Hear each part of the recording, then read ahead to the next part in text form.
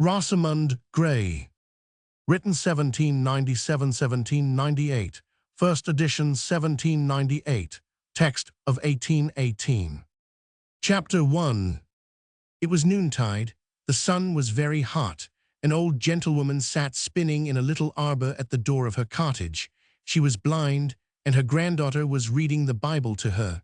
The old lady had just left her work to attend to the story of Ruth. Orpah kissed her mother-in-law, but Ruth clave unto her. It was a passage she could not let pass without a comment. The moral she drew from it was not very new, to be sure. The girl had heard it 100 times before, and 100 times more she could have heard it without suspecting it to be tedious. Rosamund loved her grandmother. The old lady loved Rosamund too, and she had reason for so doing. Rosamund was to her at once a child and a servant. She had only her left in the world. They two lived together.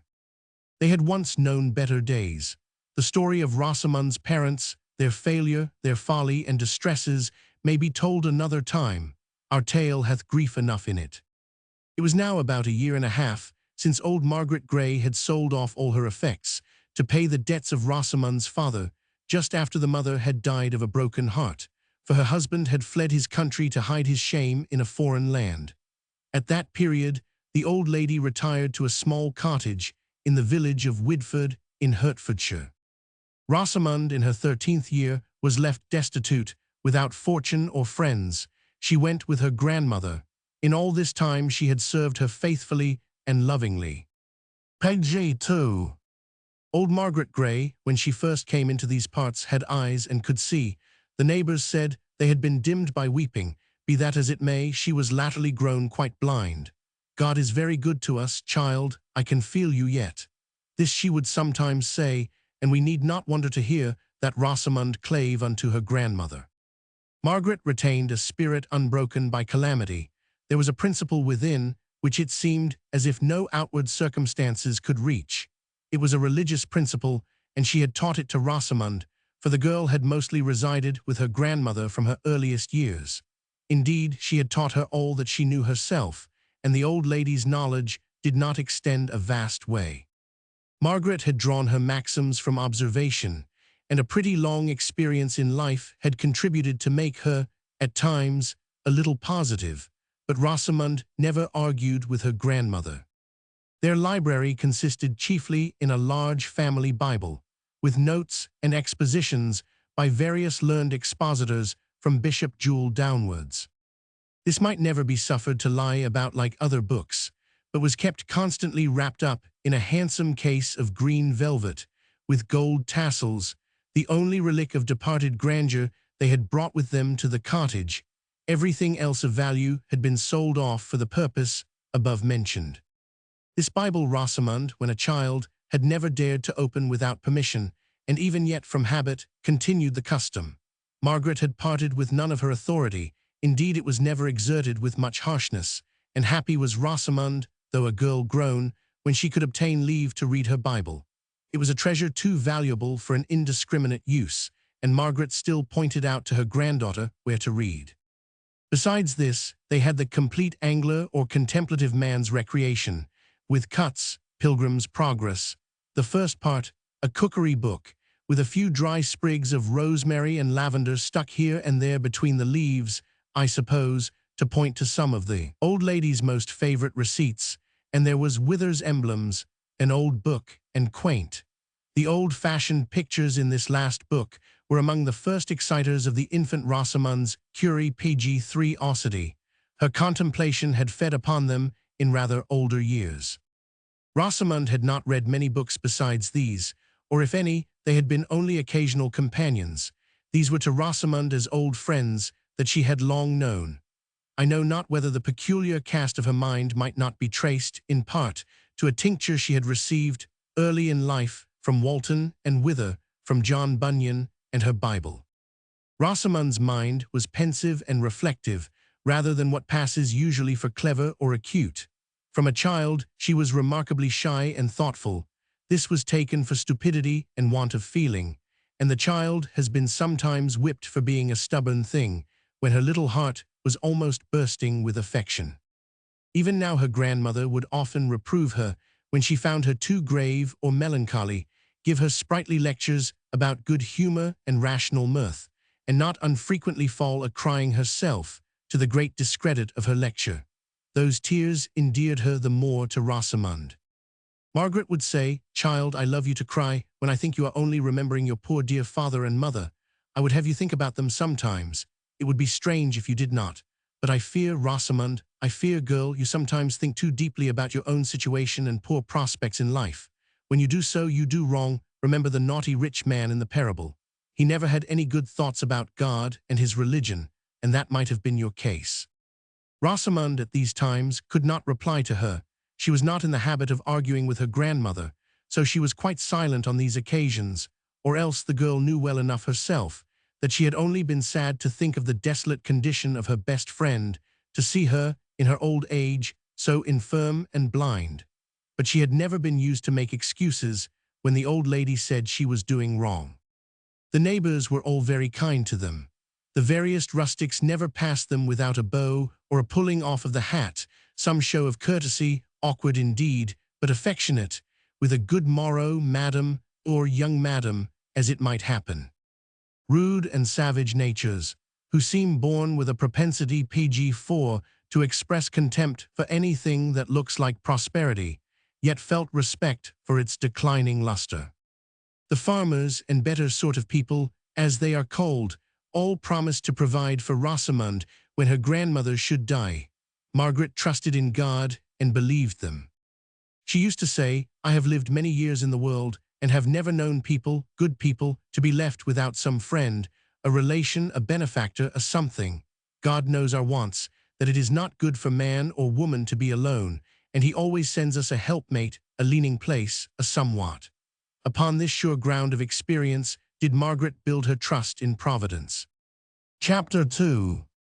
Rosamond had just made an end of her story, as I was about to relate, and was listening to the application of the moral, which said application she was old enough to have made herself, but her grandmother still continued to treat her, in many respects, as a child, and Rosamond was in no haste to lay claim to the title of womanhood, when a young gentleman made his appearance and interrupted them. It was young Alan Clare, who had brought a present of peaches and some roses for Rosamond. He laid his little basket down on a seat of the arbor, and in a respectful tone of voice, as though he were addressing a parent, inquired of Margaret how she did.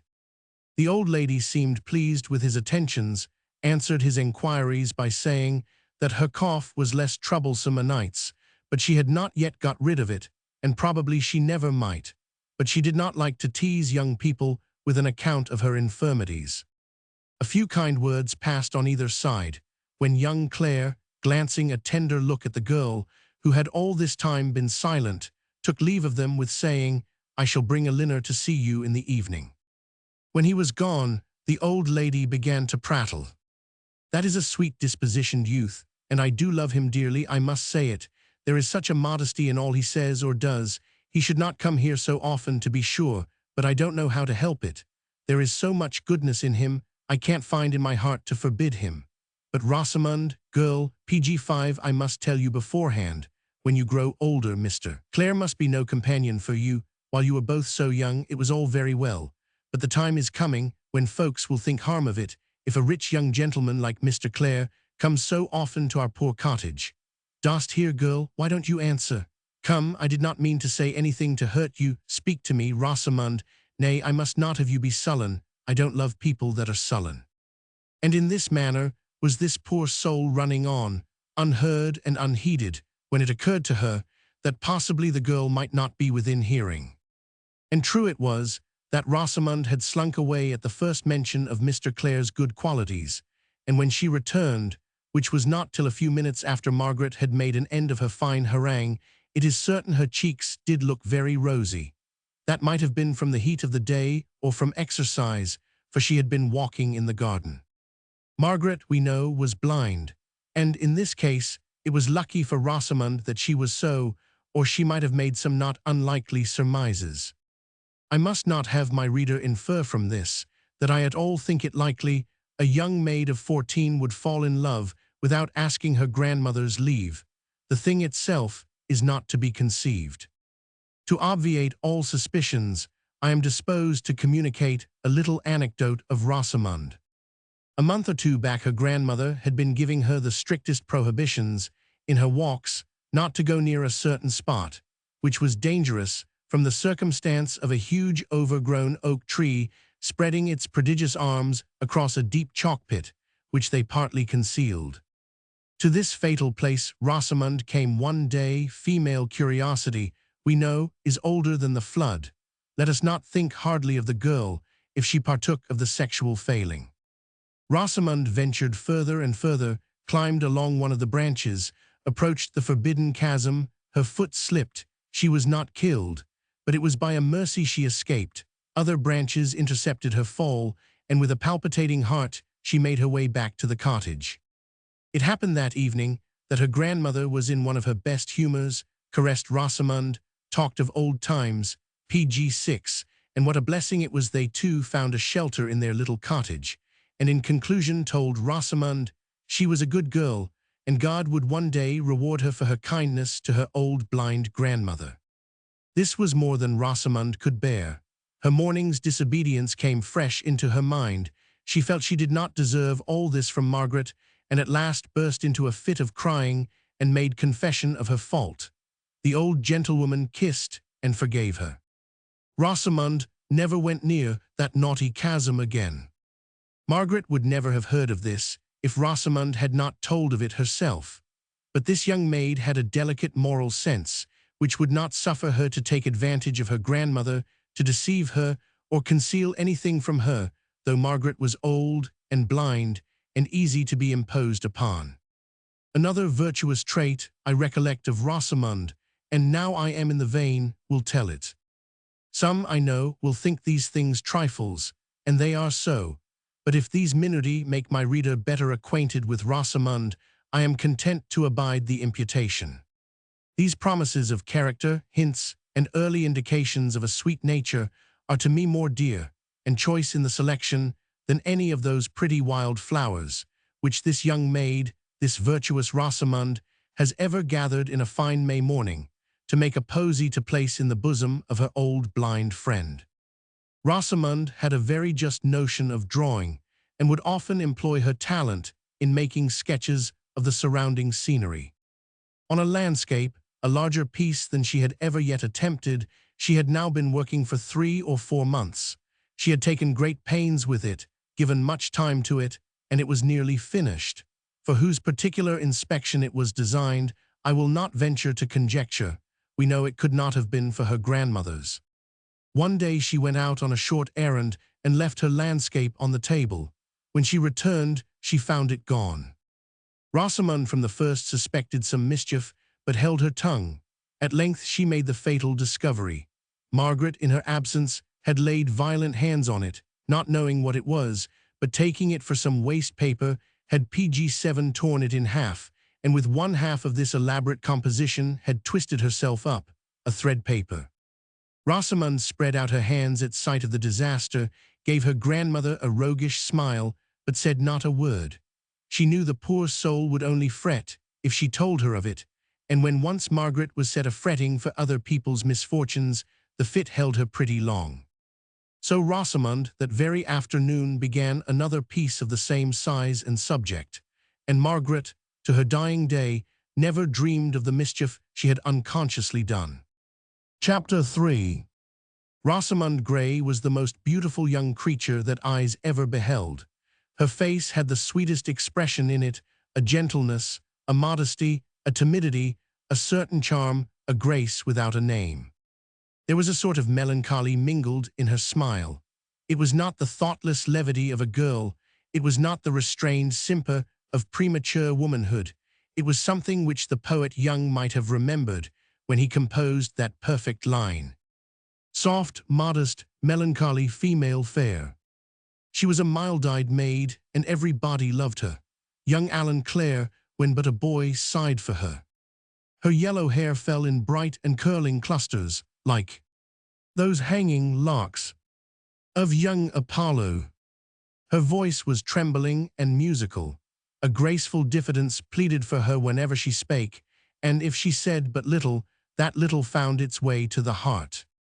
Young and artless and innocent, meaning no harm and thinking none, affectionate as a smiling infant, playful yet inobtrusive as a weaned lamb, everybody loved her. Young Alan Clare, when but a boy, sighed for her. The moon is shining in so brightly at my window, where I write, that I feel it a crime not to suspend my employment a while to gaze at her. Page 8. See how she glideth, in maiden honour, through the clouds, who divide on either side to do her homage. Beautiful vision, as I contemplate thee, an internal harmony is communicated to my mind, a moral brightness, a tacit analogy of mental purity, a calm like that we ascribe in fancy to the favoured inhabitants of thy fairy regions, argent fields. I marvel not, O moon, that heathen people in the olden times did worship thy deity, Cynthia Diana Hecate. Christian Europe invokes thee not by these names now, her idolatry is of a blacker stain. Belial is her god, she worships Mammon. False things are told concerning thee, fair planet, for I will ne'er believe that thou canst take a perverse pleasure in distorting the brains of us poor mortals. Lunatics, moonstruck, calumny invented, and folly took up these names.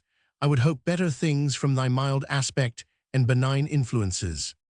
Lady of heaven, thou lendest thy pure lamp to light the way to the virgin mourner, when she goes to seek the tomb where her warrior lover lies. Friend of the distressed, thou speakest only peace to the lonely sufferer, who walks forth in the placid evening beneath thy gentle light to chide at fortune, or to complain of changed friends or unhappy loves. Do I dream, or doth not even now a heavenly calm descend from thee into my bosom, as I meditate on the chaste loves of Rosamond and her Clare? Chapter 4. Alan Clare was just 2 years elder than Rosamond. He was a boy of 14 when he first became acquainted with her. It was soon after she had come to reside with her grandmother at Widford. He met her by chance one day, carrying a pitcher in her hand, which she had been filling from a neighbouring well. The pitcher was heavy, and she seemed to be bending with its weight. Alan insisted on carrying it for her, for he thought it a sin that a delicate young maid like her should be so employed, and he stand idle by. Alan had a propensity to do little kind offices for everybody, but at the sight of Rosamond Grey, his first fire was PG9 kindled. His young mind seemed to have found an object, and his enthusiasm was from that time forth awakened. His visits, from that day, were pretty frequent at the cottage. He was never happier than when he could get Rosamond to walk out with him. He would make her admire the scenes he admired, fancy the wild flowers he fancied, watch the clouds he was watching, and not unfrequently repeat to her poetry which he loved, and make her love it. On their return, the old lady, who considered them yet as but children, would bid Rosamond fetch Mr. Clare a glass of her currant wine, a bowl of new milk, or some cheap dainty, which was more welcome to Alan than the costliest delicacies of a prince's court. The boy and girl, for they were no more at that age, grew fond of each other, more fond than either of them suspected. They would sit and sigh, and look upon each other, and conceive, not what they ailed, yet something they did ail, and yet were well, and yet they were not well, and what was their disease, they could not tell. And thus, in this first garden of their simpleness, they spent their childhood. A circumstance had lately happened, which in some sort altered the nature of their attachment. Rosamond was one day reading the tale of Julia de Raubin, a book which young Clare had lent her. Alan was standing by, looking over her, with one hand thrown round her neck, and a finger of the other pointing to a passage in Julia's third letter. Maria, in my hours of visionary indulgence, I have sometimes painted to myself a husband, no matter whom, comforting me amidst the distresses which fortune had laid upon us. I have smiled upon him through my tears, tears not of anguish but of tenderness. Our children were playing around us, unconscious of misfortune. We had taught them to be humble and to be happy. Our little shed was reserved to us, and their smiles to cheer it. I have imagined the luxury of such a scene, and affliction became a part of my dream of happiness." The girl blushed as she read and trembled. She had a PG-10 sort of confused sensation that Alan was noticing her, yet she durst not lift her eyes from the book, but continued reading, scarce knowing what she read. Alan guessed the cause of her confusion. Alan trembled too, his color came and went, his feeling became impetuous, and flinging both arms round her neck, he kissed his young favorite. Rosamond was vexed and pleased, soothed and frightened, all in a moment. A fit of tears came to her relief. Alan had indulged before in these little freedoms, and Rosamond had thought no harm of them. But from this time the girl grew timid and reserved, distant in her manner, and careful of her behavior in Alan's presence, not seeking his society as before, but rather shunning it, delighting more to feed upon his idea in absence. Alan, too, from this day seemed changed. His manner became, though not less tender, yet more respectful and diffident. His bosom felt a throb it had till now not known in the society of Rosamond, and if he was less familiar with her than in former times, that charm of delicacy had superadded a grace to Rosamond, which, while he feared, he loved. There is a mysterious character, heightened indeed by fancy and passion, but not without foundation in reality and observation, which true lovers have ever imputed to the object of their affections. This character Rosamond had now acquired with Alan, something angelic, perfect, exceeding nature. Young Clare dwelt very near to the cottage. He had lost his parents, who were rather wealthy early in life, and was left to the care of a sister some 10 years older than himself. Eleanor Clare was an excellent young lady, discreet, intelligent, and affectionate. Alan revered her as a parent, while he loved her as his own familiar friend.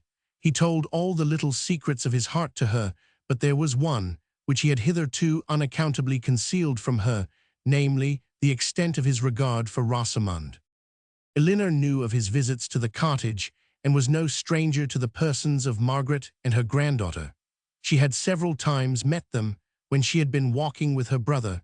A civility usually passed on either side, but Eleanor avoided troubling her brother with any unseasonable questions. Alan's heart often beat, and he has been going to tell his PG-11 sister all, but something like shame, false or true, I shall not stay to inquire, had hitherto kept him back. Still the secret, unrevealed, hung upon his conscience like a crime, for his temper had a sweet and noble frankness in it, which bespake him yet a virgin from the world. There was a fine openness in his countenance. The character of it somewhat resembled Rosamond's, except that more fire and enthusiasm were discernible in Alan's. His eyes were of a darker blue than Rosamond's, his hair was of a chestnut color, his cheeks ruddy and tinged with brown. There was a cordial sweetness in Alan's smile, the like to which I never saw in any other face. Eleanor had hitherto connived at her brother's attachment to Rosamond. Eleanor, I believe, was something of a physiognomist, and thought she could trace in the countenance and manner of Rosamond qualities which no brother of hers need be ashamed to love. The time was now come when Eleanor was desirous of knowing her brother's favorite more intimately, an opportunity offered of breaking the matter to Alan. The morning of the day in which he carried his present of fruit and flowers to Rosamond, his sister had observed him more than usually busy in the garden, culling fruit, with a nicety of choice not common to him.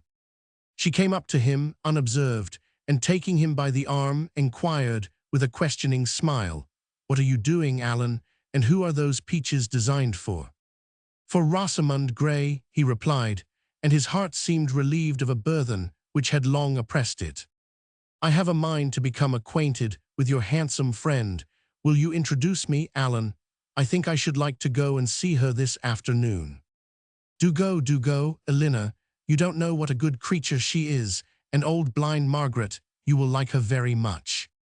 His sister promised to accompany him after dinner, and they parted. Alan gathered no more peaches, but hastily cropping a few roses to fling into his basket, went away with it half filled, being impatient to announce to Rosamond the coming of her promised visitor. Page 12. Chapter 5. When Alan returned home, he found an invitation had been left for him, in his absence, to spend that evening with a young friend who had just quitted a public school in London and was come to pass one night in his father's house at Whitford, previous to his departure the next morning for Edinburgh University. It was Alan's bosom friend. They had not met for some months, and it was probable a much longer time must intervene before they should meet again. Yet Alan could not help looking a little blank when he first heard of the invitation. This was to have been an important evening, but Elinor soon relieved her brother by expressing her readiness to go alone to the cottage. "I will not lose the pleasure I promised myself, whatever you may determine upon, Alan. I will go by myself rather than be disappointed." Will you, Elinor?"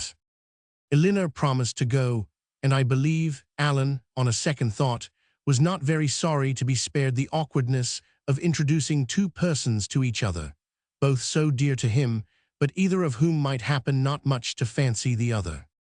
At times, indeed, he was confident that Elinor must love Rosamund, and Rosamund must love Elinor, but there were also times in which he felt misgivings. It was an event he could scarce hope for very joy. Alan's real presence that evening was more at the cottage than at the house, where his bodily semblance was visiting. His friend could not help complaining of a certain absence of mind, a coldness, he called it. It might have been expected, and in the course of things predicted, that Alan would have asked his friend some questions of what had happened since their last meeting, what his feelings were on leaving school, the probable time when they should meet again, and 100 natural questions which friendship is most lavish of at such times. But nothing of all this ever occurred to Alan. They did not even settle the method of their future correspondence. The consequence was, as might have been expected, Alan's friend thought him much altered, and after his departure sat down to compose a doleful sonnet about a faithless friend. PG-13, I do not find that he ever finished it, indignation or a dearth of rhymes, causing him to break off in the middle. Chapter 6. In my catalogue of the little library at the cottage, I forgot to mention a book of common prayer. My reader's fancy might easily have supplied the omission. Old ladies of Margaret's stamp, God bless them, may as well be without their spectacles or their elbow chair as their prayer book. I love them for it. Margaret's was a handsome octavo, printed by Baskerville, the binding red, and fortified with silver at the edges. Out of this book, it was their custom every afternoon to read the proper psalms appointed for the day. The way they managed was this. They took verse by verse, Rosamund read her little portion, and Margaret repeated hers in turn from memory, for Margaret could say all the Psalter by heart, and a good part of the Bible besides. She would not unfrequently put the girl right when she stumbled or skipped. This Margaret imputed to giddiness, a quality which Rosamund was by no means remarkable for, but old ladies like Margaret are not in all instances alike discriminative. They had been employed in this manner just before Miss Clare arrived at the cottage. The psalm they had been reading was the 104th. Margaret was naturally led by it into a discussion of the works of creation. There had been thunder in the course of the day, an occasion of instruction which the old lady never let pass. She began. Thunder has a very awful sound. Some say God Almighty is angry whenever it thunders, that it is the voice of God speaking to us. For my part, I am not afraid of it. And in this manner the old lady was going on to particularize, as usual, its beneficial effects in clearing the air, destroying of vermin, and see when the entrance of Miss Clare put an end to her discourse. Rosamund received her with respectful tenderness, and taking her grandmother by the hand, said, with great sweetness, Miss Clare is come to see you, grandmother. I beg pardon, lady, I cannot see you, but you are PG-14 heartily welcome. Is your brother with you, Miss Clare? I don't hear him. He could not come, madam, but he sends his love by me. You have an excellent brother, Miss Clare, but pray do us the honor to take some refreshment, Rosamund. And the old lady was going to give directions for a bottle of her currant wine, when Elinor, smiling, said she was come to take a cup of tea with her, and expected to find no ceremony. After tea, I promise myself a walk with you, Rosamund, if your grandmother can spare you. Rosamund looked at her grandmother. "Oh, for that matter, I should be sorry to debar the girl from any pleasure. I am sure it's lonesome enough for her to be with me always, and if Miss Clare will take you out, child, I shall do very well by myself till you return. It will not be the first time, you know, that I have been left here alone. Some of the neighbors will be dropping in by and by, or if not, I shall take no harm." Rosamond had all the simple manners of a child. She kissed her grandmother and looked happy. All tea time the old lady's discourse was little more than a panegyric on young Clare's good qualities. Elinor looked at her young friend and smiled. Rosamond was beginning to look grave, but there was a cordial sunshine in the face of Elinor, before which any clouds of reserve that had been gathering on Rosamond soon break away. "Does your grandmother ever go out, Rosamond?" Margaret prevented the girl's reply by saying, "My dear young lady, I'm an old woman and very infirm. Rosamond takes me a few paces beyond the door sometimes, but I walk very badly. I love best to sit in our little arbor. When the sun shines, I can yet feel it warm and cheerful, and if I lose the beauties of the season, I shall be very happy if you and Rosamond can take delight in this fine summer evening. I shall want to rob you of Rosamond's company now and then if we like one another. I had hoped to have seen you, madam, at our house. I don't know whether we could not make room for you to come and live with us. What say you to it? Alan would be proud to tend you, I am sure, and Rosamond and I should be nice company." Page 15. Margaret was all unused to such kindnesses, and wept. Margaret had a great spirit, yet she was not above accepting an obligation from a worthy person. There was a delicacy in Miss Clare's manner. She could have no interest, but pure goodness, to induce her to make the offer. At length, the old lady spake from a full heart. "Miss Clare, this little cottage received us in our distress. It gave us shelter when we had no home. We have praised God in it, and while life remains, I think I shall never part from it. Rosamond does everything for me, and will do, grandmother, as long as I live."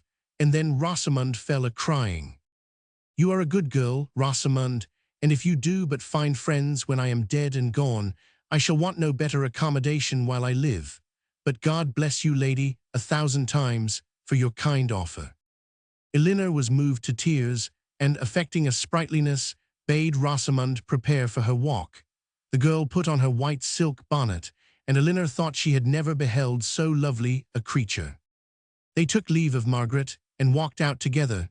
They rambled over all Rosamond's favourite haunts, through many a sunny field, by secret glade or woodwalk, where the girl had wandered so often with her beloved Clare. Who now so happy as Rosamond?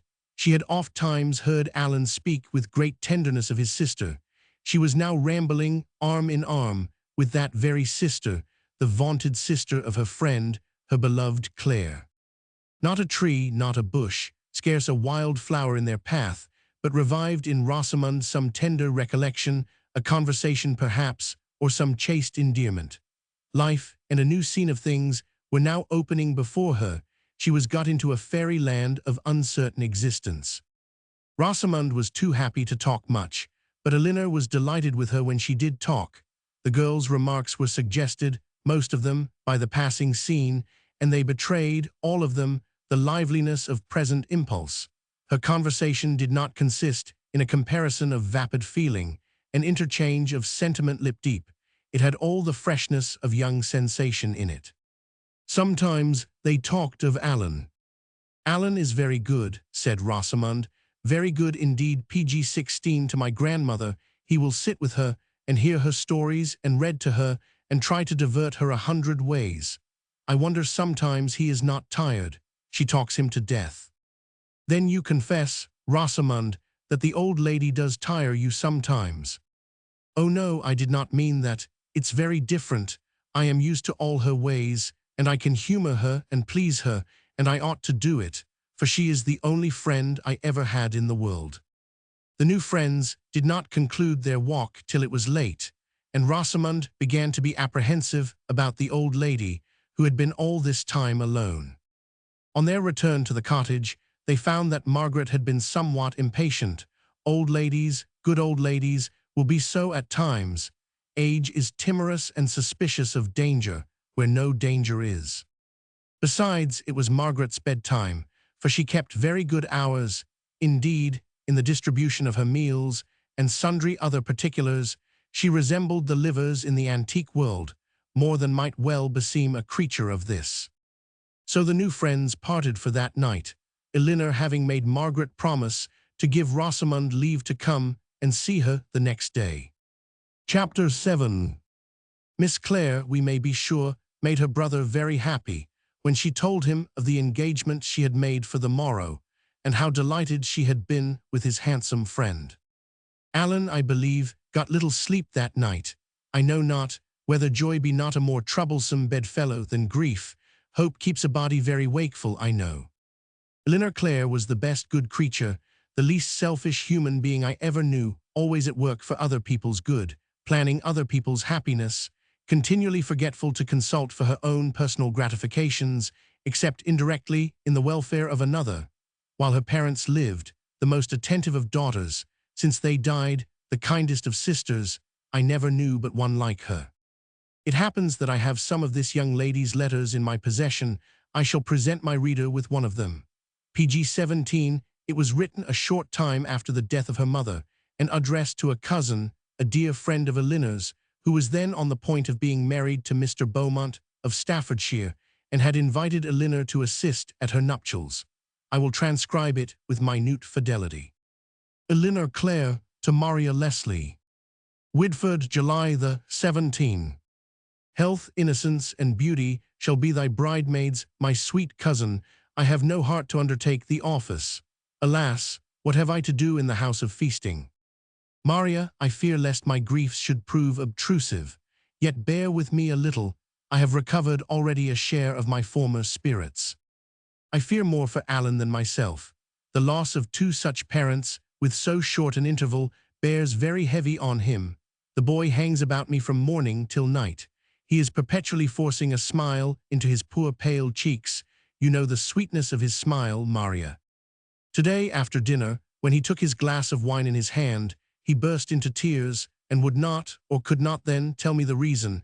Afterwards he told me he had been used to drink Mamma's health after dinner, and that came in his head and made him cry.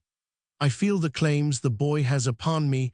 I perceive that I am living to some end, and the thought supports me. Already I have attained to a state of complacent feelings. My mother's lessons were not thrown away upon her Elinor.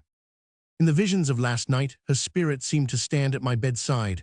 A light, as of noonday, shone upon the room. She opened my curtains. She smiled upon me with the same placid smile as in her lifetime. I felt no fear.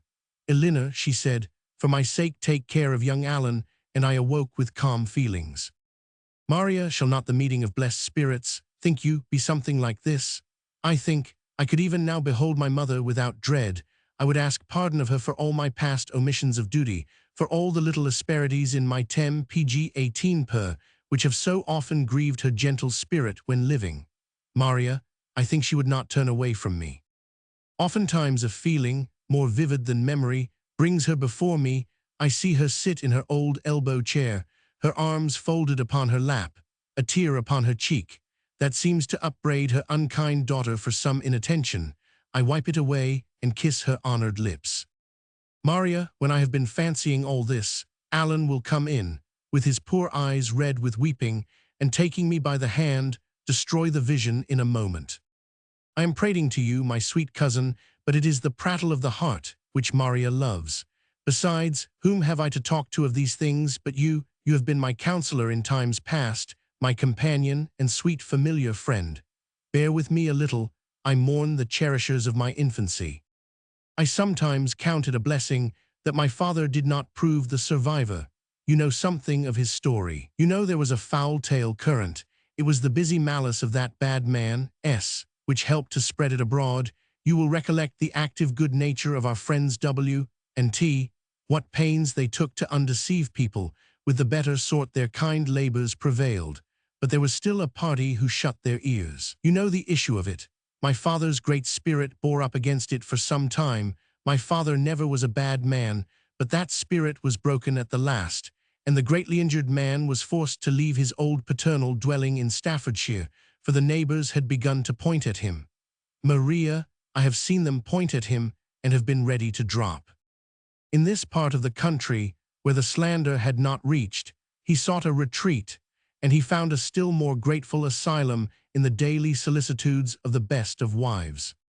An enemy hath done this, I have heard him say, and at such times my mother would speak to him so soothingly of forgiveness and long-suffering and the bearing of injuries with patience, would heal all his wounds with so gentle a touch. I have seen the old man weep like a child. The gloom that beset his mind at times betrayed him into skepticism. He has doubted if there be a providence. I have heard him say, God has built a brave world, but methinks he has left his creatures to bustle in it how they may. At such times he could not endure to hear my mother talk PG-19 in a religious strain. He would say, Woman, have done, you confound, you perplex me when you talk of these matters, and for one day at least unfit me for the business of life. I have seen her look at him, O God, Maria, such a look. It plainly spake that she was willing to have shared her precious hope with the partner of her earthly cares, but she found a repulse. Deprived of such a wife, think you, the old man could have long endured his existence? Or what consolation would his wretched daughter have had to offer him but silent and imbecile tears? My sweet cousin, you will think me tedious, and I am so, but it does me good to talk these matters over. And do not you be alarmed for me, my sorrows are subsiding into a deep and sweet resignation. I shall soon be sufficiently composed, I know it, to participate in my friend's happiness. Let me call her, while yet I may, my own Maria Leslie. Methinks I shall not like you by any other name. Beaumont, Maria Beaumont. It hath a strange sound with it. I shall never be reconciled to this name. But do not you fear, Maria Leslie shall plead with me for Maria Beaumont. And now, my sweet friend, God love you and yours. Eleanor Clare. I find in my collections several letters, written soon after the date of the preceding, and addressed all of them to Maria Beaumont. I am tempted to make some short extracts from these. My tale will suffer interruption by them, but I was willing to preserve whatever memorials I could of Eleanor Clare. From Eleanor Clare to Maria Beaumont. An extract. I have been strolling out for half an hour in the fields, and my mind has been occupied by thoughts which Maria has a right to participate. I have been bringing my mother to my recollection. My heart ached with the PG-20 branch of infirmities that made her closing years of life so sore a trial to her. I was concerned to think that our family differences have been one source of disquiet to her. I am sensible that this last we are apt to exaggerate after a person's death, and surely, in the main, there was considerable harmony among the members of our little family. Still, I was concerned to think that we ever gave her gentle spirit disquiet. I thought on years back, on all my parents' friends, the H.S., the F.S. on D.S., and on many a merry evening in the fireside circle in that comfortable back parlor. It is never used now. O ye matrovises one of the age, ye know not what ye lose, in despising these petty topics of endeared remembrance, associated circumstances of past times. Ye know not the throbbings of the heart, tender yet affectionately familiar, which accompany the dear and honored names of father or of mother. Maria, I thought on all these things. My heart ached at the review of them. It yet aches while I write this, but I am never so satisfied with my train of thoughts as when they run upon these subjects. The tears they draw from us meliorate and soften the heart, and keep fresh within us that memory of dear friends dead, which alone can fit us for a readmission to their society hereafter. From another letter. I had a bad dream this morning that Alan was dead, and who, of all persons in the world, do you think, put on mourning for him? Why, Matrovis. This alone might cure me of superstitious thoughts, if I were inclined to them, for why should Matrovis mourn for us or our family? Still it was pleasant to awake, and find it but a dream. Methinks something like an awaking from an ill dream shall the resurrection from the dead be. Materially different from our accustomed scenes and ways of life, the world to come may possibly not be, still it is represented to us under the notion of a rest, a Sabbath, a state of bliss. PG-21. From another letter. Methinks you and I should have been born under the same roof, sucked the same milk, conned the same hornbook, thumbed the same testament together, for we have been more than sisters, Maria. Something will still be whispering to me that I shall one day be inmate of the same dwelling with my cousin, partaker with her in all the delights, which spring from mutual good offices, kind words, attentions in sickness and in health, conversation, sometimes innocently trivial, and at others profitably serious. Books read and commented on together, meals ate, and walks taken together, and conferences, how we may best do good to this poor person or that, and wean our spirits from the world's cares, without divesting ourselves of its charities. What a picture I have drawn, Maria, and none of all these things may ever come to pass. From another letter. Continue to write to me, my sweet cousin. Many good thoughts, resolutions, and proper views of things pass through the mind in the course of the day, but are lost for want of committing them to paper. Seize them, Maria, as they pass, these birds of paradise that show themselves and are gone, and make a grateful present of the precious fugitives to your friend.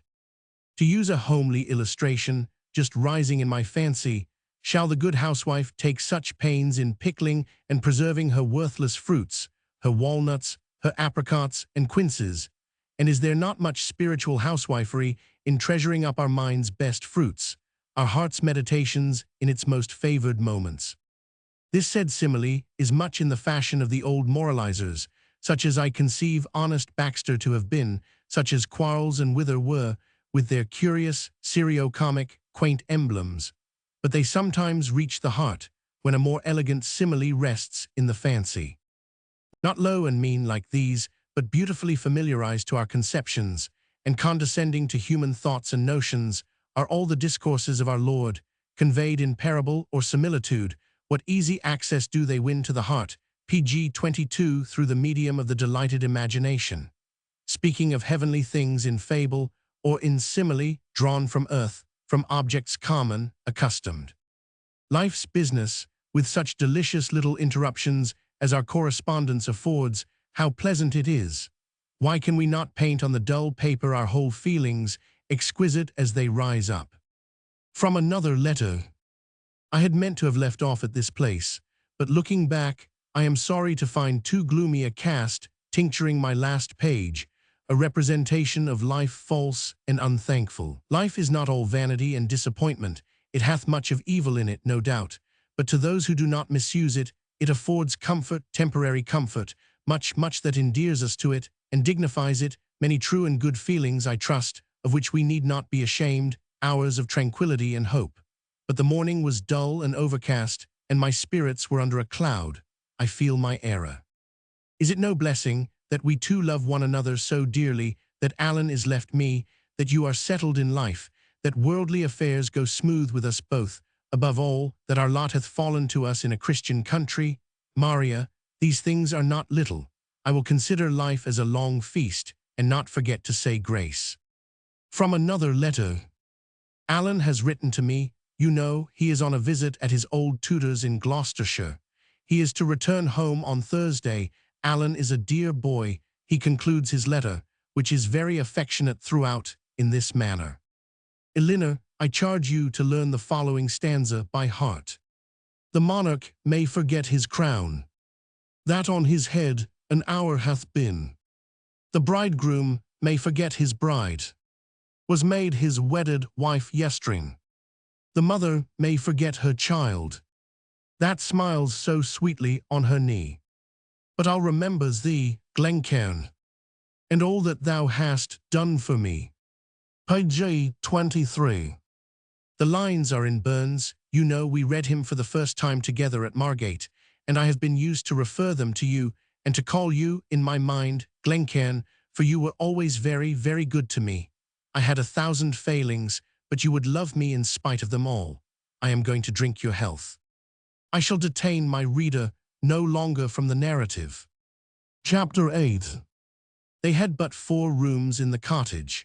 Margaret slept in the biggest room upstairs, and her granddaughter in a kind of closet adjoining, where she could be within hearing if her grandmother should call her in the night. The girl was often disturbed in that manner. 2 or 3 times in a night she has been forced to leave her bed, to fetch her grandmother's cordials, or do some little service for her. But she knew that Margaret's ailings were real and pressing, and Rosamond never complained, never suspected, that her grandmother's requisitions had anything unreasonable in them. The night she parted with Miss Clare, she had helped Margaret to bed, as usual, and after saying her prayers, as the custom was, kneeling by the old lady's bedside, kissed her grandmother and wished her a good night. Margaret blessed her and charged her to go to bed directly. It was her customary injunction, and Rosamond had never dreamed of disobeying. So she retired to her little room. The night was warm and clear, the moon very bright. Her window commanded a view of scenes she had been tracing in the daytime with Miss Clare. All the events of the day past, the occurrences of their walk, arose in her mind. She fancied she should like to retrace those scenes, but it was now 9 o'clock, a late hour in the village. Still she fancied it would be very charming, and then her grandmother's injunction came powerfully to her recollection. She sighed, and turned from the window, and walked up and down her little room. Ever when she looked at the window, the wish returned. PG-24, it was not so very late. The neighbors were yet about, passing under the window to their homes. She thought, and thought again, till her sensations became vivid, even to painfulness. Her bosom was aching to give them vent. The village clock struck 10. The neighbors ceased to pass under the window. Rosamond, stealing downstairs, fastened the latch behind her and left the cottage. One that knew her, met her, and observed her with some surprise. Another recollects having wished her a good night. Rosamond never returned to the cottage. An old man that lay sick in a small house adjoining to Margaret's testified the next morning that he had plainly heard the old creature calling for her granddaughter. All the night long she made her moan, and ceased not to call upon the name of Rosamond. But no Rosamond was there. The voice died away, but not till near daybreak. When the neighbors came to search in the morning, Margaret was missing. She had straggled out of bed, and made her way into Rosamond's room, worn out with fatigue and fright. When she found the girl not there, she had laid herself down to die, and it is thought she died praying, for she was discovered in a kneeling posture, her arms and face extended on the pillow, where Rosamond had slept the night before. A smile was on her face in death. Chapter 9. Fain would I draw a veil over the transactions of that night, but I cannot. Grief and burning shame forbid me to be silent. Black deeds are about to be made public, which reflect a stain upon our common nature. Rosamond, enthusiastic and improvident, wandered unprotected to a distance from her guardian doors, through lonely glens and wood walks, where she had rambled many a day in safety, till she arrived at a shady copse, out of the hearing of any human habitation. Matrevis met her, flown with insolence and wine. Returning home late at night, he passed that way. Matrevis was a very ugly man, sallow-complexioned, and, if hearts can wear that color, his heart was sallow-complexioned also.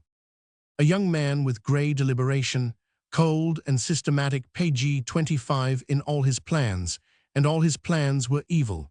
His very lust was systematic. He would brood over his bad purposes for such a dreary length of time that it might have been expected some solitary check of conscience must have intervened to save him from commission. But that light from heaven was extinct in his dark bosom. Nothing that is great, nothing that is amiable existed for this unhappy man. He feared, he envied, he suspected, but he never loved. The sublime and beautiful in nature, the excellent and becoming in morals, were things placed beyond the capacity of his sensations. He loved not poetry, nor ever took a lonely walk to meditate, never beheld virtue, which he did not try to disbelieve, or female beauty and innocence, which he did not lust to contaminate. A sneer was perpetually upon his face, and malice grinning at his heart. He would say the most ill-natured things, with the least remorse, of any man I ever knew. This gained him the reputation of a wit, other traits got him the reputation of a villain. And this man formerly paid his court to Eleanor Clare. With what success, I leave my readers to determine. It was not in Eleanor's nature to despise any living thing, but in the estimation of this man, to be rejected was to be despised, and Matrevis never forgave. He had long turned his eyes upon Rosamond Grey. To steal from the bosom of her friends the jewel they prized so much, the little ewe lamb they held so dear, was a scheme of delicate revenge, and Matrevis had a twofold motive for accomplishing this young maid's ruin. Often had he met her in her favorite solitudes, but found her ever cold and inaccessible. Of late, the girl had avoided straying far from her own home in the fear of meeting him, but she had never told her fears to Alan. Matrevis had, till now, been content to be a villain within the limits of the law, but, on the present occasion, hot fumes of wine, cooperating with his deep desire of revenge, and the insolence of an unhoped-for meeting, overcame his customary prudence, and Matrevis rose, at once, to an audacity of glorious mischief. Late at night he met her, a lonely, unprotected virgin, no friend at hand, no place near of refuge. Page 26. Rosamund Grey, my soul is exceeding sorrowful for thee. I loath to tell the hateful circumstances of thy wrongs. Night and silence were the only witnesses of this young maid's disgrace. Matrevis fled. Rosamund, polluted and disgraced, wandered, an abandoned thing, about the fields and meadows till daybreak. Not caring to return to the cottage, she sat herself down before the gate of Miss Clare's house, in a stupor of grief. Elinor was just rising, and had opened the windows of her chamber, when she perceived her desolate young friend. She ran to embrace her, she brought her into the house, she took her to her bosom, she kissed her, she spake to her, but Rosamund could not speak. Tidings came from the cottage. Margaret's death was an event which could not be kept concealed from Rosamund. When the sweet maid heard of it, she languished and fell sick. She never held up her head after that time. If Rosamund had been a sister, she could not have been kindlier treated than by her two friends. Alan had prospects in life, might in time have married into any of the first families in Hertfordshire, but Rosamund Grey, humbled though she was, and put to shame, had yet a charm for him, and he would have been content to share his fortunes with her yet, if Rosamund would have lived to be his companion. But this was not to be, and the girl soon after died. She expired in the arms of Elinor, quiet, gentle as she lived, thankful that she died not among strangers, and expressing by signs rather than words a gratitude for the most trifling services, the common offices of humanity. She died uncomplaining, and this young maid, this untaught Rosamund, might have given a lesson to the grave philosopher in death. Chapter 10.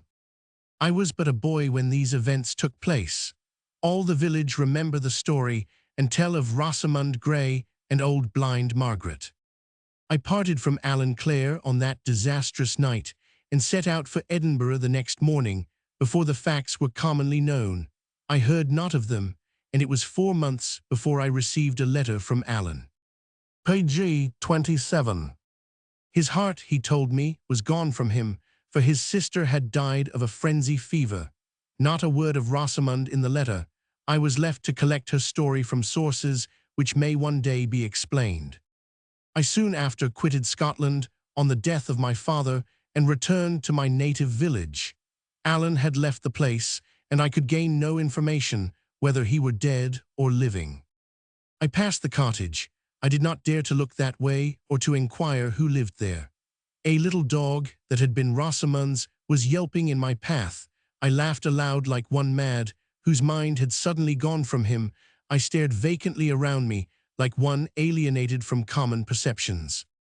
But I was young at that time, and the impression became gradually weakened as I mingled in the business of life.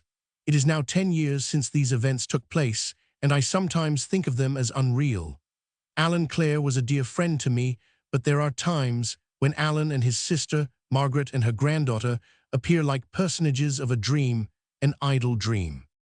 Chapter 11. Strange things have happened unto me. I seem scarce awake, but I will recollect my thoughts and try to give an account of what has befallen me in the few last weeks. Since my father's death, our family have resided in London. I am in practice as a surgeon there. My mother died 2 years after we left Widford. A month or two ago, I had been busying myself in drawing up the above narrative, intending to make it public. The employment had forced my mind to dwell upon facts, which had begun to fade from it. The memory of old times became vivid, and more vivid. I felt a strong desire to revisit the scenes of my native village, of the young loves of Rosamund and her Clare. A kind of dread had hitherto kept me back, but I was restless now till I had accomplished my wish.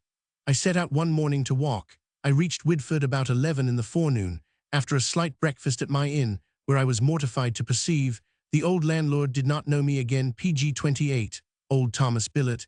He has often made angle rods for me when a child. I rambled over all my accustomed haunts. Our old house was vacant and to be sold. I entered, unmolested, into the room that had been my bedchamber. I kneeled down on the spot where my little bed had stood. I felt like a child. I prayed like one. It seemed as though old times were to return again. I looked round involuntarily, expecting to see some face I knew, but all was naked and mute. The bed was gone.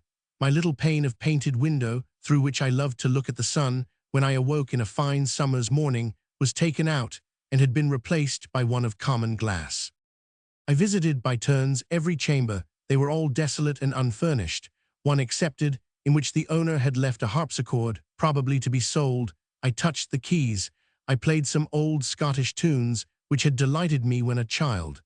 Past associations revived with the music, blended with a sense of unreality, which at last became too powerful. I rushed out of the room to give vent to my feelings.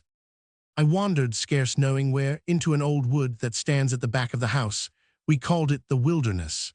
A well-known form was missing that used to meet me in this place.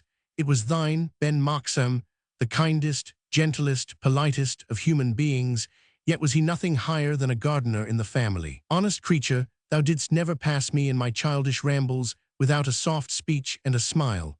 I remember thy good-natured face, but there is one thing for which I can never forgive thee, Ben Moxham, that thou didst join with an old maiden aunt of mine in a cruel plot to lop away the hanging branches of the old fir trees. I remember them sweeping to the ground. I have often left my childish sports to ramble in this place. Its glooms and its solitude had a mysterious charm for my young mind, nurturing within me that love of quietness and lonely thinking which have accompanied me to maturer years. In this wilderness I found myself after a 10 years' absence. Its stately fir trees were yet standing, with all their luxuriant company of underwood. The squirrel was there, and the melancholy cooings of the wood pigeon. All was as I had left it. My heart softened at the sight. It seemed as though my character had been suffering a change since I forsook these shades. Page 29. My parents were both dead. I had no counselor left, no experience of age to direct me, no sweet voice of reproof. The Lord had taken away my friends, and I knew not where he had laid them. I paced round the wilderness, seeking a comforter. I prayed that I might be restored to that state of innocence in which I had wandered in those shades. Methought my request was heard, for it seemed as though the stains of manhood were passing from me, and I were relapsing into the purity and simplicity of childhood. I was content to have been molded into a perfect child. I stood still, as in a trance. I dreamed that I was enjoying a personal intercourse with my heavenly Father, and extravagantly put off the shoes from my feet, for the place where I stood, I thought, was holy ground. This state of mind could not last long, and I returned, with languid feelings, to my inn. I ordered my dinner, green peas and a sweetbread. It had been a favorite dish with me in my childhood. I was allowed to have it on my birthdays. I was impatient to see it come upon table, but when it came, I could scarce eat a mouthful. My tears choked me. I called for wine. I drank a pint and a half of red wine, and not till then had I dared to visit the churchyard where my parents were interred. The cottage lay in my way. Margaret had chosen it for that very reason, to be near the church, for the old lady was regular in her attendance on public worship. I passed on, and in a moment found myself among the tombs. I had been present at my father's burial, and knew the spot again. My mother's funeral I was prevented by illness from attending. A plain stone was placed over the grave, with their initials carved upon it, for they both occupied one grave. I prostrated myself before the spot. I kissed the earth that covered them. I contemplated, with gloomy delight, the time when I should mingle my dust with theirs, and kneeled, with my arms incumbent on the gravestone, in a kind of mental prayer, for I could not speak. Having performed these duties, I arose with quieter feelings, and felt leisure to attend to indifferent objects. Still, I continued in the churchyard, reading the various inscriptions and moralizing on them with that kind of levity which will not unfrequently spring up in the mind in the midst of deep melancholy. Page 30. I read of nothing but careful parents, loving husbands, and dutiful children. I said jestingly, where be all the bad people buried? Bad parents, bad husbands, bad children, what cemeteries are appointed for these? Do they not sleep in consecrated ground? Or is it but a pious fiction, a generous oversight in the survivors, which thus tricks out men's epitaphs when dead, who, in their lifetime, discharged the offices of life, perhaps, but lamely? Their failings, with their reproaches, now sleep with them in the grave. Man wars not with the dead. It is a trait of human nature, for which I love it. I had not observed, till now, a little group assembled at the other end of the churchyard. It was a company of children who were gathered round a young man, dressed in black, sitting on a gravestone. He seemed to be asking them questions, probably, about their learning, and one little dirty, ragged-headed fellow was clambering up his knees to kiss him. The children had been eating black cherries, for some of the stones were scattered about, and their mouths were smeared with them. As I drew near them, I thought I discerned in the stranger a mild benignity of countenance, which I had somewhere seen before. I gazed at him more attentively. It was Alan Clare, sitting on the grave of his sister. I threw my arms about his neck. I exclaimed, "Alan!" He turned his eyes upon me. He knew me. We both wept aloud, it seemed, as though the interval since we parted had been as nothing. I cried out, "Come and tell me about these things." I drew him away from his little friends. He parted with a show of reluctance from the churchyard. Margaret and her granddaughter lay buried there, as well as his sister. I took him to my inn, secured a room, where we might be private, ordered fresh wine. Scarce knowing what I did, I danced for joy. Alan was quite overcome, and taking me by the hand he said, "This repays me for all." It was a proud day for me. I had found the friend I thought dead. Earth seemed to me no longer valuable than as it contained him, and existence a blessing no longer than while I should live to be his comforter. I began, at leisure, to survey him with more attention. Page 31 time and grief had left few traces of that fine enthusiasm which once burned in his countenance. His eyes had lost their original fire, but they retained an uncommon sweetness, and whenever they were turned upon me, their smile pierced to my heart. "Alan, I fear you have been a sufferer." He replied not, and I could not press him further. I could not call the dead to life again. So he drank and told old stories, and repeated old poetry, and sang old songs as if nothing had happened. We sat till very late. I forgot that I had purposed returning to town that evening. To Alan all places were alike. I grew noisy, he grew cheerful. Alan's old manners, old enthusiasm, were returning upon him. We laughed, we wept, we mingled our tears and talked extravagantly. Alan was my chamber-fellow that night, and lay awake, planning schemes of living together under the same roof, entering upon similar pursuits, and praising God that we had met. I was obliged to return to town the next morning, and Alan proposed to accompany me. Since the death of his sister, he told me, he had been a wanderer. In the course of our walk, he unbosomed himself without reserve, told me many particulars of his way of life for the last 9 or 10 years, which I do not feel myself at liberty to divulge. Once, on my attempting to cheer him, when I perceived him over-thoughtful, he replied to me in these words, "Do not regard me as unhappy when you catch me in these moods. I am never more happy than at times when, by the cast of my countenance, men judge me most miserable. My friend, the events which have left this sadness behind them are of no recent date. The melancholy which comes over me with the recollection of them is not hurtful, but only tends to soften and tranquilize my mind, to detach me from the restlessness of human pursuits. The stronger I feel this detachment, the more I find myself drawn heavenward to the contemplation of spiritual objects.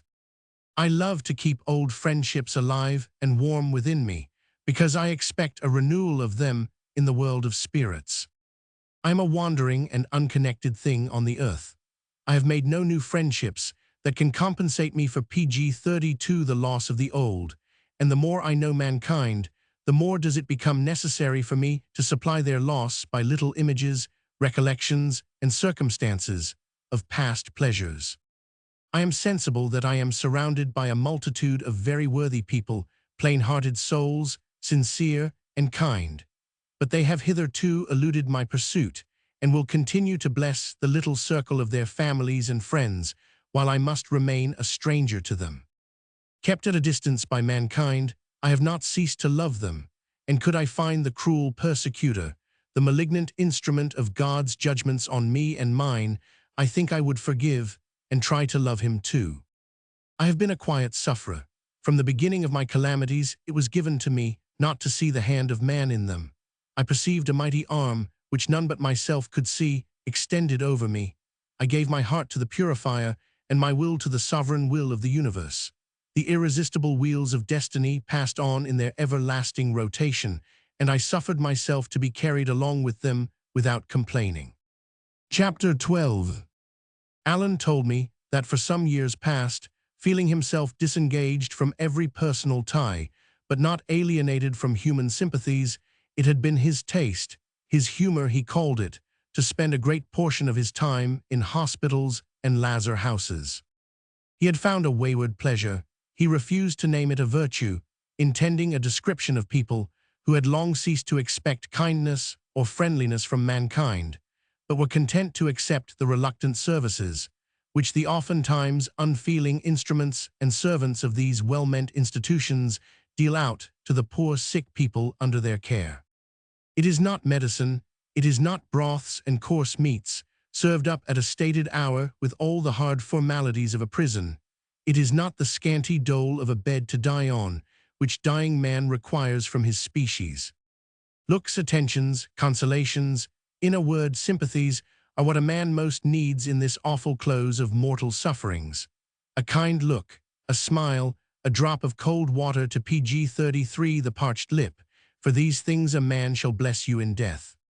And these better things than cordials did Alan love to administer, to stay by a bedside the whole day, when something disgusting in a patient's distemper has kept the very nurses at a distance, to sit by while the poor wretch got a little sleep, and be there to smile upon him when he awoke, to slip a guinea now and then into the hands of a nurse or attendant.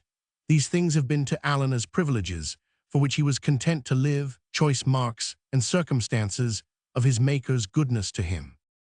And I do not know whether occupations of this kind be not a spring of purer and nobler delight, certainly instances of a more disinterested virtue than arises from what are called friendships of sentiment. Between two persons of liberal education, like opinions and common feelings, oftentimes subsists a vanity of sentiment, which disposes each to look upon the other as the only being in the universe worthy of friendship or capable of understanding it. Themselves they consider as the solitary receptacles of all that is delicate in feeling or stable in attachment, when the odds are that under every green hill and in every crowded street, people of equal worth are to be found, who do more good in their generation and make less noise in the doing of it. It was in consequence of these benevolent propensities I have been describing that Alan oftentimes discovered considerable inclinations in favor of my way of life, which I have before mentioned as being that of a surgeon. He would frequently attend me on my visits to patients, and I began to think that he had serious intentions of making my profession his study. He was present with me at a scene, a deathbed scene. I shudder when I do but think of it. Chapter 13. I was sent for the other morning to the assistance of a gentleman who had been wounded in a duel, and his wounds, by unskillful treatment, had been brought to a dangerous crisis. The uncommonness of the name, which was Matravis PG-34, suggested to me that this might possibly be no other than Alan's old enemy. Under this apprehension, I did what I could to dissuade Alan from accompanying me, but he seemed bent upon going, and even pleased himself with the notion that it might lie within his ability to do the unhappy man some service. So he went with me. When we came to the house, which was in Soho Square, we discovered that it was indeed the man, the identical Matravis, who had done all that mischief in times past, but not in a condition to excite any other sensation than pity in a heart more hard than Alan's. Intense pain had brought on a delirium. We perceived this on first entering the room, for the wretched man was raving to himself, talking idly in mad, unconnected sentences, that yet seemed, at times, to have a reference to past facts. One while he told us his dream. He had lost his way on a great heath, to which there seemed no end. It was cold, cold, cold and dark, very dark. An old woman in leading strings, blind, was groping about for a guide. And then he frightened me, for he seemed disposed to be jocular, and sang a song about an old woman clothed in grey, and said he did not believe in a devil. Presently he bid us not tell Alan Clare. Alan was hanging over him at that very moment, sobbing. I could not resist the impulse, but cried out, "This is Alan Clare. Alan Clare is come to see you, my dear sir." The wretched man did not hear me, I believe, for he turned his head away and began talking of charnel houses and dead men, and whether they knew anything that passed in their coffins. Matrevis died that night. Page 35. Curious fragments. Extracted from a commonplace book, which belonged to Robert Burton, the famous author of The Anatomy of Melancholy. 1800, first published 1802, text of 1818. Extract I. Democritus Jr. have put my finishing pen to Tractate de Melancholia, this day December 5, 1620. First, I bless the Trinity, which hath given me health to prosecute my worthless studies thus far, and make supplication, with a laus Deo, if in any case these my poor labours may be found instrumental to weed out black melancholy, carking cares, heart grief, from the mind of man. Sed hoc magis volo quam expecto. I turn now to my book, I nunc liber, go forth, my brave anatomy, child of my brain sweat, and ye, candidi lectors, lo, here I give him up to you, even do with him what you please, my masters. Some, I suppose, will applaud, commend, cry him up, these are my friends, he is a flos rarus, forsooth, a none such, a ph nix, concerning whom see Plinius and Manduil, though Venus de monstris doubteth at large of such a bird, whom Montaltus confuting argueth to have been a man mal scrupulositatis, of a weak and cowardly faith. Christophorus a Vega is with him in this. Others again will blame, hiss, reprehend in many things, cry down altogether, my collections, for crude, inept, puted post senam scripta.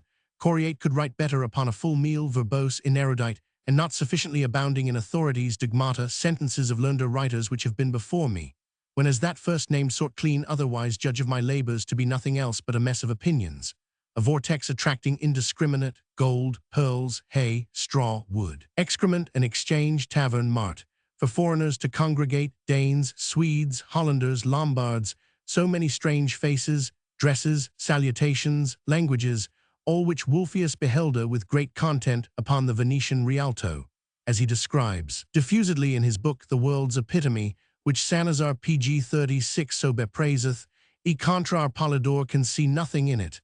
They call me singular, a pedant, fantastic words of reproach in this age, which is all too neoteric and light for my humour.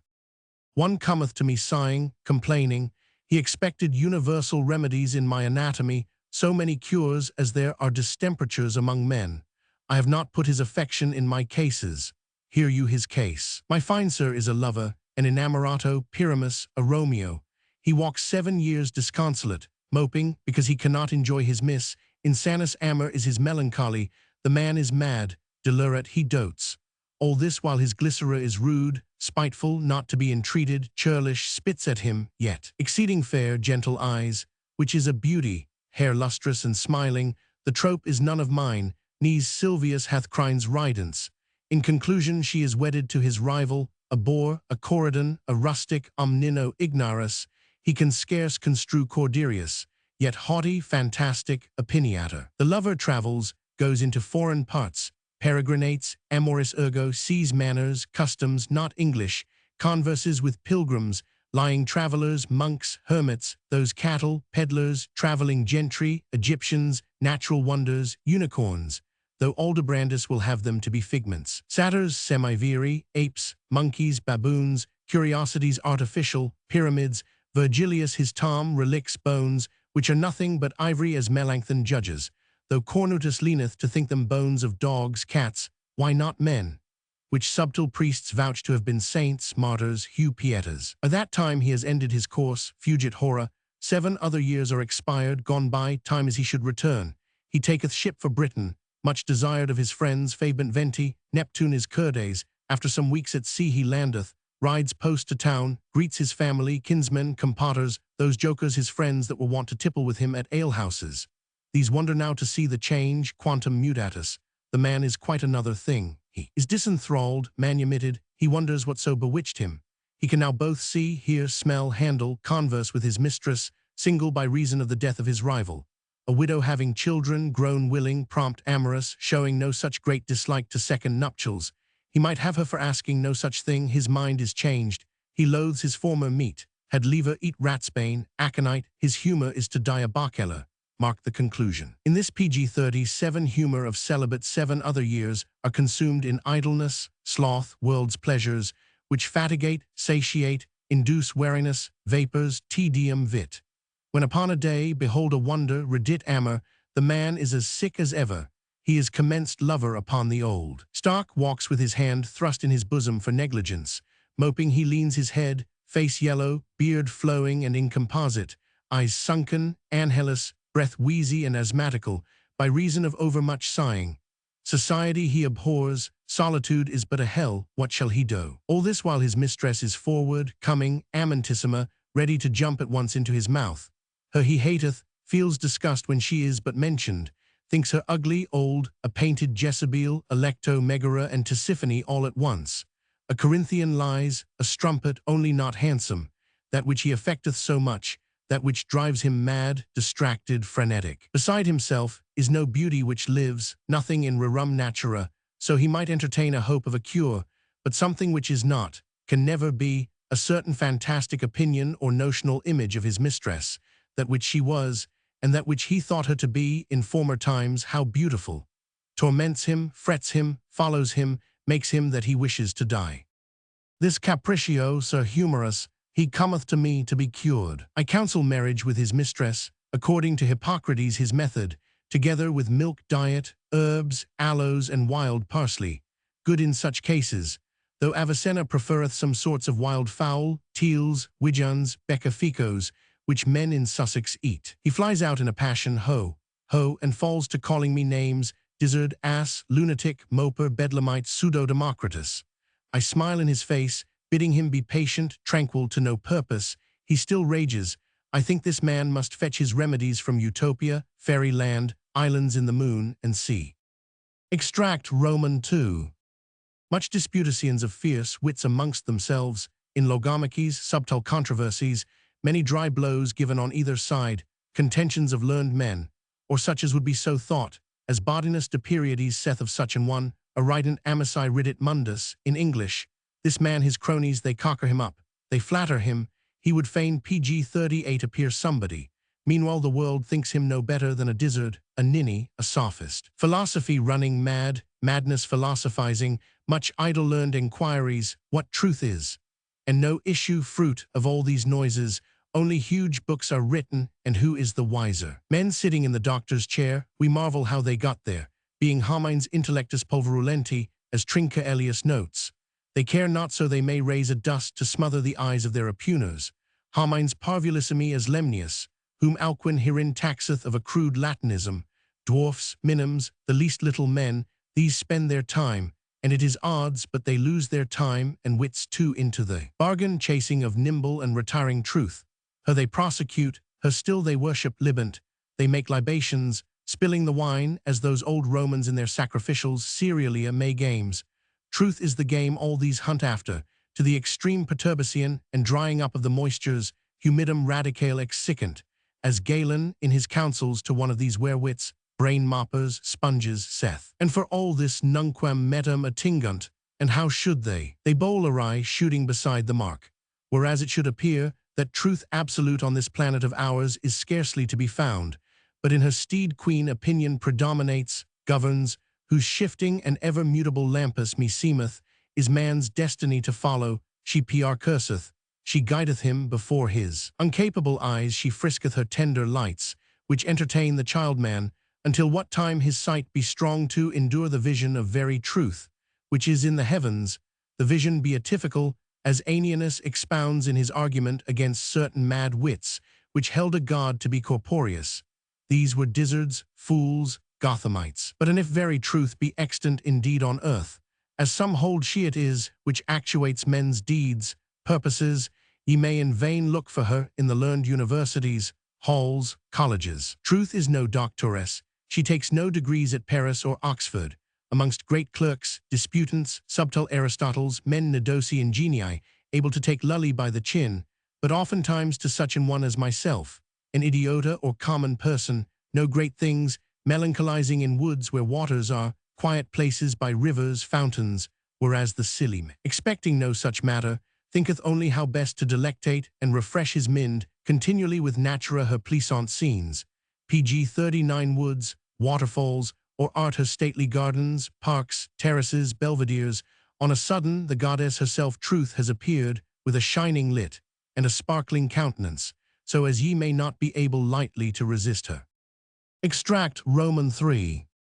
This morning, May 2, 1662, having first broken my fast upon eggs and cooling salads, mellows, watercresses, those herbs, according to Villanova's his prescription, who disallows the use of meat in a morning as gross, fat, hebetant, feral, altogether fitter for wild beasts than men, he contra commendeth this herb diet for gentle, humane, active, conducing to contemplation in most men. I betook myself to the nearest fields. Being in London, I commonly dwell in the suburbs, as airiest, quietest, loci musis proprieras, free from noises of carriages, wagons, mechanic and baseworks.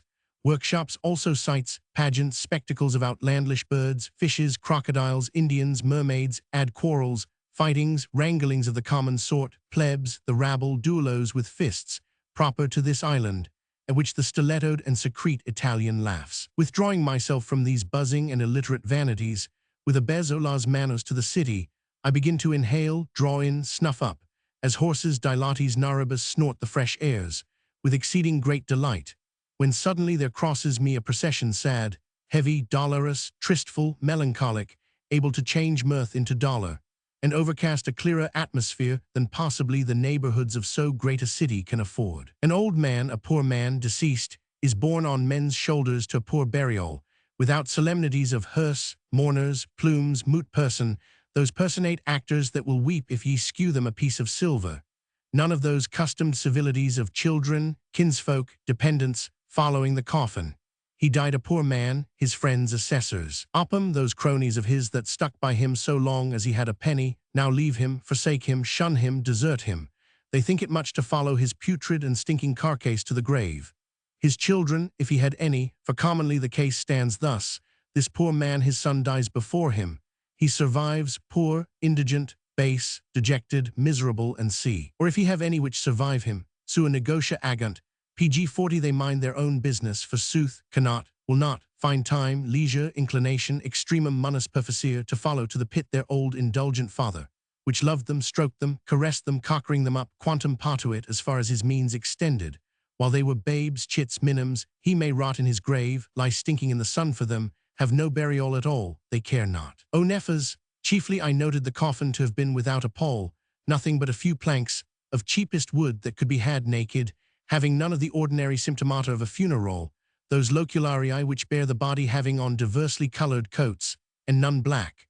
One of these reported the deceased to have been an almsman 7 years, a pauper, harbored and fed in the workhouse of St. Giles in the Fields, to whose proper burying ground he was now going for interment. All which when I beheld her, hardly I refrained from weeping, and incontinently I fell to musing. If this man had been rich, a Ciarsus, a Crassus, or as rich as Whittington, what pomp, charge, lavish cost, expenditure of rich burial, ceremonial obsequious ceremonies, had been thought too good for such an one. What store of panegyrics, elegies, funeral orations, and see. Some beggarly poetaster, worthy to be beaten for his ill rhymes, crying him up. He was rich, generous, bountiful, polite, learned, a Maecenas, while as in very deed he was nothing less. What weeping, sighing, sorrowing, honing, complaining, kinsmen, friends, relatives, 40th cousins, poor relatives, lamenting for the deceased, hypocritical airs, sobbing, striking their breasts, they care not if he had died a year ago. So many clients, dependents, flatterers, parasites, cunning nathos, tramping on foot after the hearse, all their care is, who shall stand fairest with the successor. He meantime, like enough, spurns them from him, spits at them, treads them under his foot, will have naught to do with any such cattle. I think him in the right. H.C. sunt majora gravitate Heraclidi. The follies are enough to give crying Heraclitus a fit of the spleen. Page 41. Early Journalism. I.G. F. Cook in Richard III. Some few of us remember to have seen, and all of us have heard our fathers tell of Quin and Garrick and Barry, and some faint traditional notices are left us of their manner in particular scenes, and their style of delivering certain emphatic sentences. Hence our curiosity is excited when a new Hamlet or a new Richard makes his appearance, in the first place to inquire how he acted in the closet scene, in the tent scene, how he looked, and how he started when the ghost came on, and how he cried. Off with his head, so much for Buckingham. We do not reprehend this minute spirit of comparison. On the contrary, we consider it as a delightful artifice, by which we connect the recreations of the past with those of the present generation, what pleased our fathers with what pleases us. We love to witness the obstinate attachments, the unconquerable prejudices, as they seem to us, of the old men, our seniors, the whimsical gratification they appear to derive from the very refusal to be gratified, to hear them talk of the good old actors, whose race is forever extinct. With these impressions, we attended the first appearance of Mr. Cook, in the character of Richard III, last winter. We thought that he bustled through the scenes with at least as much spirit and effect as any of his predecessors whom we remember in the part, and was not deficient in the delivery of any of those rememberable speeches and exclamations, which old prescription hath set up as criteria of comparison. Now that the grace of freshness is worn off, and Mr. Cook is no longer a novitiate candidate for public favor, we propose to enter into the question whether that popular actor is right or wrong in his conception of the great outlines of the character, those strong essential differences which separate Richard from all the other creations of Shakespeare. We say of Shakespeare, for though the play, which passes for his upon the stage, materially differs pg 42 from that which he wrote under the same title, being in fact little better than a compilation or a cento of passages extracted from other of his plays, and applied with gross violations of propriety, as we are ready at any time to point out. Besides some miserable additions, which he never could have written, altogether producing an inevitable inconsistency of character sufficient to puzzle and confound the best actor. Yet, in this chaos and perplexity, we are of opinion that it becomes an actor to show his taste, by adhering, as much as possible, to the spirit and intention of the original author, and to consult his safety in steering by the light which Shakespeare holds out to him as by a great leading star. Upon these principles, we presume to censure Mr. Cook, while we are ready to acknowledge that this actor presents us with a very original and very forcible portrait, if not of the man Richard, whom Shakespeare drew, yet of the monster Richard, as he exists in the popular idea, in his own exaggerated and witty self-abuse, in the overstrained representations of the parties who were sufferers by his ambition, and above all, in the impertinent and wretched scenes so absurdly foisted in by some who have thought themselves capable of adding to what Shakespeare wrote. But of Mr. Cook's Richard. First, his predominant and masterly simulation.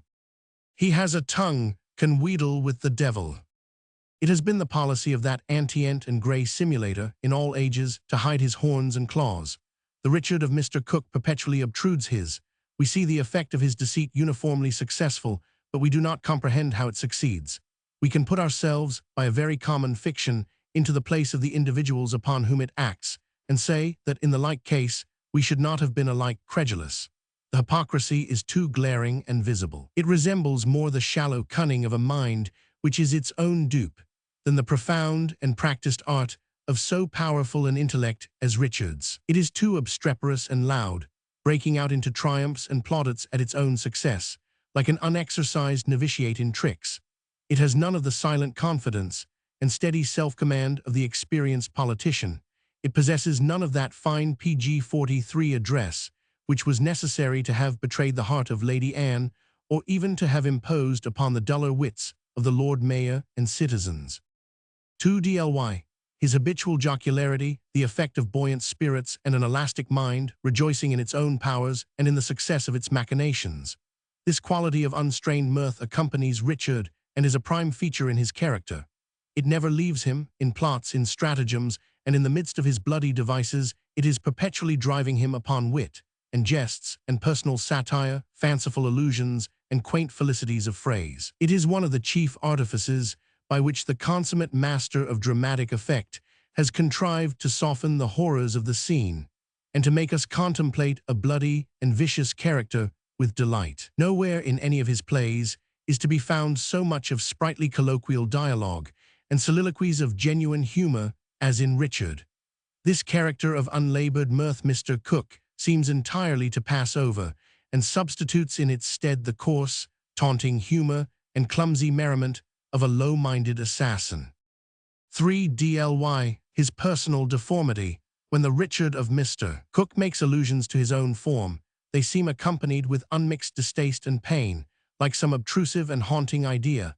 But surely the Richard of Shakespeare mingles in these allusions a perpetual reference to his own powers and capacities, by which he is enabled to surmount these petty objections, and the joy of a defect conquered or turned into an advantage is one cause of these very allusions, and of the satisfaction with which his mind recurs to them. These allusions themselves are made in an ironical and good-humored spirit of exaggeration.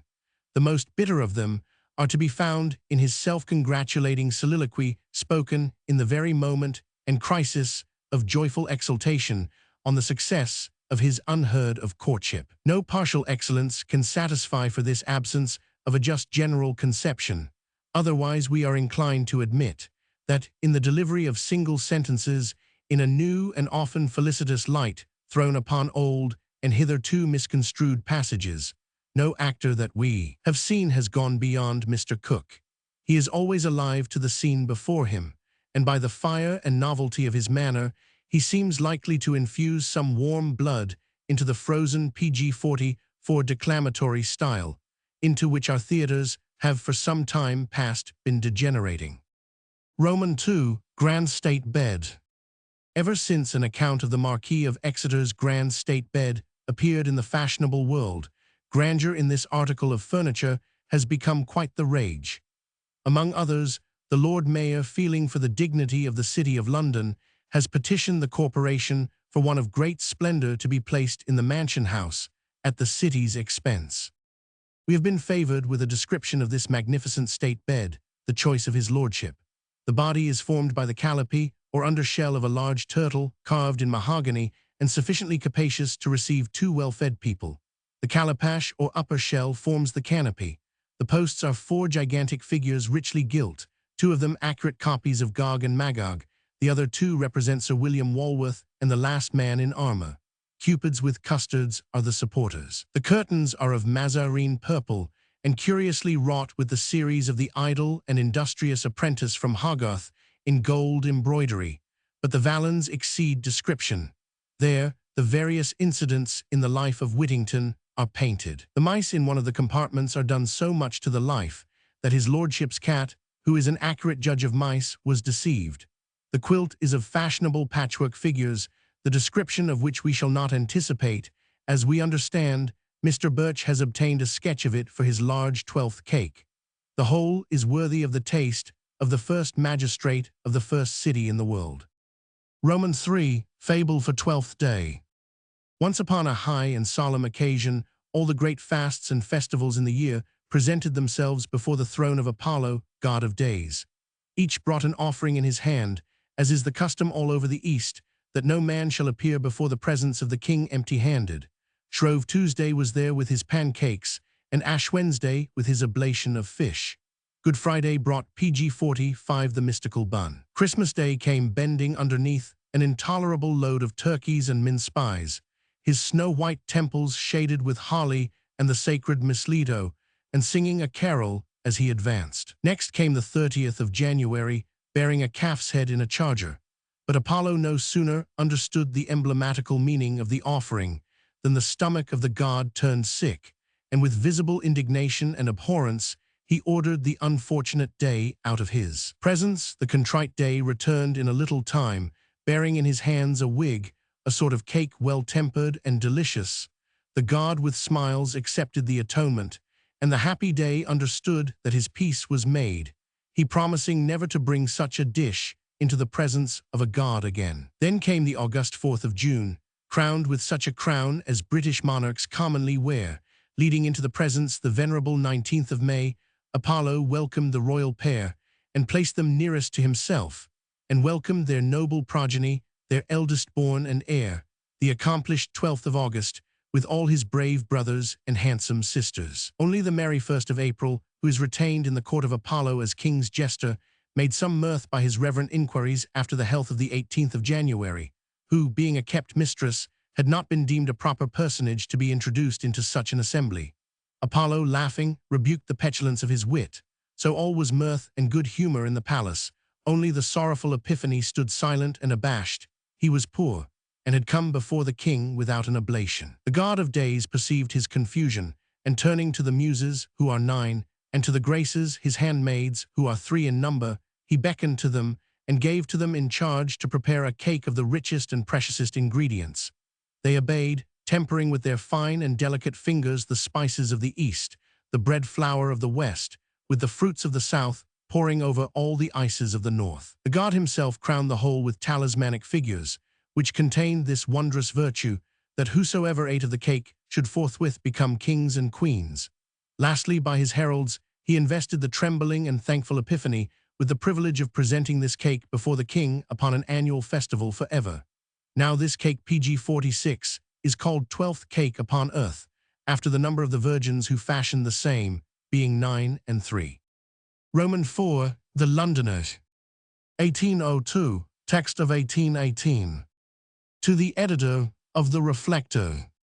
Mr. Reflector, I was born under the shadow of St. Dunstan's steeple, just where the conflux of the eastern and western inhabitants of this twofold city meet and jostle in friendly opposition at Temple Bar.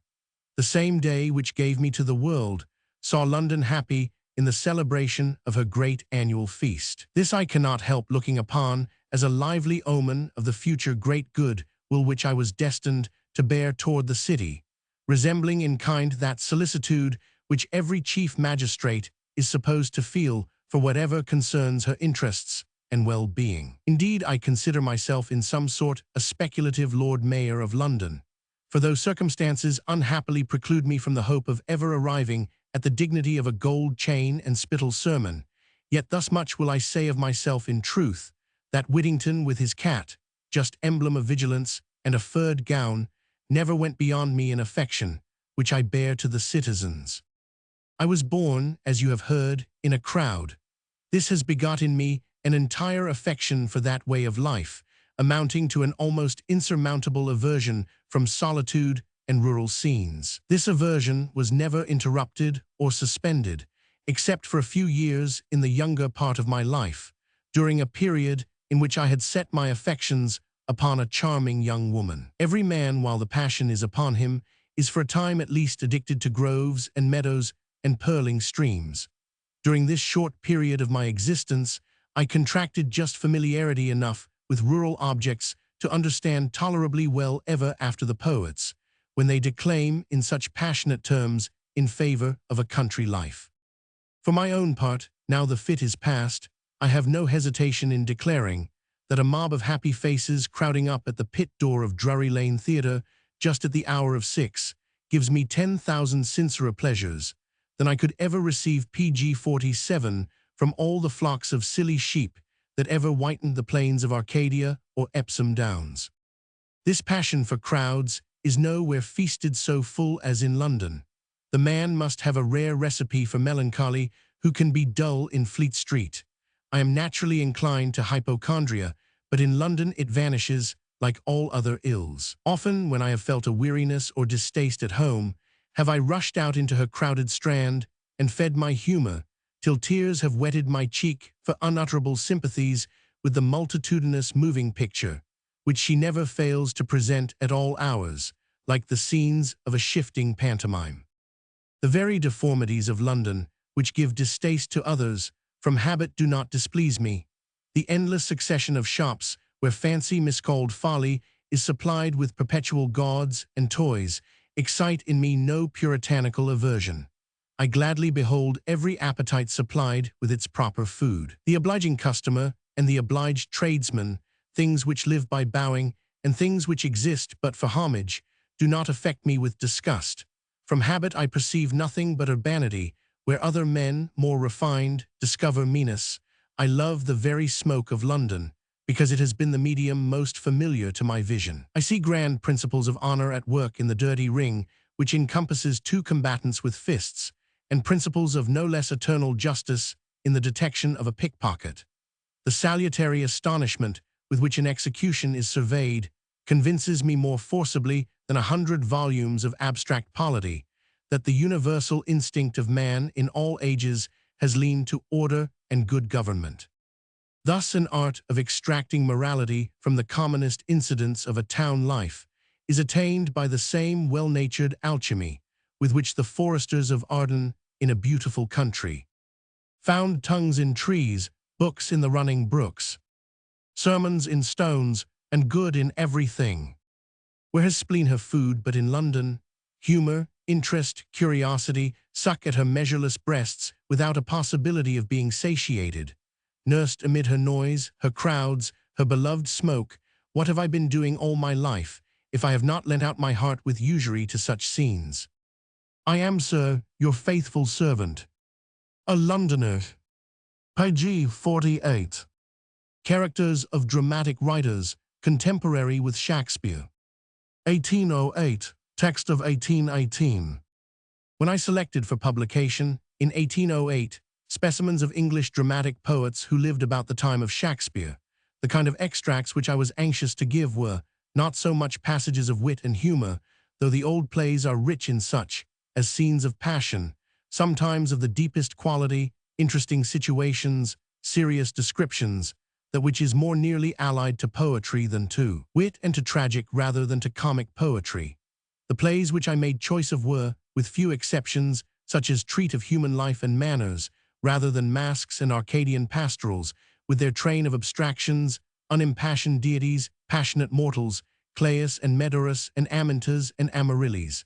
My leading design was to illustrate what may be called the moral sense of our ancestors, to show in what manner they felt, when they placed themselves by the power of imagination in trying circumstances, in the conflicts of duty and passion, or the strife of contending duties, what sort of loves and enmities theirs were, how their griefs were tempered, and their full-swollen joys abated, how much of Shakespeare shines in the great men his contemporaries, and how far in his divine mind and manners he surpassed them and all mankind. I was also desirous to bring together some of the most admired scenes of Fletcher and Massinger, in the estimation of the world, the only dramatic poets of that age entitled to be considered after Shakespeare, and by exhibiting them in the same volume with the more impressive scenes of old Marlowe, Haywood, Tourneur, Webster, Ford, and others to show what we had slighted, while beyond all proportion we had been crying up one or two favorite names. From the desultory criticisms which accompanied that publication, I have selected a few which I thought would best stand by themselves, as requiring least immediate reference to the play or passage by which they were suggested. Christopher Marlowe, Lust's Dominion, or The Lascivious Queen. This tragedy is in King Cambyses' vein, rape and murder, and super pg 49 latives, huffing braggart puffed lines, such as the playwriters anterior to Shakespeare are full of, and Pistol but coldly imitates. Tamburlaine the Great, or the Scythian Shepherd. The loons of Tamburlaine are perfect midsummer madness. Nebuchadnezzar's are mere modest pretensions compared with the thundering vaunts of this Scythian shepherd. He comes in, drawn by conquered kings, and reproaches these pampered jades of Asia that they can draw but 20 miles a day. Till I saw this passage with my own eyes, I never believed that it was anything more than a pleasant burlesque of mine ancients. But I can assure my readers that it is soberly set down in a play, which their ancestors took to be serious. Edward II. In a very different style from mighty Tamburlaine is the tragedy of Edward II. The reluctant pangs of abdicating royalty in Edward furnished hints which Shakespeare scarcely improved in his Richard II, and the death scene of Marlowe's King moves pity and terror beyond any scene antient or modern with which I am acquainted. The Rich Jew of Malta. Marlowe's Jew does not approach so near to Shakespeare's as his Edward II does to Richard II. Barabbas is a mere monster brought in with a large painted nose to please the rabble. He kills in sport, poisons whole nunneries, invents infernal machines. He is just such an exhibition as a century or two earlier might have been played before the Londoners by the royal command, when a general pillage and massacre of the Hebrews had been previously resolved on in the cabinet. It is curious to see a superstition wearing out. The idea of a Jew, which our pious ancestors contemplated with so much horror, has nothing in it now revolting. We have tamed the claws of the beast and pared its nails, and now we take it to our arms, fondle it, write plays to flatter it. It is visited by princes, affects a taste, patronizes the arts, and is the only liberal and gentlemanlike thing in Christendom. Dr. Faustus. The growing horrors of Faustus's last scene are awfully marked by the hours and half-hours as they expire, and bring him nearer and nearer to the exactment of his dire compact. It is indeed an agony and a fearful collectation. Marlowe is said to have been tainted with atheistical positions, to have denied God and the Trinity. PG-50 to such a genius, the history of Faustus must have been delectable food. To wander in fields where curiosity is forbidden to go, to approach the dark gulf near enough to look in, to be busied in speculations which are the rottingest part of the core of the fruit that fell from the tree of knowledge to Barabbas the Jew, and Faustus the conjurer, are offsprings of a mind which at least delighted to dally with interdicted subjects. They both talk a language which a believer would have been tender of putting into the mouth of a character, though but in fiction. But the holiest minds have sometimes not thought it reprehensible to counterfeit impiety in the person of another, to bring vice upon the stage speaking her own dialect, and themselves being armed with an unction of self-confident impunity, have not scrupled to handle and touch that familiarly which would be death to others. Milton, in the person of Satan, has started speculations hardier than any which the feeble armory of the atheist ever furnished, and the precise, straight-laced Richardson has strengthened vice, from the mouth of Lovelace, with entangling sophistries and abstruse pleas against her adversary virtue, which Sedley, Villiers, and Rochester wanted depth of libertinism enough to have invented. Thomas Deco. Old Fortunatus, the humor of a frantic lover, in the scene where Orleans to his friend Galloway defends the passion with which himself, being a prisoner in the English king's court, is enamored to frenzy of the king's daughter Agrippina, is done to the life. Orleans is as passionate an inamorato as any which Shakespeare ever drew. He is just such another adept in love's reasons. The sober people of the world are with him. A swarm of fools, crowding together to be counted wise. He talks pure Bion and Romeo. He is almost as poetical as they, quite as philosophical, only a little madder. After all, love's sectaries are a reason unto themselves. We have gone retrograde to the noble heresy, since the days when PG-51 Sydney proselyted our nation to this mixed health and disease, the kindliest symptom, yet the most alarming crisis in the ticklish state of youth, the nourisher and the destroyer of hopeful wits, the mother of twin births, wisdom and folly, valor and weakness, the servitude above freedom, the gentle mind's religion, the liberal superstition. The honest whore. There is in the second part of this play, where Belafront, a reclaimed harlot, recounts some of the miseries of her profession, a simple picture of honor and shame, contrasted without violence and expressed without immodesty, which is worth all the strong lines against the harlot's profession, with which both parts of this play are offensively crowded. A satirist is always to be suspected, who, to make vice odious, dwells upon all its acts and minutest circumstances with a sort of relish and retrospective fondness. But so near are the boundaries of panegyric and invective that a worn-out sinner is sometimes found to make the best declaimer against sin. The same high-seasoned descriptions, which in his unregenerate state served but to inflame his appetites, in his new province of a moralist will serve him, a little turned, to expose the enormity of those appetites in other men. When Cervantes, with such proficiency of fondness, dwells upon the Don's library, who sees not that he has been a great reader of books of knight-errantry, perhaps was at some time of his life in danger of falling into those very extravagancies which he ridiculed so happily in his hero. John Marston, Antonio, and Melida. The situation of Andrugio and Lucio in the first part of this tragedy, where Andrugio, Duke of Genoa, banished his country, with the loss of a son supposed drowned, is cast upon the territory of his mortal enemy, the Duke of Venice, with no attendants but Lucio, an old nobleman, and a page, resembles that of Lear and Kent in that king's distresses. Andrugio, like Lear, manifests a king-like impatience, a turbulent greatness, an affected resignation. The enemies which he enters lists to combat, despair and mighty grief and sharp impatience, and the forces which he brings to vanquish them, cornets of horse and sea, are in the boldest style of allegory.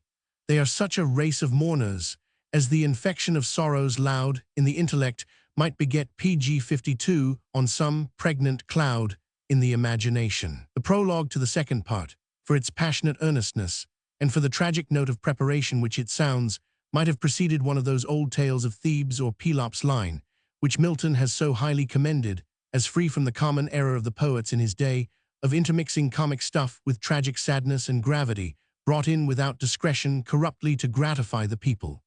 It is as solemn a preparative as the warning voice which he who saw the apocalypse heard cry. What you will, oh, I shall ne'er forget how he went clothed. Act I, Scene 1.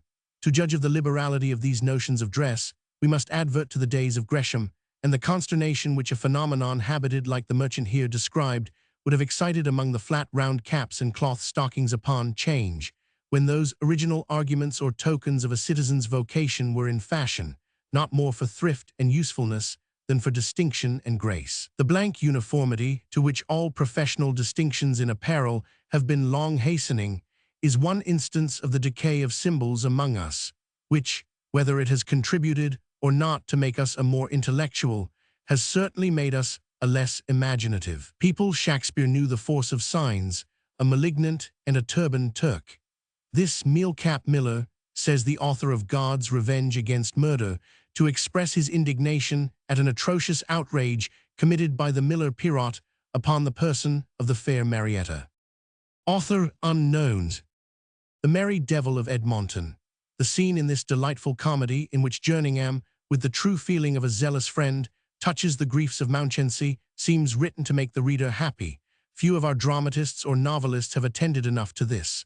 They torture and wound us abundantly. They are economists only in delight.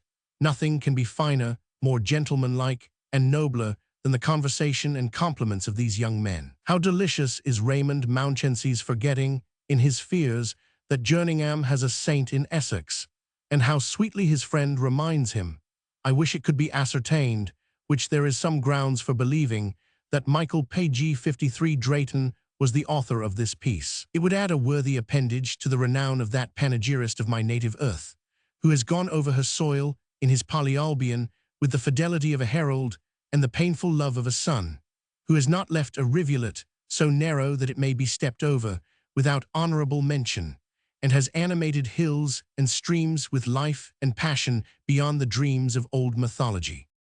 Thomas Heywood. A woman killed with kindness. Heywood is a sort of prose Shakespeare.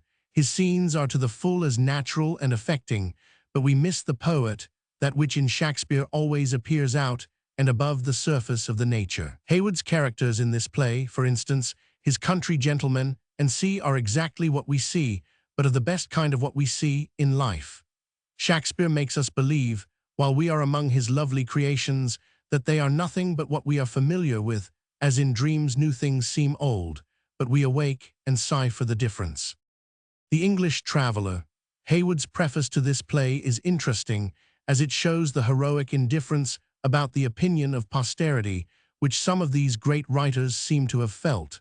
There is magnanimity in authorship as in everything else. His ambition seems to have been confined to the pleasure of hearing the players speak his lines while he lived. It does not appear that he ever contemplated the possibility of being read by after ages. What a slender pittance of fame was motive sufficient to the production of such plays as The English Traveller, The Challenge for Beauty, and The Woman Killed with Kindness. Posterity is bound to take care that a writer loses nothing by such a noble modesty. Thomas Middleton and William Rowley. A fair quarrel, the insipid levelling morality to which the modern stage is tied down, would not admit of such admirable passions as these scenes are filled with. A puritanical obtuseness of sentiment, a stupid infantile goodness, is creeping among us instead of the vigorous passions and virtues clad in flesh and blood with which the old dramatists present us. Those noble and liberal casuists could discern in the differ pg 54 and says, the quarrels, the animosities of men, a beauty and truth of moral feeling, no less than in the everlastingly inculcated duties of forgiveness and atonement. With us, all is hypocritical meekness. A reconciliation scene, be the occasion never so absurd, never fails of applause. Our audiences come to the theater to be complimented on their goodness. They compare notes with the amiable characters in the play and find a wonderful sympathy of disposition between them.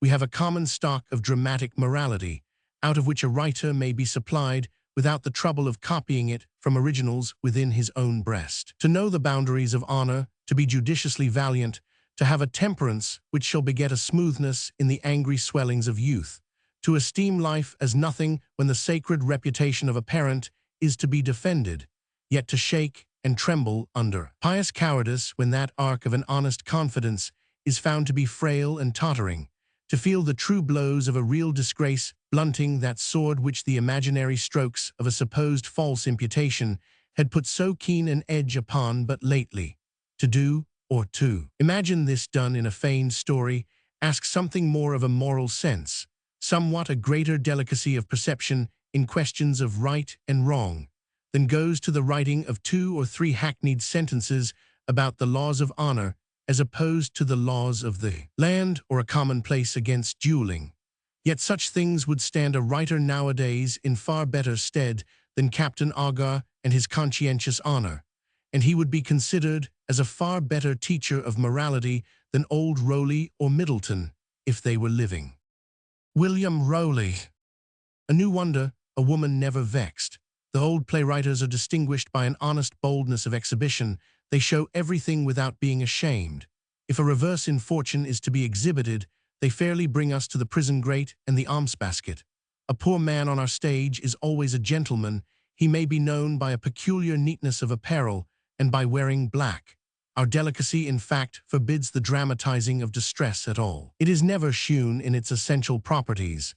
It appears but as the adjunct of some virtue, as something which is to be relieved, from the approbation of which relief the spectators are to derive a certain soothing of pg 55 self-referred satisfaction. We turn away from the real essences of things to hunt after their relative shadows, moral duties. Whereas, if the truth of things were fairly represented, the relative duties might be safely trusted to themselves, and moral philosophy lose the name of a science. Thomas Middleton. The witch, though some resemblance may be traced between the charms in Macbeth and the incantations in this play, which is supposed to have preceded it, this coincidence will not detract much from the originality of Shakespeare. His witches are distinguished from the witches of Middleton by essential differences. These are creatures to whom man or woman, plotting some dire mischief, might resort for occasional consultation. Those originate deeds of blood and begin bad impulses to men. From the moment that their eyes first meet with Macbeth's, he is spellbound. That meeting sways his destiny. He can never break the fascination. These witches can hurt the body, those have power over the soul. Hecate in Middleton has a son, a low buffoon. The hags of Shakespeare have neither child of their own, nor seem to be descended from any parent. They are foul anomalies, of whom we know not whence they are sprung, nor whether they have beginning or ending. As they are without human passions, so they seem to be without human relations. They come with thunder and lightning, and vanish to airy music. This is all we know of them. Except Hecate, they have no names, which heightens their mysteriousness. The names and some of the properties which the other author has given to his hags excite smiles. The weird sisters are serious things. Their presence cannot coexist with mirth, but in a lesser degree, the witches of Middleton are fine creations. Their power, too, is in some measure over the mind. They raise jars, jealousies, strifes, like a thick scurf over life. William Rowley, Thomas Dekker, John Ford, and C. The Witch of Edmonton. Mother Sawyer in this wild play differs from the hags of both Middleton and Shakespeare. She is the plain, traditional old woman witch of our ancestors, poor, deformed, and ignorant, the terror of villages, herself amenable to a justice. That should be a hardy sheriff, with PG-56 the power of the county at his heels, that would lay hands upon the weird sisters. They are of another jurisdiction, but upon the common and received opinion, the author or authors have engrafted strong fancy. There is something frightfully earnest in her invocations to the familiar. Cyril Tourneur. The Revenger's Tragedy.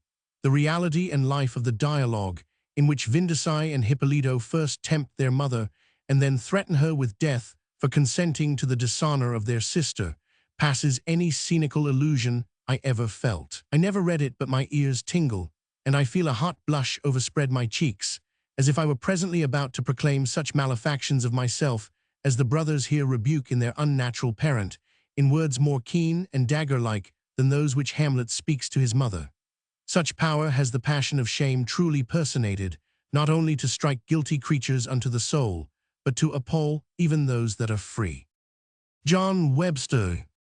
The Duchess of Malfi. All the several parts of the dreadful apparatus with which the death of the Duchess is ushered in, the waxen images which counterfeit death, the wild mask of madmen, the tomb maker, the bellman, the living person's dirge, the mortification by degrees, are not more remote from the conceptions of ordinary vengeance than the strange character of suffering which they seem to bring upon their victim is out of the imagination of ordinary poets.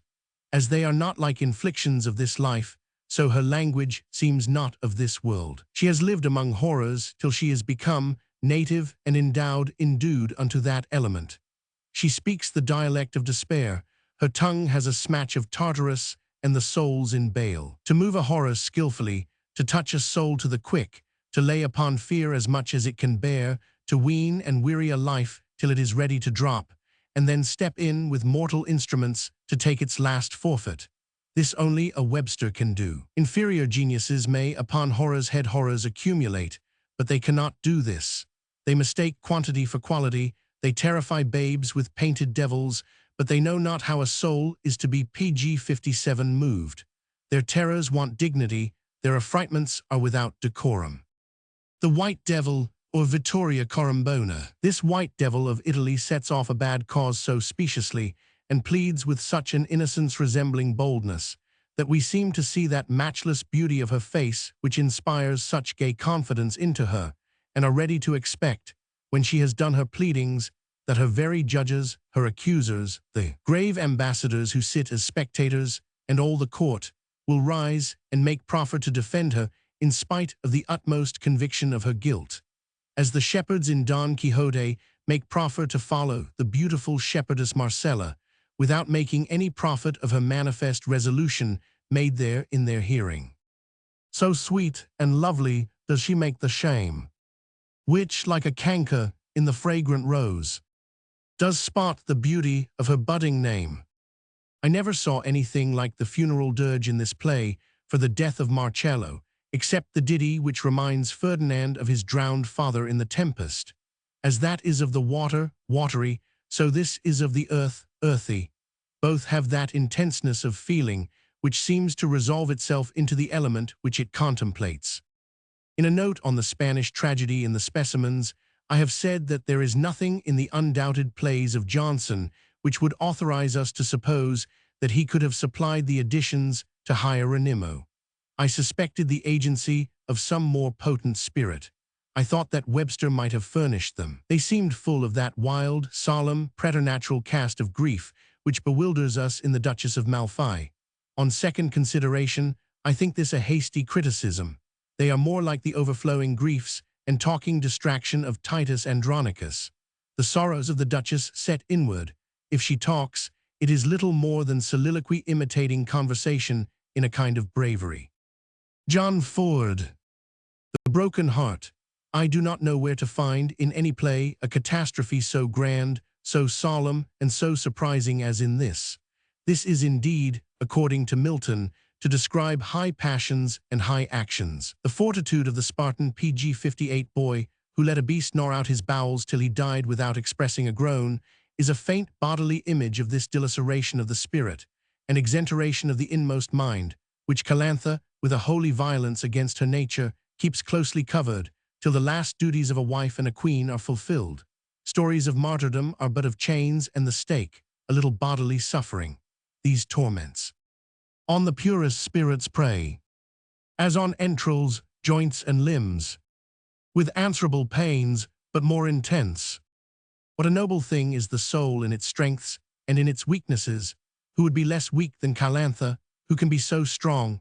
The expression of this transcendent scene almost bears us in imagination to Calvary and the cross, and we seem to perceive some analogy between the scenical sufferings which we are here contemplating and the real agonies of that final completion to which we dare no more than hint a reference.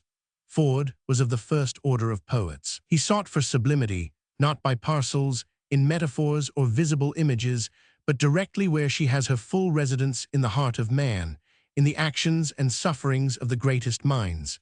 There is a grandeur of the soul above mountains, seas, and the elements. Even in the poor perverted reason of Giovanni and Annabella, in the play 3, which stands at the head of the modern collection of the works of this author, we discern traces of that fiery particle, which, in the irregular starting from out the road of beaten action, discovers something of a right line even in obliquity, and shows hints of an improvable greatness in the lowest descents and degradations of our nature.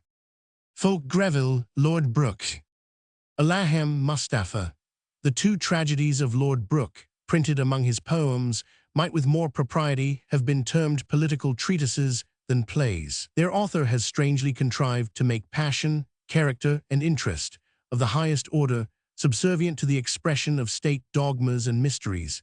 He is 9 parts Machiavel and Tacitus, for 1 part Sophocles or Seneca. In this writer's estimate of the powers of the mind, the understanding must PG-59 have held a most tyrannical preeminence. Whether we look into his plays or his most passionate love poems, we shall find all frozen and made rigid with intellect. The finest movements of the human heart, the utmost grandeur of which the soul is capable, are essentially comprised in the actions and speeches of Clica and Camna. Shakespeare, who seems to have had a peculiar delight in contemplating womanly perfection, whom for his many sweet images of female excellence all women are in an especial manner bound to love, has not raised the ideal of the female character higher than Lord Brooke, in these two women, has done. But it requires a study equivalent to the learning of a new language to understand their meaning when they speak. It is indeed hard to hit. Much like thy riddle, Samson, in one day, or 7, though one should musing sit. It is as if a being of pure intellect should take upon him to express the emotions of our sensitive natures. There would be all knowledge, but sympathetic expressions would be wanting. Ben Jonson. The case is altered.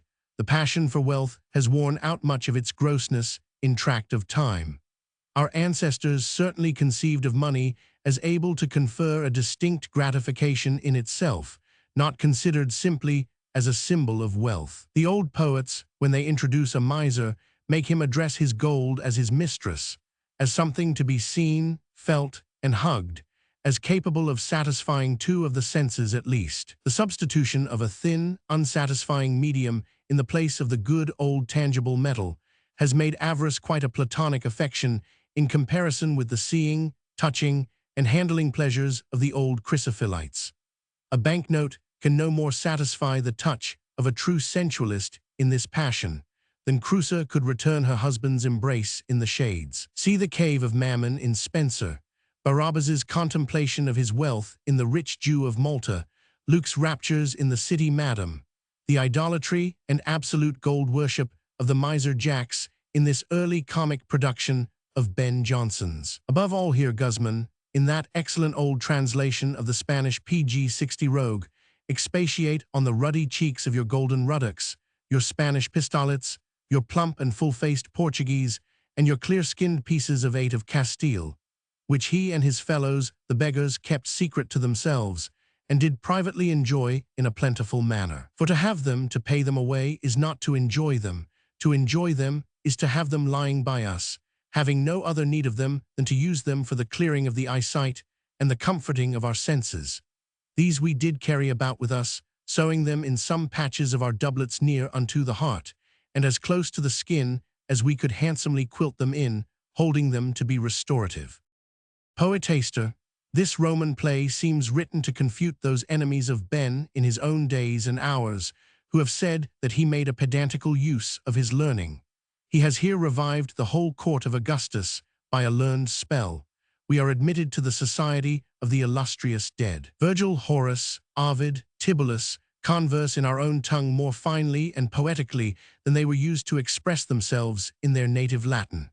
Nothing can be imagined more elegant, refined, and court-like than the scenes between this Louis XIV of antiquity and his literati. The whole essence and secret of that kind of intercourse is contained therein. The economical liberality by which greatness, seeming to waive some part of its prerogative, takes care to lose none of the essentials, the prudential liberties of an inferior, which flatter by commanded boldness and soothe with complimentary sincerity. These and 1,000 beautiful passages from his new inn, his Cynthia's revels, and from those numerous court masques and entertainments, which he was in the daily habit of furnishing, might be adduced to show the poetical fancy and elegance of mind of the supposed rugged old bard. Alchemist, the judgment is perfectly overwhelmed by the torrent of images, words, and book knowledge with which Epicure Mammon, Act 2, Scene 2, confounds and stuns his incredulous hearer. They come pouring out like the successive falls of Nilus.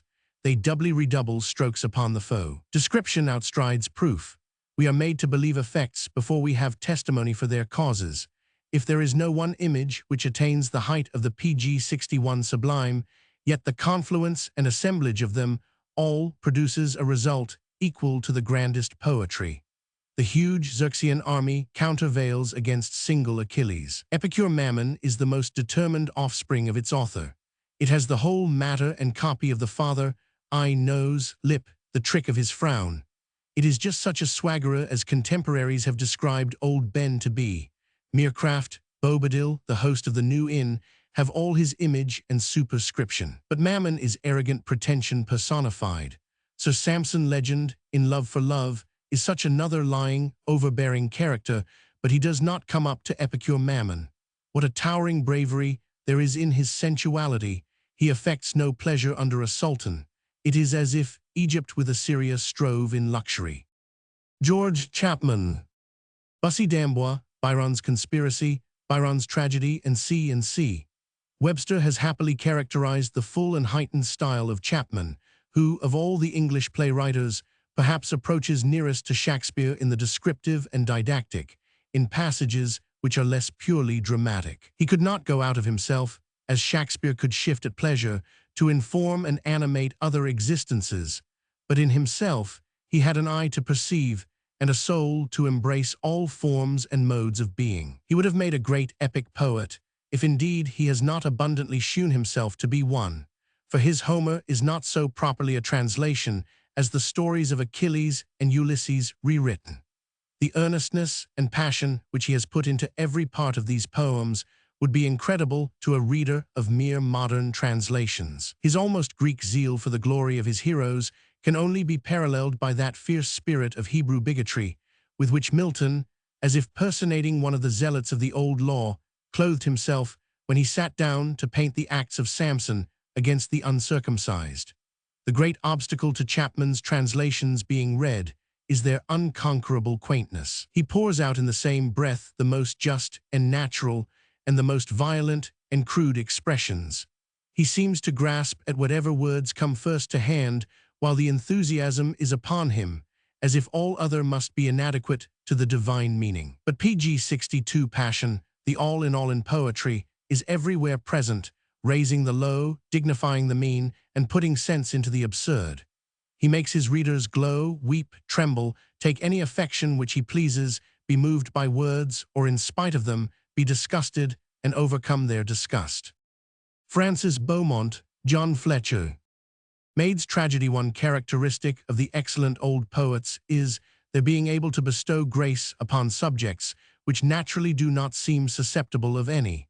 I will mention two instances: Zelmane in the Arcadia of Sidney and Helena in the All's Well That Ends Well of Shakespeare. What can be more unpromising at first sight than the idea of a young man disguising himself in woman's attire and passing himself off for a woman among women, and that for a long space of time? Yet Sir Philip has preserved so matchless a decorum that neither does Priocle's manhood suffer any stain for the effeminacy of Zelmane, nor is the respect due to the princesses at all diminished when the deception comes to be known. In the sweetly constituted mind of Sir Philip Sidney, it seems as if no ugly thought or unhandsome meditation could find a harbor. He turned all that he touched into images of honor and virtue. Helena in Shakespeare is a young woman seeking a man in marriage. The ordinary rules of courtship are reversed, the habitual feelings are crossed. Yet with such exquisite address this dangerous subject is handled, that Helena's forwardness loses her no honor. Delicacy dispenses with its laws in her favor, and nature, in her single case, seems content to suffer a sweet violation. Aspasia in the Maid's Tragedy is a character equally difficult with Helena of being managed with grace. She too is a slighted woman, refused by the man who had once engaged to marry her. Yet it is artfully contrived that while we pity we respect her, and she descends without degradation. Such wonders true poetry and passion can do, to confer dignity upon subjects which do not seem capable of it. But Aspasia must not be compared at all points with Helena. She does not so absolutely predominate over her situation, but she suffers some diminution, some abatement of the full luster of the female character, which Helena never does. Her character has many degrees of sweetness, some of delicacy, but it has PG-63 weakness, which, if we do not despise, we are sorry for. After all, Beaumont and Fletcher were but an inferior sort of Shakespeare's and Sidney's.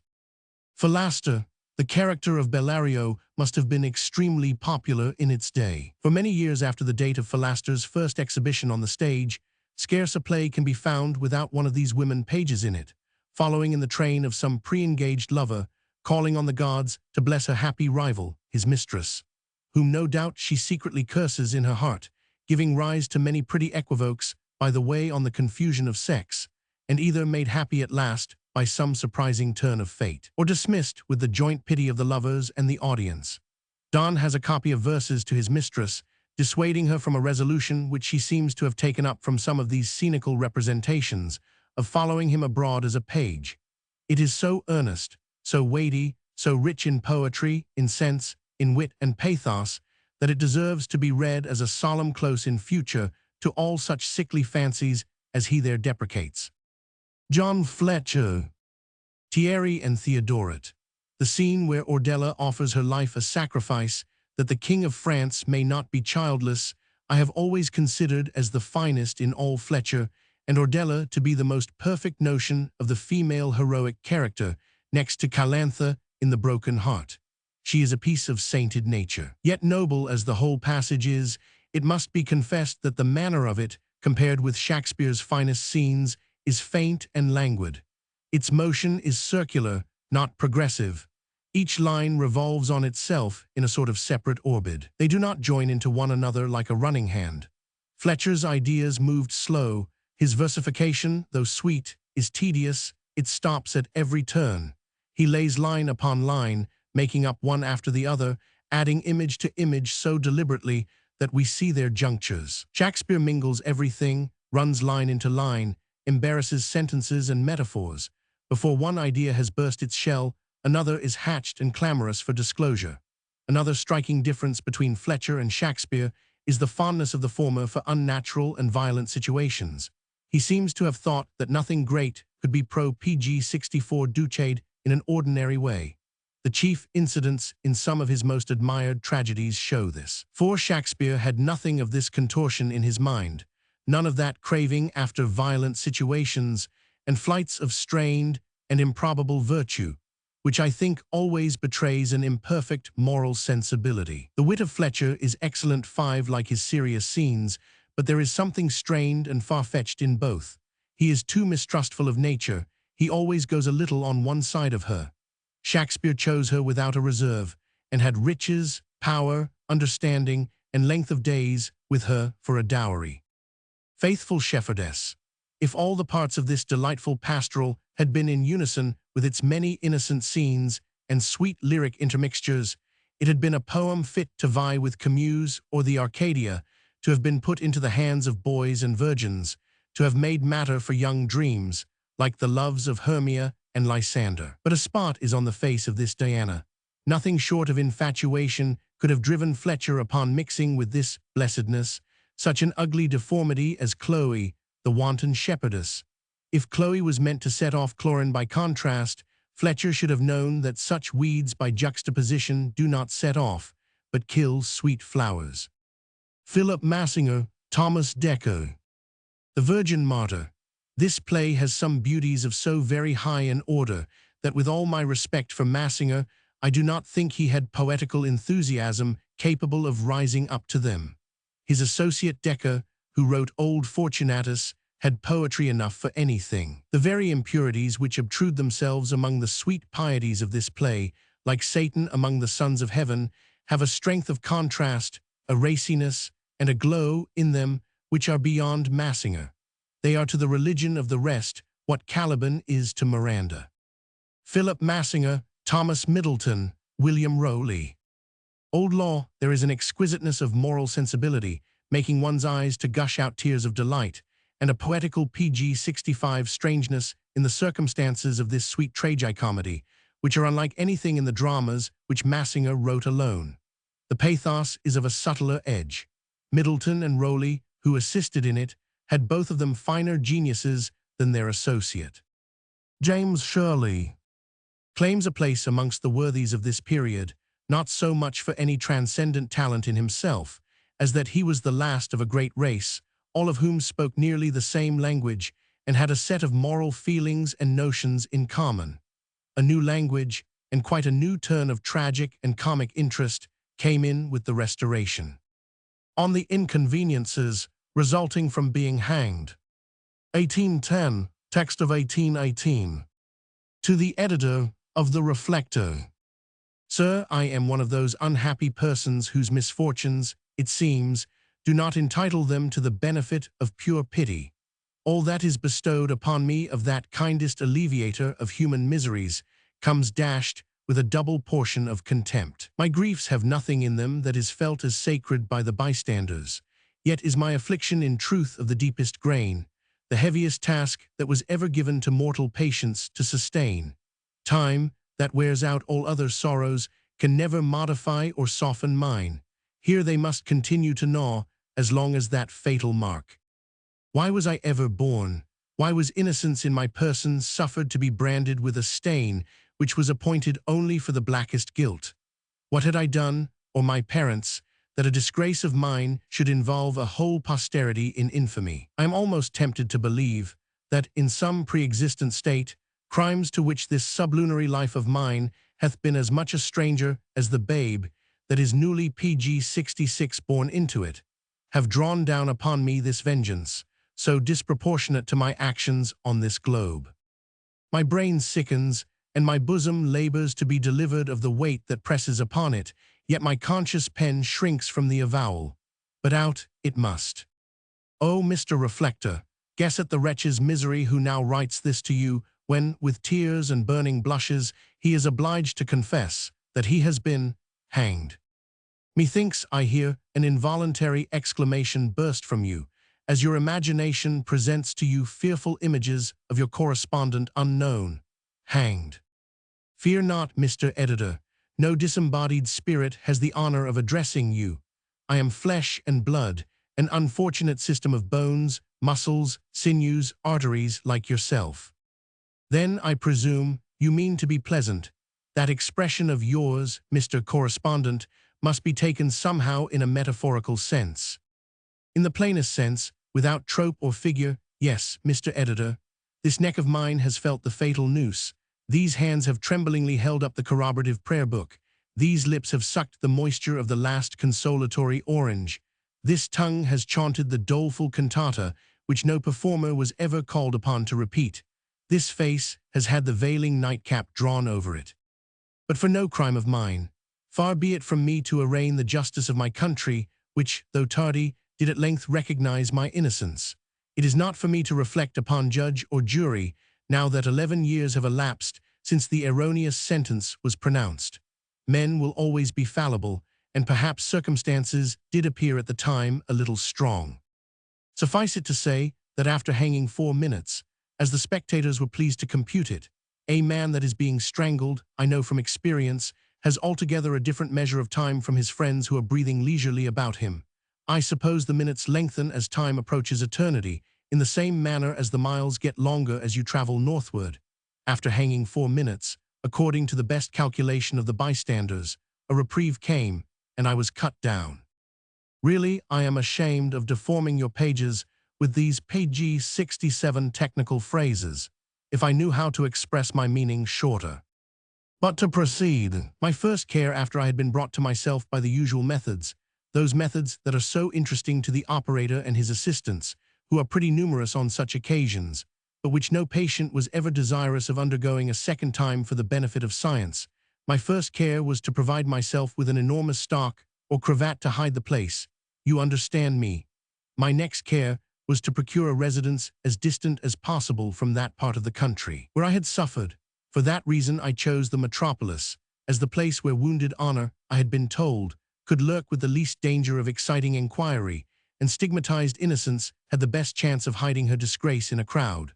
I sought out a new circle of acquaintance, and my circumstances happily enabling me to pursue my fancy in that respect, I endeavored, by mingling in all the pleasures which the town affords, to efface the memory of what I had undergone.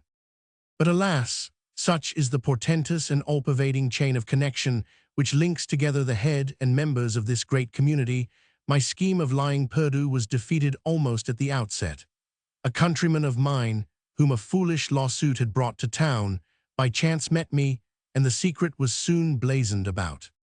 In a short time, I found myself deserted by most of those who had been my intimate friends. Not that any guilt was supposed to attach to my character.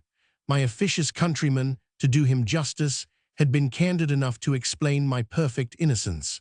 But somehow or other, there is a want of strong virtue in mankind. We have plenty of the softer instincts, but the heroic character is gone. How else can I account for it, that of all my numerous acquaintance, among whom I had the honor of ranking sundry persons of education, talents, and worth, scarcely here and there one or two could be found, who had the courage to associate with a man that had been hanged. Those few who did not desert me altogether were persons of strong but coarse minds, and from the absence of all delicacy in them, I suffered almost as much as from the superabundance of a false species of it in the others. Those who stuck by me were the jokers, who thought themselves page 68, entitled by the fidelity which they had shewn towards me to use me with what familiarity they pleased. Many and unfeeling are the jests that I have suffered from these rude, because faithful Achateses. As they passed me in the streets, one would nod significantly to his companion and say, pointing to me, smoke his cravat, and ask me if I had got a wen, that I was so solicitous to cover my neck. Another would inquire, what news from assizes, which you may guess, Mr. Editor, was the scene of my shame, and whether the sessions was like to prove a maiden one. A third would offer to insure me from drowning. A fourth would tease me with inquiries how I felt when I was swinging, whether I had not something like a blue flame dancing before my eyes. A fifth took a fancy never to call me anything but Lazarus. And an eminent bookseller and publisher, who, in his zeal to present the public with new facts, had he lived in those days, I am confident, would not have scrupled waiting upon the person himself last mentioned, at the most critical period of his existence, to solicit a few facts relative to resuscitation, had the modesty to offer me guineas per sheet, if I would write, in his magazine, a physiological account of my feelings upon coming to myself. But these were evils which a moderate fortitude might have enabled me to struggle with. Alas, Mr. Editor, the women, whose good graces I had always most assiduously cultivated, from whose softer minds I had hoped a more delicate and generous sympathy than I found in the men, the women begun to shun me. This was the unkindest blow of all.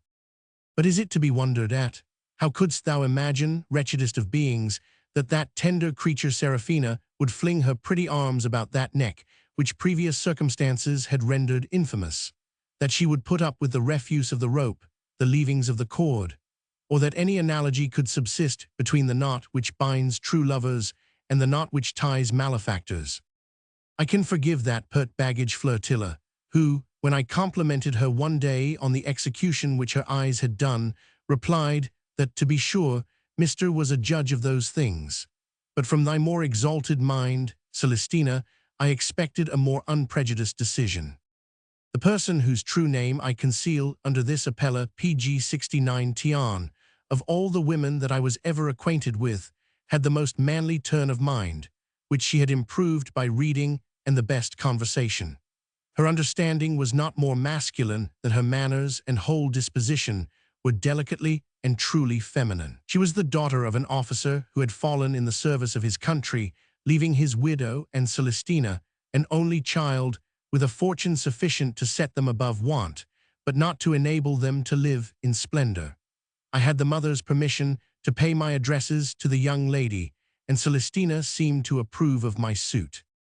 Often and often have I poured out my overcharged soul in the presence of Celestina, complaining of the hard and unfeeling prejudices of the world, and the sweet maid has again and again declared that no irrational prejudice should hinder her from esteeming every man according to his intrinsic worth. Often has she repeated the consolatory assurance that she could never consider as essentially ignominious an accident, which was indeed to be deprecated, but which might have happened to the most innocent of mankind. Then would she set forth some illustrious example, which her reading easily furnished, of a Phocion or a Socrates unjustly condemned, of a Raleigh or a Sir Thomas More, to whom late posterity had done justice, and by soothing my fancy with some such agreeable parallel, she would make me almost to triumph in my disgrace, and convert my shame into glory.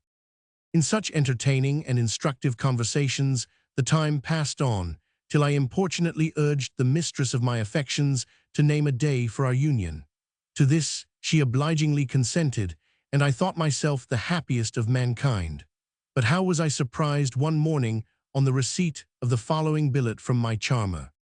Sir, you must not impute it to levity, or to worse failing, ingratitude, if with anguish of heart I feel myself compelled by irresistible arguments to recall a vow which I fear I made with too little consideration.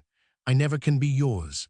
The reasons of my decision, which is final, are in my own breast, and you must everlastingly remain a stranger to them. Assure yourself that I can never cease to esteem you as I ought. Celestina, page 70. At the sight of this paper, I ran in frantic haste to Celestina's lodgings, where I learned, to my infinite mortification, that the mother and daughter were set off on a journey to a distant part of the country to visit a relation, and were not expected to return in less than 4 months. Stunned by this blow, which left me without the courage to solicit an explanation by letter, even if I had known where they were, for the particular address was industriously concealed from me, I waited with impatience the termination of the period, in the vain hope that I might be permitted to have a chance of softening the harsh decision by a personal interview with Celestina after her return. But before 3 months were at an end, I learned from the newspapers that my beloved had given her hand to another. Heartbroken as I was totally at a loss to account for the strange step which she had taken, and it was not till some years after that I learned the true reason from a female relation of hers, to whom it seems Celestina had confessed in confidence that it was no demerit of mine that had caused her to break off the match so abruptly, nor any preference which she might feel for any other person, for she preferred me, she was pleased to say, to all mankind, but when she came to lay the matter closer to her heart, she found that she never should be able to bear the sight, I give you her very words, as they were detailed to me by her relation, the sight of a man in a nightcap who had appeared on a public platform. It would lead to such a disagreeable association of ideas. And to this punctilio I was sacrificed.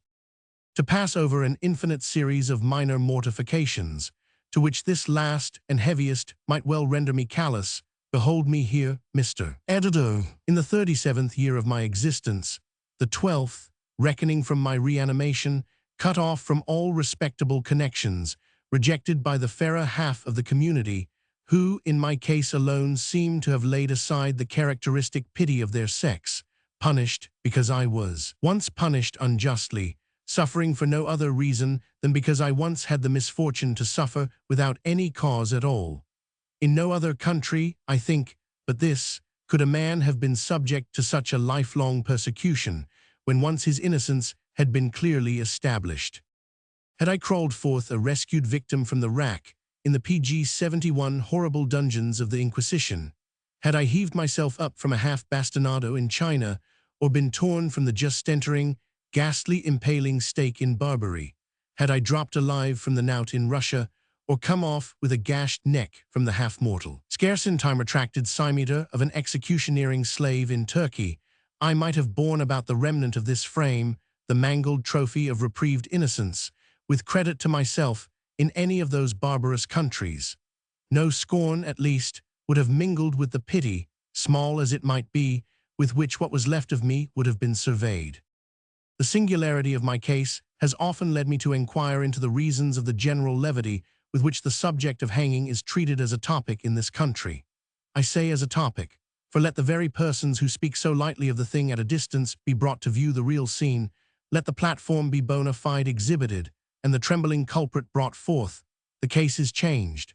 But as a topic of conversation, I appeal to the vulgar jokes which pass current in every street. But why mention them, when the politest authors have agreed in making use of this subject as a source of the ridiculous?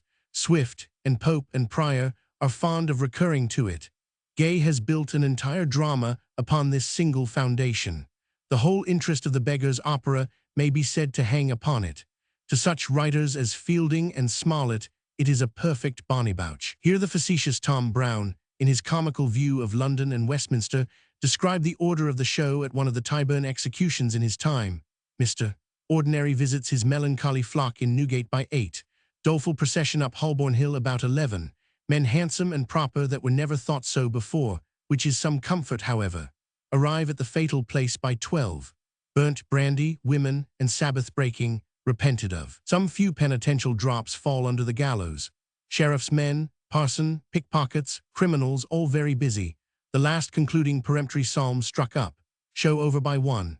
In this sportive strain does this misguided wit think proper to play with a subject so serious, which yet he would hardly have done, if he had not known that there existed a predisposition in the habits of his unaccountable countrymen to consider the subject as a jest. But what shall we PG-72 say to Shakespeare, who, not to mention the solution which the gravedigger in Hamlet gives of his fellow workman's problem, in that scene in Measure for Measure, where the clown calls upon Master Barnardine to get up and be hanged, which he declines on the score of being sleepy, has actually gone out of his way to gratify this amiable propensity in his countrymen.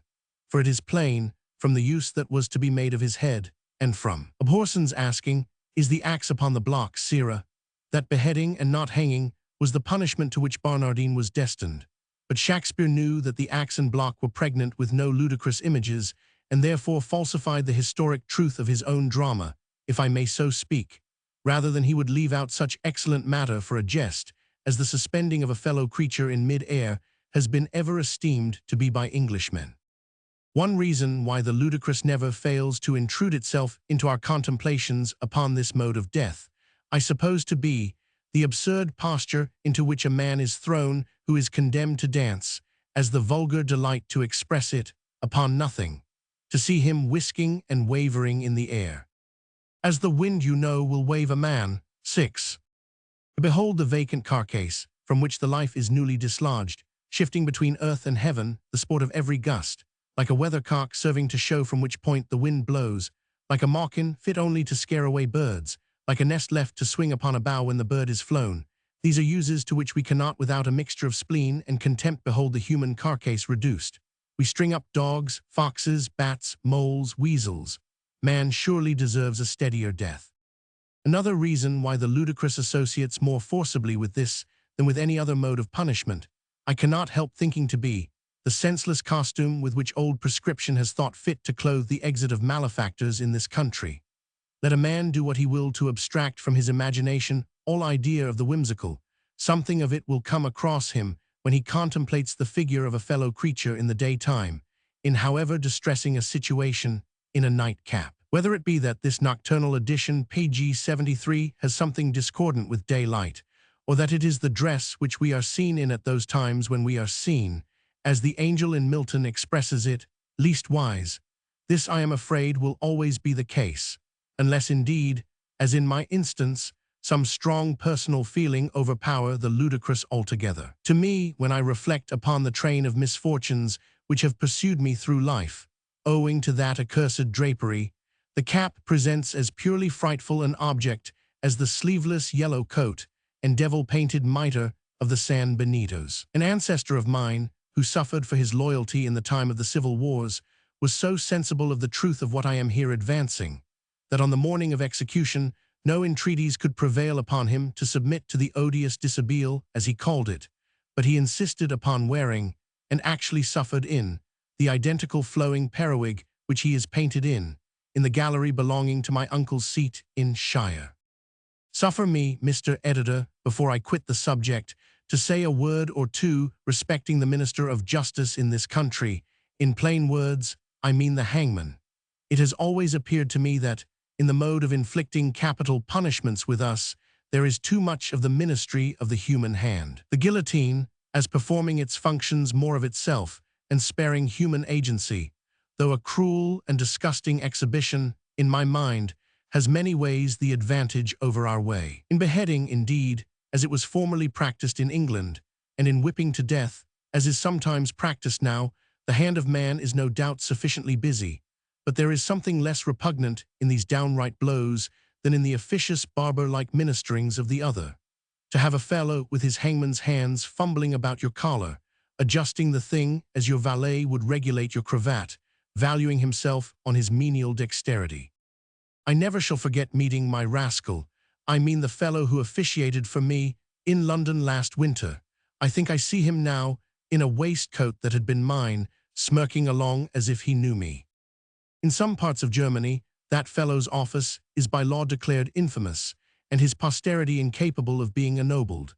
They have hereditary hangmen, or had at least, in the same manner as they had hereditary other great officers of state, and the hangmen's families of two adjoining parishes, pg 74, intermarried with each other, to keep the breed entire. I wish something of the same kind were established in England. But it is time to quit a subject which teems with disagreeable images. Permit me to subscribe myself, Mr. Editor, your unfortunate friend, Pencilese, on the danger of confounding moral with personal deformity, with a hint to those who have the framing of advertisements for apprehending offenders. 1810, text of 1818. To the Editor of the Reflector. Mr. Reflector, there is no science in their pretensions to which mankind are more apt to commit grievous mistakes than in the supposed very obvious one of physiognomy. I quarrel not with the principles of this science as they are laid down by learned professors, much less am I disposed, with some people, to deny its existence altogether as any inlet of knowledge that can be depended upon. I believe that there is, or may be, an art to read the mind's construction in the face. But then, in every species of reading, so much depends upon the eyes of the reader. If they are blear, or apt to dazzle, or inattentive, or strained with too much attention, the optic power will infallibly bring home false reports of what it reads. How often do we say, upon a cursory glance at a stranger, what a fine open countenance he has, who, upon second inspection, proves to have the exact features of a knave. Nay, in much more intimate acquaintances, how a delusion of this kind shall continue for months, years, and then break up all at once. Ask the married man, who has been so but for a short space pg 75 of time, if those blue eyes where, during so many years of anxious courtship, truth, sweetness, serenity, seemed to be written in characters which could not be misunderstood. Ask him if the characters which they now convey be exactly the same. If for truth he does not read a dull virtue, the mimic of constancy, which changes not, only because it wants the judgment to make a preference. If for sweetness he does not read a stupid habit of looking pleased at everything. If for serenity he does not read animal tranquility, the dead pool of the heart, which no breeze of passion can stir into health, Alas, what is this book of the countenance good for, which when we have read so long, and thought that we understood its contents, there comes a countless list of heartbreaking errata at the end. But these are the pitiable mistakes to which love alone is subject. I have inadvertently wandered from my purpose, which was to expose quite an opposite blunder, into which we are no less apt to fall, through hate. How ugly a person looks upon whose reputation some awkward aspersion hangs, and how suddenly his countenance clears up with his character. I remember being persuaded of a man whom I had conceived an ill opinion of, that he had a very bad set of teeth, which, since I have had better opportunities of being acquainted with his face and facts, I find to have been the very reverse of the truth. That crooked old woman, I once said, speaking of an ancient gentlewoman, whose actions did not square altogether with my notions of the rule of right. The unanimous surprise of the company before whom I uttered these words soon convinced me that I had confounded mental with bodily obliquity, and that there was nothing tortuous about the old lady but her deeds. This humor of mankind to deny personal comeliness to those with whose moral attributes they are dissatisfied is very strongly shewn in those advertisements, which stare us in the face from the walls of every street, and with the tempting bait which they hang forth, stimulate at once cupidity and an abstract love of justice in the breast of every passing peruser. I mean, the advertisements offering rewards for the apprehension of absconded culprits, strayed apprentices, bankrupts who have conveyed away their effects, debtors that have run away from their bail.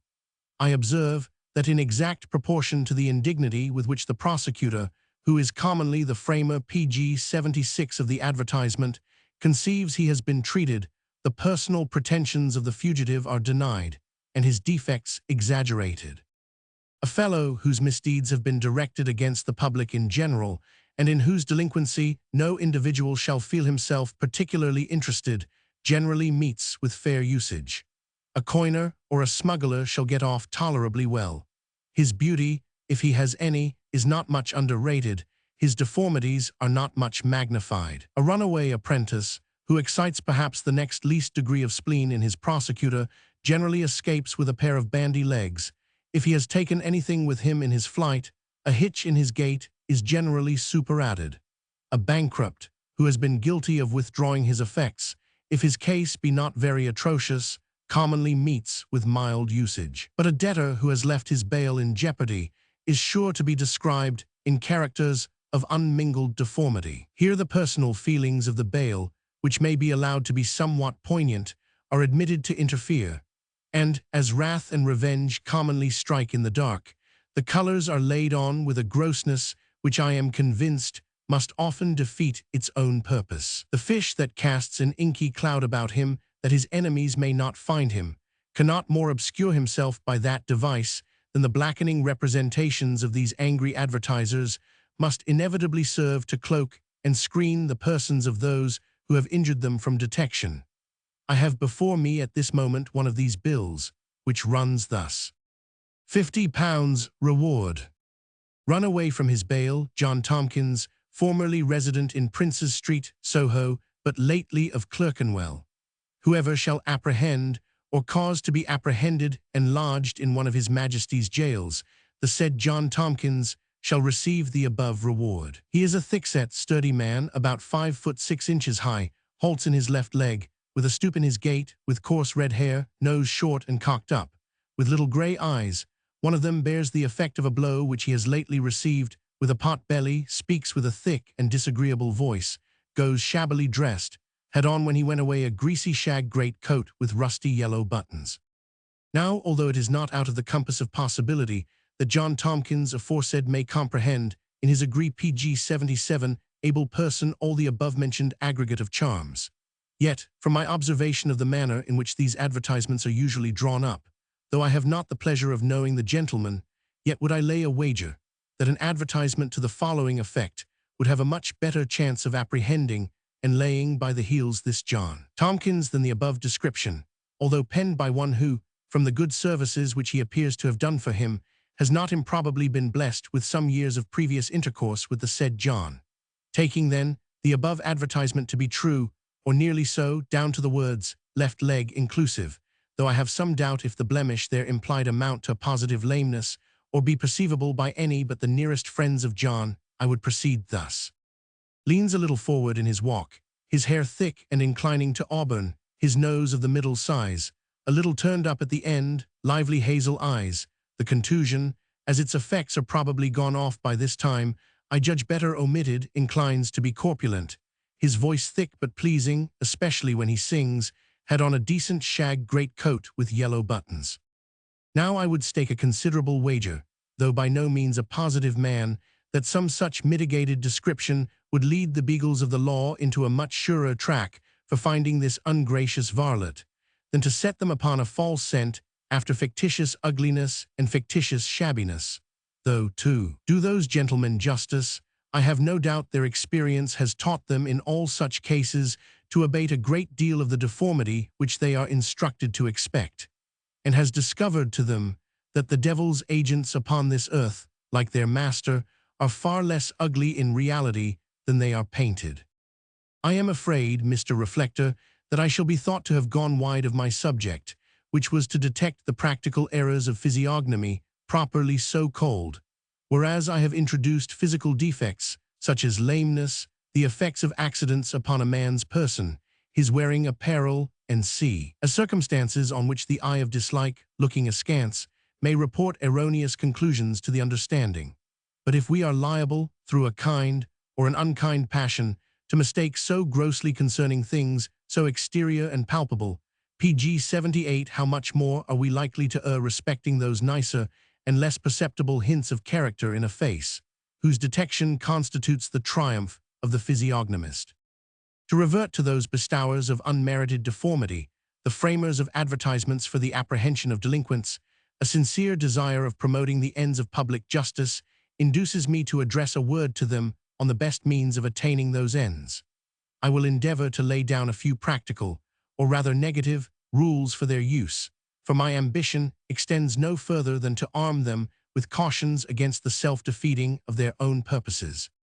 Imprimis, then, Mr. Advertiser, if the culprit whom you are willing to recover be one to whom in times past you have shewn kindness, and been disposed to think kindly of him yourself, but he has deceived your trust, and has run away, and left you with a load of debt to answer for him, sit down calmly, and endeavor to behold him through the spectacles of memory rather than of present conceit. Image to yourself, before you pen a tittle of his description, the same plausible, good-looking man who took you in, and try to put away from your mind every intrusion of that deceitful spectre which perpetually obtrudes itself in the room of your former friend's known visage. It will do you more credit to have been deceived by such a one, and depend upon it, the traitor will convey to the eyes of the world in general much more of that first idea which you formed, perhaps in part erroneous, of his physiognomy, than of that frightful substitute which you have suffered to creep in upon your mind and usurp upon it, a creature which has no archetype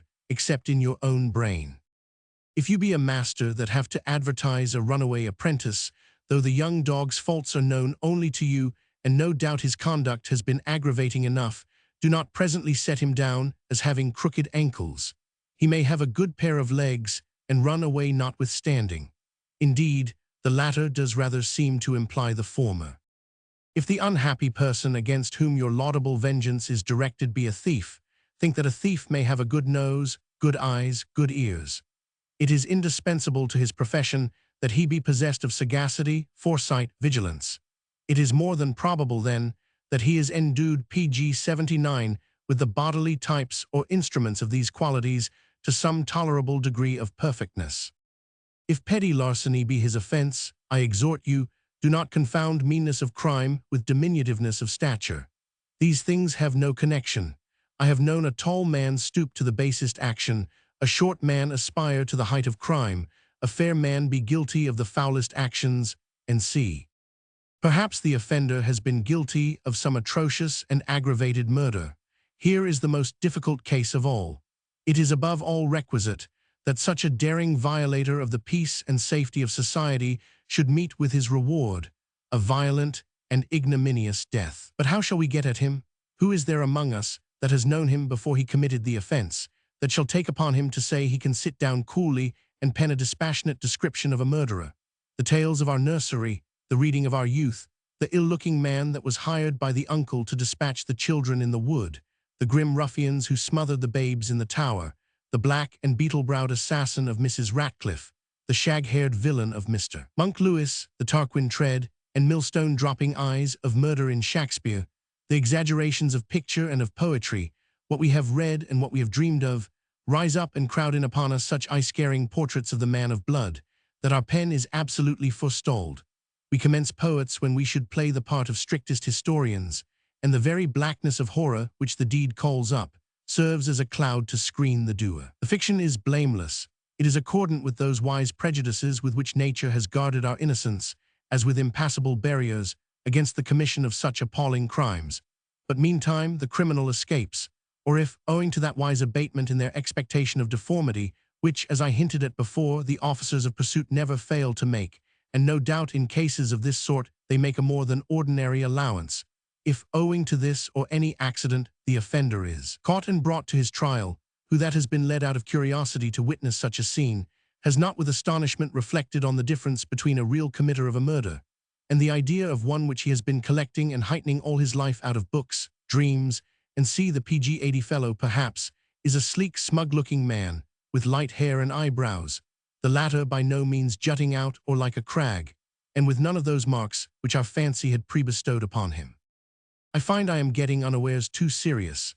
The best way on such occasions is to leave off, which I shall do by generally recommending to all prosecuting advertisers not to confound crimes with ugliness, or rather, to distinguish between that physiognomical deformity, which I am willing to grant always accompanies crime, and mere physical ugliness, which signifies nothing, is the exponent of nothing, and may exist in a good or bad person indifferently. Credo. On the ambiguities arising from proper names. Mr. Reflector, how oddly it happens that the same sound shall suggest to the minds of two persons hearing it ideas the most opposite. I was conversing a few years since with a young friend upon the subject of poetry, and particularly that species of it which is known by the name of the epithalamium. I ventured to assert that the most perfect specimen of it in our language was the epithalamium of Spenser upon his own marriage. My young gentleman, who has a smattering of taste, and would not willingly be thought ignorant of anything remotely connected with the belles letters, expressed a degree of surprise, mixed with mortification, that he should never have heard of this poem, Spenser being an author with whose writings he thought himself peculiarly conversant. I offered to show him the poem in the fine folio copy of the poet's works, which I have at home. He seemed pleased with the offer, though the mention of the folio seemed again to puzzle him. But presently after, assuming a grave look, he compassionately muttered to himself, "Poor Spenser." Page 81.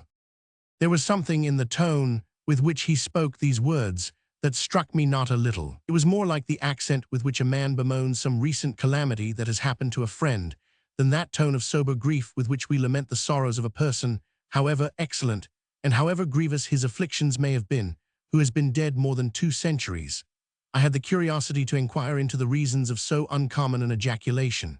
My young gentleman, with a more solemn tone of pathos than before, repeated "Poor Spenser," and added, "He has lost his wife." My astonishment at this assertion rose to such a height that I began to think the brain of my young friend must be cracked, or some unaccountable reverie had gotten possession of it. But upon further explanation, it appeared that the word Spenser, which to you or me, reader, in a conversation upon poetry too, would naturally have called up the idea of an old poet in a rough one Edmund Spenser, that flourished in the days of Queen Elizabeth, and wrote a poem called The Fairy Queen, with the Shepherd's Calendar, and many more verses besides, did in the mind of my young friend excite a very different and quite modern idea, namely, that of the Honourable William Spenser, one of the living ornaments, if I am not misinformed, of this present poetical era, AD 1811. XYZ.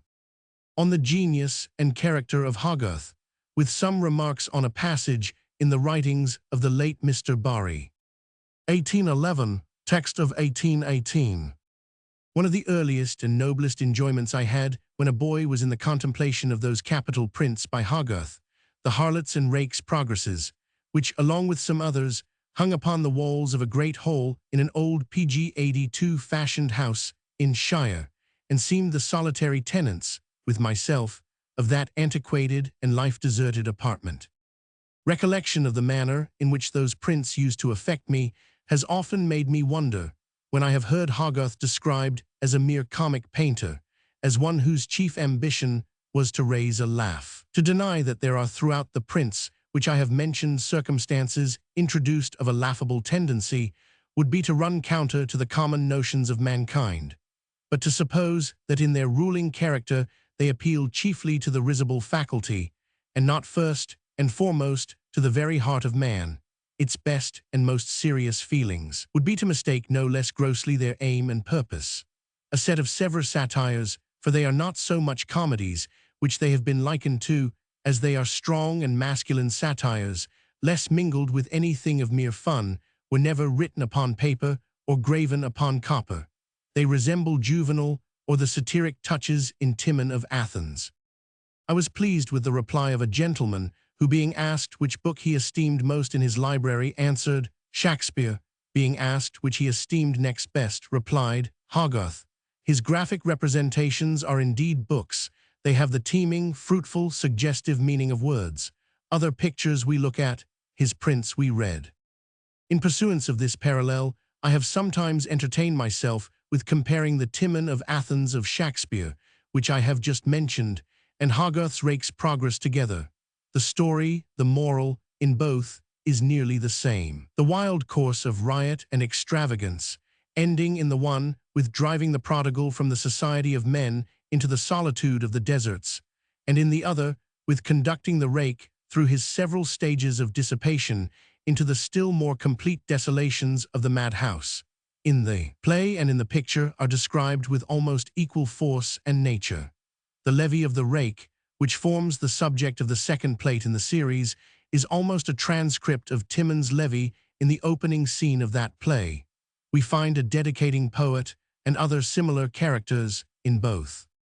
The concluding scene in the Rake's Progress is perhaps superior to the last scenes of Timon. If we seek for something of kindred excellence in poetry, it must be in the scenes PG-83 of Lear's Beginning Madness, where the king and the fool and the Tom o' Bedlam conspire to produce such a medley of mirth checked by misery and misery rebuked by mirth, where the society of those strange bedfellows which misfortunes have brought Lear acquainted with, so finely sets forth the destitute state of the monarch, while the lunatic bands of the one, and the disjointed sayings and wild but pregnant allusions of the other, so wonderfully sympathize with that confusion, which they seem to assist in the production of, in the senses of that child-changed father. In the scene in Bedlam, which terminates the Rake's Progress, we find the same assortment of the ludicrous with the terrible. Here is desperate madness, the overturning of originally strong thinking faculties, at which we shudder as we contemplate the duration and pressure of affliction which it must have asked to destroy such a building. And here is the gradual hurtless lapse into idiocy of faculties, which at their best of times never having been strong, we look upon the consummation of their decay with no more of pity than is consistent with a smile. The mad tailor, the poor driveller that has gone out of his wits, and truly he appears to have had no great journey to go to get past their confines, for the love of charming Betty Careless. These half-laughable, scarce pitiable objects take off from the horror which the principal figure would of itself raise, at the same time that they assist the feeling of the scene by contributing to the general notion of its subject. Madness, thou chaos of the brain! What art that pleasure giv'st, and pain? Tyranny of fancy's reign. Mechanic fancy that can build vast labyrinths and mazes wild, with rule disjointed, shapeless measure, filled with horror, filled with pleasure. Shapes of horror that would even cast doubts of mercy upon heaven. Shapes of pleasure that, but seen, would split the shaking sides of spleen 7.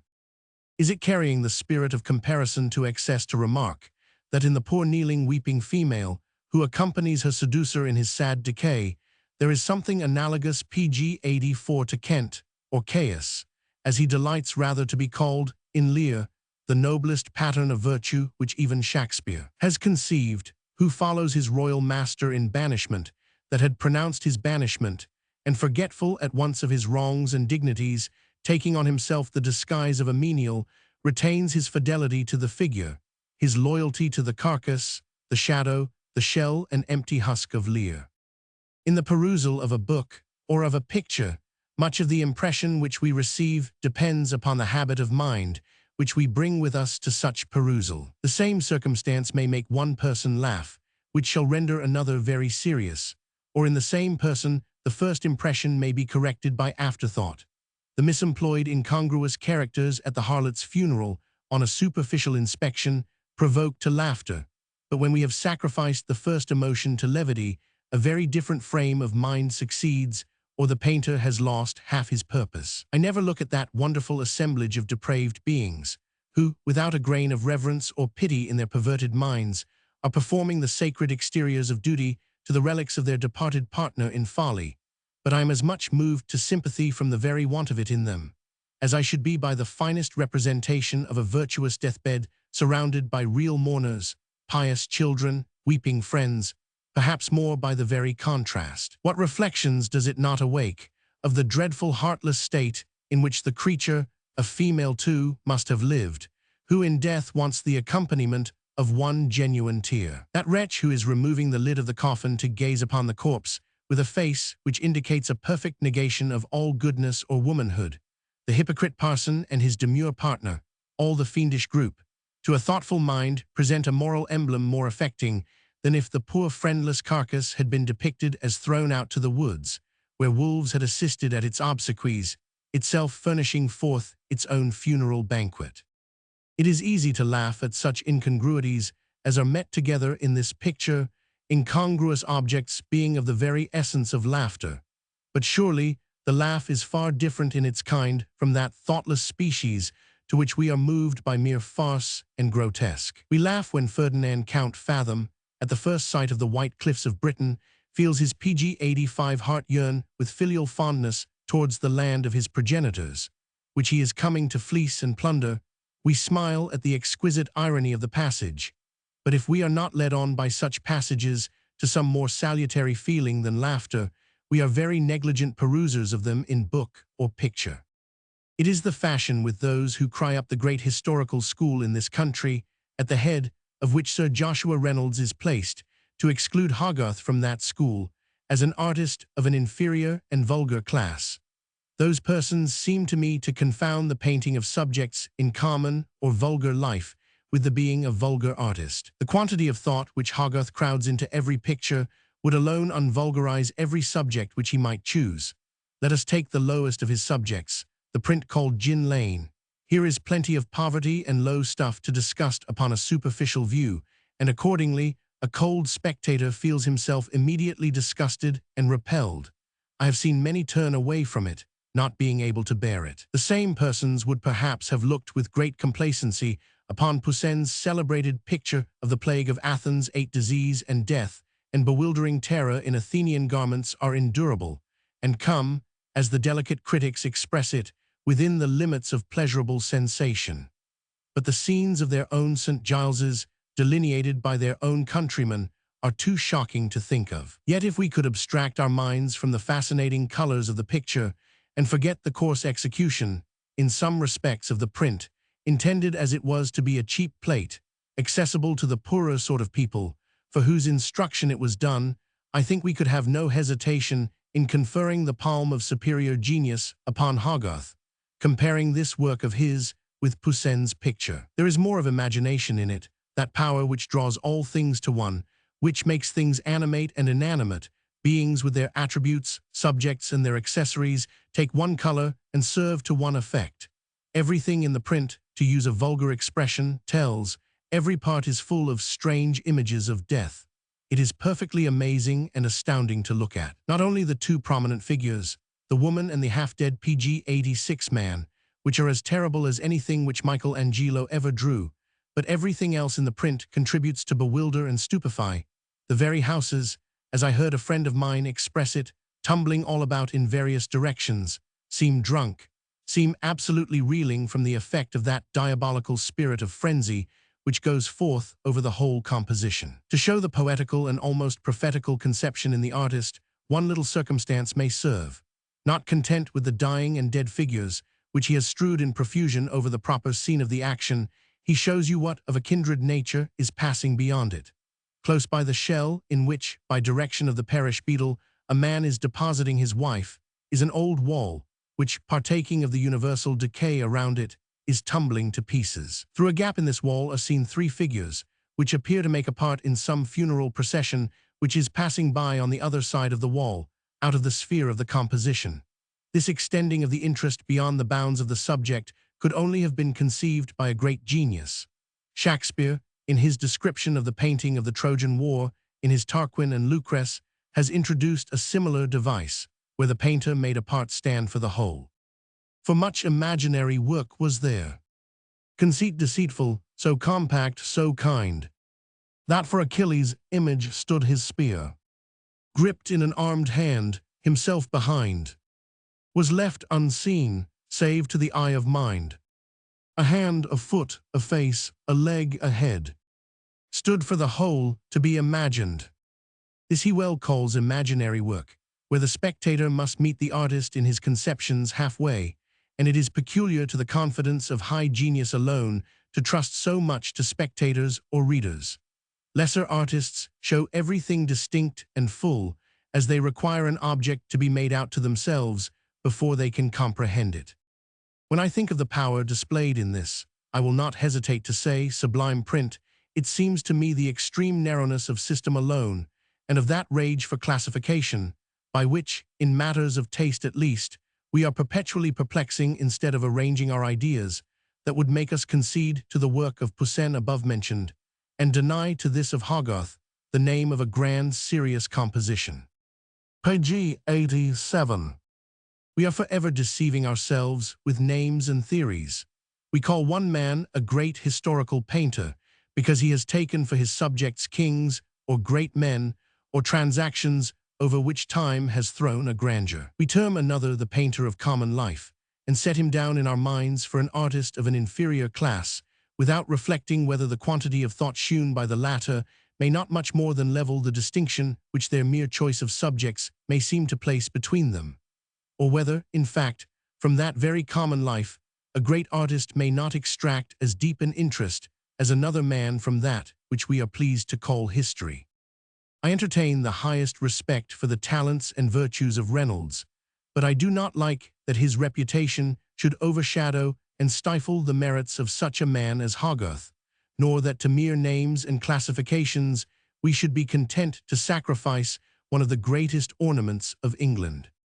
I would ask the most enthusiastic admirer of Reynolds, whether in the countenances of his staring and grinning despair, which he has given us for the faces of Ugolino and dying Beaufort, there be anything comparable to the expression which Hogarth has put into the face of his broken-down rake in the last plate, but one of the rake's Progress 9, where a letter from the manager is brought to him to say that his play will not do. Here all is easy, natural, undistorted, but withal what a mass of woe is here accumulated. The long history of Ami's spent life is compressed into the countenance as plainly as the series of plates before had told it.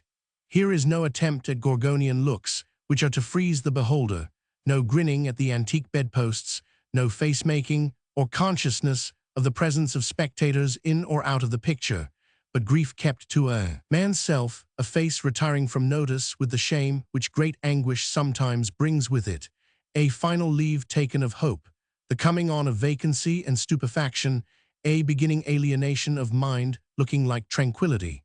Here is matter for the mind of the beholder to feed on for the hour together, matter to feed and fertilize the mind. It is too real to admit one thought, page 88, about the power of the artist who did it. When we compare the expression in subjects which so fairly admit of comparison, and find the superiority so clearly to remain with Hogarth, shall the mere contemptible difference of the scene of it being laid in the one case in our Fleet or King's Bench prison, and in the other in the state prison of Pisa, or the bedroom of a cardinal, or that the subject of the one has never been authenticated, and the other is matter of history, so weigh down the real points of the comparison as to induce us to rank the artist who has chosen the one scene or subject, though confessedly inferior in that which constitutes the soul of his art, in a class from which we exclude the better genius, who has happened to make choice of the other, with something like disgrace.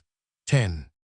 The boys under demoniacal possession of Raphael and Domenichino, by what law of classification are we bound to assign them to belong to the great style in painting, and to degrade into an inferior class the rake of Hogarth when he is the madman in the Bedlam scene? I am sure he is far more impressive than either. It is a face which no one that has seen can easily forget.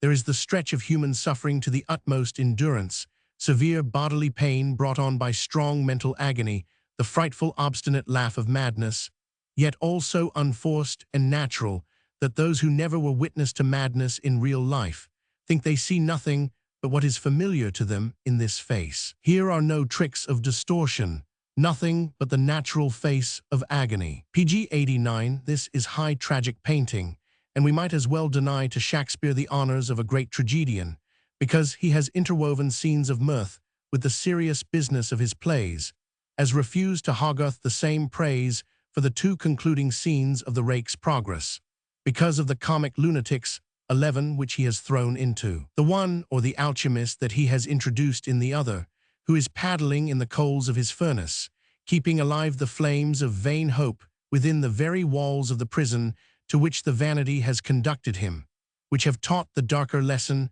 of extinguished hope to the desponding figure who is the principal person of the scene.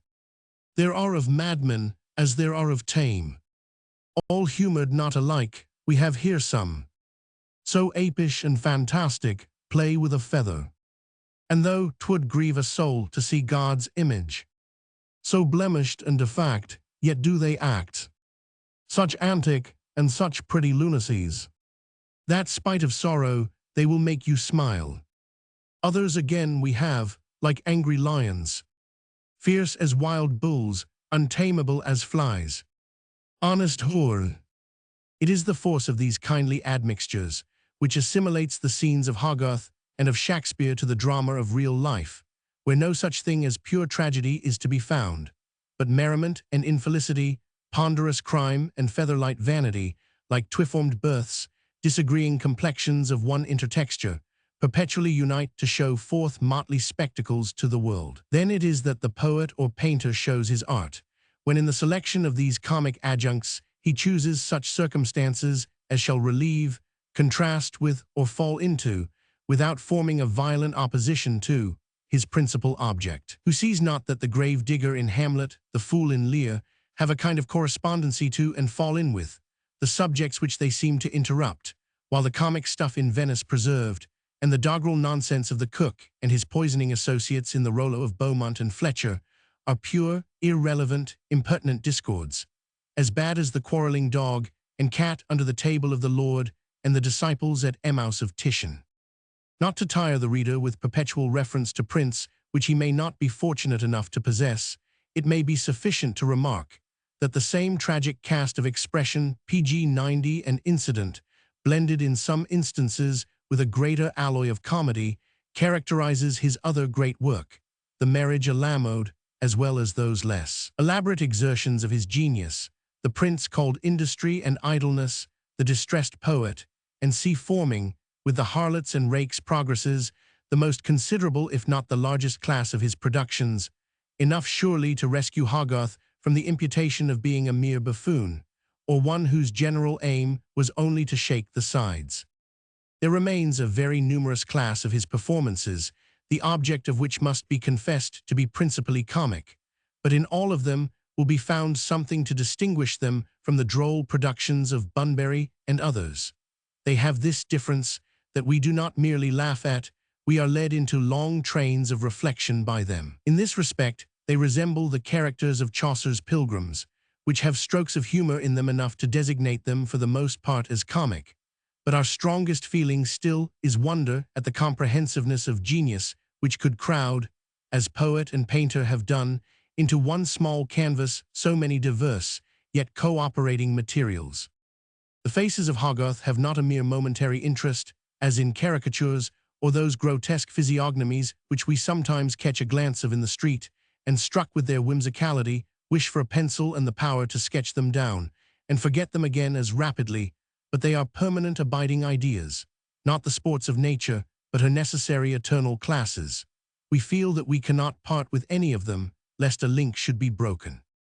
It is worthy of observation that he has seldom drawn a mean or insignificant countenance. 12 Hogarth's mind was eminently reflective, and as it has been well observed of Shakespeare, that he has transfused his own poetical character into the persons of his drama, they are all more or less poets. Hogarth has impressed a thinking character upon the persons of his canvas. This remark must not be taken univer PG 91 Sally. The exquisite idiotism of the little gentleman in the bag and sword beating his drum in the print of the enraged musician would of itself rise up against so sweeping an assertion. But I think it will be found to be true of the generality of his countenances. The knife grinder and Jew flute player in the plate just mentioned may serve as instances instead of 1,000. They have intense thinking faces, though the purpose to which they are subservient by no means required it. But indeed it seems as if it was painful to Hogarth to contemplate mere vacancy or insignificance. This reflection of the artist's own intellect from the faces of his characters is one reason why the works of Hogarth, so much more than those of any other artist, are objects of meditation.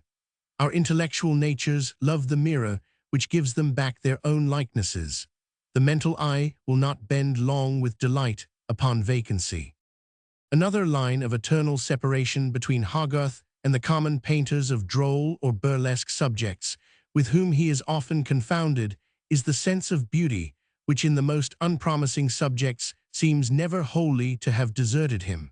Hogarth himself, says Mr. Coleridge 13, from whom I have borrowed this observation, speaking of a scene which took place at Ratzeburg, never drew a more ludicrous distortion, both of attitude and physiognomy, than this effect occasioned, nor was there wanting beside it one of those beautiful female faces which the same Hogarth, in whom the satirist never extinguished that love of beauty which belonged to him as a poet, so often and so gladly introduces as the central figure. A crowd of humorous deformities, which figure, such is the power of true genius, neither acts nor is meant to act as a contrast, but diffuses through all, and over each of the group, a spirit of reconciliation and human kindness, and even when the attention is no longer consciously directed to the cause of this feeling, still blends its tenderness with our laughter, and thus prevents the instructive merriment at the whims of nature or the foibles or humors of our fellow-men from degenerating into the heart-poison of contempt or hatred.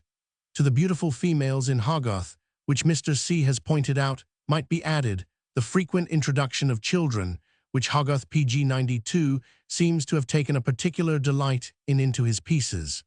They have a singular effect in giving tranquility and a portion of their own innocence to the subject. The baby riding in its mother's lap in the march to Finchley, its careless, innocent face placed directly behind the intriguing, time-furrowed countenance of the treason-plotting French priest, perfectly sobers the whole of that tumultuous scene. The boy mourner winding up his top with so much unpretended insensibility in the plate of the harlot's funeral, the only thing in that assembly that is not a hypocrite, quiets and soothes the mind that has been disturbed at the sight of so much depraved man and womankind. I had written thus far when I met with a passage in the writings of the late Mr. Barry, which, as it falls in with the vulgar notion respecting Hogarth, which this essay has been employed in combating, I shall take the liberty to transcribe, with such remarks as may suggest themselves to me in the transcription, referring the reader for a full answer to that which has gone before. Notwithstanding Hogarth's merit does undoubtedly entitle him to an honorable place amongst the artists, and that his little compositions considered as so many dramatic representations, abounding with humor, character, and extensive observations on the various incidents of low, faulty, and vicious life, are very ingeniously brought together, and frequently tell their own story with more facility than is often found in many of the elevated and more noble inventions of Raphael and other great men. Yet it must be honestly confessed that in what is called knowledge of the figure, foreigners have justly observed that Hogarth is often so raw and uninformed as hardly to deserve the name of an artist. But this capital defect is not often perceivable, as examples of the naked and of elevated nature but rarely occur in his subjects, which are for the most part filled with characters that in their nature tend to deformity. Besides, his figures are small, and the junctures and other difficulties of drawing that might occur in their limbs are artfully concealed with their clothes, rags. And see but what would atone for all his defects, even if they were twice told, is his admirable fund of invention, ever inexhaustible in its resources, and his satire, which is always sharp and pertinent, and often highly moral, was except in a few instances where he weakly and meanly suffered his integrity pg 93 to give way to his envy, seldom or never employed in a dishonest or unmanly way. Hogarth has been often imitated in his satirical vein, sometimes in his humorous, but very few have attempted to rival him in his moral walk. The line of art pursued by my very ingenious predecessor and brother academician, Mr. Penny, is quite distinct from that of Hogarth, and is of a much more delicate and superior relish. He attempts the heart and reaches it, whilst Hogarth's general aim is only to shake the sides. In other respects, no comparison can be thought of, as Mr. Penny has all that knowledge of the figure and academical skill which the other wanted. As to Mr. Bunbury, who had so happily succeeded in the vein of humour and caricatura, he has for some time past altogether relinquished it, for the more amiable pursuit of beautiful nature. This indeed is not to be wondered at, when we recollect that he has, in Mrs. Bunbury, so admirable an exemplar of the most finished grace and beauty, continually at his elbow. But to say all that occurs to me on this subject, perhaps it may be reasonably doubted whether the being much conversant with Hogarth's method of exposing meanness, deformity, and vice in many of his works is not rather a dangerous, or at least a worthless pursuit, which, if it does not find a false relish and a love of and search after satire and buffoonery in the spectator, is at least not unlikely to give him one. Life is short, and the little leisure of it is much better laid out upon that species of art, which is employed upon the amiable and the admirable, as it is more likely to be attended with better and nobler consequences to ourselves. These two pursuits in art may be compared with two sets of people with whom we might associate, if we give ourselves up to the Footes, the Kenricks, and C. We shall be continually busied, and paddling in whatever is ridiculous, faulty, and vicious in life, whereas there are those to be found, with whom we should be in the constant pursuit and study of all that gives a value and a dignity to human nature. Account of a series of pictures in the great room of the Society of Arts, Manufactures, and Commerce, at the Adelphi, by James Barry, R.A., Professor of Painting to the Royal Academy, reprinted in the last quarto edition of his works. It must be honestly confessed that in what is called knowledge of the figure, foreigners have justly observed, pg 94 and c. It is a secret well known to the professors of the art and mystery of criticism to insist upon what they do not find in a man's works, and to pass over in silence what they do. That Hogarth did not draw the naked figure so well as Michelangelo might be allowed, especially as examples of the naked, as Mr. Barry acknowledges, rarely, he might almost have said never, occur in his subjects, and that his figures under their draperies do not discover all the fine graces of an Antinous or an Apollo, may be conceded likewise. Perhaps it was more suitable to his purpose to represent the average forms of mankind in the mediocrity, as Mr. Burke expresses it, of the age in which he lived, but that his figures in general and in his best subjects are so glaringly incorrect as is here insinuated, I dare trust my own eye so far as positively to deny the fact. And there is one part of the figure in which Hogarth is allowed to have excelled, which these foreigners seem to have overlooked, or perhaps calculating from its proportion to the whole, a seventh or an eighth, I forget which, deemed it of trifling importance. I mean the human face, a small part, reckoning by geographical inches, the map of man's body. But here it is that the painter of expression must condense the wonders of his skill, even at the expense of neglecting the junctures and other difficulties of drawing in the limbs, which it must be a cold eye that in the interest so strongly demanded by Hogarth's countenances has leisure to survey and censure. The line of art pursued by my very ingenious predecessor and brother academician, Mr. Penny. The first impression caused in me by reading this passage was an eager desire to know who this Mr. Penny was. This great surpasser of Hogarth in the delicacy of his relish, and the line which he pursued.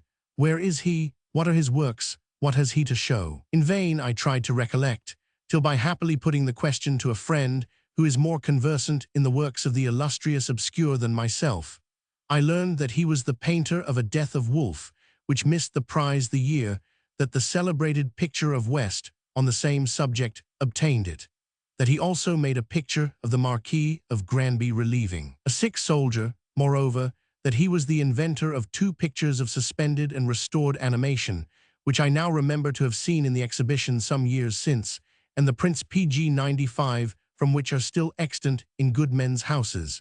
This then, I suppose, is the line of subjects in which Mr. Penny was so much superior to Hogarth. I confess I am not of that opinion. The relieving of poverty by the purse, and the restoring a young man to his parents by using the methods prescribed by the Humane Society, are doubtless very amiable subjects, pretty things to teach the first rudiments of humanity. They amount to about as much instruction as the stories of good boys that give away their custards to poor beggar boys in children's books. But, good God, is this milk for babes to be set up in opposition to Hogarth's moral scenes, his strong meat for men? As well might we prefer the fulsome verses upon their own goodness, to which the gentlemen of the Literary Fund annually sit still with such shameless patience to listen, to the satires of Juvenal and Persius, because the former are full of tender images of worth relieved by charity, and charity stretching out a hand to rescue sinking genius, and the theme of the latter is men's crimes and follies with their black consequences, forgetful meanwhile of those strains of moral pathos, those sublime heart touches, which these poets, in them chiefly showing themselves poets, are perpetually darting across the otherwise appalling gloom of their subject, consolatory remembrancers, when their pictures of guilty mankind have made us even to despair for our species, that there is such a thing as virtue and moral dignity in the world, that her unquenchable spark is not utterly out, refreshing admonitions, to which we turn for shelter from the too great heat and asperity of the general satire. And is there nothing analogous to this in Hogarth, nothing which attempts and reaches the heart, no aim beyond that of shaking the sides? If the kneeling ministering female in the last scene of the Rake's Progress, the Bedlam scene, of which I have spoken before, and have dared almost to parallel it with the most absolute idea of virtue which Shakespeare has left us, be not enough to disprove the assertion, if the sad endings of the harlot and the rake, the passionate heart-bleeding entreaties for forgiveness which the adulterous wife is pouring forth to her assassinated and dying lord in the last scene, but one of the marriage a Lamode, if these be not things to touch the heart and dispose the mind to a meditative tenderness, is there nothing sweetly conciliatory pg 96 in the mild, patient face and gesture with which the wife seems to allay and ventilate the feverish, irritated feelings of her poor, poverty-distracted mate, the true copy of the genus irritable in the print of the distressed poet? Or if an image of maternal love be required, where shall we find a sublimer view of it than in that aged woman in Industry and Idleness, Plate V, who is clinging with the fondness of hope, not quite extinguished, to her brutal vice-hardened child, whom she is accompanying to the ship, which is to bear him away from his native soil, of which he has been adjudged unworthy, in whose shocking face every trace of the human countenance seems obliterated, and a brute beast's to be left instead. Shocking and repulsive to all but her who watched over it in its cradle before it was so sadly altered, and feels it must belong to her, while a pulse by the vindictive laws of his country shall be suffered to continue to beat in it. Compared with such things, what is Mr. Penny's knowledge of the figure and academical skill which Hogarth wanted? With respect to what follows concerning another gentleman, with the congratulations to him on his escape out of the regions of humor and caricatura, in which it appears he was in danger of traveling side by side with Hogarth, I can only congratulate my country that Mrs. Hogarth knew her province better than by disturbing her husband at his pallet to divert him from that universality of subject, which has stamped him perhaps, next to Shakespeare, the most inventive genius which this island has produced, into the amiable pursuit of beautiful nature, i.e. copying ad infinitum the individual charms and graces of Mrs. H. Hogarth's method of exposing meanness, deformity, and vice, paddling in whatever is ridiculous, faulty, and vicious. A person unacquainted with the works thus stigmatized would be apt to imagine that in Hogarth there was nothing else to be found but subjects of the coarsest and most repulsive nature, that his imagination was naturally unsweet, and that he delighted in raking into every species of moral filth, that he preyed upon sore places only, and took a pleasure in exposing the unsound and rotten parts of human nature, whereas, with the exception of some of the plates of the harlot's progress, which are harder in their character than any of the rest of his productions, the stages of cruelty I omit as mere worthless caricaturas, pg 97 foreign to his general habits, the offspring of his fancy in some wayward humor. There is scarce one of his pieces where vice is most strongly satirized, in which some figure is not introduced upon which the moral eye may rest satisfied, a face that indicates goodness, or perhaps mere good-humoredness and carelessness of mind, negation of evil only, yet enough to give a relaxation to the frowning brow of satire, and keep the general air from tainting. Take the mild, supplicating posture of patient poverty in the poor woman that is persuading the pawnbroker to accept her clothes in pledge, in the plate of Gin Lane, for an instance. A little does it, a little of the good nature overpowers a world of bad. One cordial honest laugh of a Tom Jones absolutely clears the atmosphere that was reeking with the black putrefying breathings of a hypocrite Bliffle. One homely expostulating shrug from Strap warms the whole air, which the suggestions of a gentlemanly ingratitude from his friend Random had begun to freeze. One Lord bless us of Parson Adams upon the wickedness of the times exorcises and purges off the mass of iniquity which the world knowledge of even a Fielding could cull out and rake together. But of the severer class of Hogarth's performances, enough, I trust, has been said to show that they do not merely shock and repulse, that there is in them the scorn of vice, and the pity too, something to touch the heart and keep alive the sense of moral beauty, the lacrim rerum, and the sorrowing by which the heart is made better. If they be bad things, then is satire and tragedy a bad thing.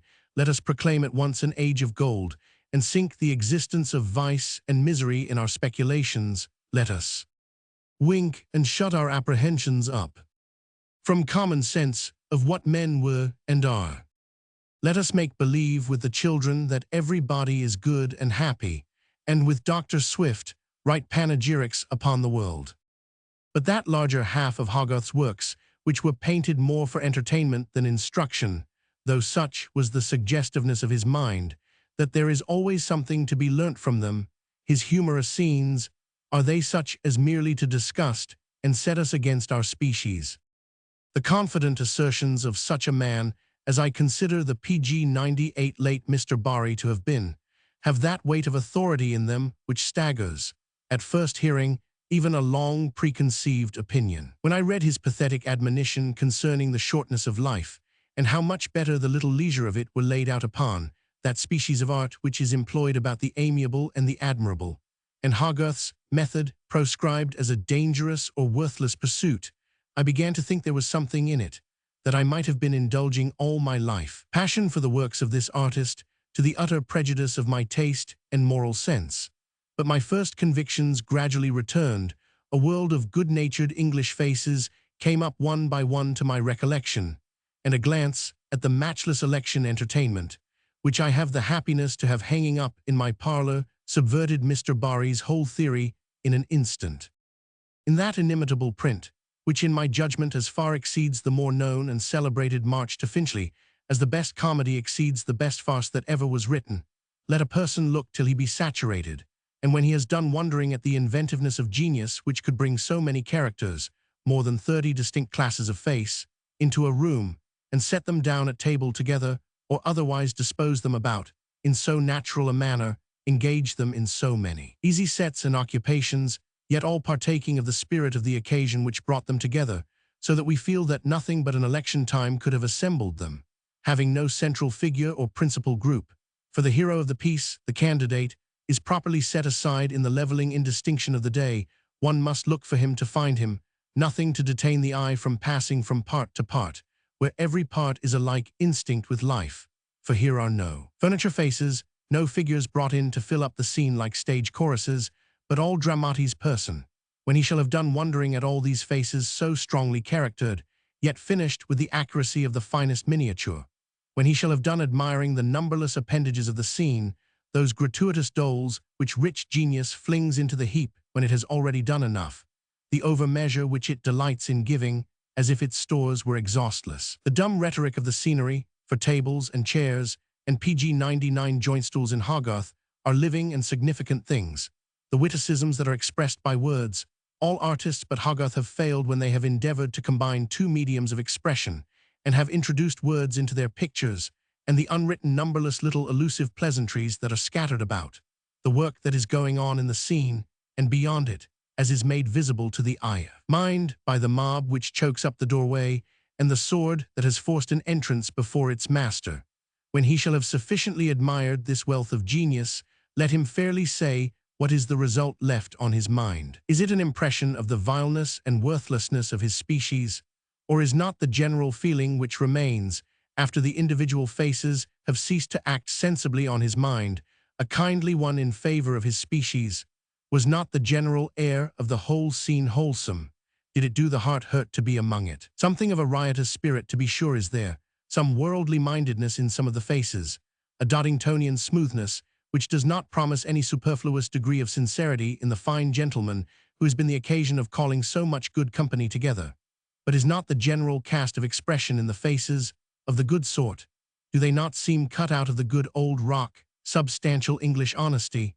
Would one fear treachery among characters of their expression? Or shall we call their honest mirth and seldom returning relaxation by the hard names of vice and profligacy? That poor country fellow that is grasping his staff, which, from that difficulty of feeling themselves at home which poor men experience at a feast, he has never parted with since he came into the room, and is enjoying with a relish that seems to fit all the capacities of his soul the slender joke, which that facetious wag, his neighbor, is practicing upon the gouty gentleman, whose eyes the effort to suppress pain has made as round as rings.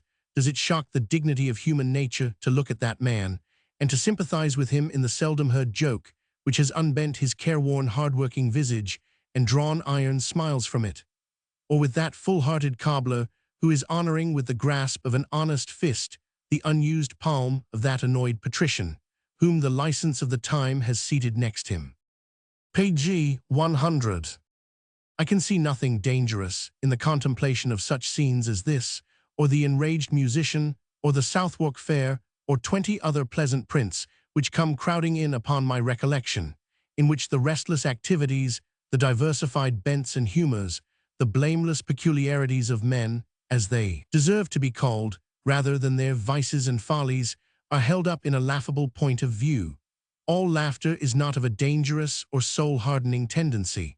There is the petrifying sneer of a demon which excludes and kills love, and there is the cordial laughter of a man which implies and cherishes it. What heart was ever made the worse by joining in a hearty laugh at the simplicities of Sir Hugh Evans or Parson Adams, where a sense of the ridiculous mutually kindles, and is kindled by a perception of the amiable? That tumultuous harmony of singers that are roaring out the words, "The world shall bow to the Assyrian throne," from the opera of Judith, in the third plate of the series, called The Four Groups of Heads, which the quick eye of Hogarth must have struck off in the very infancy of the rage for sacred oratorios. In this country, while music yet was young, when we have done smiling at the deafening distortions which these terrors of devotion to rags and tatters, these takers of heaven by storm, in their boisterous mimicry of the occupation of angels, are making, what unkindly impression is left behind, or what more of harsh or contemptuous feeling, than when we quietly leave Uncle Toby and Mr. Shandy riding their hobby horses about the room? The conceited, long-backed sign-painter, that with all the self-applause of a Raphael or Correggio, the twist of body which his conceit has thrown him into has something of the Corrigisk in it, is contemplating the picture of a bottle which he is drawing from an actual bottle that hangs beside him, in the print of Beer Street. While we smile at the enormity of the self-delusion, can we help loving the good humor and self-complacency of the fellow? Would we willingly wake him from his dream?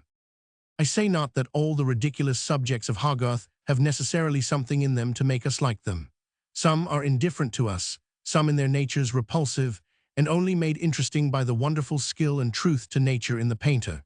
But I contend that there is in most of them that sprinkling of the better nature, which, like holy PG 101 water, chases away and disperses the contagion of the bad. They have this in them besides, that they bring us acquainted with the everyday human face. They give us skill to detect those gradations of sense and virtue, which escape the careless or fastidious observer in the countenances of the world about us, and prevent that disgust at common life, that tedium quotidianarum formarum, which an unrestricted passion for ideal forms and beauties is in danger of producing. In this, as in many other things, they are analogous to the best novels of Smollett or Fielding.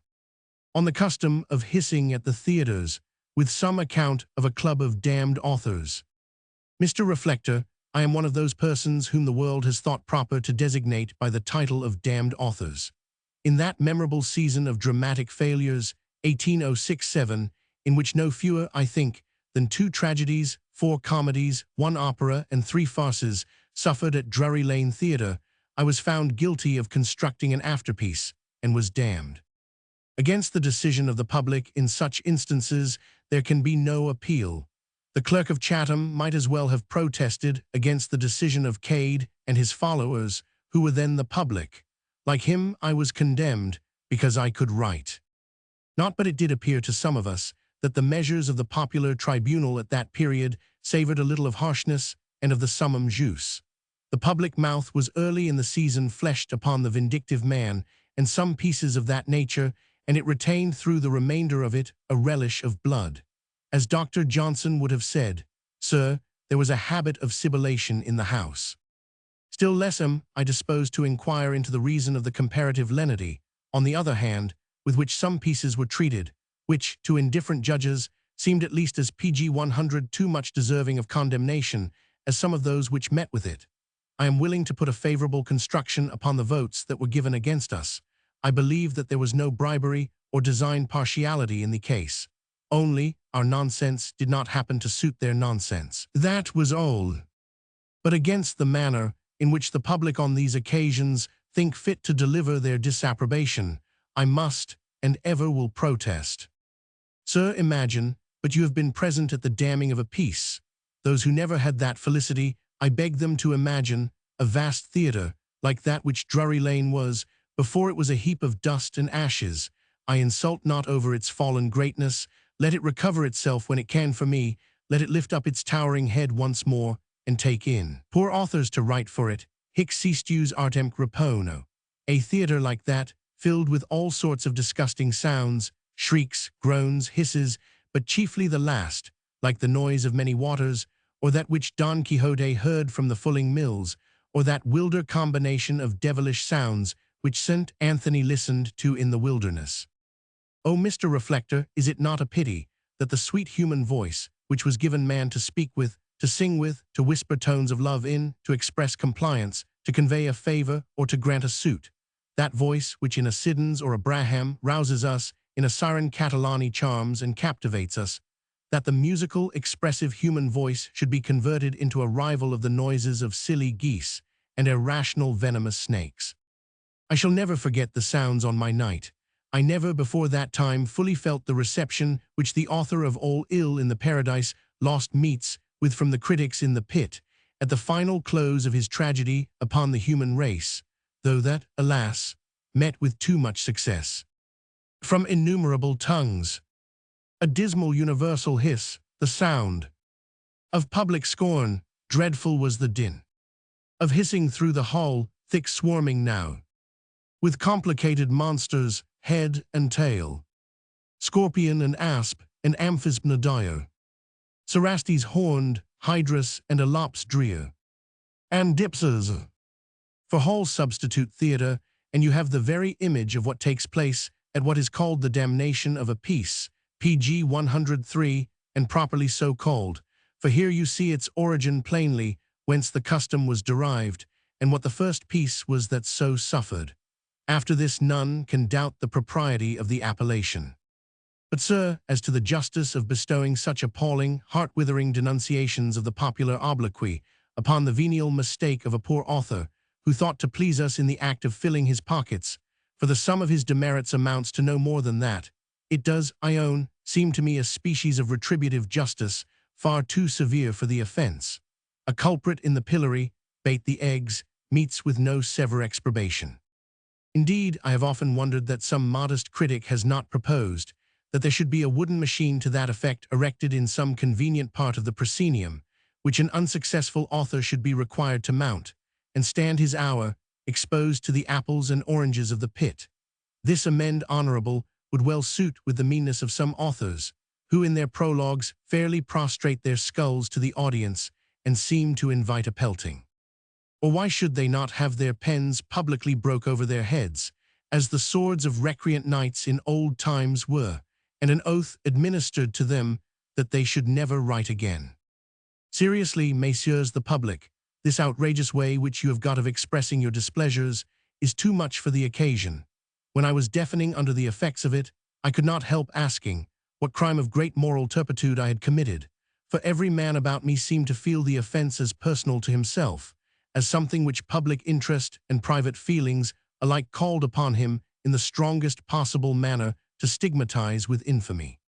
The Romans, it is well known to you, Mr. Reflector, took a gentler method of marking their disapprobation of an author's work. They were a humane and equitable nation.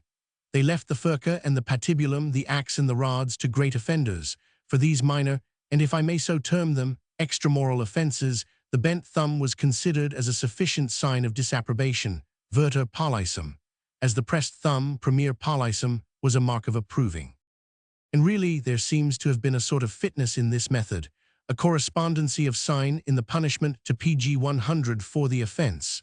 For as the action of writing is performed by bending the thumb forward, the retroversion, or bending back of that joint, did not unaptly point to the opposite of that action, implying that it was the will of the audience that the author should write no more. A much more significant, as well as more humane, way of expressing that desire than our custom of hissing, which is altogether senseless and indefensible.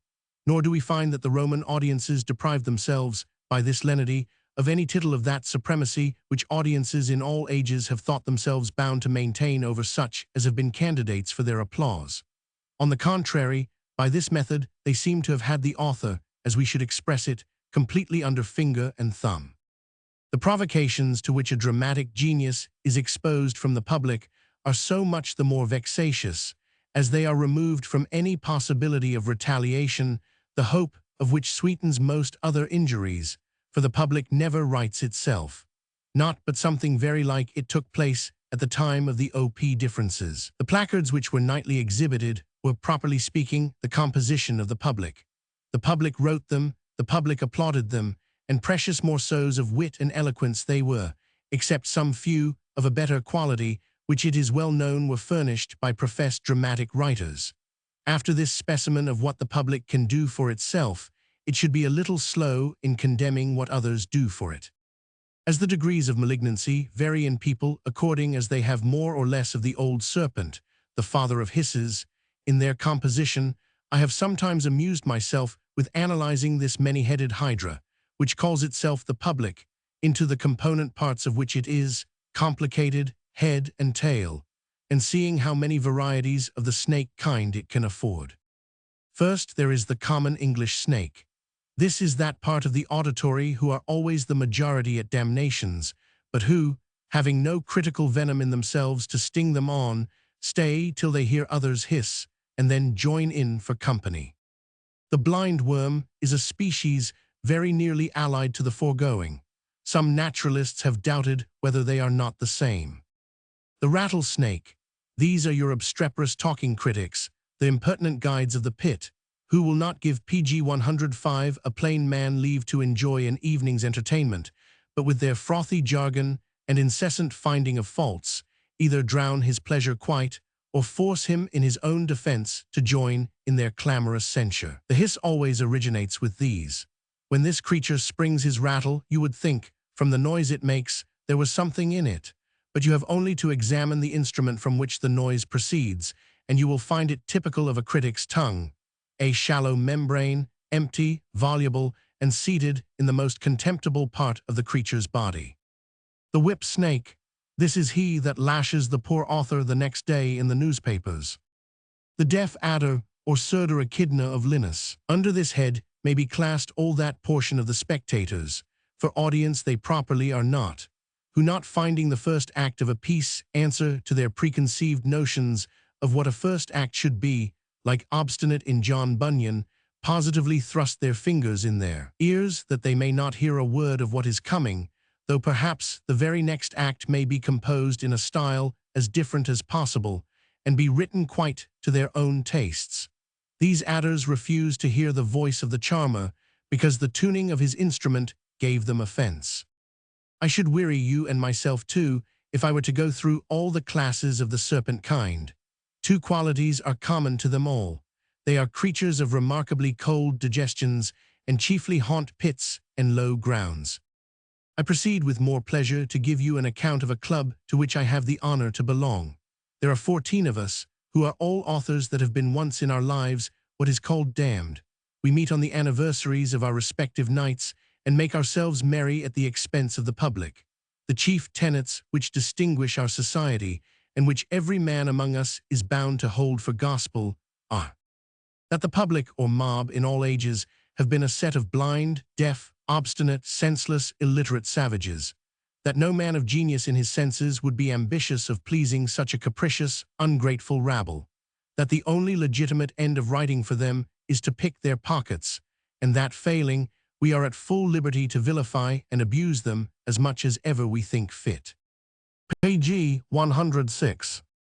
That authors, by their affected pretenses to humility, which they make use of as a cloak to insinuate their writings into the callous senses of the multitude, obtuse to everything but the grossest flattery, have by degrees made that great beast their master, as we may act submission to children till we are obliged to practice it in earnest.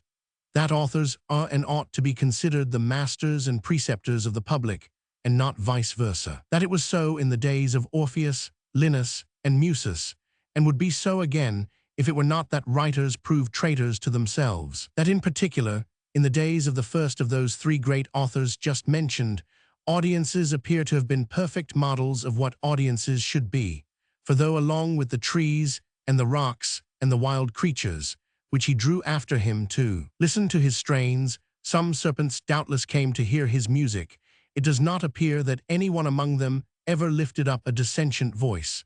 They knew what was due to authors in those days. Now every stock and stone turns into a serpent and has a voice. That the terms courteous reader and candid auditors, as having given rise to a false notion in those to whom they were applied, as if they conferred upon them some right, which they cannot have, of exercising their judgments, ought to be utterly banished and exploded. These are our distinguishing tenets: to keep up the memory of the cause in which we suffered, as the ancients sacrificed a goat, a supposed unhealthy animal, to Sculappius. On our feast nights we cut up a goose, an animal typical of the popular voice, to the deities of candor and patient hearing. A zealous member of the society once proposed that we should revive the obsolete luxury of viper broth, but the stomachs of some of the company rising at the proposition, we lost the benefit of that highly salutary and antidotal dish.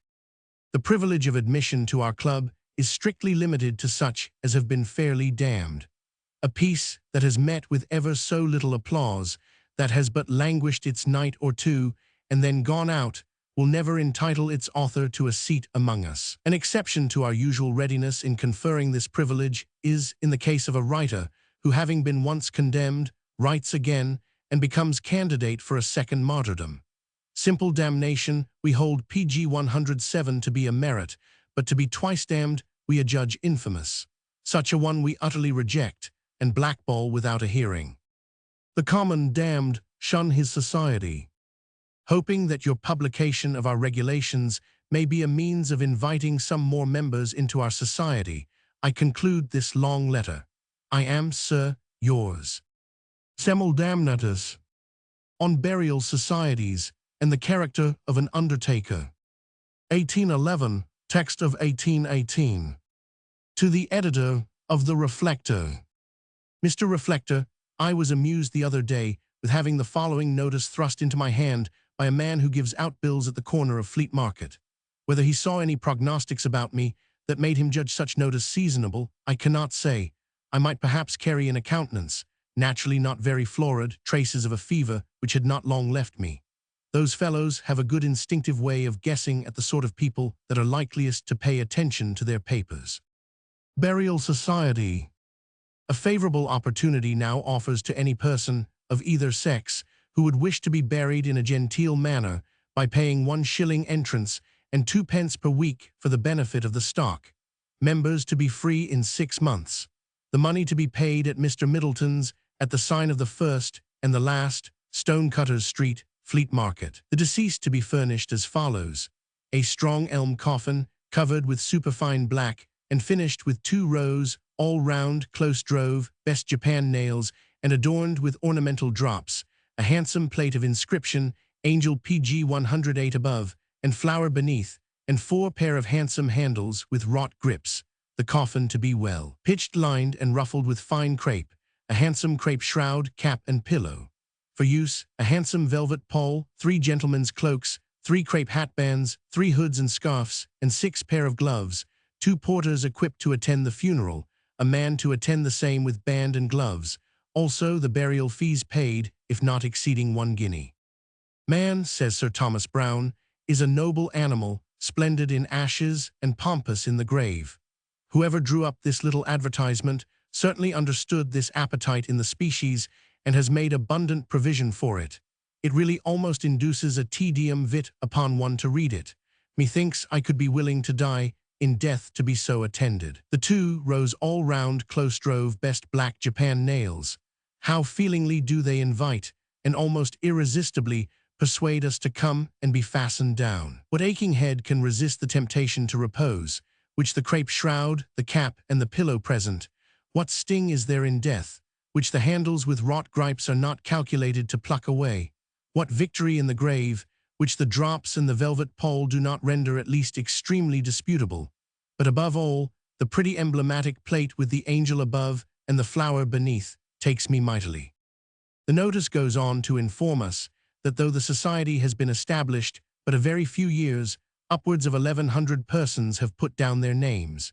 It is really an affecting consideration to think of so many poor people, of the industrious and hard-working class, for none but such would be possessed of such a generous forethought, clubbing their tuppences to save the reproach of a parish funeral. Many a poor fellow, I dare swear, has that angel and flower kept from the angel and punchbowl, while to provide himself a beer, he has curtailed himself of beer.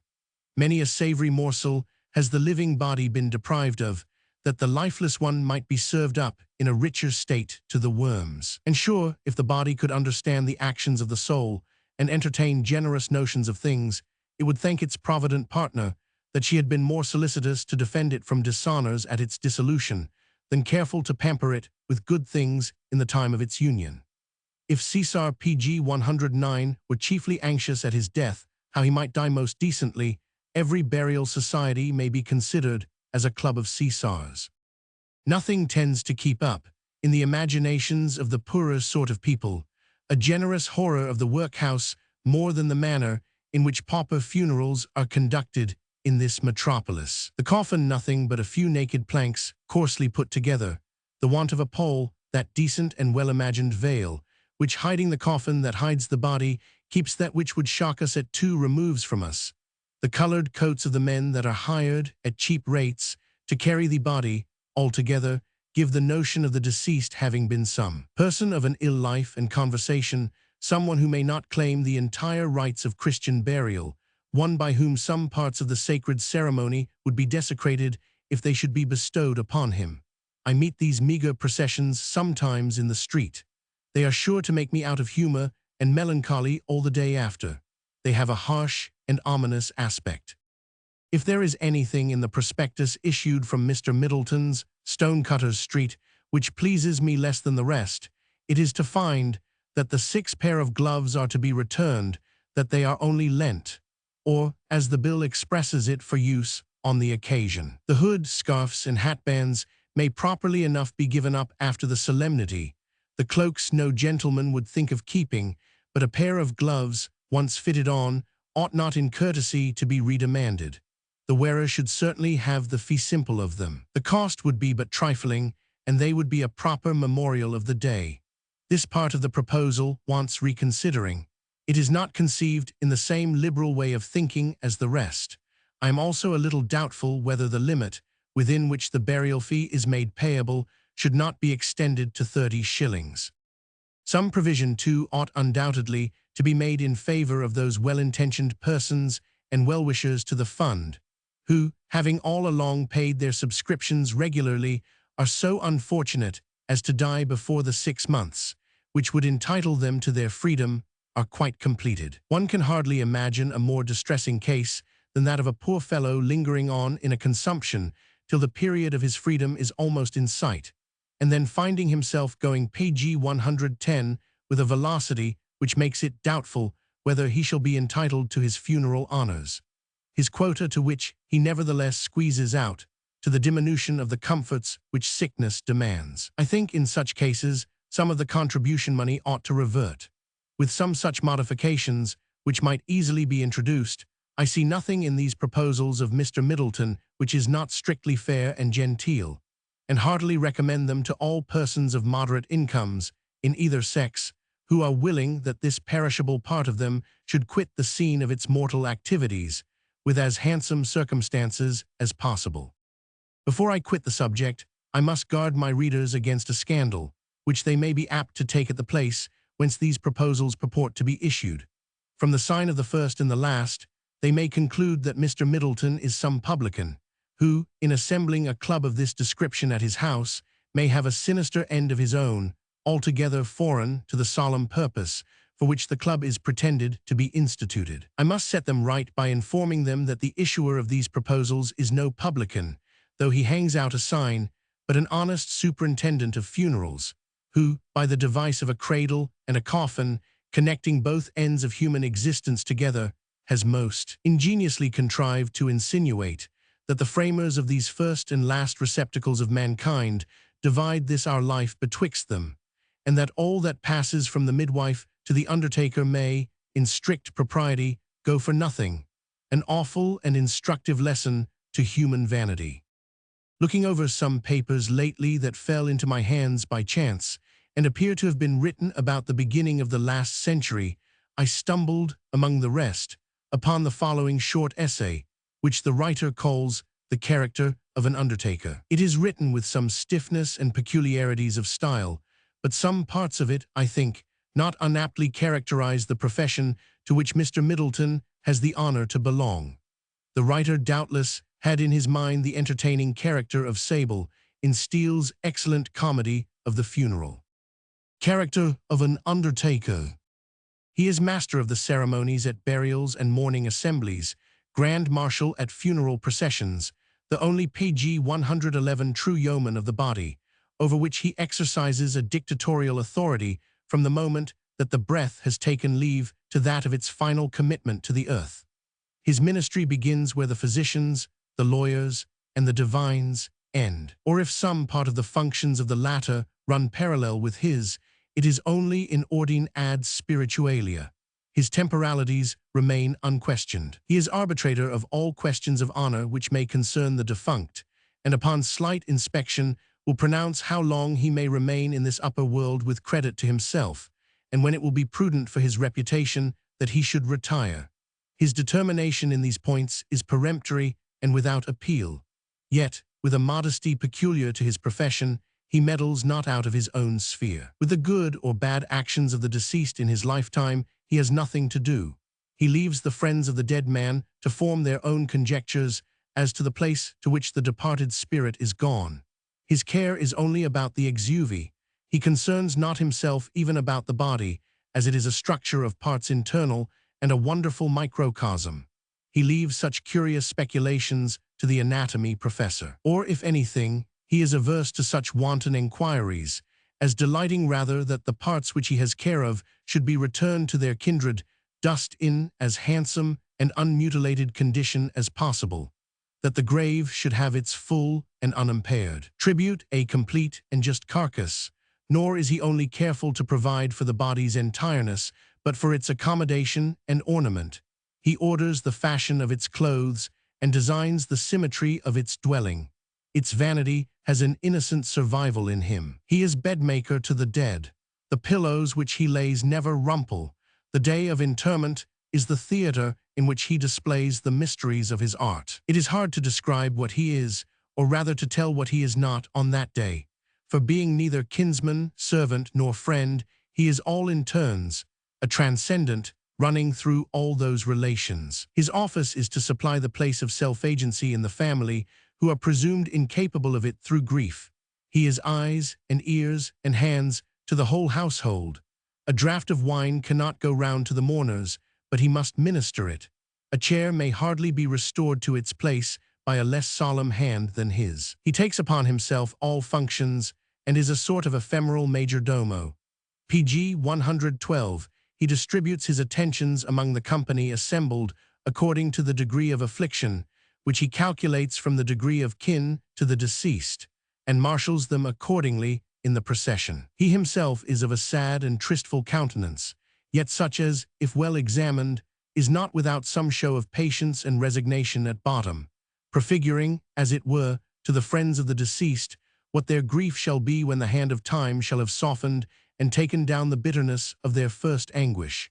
So handsomely can he foreshape and anticipate the work of time. Lastly, with his wand, as with another divining rod, he calculates the depth of earth at which the bones of the dead man may rest, which he ordinarily contrives may be at such a distance from the surface of this earth as may frustrate the profane attempts of such as would violate his repose, yet sufficiently on this side, the center to give his friends hopes of an easy and practicable resurrection. And here we leave him, casting in dust to dust, which is the last friendly office that he undertakes to do. Begging your pardon for detaining you so long among graves and worms and epitaphs. I am, sir, your humble servant, Moritorus. On the tragedies of Shakespeare, considered with reference to their fitness for stage representation. 1811, text of 1818. Taking a turn the other day in the Abbey, I was struck with the affected attitude of a figure, which I do not remember to have seen before, and which upon examination proved to be a whole length of the celebrated Mr. Garrick. Though I would not go so far with some good Catholics abroad as to shut players altogether out of consecrated pg 113 ground, yet I own I was not a little scandalized at the introduction of theatrical airs and gestures into a place set apart to remind us of the saddest realities. Going nearer, I found inscribed under this harlequin figure the following lines. To paint fair nature by divine command, her magic pencil in his glowing hand. A Shakespeare rose, then to expand his fame. Wide o'er this breathing world, a Garrick came. Though sunk in death, the forms the poet drew. The actor's genius bade them breathe anew. Though like the bard himself, in night they lay, immortal Garrick called them back today. Until eternity, with power sublime, shall mark the mortal hour of hoary time. Shakespeare and Garrick, like twin stars, shall shine, and earth irradiate with a beam divine. It would be an insult to my readers' understandings to attempt anything like a criticism on this farrago of false thoughts and nonsense. But the reflection it led me into was a kind of wonder, how from the days of the actor here celebrated to our own, it should have been the fashion to compliment every performer in his turn that has had the luck to please the town in any of the great characters of Shakespeare, with the notion of possessing a mind congenial with the poets. How people should come thus unaccountably to confound the power of originating poetical images and conceptions with the faculty of being able to read or recite the same when put into words. 14. Or what connection that absolute mastery over the heart and soul of man, which a great dramatic poet possesses, has with those low tricks upon the eye and ear, which a player, by observing a few general effects, which some common passion, as grief, anger, and sea, usually has upon the gestures and exterior, can so easily compass. To know the internal workings and movements of a great mind, of an Othello or a Hamlet, for instance, the when and the why and the how far they should be moved. pg 114, to what pitch a passion is becoming, to give the reins and to pull in the curb exactly at the moment when the drawing in or the slackening is most graceful, seems to demand a reach of intellect of a vastly different extent from that which is employed upon the bare imitation of the signs of these passions in the countenance or gesture, which signs are usually observed to be most lively and emphatic in the weaker sort of minds, and which signs can after all but indicate some passion, as I said before, anger or grief generally, but of the motives and grounds of the passion, wherein it differs from the same passion in low and vulgar natures. Of these the actor can give no more idea by his face or gesture than the eye, without a metaphor, can speak, or the muscles utter intelligible sounds. But such is the instantaneous nature of the impressions which we take in at the eye and ear at a playhouse, compared with the slow apprehension oftentimes of the understanding in reading, that we are apt not only to sink the playwright in the consideration which we pay to the actor, but even to identify in our minds, in a perverse manner, the actor with the character which he represents. It is difficult for a frequent playgoer to disembarrass the idea of Hamlet from the person and voice of Mr. K. We speak of Lady Macbeth, while we are in reality thinking of Mrs. S. Nor is this confusion incidental alone to unlettered persons, who, not possessing the advantage of reading, are necessarily dependent upon the stage player for all the pleasure which they can receive from the drama, and to whom the very idea of what an author is cannot be made comprehensible without some pain and perplexity of mind.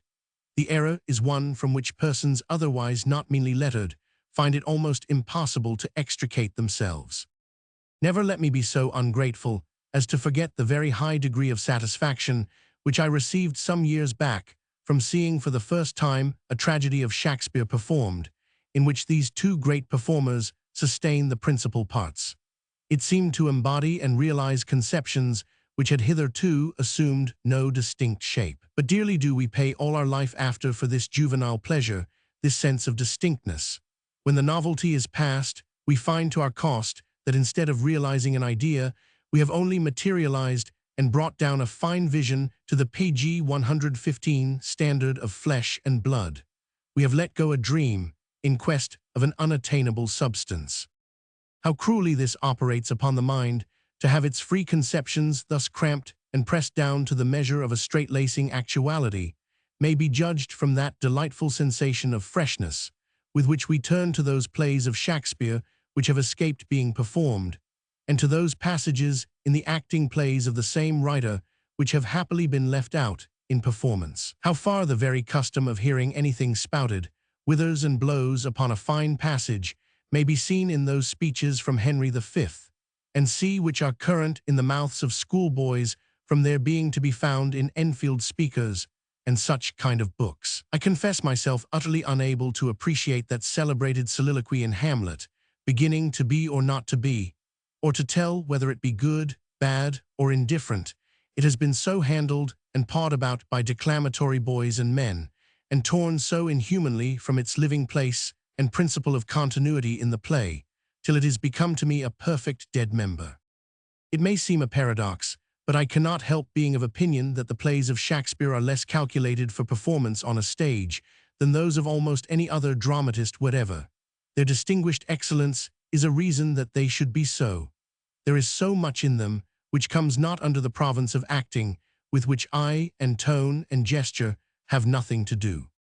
The glory of the scenic art is to personate passion and the turns of passion, and the more coarse and palpable the passion is, the more hold upon the eyes and ears of the spectators the performer obviously possesses. For this reason, scolding scenes, scenes where two persons talk themselves into a fit of fury, and then in a surprising manner talk themselves out of it again, have always been the most popular upon our stage.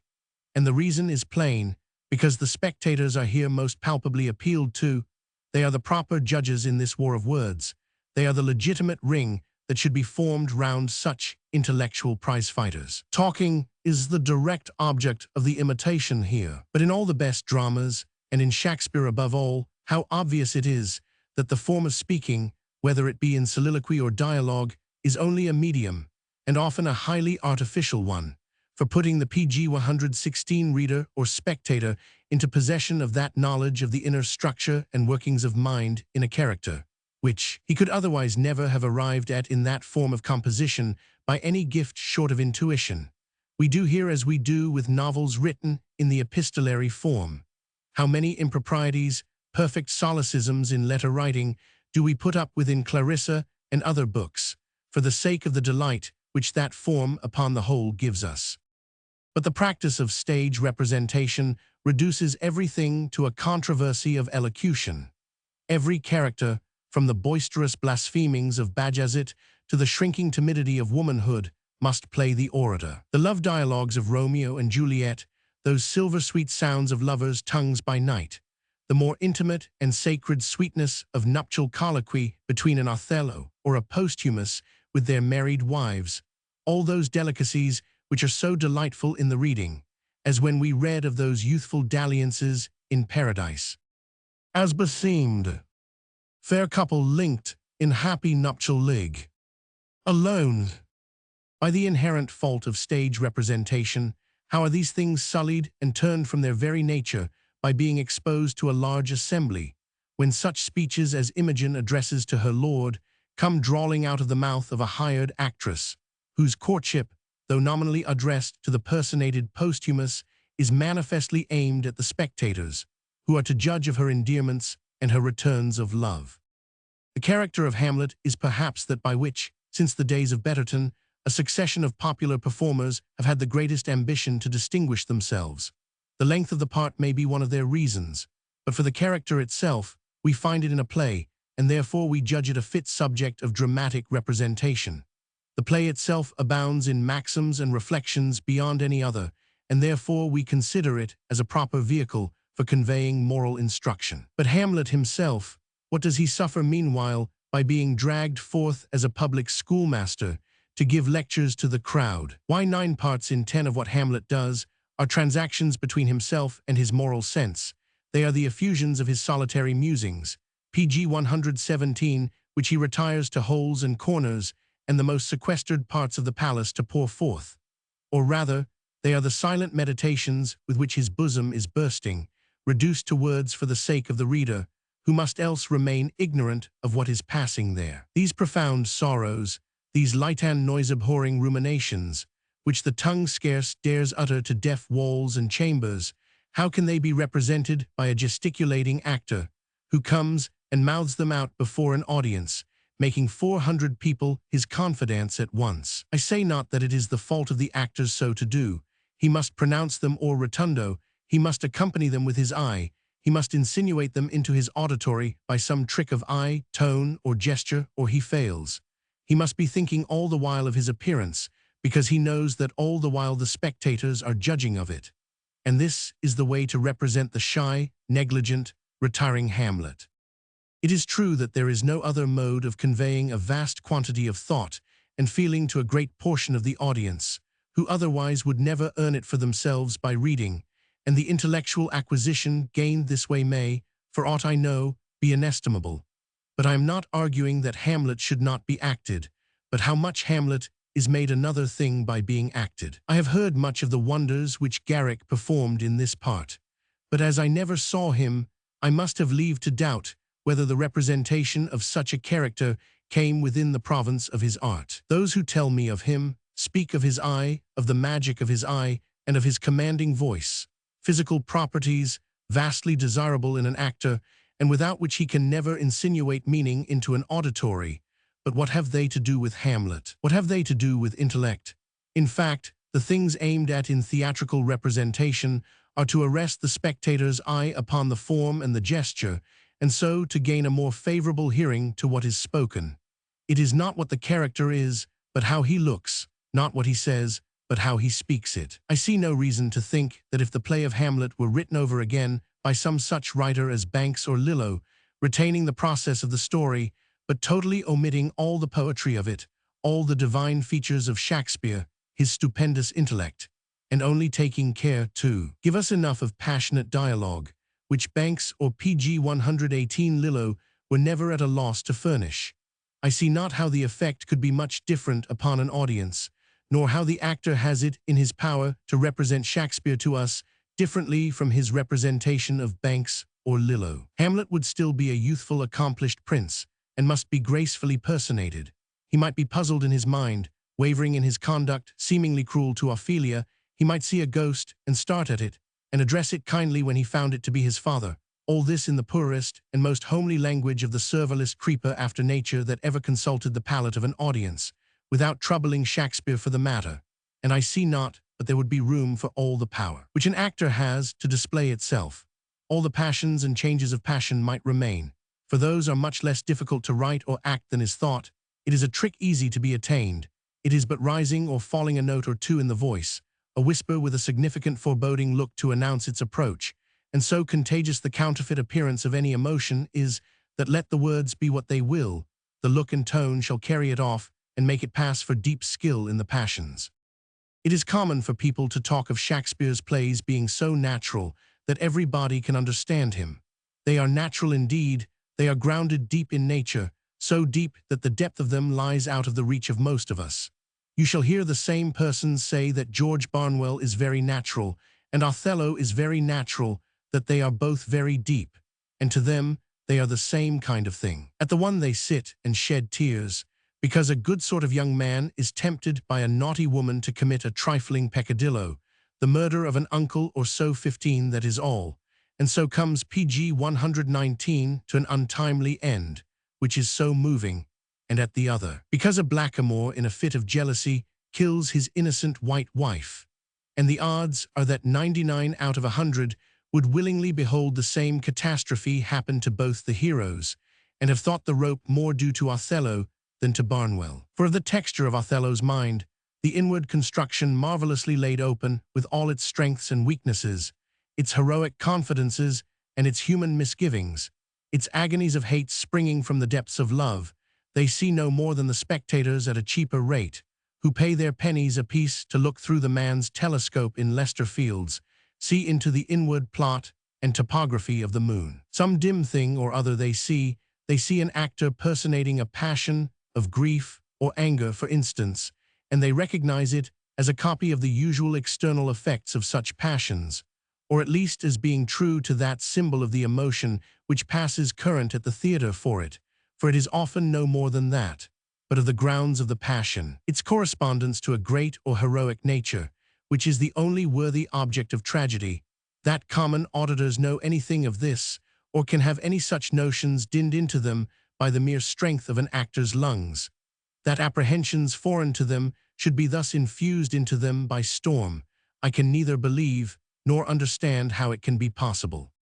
We talk of Shakespeare's admirable observation of life, when we should feel that not from a petty inquisition into those cheap and everyday characters which surrounded him, as they surround us, but from his own mind, which was, to borrow a phrase of Ben Jonson's, the very sphere of humanity, he fetched those images of virtue and of knowledge of which every one of us recognizing a part, think we comprehend in our natures the whole, and oftentimes mistake the powers which he positively creates in us, for nothing more than indigenous faculties of our own minds, which only waited the application of corresponding virtues in him to return a full and clear echo of the same. To return to Hamlet, among the distinguishing features of that wonderful character, one of the most interesting, yet painful, is that soreness of mind which makes him treat the intrusions of Polonius with harshness, and that asperity which he puts on in his interviews with Ophelia. These PG 120 tokens of an unhinged mind, if they be not mixed in the latter case with a profound artifice of love, to alienate Ophelia by affected discourtesies, so to prepare her mind for the breaking off of that loving intercourse, which can no longer find a place amidst business so serious as that which he has to do, are parts of his character, which to reconcile with our admiration of Hamlet, the most patient consideration of his situation is no more than necessary. They are what we forgive afterwards and explain by the whole of his character, but at the time they are harsh and unpleasant. Yet such is the actor's necessity of giving strong blows to the audience that I have never seen a player in this character who did not exaggerate and strain to the utmost these ambiguous features, these temporary deformities in the character. They make him express a vulgar scorn at Polonius which utterly degrades his gentility, and which no explanation can render palatable. They make him show contempt and curl up the nose at Ophelia's father, contempt in its very grossest and most hateful form. But they get applause by it. It is natural, people say, that is, the words are scornful and the actor expresses scorn and that they can judge of. But why so much scorn, and of that sort they never think of asking.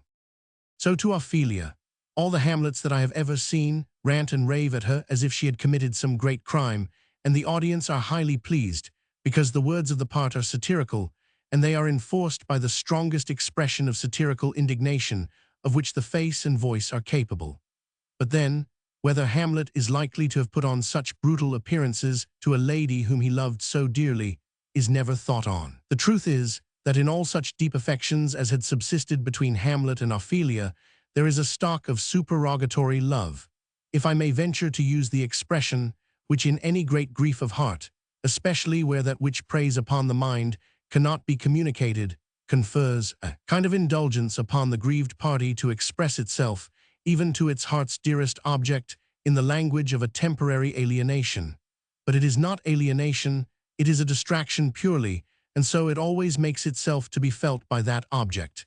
It is not anger, but grief assuming the appearance of anger, love awkwardly counterfeiting hate, as sweet countenances when they try to frown. But pg 121, such sternness and fierce disgust as Hamlet is made to show, is no counterfeit, but the real face of absolute aversion, of irreconcilable alienation. It may be said he puts on the madman, but then he should only so far put on this counterfeit lunacy as his own real distraction will give him leave. That is, incompletely, imperfectly, not in that confirmed, practiced way, like a master of his art, or, as Dame Quickly would say, like one of those harlotry players. I mean no disrespect to any actor, but the sort of pleasure which Shakespeare's plays give in the acting seems to me not at all to differ from that which the audience receive from those of other writers, and they being in themselves essentially so different from all others, I must conclude that there is something in the nature of acting which levels all distinctions, and in fact, who does not speak indifferently of the Gamester and of Macbeth as fine stage performances, and praise the Mrs. Beverley in the same way as the Lady Macbeth of Mrs. S. Belvidera and Callister and Isabella and Euphrasia, are they less like than Imogen, or than Juliet, or than Desdemona? Are they not spoken of and remembered in the same way? Is not the female performer as great, as they call it, in one as in the other? Did not Garrick shine, and was he not ambitious of shining in every drawling tragedy that his wretched day produced, the productions of the Hills and the Murphys and the Browns, and shall he have that honor to dwell in our minds forever as an inseparable concomitant with Shakespeare, a kindred mind? Oh, who can read that affecting sonnet of Shakespeare which alludes to his profession as a player? Oh, for my sake do you with fortune chide, the guilty goddess of my harmful deeds, that did not better for my life provide than public means which public custom manners breeds. Thence comes it that my name receives a brand, and almost thence my nature is subdued to what it works in, like the dyer's hand, or that other confession. Alas, 'tis true, I have gone here and there, and made myself a motley to thy view, gored mine own thoughts, sold cheap what is most dear. Who can read these instances of jealous self-watchfulness in our sweet Shakespeare, and dream of any congeniality between pg 122 him and one that, by every tradition of him, appears to have been as mere a player as ever existed, to have had his mind tainted with the lowest player's vices, envy and jealousy, and miserable cravings after applause, one who in the exercise of his profession was jealous even of the women performers that stood in his way, a manager full of managerial tricks and stratagems and finesse, that any resemblance should be dreamed of between him and Shakespeare, Shakespeare who, in the plenitude and consciousness of his own powers, could with that noble modesty, which we can neither imitate nor appreciate, express himself thus of his own sense of his own defects. Wishing me like to one more rich in hope, feathered like him with friends possessed, desiring this man's art and that man's scope. I am almost disposed to deny to Garrick the merit of being an admirer of Shakespeare. A true lover of his excellencies he certainly was not, for would any true lover of them have admitted into his matchless scenes such ribald trash as Tate and Cibber, and the rest of them, that, with their darkness, durst affront his light? Foisted into the acting plays of Shakespeare, I believe it impossible that he could have had a proper reverence for Shakespeare, and have condescended to go through that interpolated scene in Richard III, in which Richard tries to break his wife's heart by telling her he loves another woman, and says, "If she survives this, she is immortal." Yet I doubt not he delivered this vulgar stuff with as much anxiety of emphasis as any of the genuine parts, and for acting, it is as well calculated as any. But we have seen the part of Richard lately produce great fame to an actor by his manner of playing it, and it lets us into the secret of acting and of popular judgments of Shakespeare derived from acting. Not one of the spectators who have witnessed Mr. C's exertions in that part, but has come away with a proper conviction that Richard is a very wicked man and kills little children in their beds, with something like the pleasure which the giants and ogres in children's books are represented to have taken in that practice. Moreover, that he is very close and shrewd and devilish cunning, for you could see that by his eye. But is in fact this the impression we have in reading the PG 123 Richard of Shakespeare?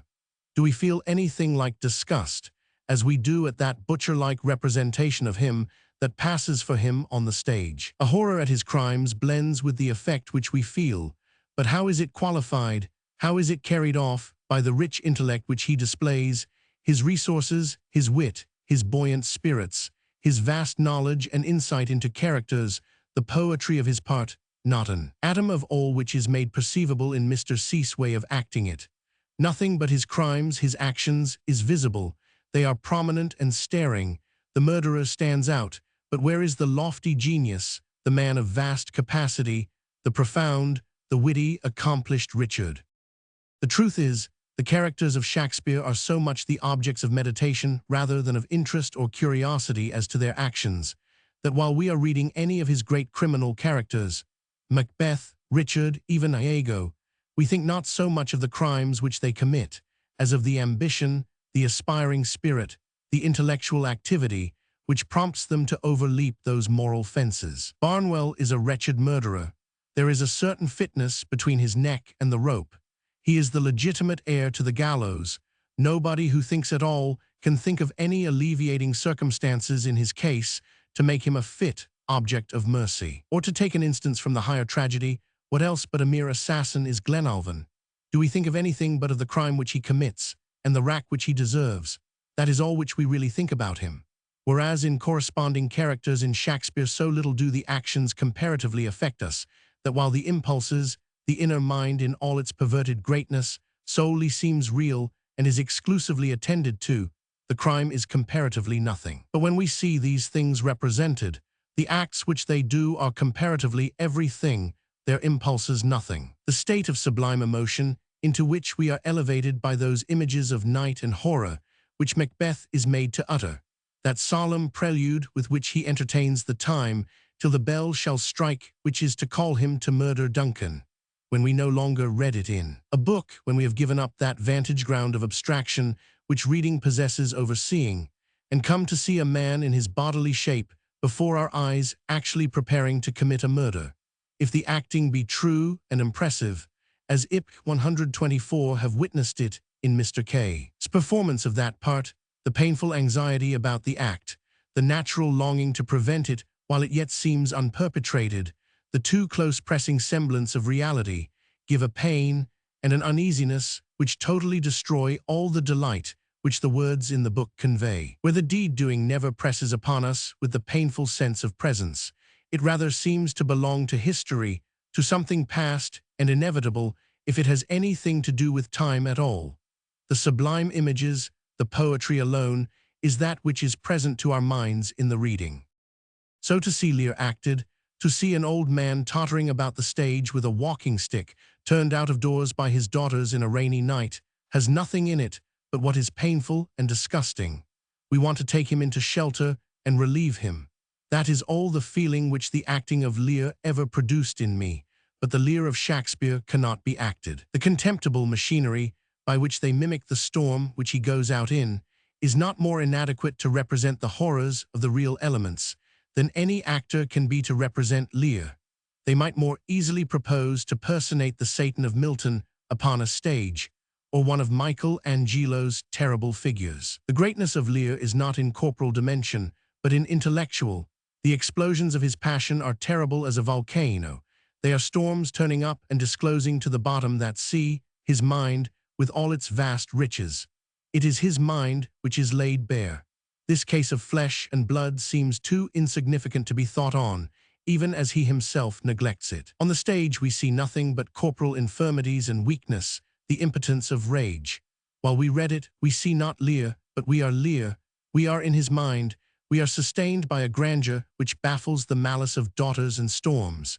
In the aberrations of his reason, we discover a mighty irregular power of reasoning, immethodized from the ordinary purposes of life, but exerting its powers, as the wind blows where it listeth, at will upon the corruptions and abuses of mankind.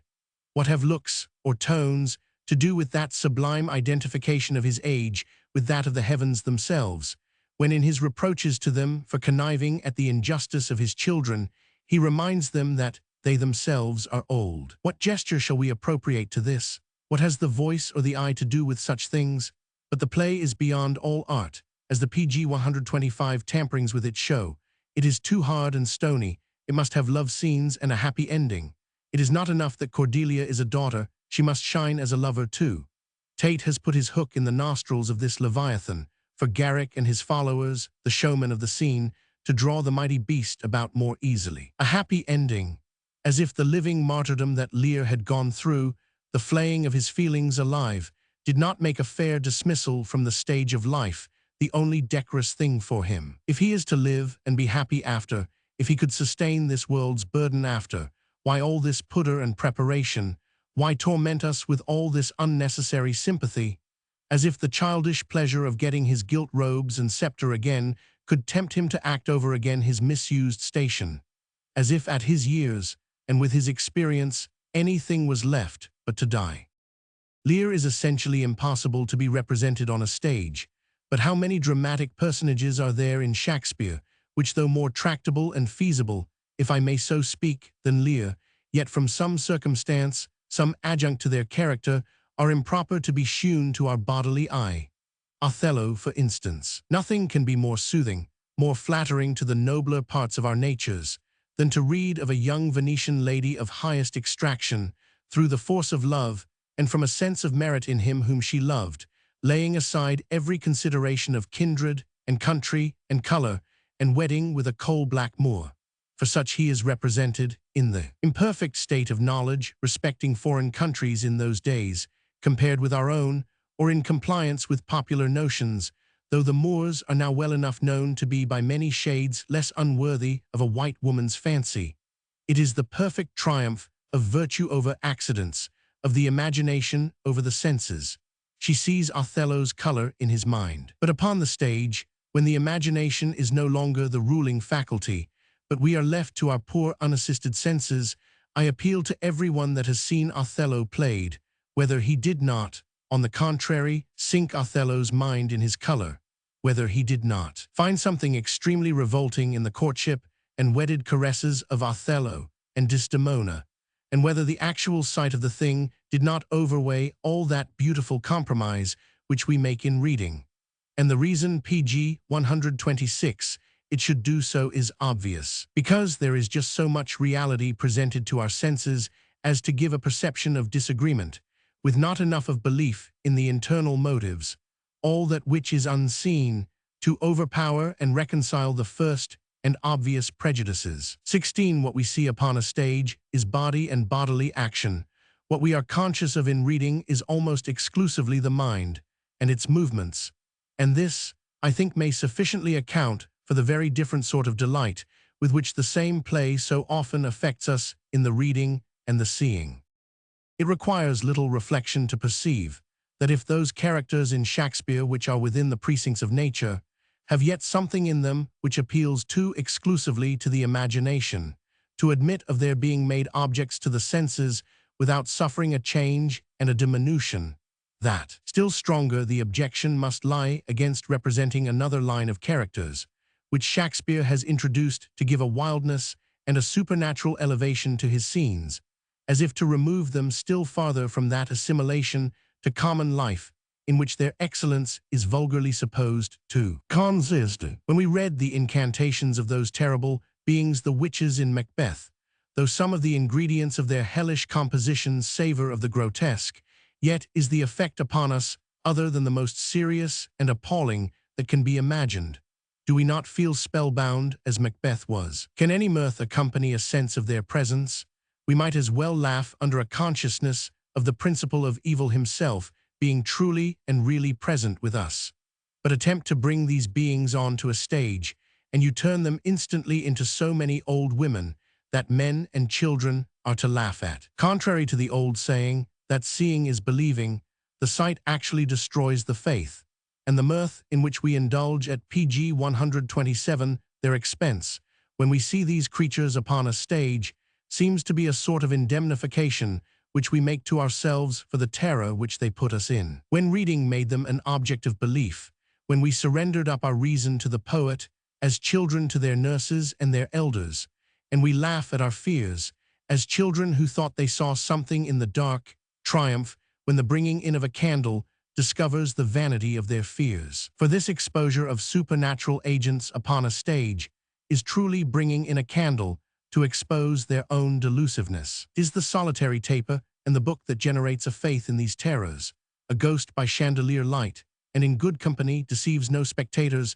a ghost that can be measured by the eye and his human dimensions made out at leisure. The sight of a well-lighted house and a well-dressed audience shall arm the most nervous child against any apprehensions. As Tom Brown says of the impenetrable skin of Achilles with his impenetrable armor over it, Bully Dawson would have fought the devil with such advantages. Much has been said, and deservedly, in reprobation of the vile mixture which Dryden has thrown into the Tempest. Doubtless, without some such vicious alloy, the impure ears of that age would never have sate out to hear so much innocence of love as is contained in the sweet courtship of Ferdinand and Miranda. But is the Tempest of Shakespeare at all a subject for stage representation? It is one thing to read of an enchanter, and to believe the wondrous tale while we are reading it, but to have a conjurer brought before us in his conjuring gown, with his spirits about him, which none but himself and some hundred of favored spectators before the curtain are supposed to see, involves such a quantity of the hateful incredible, that all our reverence for the author cannot hinder us from perceiving such gross attempts upon the senses to be in the highest degree childish and inefficient. Spirits and fairies cannot be represented, they cannot even be painted, they can only be believed. But the elaborate and anxious provision of scenery, which the luxury of the age demands, in these cases works a quite contrary effect to what is intended. That which in comedy, or plays of familiar life, adds so much to the life of the imitation, in plays which appeal to the higher faculties, positively destroys the illusion which it is introduced to aid. A parlor or a PG 128 drawing room, a library opening into a garden with an alcove in it, a street or the piazza of Covent Garden does well enough in a scene. We are content to give as much credit to it as it demands. Or rather, we think little about it. It is little more than reading at the top of a page. Scene, a garden. We do not imagine ourselves there, but we readily admit the imitation of familiar objects. But to think by the help of painted trees and caverns, which we know to be painted, to transport our minds to Prospero and his island and his lonely cell 17, or by the aid of a fiddle dexterously thrown in an interval of speaking, to make us believe that we hear those supernatural noises of which the isle was full, the orrery lecturer at the Haymarket might as well hope, by his musical glasses cleverly stationed out of sight behind his apparatus, to make us believe that we do indeed hear the crystal spheres ring out that chime, which if it were to enwrap our fancy long, Milton thinks, time would run back and fetch the age of gold, and speckled vanity would sicken soon and die, and leprous sin would melt from earthly mold. Yea, hell itself would pass away, and leave its dolorous mansions to the peering day. The Garden of Eden, with our first parents in it, is not more impossible to be shewn on a stage than the enchanted isle, with its no less interesting and innocent first settlers. The subject of scenery is closely connected with that of the dresses, which are so anxiously attended to on our stage. I remember the last time I saw Macbeth played, the discrepancy I felt at the changes of garment which he varied, the shiftings and reshiftings, like a Romish priest at Mass. The luxury of stage improvements and the importunity of the public eye require this. The coronation robe of the Scottish monarch was fairly a counterpart to that which our king wears when he goes to the Parliament House, just so full and cumbersome and set out with ermine and pearls. And if things must be represented, I see not what to find fault within this. But in reading, what robe are we con PG 129 sias of? Some dim images of royalty, a crown and scepter, may float before our eyes, but who shall describe the fashion of it? Do we see in our mind's eye that Webb or any other robe maker could pattern? This is the inevitable consequence of imitating everything to make all things natural. Whereas the reading of a tragedy is a fine abstraction. It presents to the fancy just so much of external appearances as to make us feel that we are among flesh and blood, while by far the greater and better part of our imagination is employed upon the thoughts and internal machinery of the character. But in acting, scenery, dress, the most contemptible things call upon us to judge of their naturalness. Perhaps it would be no bad similitude to liken the pleasure which we take in seeing one of these fine plays acted, compared with that quiet delight which we find in the reading of it, to the different feelings with which a reviewer, and a man that is not a reviewer, reads a fine poem. The accursed critical habit, the being called upon to judge and pronounce, must make it quite a different thing to the former. In seeing these plays acted, we are affected just as judges. When Hamlet compares the two pictures of Gertrude's first and second husband, who wants to see the pictures, but in the acting, a miniature must be lugged out, which we know not to be the picture, but only to show how finely a miniature may be represented. This showing of everything levels all things. It makes tricks, bows, and courtesies of importance. Mrs. S. never got more fame by anything than by the manner in which she dismisses the guests in the banquet scene in Macbeth. It is as much remembered as any of her thrilling tones or impressive looks. But does such a trifle as this enter into the imaginations of the readers of that wild and wonderful scene? Does not the mind dismiss the feasters as rapidly as it can? Does it care about the gracefulness of the doing it? But by acting and judging of acting, all these non-essentials are raised into an importance injurious to the main interest of the play. I have confined my observations to the tragic parts of Shakespeare. It would be no very difficult task to extend the inquiry to his comedies, and to show why Falstaff, Shallow, Sir Hugh Evans, and the rest are equally incompatible with stage representation. The length to which this PG 130s has run will make it, I am afraid, sufficiently distasteful to the amateurs of the theatre without going any deeper into the subject at present. Specimens from the writings of Fuller, the church historian. 1811, text of 1818. The writings of Fuller are usually designated by the title of quaint, and with sufficient reason, for such was his natural bias to conceits, that I doubt not upon most occasions it would have been going out of his way to have expressed himself out of them. But his wit is not always a lumen siccum, a dry faculty of surprising. On the contrary, his conceits are oftentimes deeply steeped in human feeling and passion. Above all, his way of telling a story, for its eager liveliness, and the perpetual running commentary of the narrator happily blended with the narration, is perhaps unequaled. As his works are now scarcely perused, but by antiquaries, I thought it might not be unacceptable to my readers to present them with some specimens of his manner, in single thoughts and phrases, and in some few passages of greater length, chiefly of a narrative description. I shall arrange them as I casually find them in my book of extracts, without being solicitous to specify the particular work from which they are taken. Pyramids. The pyramids themselves, doting with age, have forgotten the names of their founders. Virtue in a short person. His soul had but a short diocese to visit, and therefore might the better attend the effectual informing thereof. Intellect in a very tall one. Oft times such who are built 4 stories high are observed to have little in their cockloft. Naturals, their heads sometimes so little that there is no room for wit, sometimes so long that there is no wit for so much room. Page 131. Negroes, the image of God cut in ebony. School divinity. At the first, it will be as welcome to thee as a prison, and their very solutions will seem knots unto thee. Mr. Perkins, the divine. He had a capacious head, with angles winding and roomy enough to lodge all controversial intricacies. The same, He would pronounce the word damn with such an emphasis as left a doleful echo in his auditors' ears a good while after. Judges in capital cases, oh, let him take heed how he strikes that hath a dead hand. Memory, philosophers place it in the rear of the head, and it seems the mine of memory lies there, because their men naturally dig for it, scratching it when they are at a loss.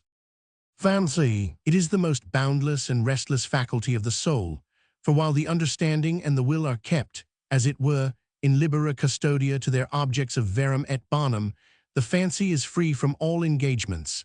It digs without spade, sails without ship, flies without wings, builds without charges, fights without bloodshed, in a moment striding from the center to the circumference of the world, by a kind of omnipotency creating and annihilating things in an instant, and things divorced in nature are married in fancy as in a lawless place.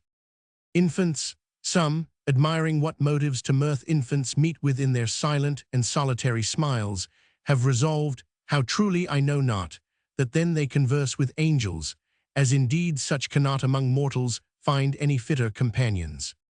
Music, such is the sociableness of music, it conforms itself to all companies both in mirth and mourning, complying to improve that passion with which it finds the auditors most affected. In a word, it is an invention which might have beseemed a son of Seth to have been the father thereof, though better it was that Cain's great-grandchild should have the credit first to find it, than the world the unhappiness longer to have wanted it. St. Monica, drawing near her death, she sent most pious thoughts as harbingers to heaven, and her soul saw a glimpse of happiness through the chinks of her sickness-broken body. 18. The soul's dark cottage, battered and decayed, lets in new lights through chinks which time has made. Waller. Page 132. Mortality, to smell to a turf of fresh earth, is wholesome for the body, no less are thoughts of mortality cordial to the soul. Virgin, no lordling husband shall at the same time command her presence and distance, to be always near in constant attendance, and always to stand aloof in awful observance. Elder brother is one who made haste to come into the world to bring his parents the first news of male posterity, and is well rewarded for his tidings. Bishop Fletcher, his pride was rather on him than in him, as only gait and gesture deep, not sinking to his heart, though causelessly condemned for a proud man, as who was a good hypocrite, and far more humble than he appeared. Masters of colleges, a little alloy of dullness in a master of a college makes him fitter to manage secular affairs. The good yeoman is a gentleman in ore, whom the next age may see refined. Good parent, for his love therein, like a well-drawn picture, he eyes all his children alike. Deformity in children, this partiality is tyranny, when parents despise those that are deformed, enough to break those whom God had bowed before. Good master, in correcting his servant, he becomes not a slave to his own passion, not cruelly making new indentures of the flesh of his apprentice. He is tender of his servant in sickness and age. If crippled in his service, his house is his hospital. Yet how many throw away those dry bones, out of the which themselves have sucked the marrow. Good widow, if she can speak but little good of him, her dead husband she speaks but little of him, so handsomely folding up her discourse, that his virtues are shewn outwards, and his vices wrapped up in silence, as counting it barbarism to throw dirt on his memory, who hath moulds cast on his body. Horses, these are men's wings, wherewith they make such speed. A generous creature a horse is, sensible in some sort of honor, and made most handsome by that which deforms men most pride. Martyrdom, heart of oak hath sometime warped a little in the scorching heat of persecution. Their want of pg 133 true courage herein cannot be excused, yet many censure them for surrendering up their forts after a long siege, who would have yielded up their own at the first summons. Oh, there is more required to make one valiant than to call Cranmer or Jewel coward, as if the fire in Smithfield had been no hotter than what is painted in the Book of Martyrs. Text of St. Paul saith, let not the sun go down on your wrath, to carry news to the antipodes in another world of thy revengeful nature. Yet let us take the apostle's meaning rather than his words, with all possible speed to depose our passion, not understanding him so literally that we may take leave to be angry till sunset. Then might our wrath lengthen with the days, and and men in Greenland, where the day lasts above a quarter of a year, have plentiful scope for revenge.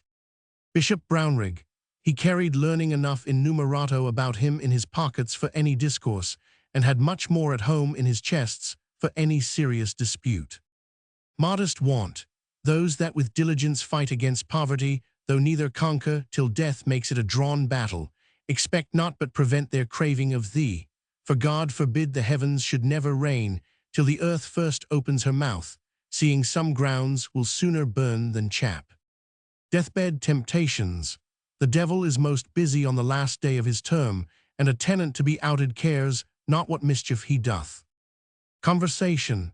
Seeing we are civilized Englishmen, let us not be naked savages in our talk. Wounded soldier. Halting is the stateliest march of a soldier, and 'tis a brave sight to see the flesh of an ancient as torn as his colors. Wat Tyler, a misogrammatist, if a good Greek word may be given to so barbarous a rebel.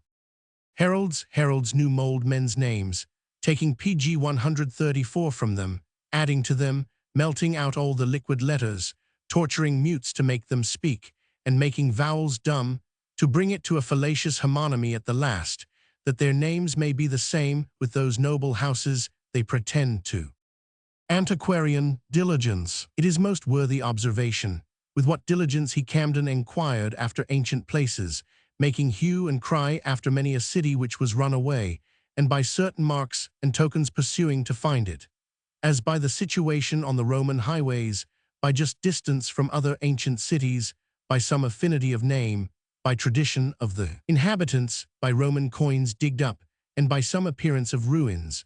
A broken urn is a whole evidence, or an old gate still surviving, out of which the city is run out. Besides, commonly some new spruce town not far off is grown out of the ashes thereof, which yet hath so much natural affection as dutifully to own those reverend ruins for her mother. Henry de Essex. He is too well known in our English chronicles, being Baron of Raleigh in Essex, and hereditary standard-bearer of England. It happened in the reign of this King Henry Roman II. There was a fierce battle fought in Flintshire at Coleshall between the English and Welsh, wherein this Henry de Essex animum et signum simul objessit, betwixt traitor and coward, cast away both his courage and banner together, occasioning a great overthrow of English. But he that had the baseness to do, had the boldness to deny the doing of so foul a fact, until he was challenged in combat by Robert de Montfort, a knight, eyewitness thereof, and by him overcome in a duel, whereupon his large inheritance was confiscated to the king, and he himself, partly thrust, partly going into a convent, hid his head in a cowl, under which, betwixt shame and sanctity, he blushed out the remainder of his life. 20 Worthies. Article Bedfordshire. PG 135. Sir Edward Harwood, KNT. I have read of a bird which hath a face like, and yet will prey upon, a man, who coming to the water to drink, and finding there by reflection that he had killed one like himself, pineth away by degrees, and never afterwards enjoyeth itself. 21 Such is in some sort the condition of Sir Edward. This accident, that he had killed one in a private quarrel, put a period to his carnal mirth, and was a covering to his eyes all the days of his life. No possible provocations could afterwards tempt him to a duel, and no wonder that one's conscience loathed that whereof he had surfeited. He refused all challenges with more honor than others accepted them, it being well known that he would set his foot as far in the face of his enemy as any man alive. Worthies. Art. Lincolnshire. Decayed gentry. It happened in the reign of King James, when Henry Earl of Huntingdon was lieutenant of Leicestershire, that a labourer's son in that county was pressed into the wars, as I take it, to go over with Count Mansfield. The old man at Leicester requested his son might be discharged, as being the only staff of his age, who by his industry maintained him and his mother. The Earl demanded his name, which the man for a long time was loth to tell, as suspecting it a fault for so poor a man to confess the truth. At last he told his name was Hastings. Cousin Hastings, said the Earl, we cannot all be top branches of the tree, though we all spring from the same root. Your son, my kinsman, shall PG 136 not be pressed. So good was the meeting of modesty in a poor, with courtesy in an honorable person, and gentry I believe in both. And I have reason to believe that some who justly own the surnames and blood of Bohuns, Mortimers, and Plantagenets, though ignorant of their own extractions, are hid in the heap of common people, where they find that under a thatched cottage, which some of their ancestors could not enjoy in a leaded castle, contentment with quiet and security, worthies, art, of shire reeves or sheriffs. Tenderness of conscience in a tradesman. Thomas Curson, born in Allhallows, Lombard Street, armourer, dwelt without Bishopsgate. It happened that a stage player borrowed a rusty musket, which had lain long ledger in his shop. Now though his part were comical, he therewith acted an unexpected tragedy, killing one of the standers-by, the gun casually going off on the stage, which he suspected not to be charged. Oh, the difference of divers men in the tenderness of their consciences! Some are scarce touched with a wound, whilst others are wounded with a touch therein. This poor armourer was highly afflicted therewith, though done against his will, yea, without his knowledge, in his absence, by another, out of mere chance. Hereupon he resolved to give all his estate to pious uses. No sooner had he gotten a round sum, but presently he posted with it in his apron to the court of aldermen, and was in pain till by their direction he had settled it for the relief of poor in his own and other parishes, and disposed of some hundreds of pounds accordingly, as I am credibly informed by the then churchwardens of the said parish. Thus, as he conceived himself casually, though at a great distance, to have occasioned the death of one, he was the immediate and direct cause of giving a comfortable living to many. Burning of Wycliffe's body by order of the Council of Constance. Hitherto, A.D. 1428, the corpse of John Wycliffe had quietly slept in his grave about 41 years after his death, till his body was reduced to bones, and his bones almost to dust. For though the earth in the chancel of Lutterworth, in Leicestershire, where he was interred, hath not so quick a digestion with the earth of Asildama, to consume flesh in 24 hours, yet such the appetite thereof, and all other English graves, to leave small reversions of a body after so many years. But now such the spleen of the PG 137 Council of Constance, as they not only cursed his memory as dying an obstinate heretic, but ordered that his bones, with this charitable caution, if it may be discerned from the bodies of other faithful people, to be taken out of the ground and thrown far off from any Christian burial. In obedience hereunto, Rich Fleming, Bishop of Lincoln, Diocesan of Lutterworth, sent his officers, vultures with a quick sight, sent at a dead carcase to engrave him. Accordingly to Lutterworth they come, Sumner, commissary, official, chancellor, proctors, doctors, and their servants, so that the remnant of the body would not hold out a bone amongst so many hands, take what was left out of the grave, and burnt them to ashes, and cast them into Swift, a neighboring brook, running hard by. Thus this brook has conveyed his ashes into Avon, Avon into Severn, Severn into the narrow seas, they into the main ocean. And thus the ashes of Wycliffe are the emblem of his doctrine, which now is dispersed all the world over. 22. Church History. I have seen this passage smiled at, and set down as a quaint conceit of old Fuller. But what is not a conceit to those who read it in a temper different from that in which the writer composed it? The most pathetic parts of poetry to cold tempers seem, and are nonsense, as divinity was to the Greeks foolishness. When Richard Roman II, meditating on his own utter annihilation as to royalty, cries out, "Oh, that I were a mockery king of snow, to melt before the son of Bolingbroke." If we have been going on pace for pace with the passion before, this sudden conversion of a strong-felt metaphor into something to be actually realized in nature, like that of Jeremiah, "Oh, that my head were waters, and mine eyes a fountain of tears," is strictly and strikingly natural, but come unprepared upon it, and it is a conceit, and so is a head turned into waters. Page 138. Edx on Appetite. 1811, text of 1818. To the editor of The Reflector. Mr. Reflector, I am going to lay before you a case of the most iniquitous persecution that ever poor devil suffered. You must know, then, that I have been visited with a calamity ever since my birth. How shall I mention it without offending delicacy? Yet out it must. My sufferings then have all arisen from a most inordinate appetite.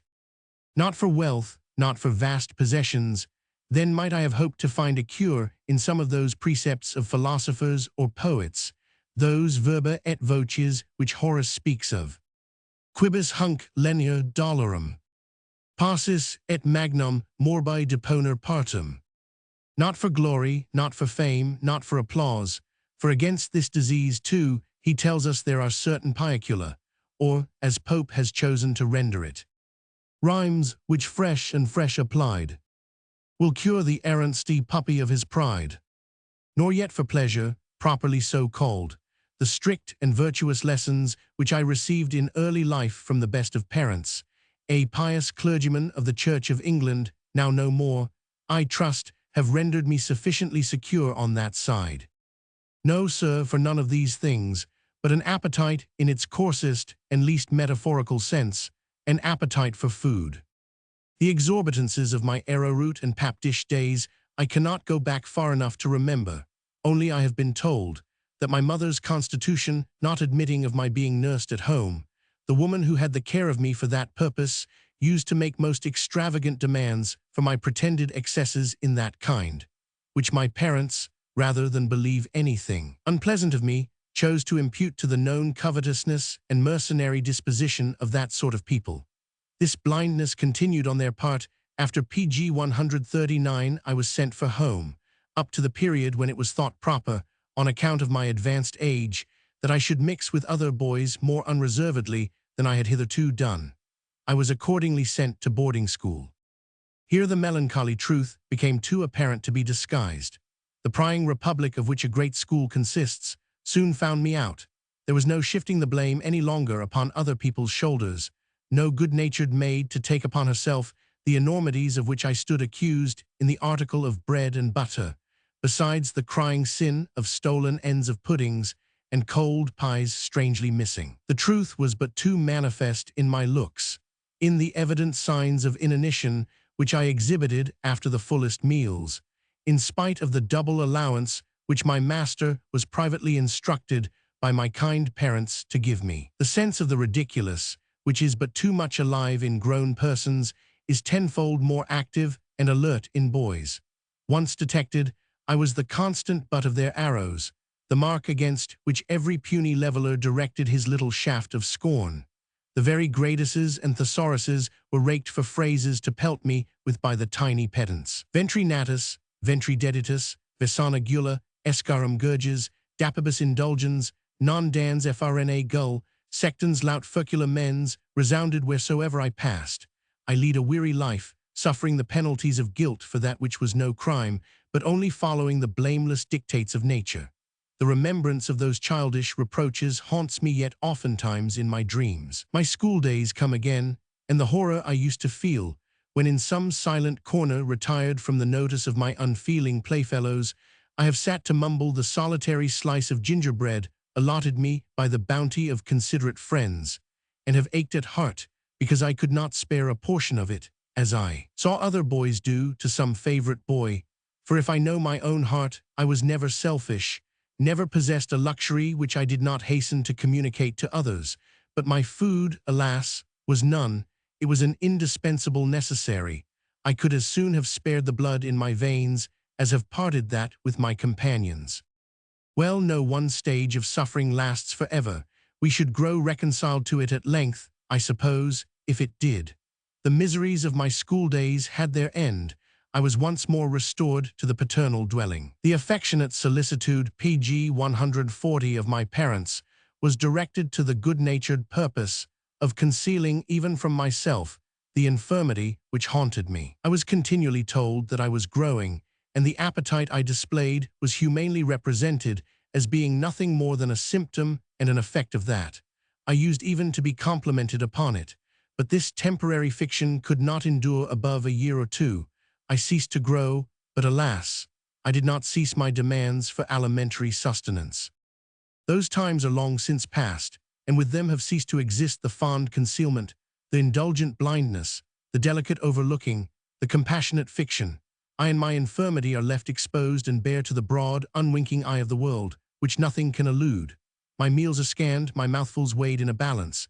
That which appetite demands is set down to the account of gluttony, a sin which my whole soul abhors, nay, which nature herself has put it out of my power to commit. I am constitutionally disenabled from that vice, for how can he be guilty of excess who never can get enough? Let them cease then to watch my plate, and leave off their ungracious comparisons of it to the 7 baskets of fragments and the supernaturally replenished cup of old bosses, and be thankful that their more phlegmatic stomachs, not their virtue, have saved them from the like reproaches.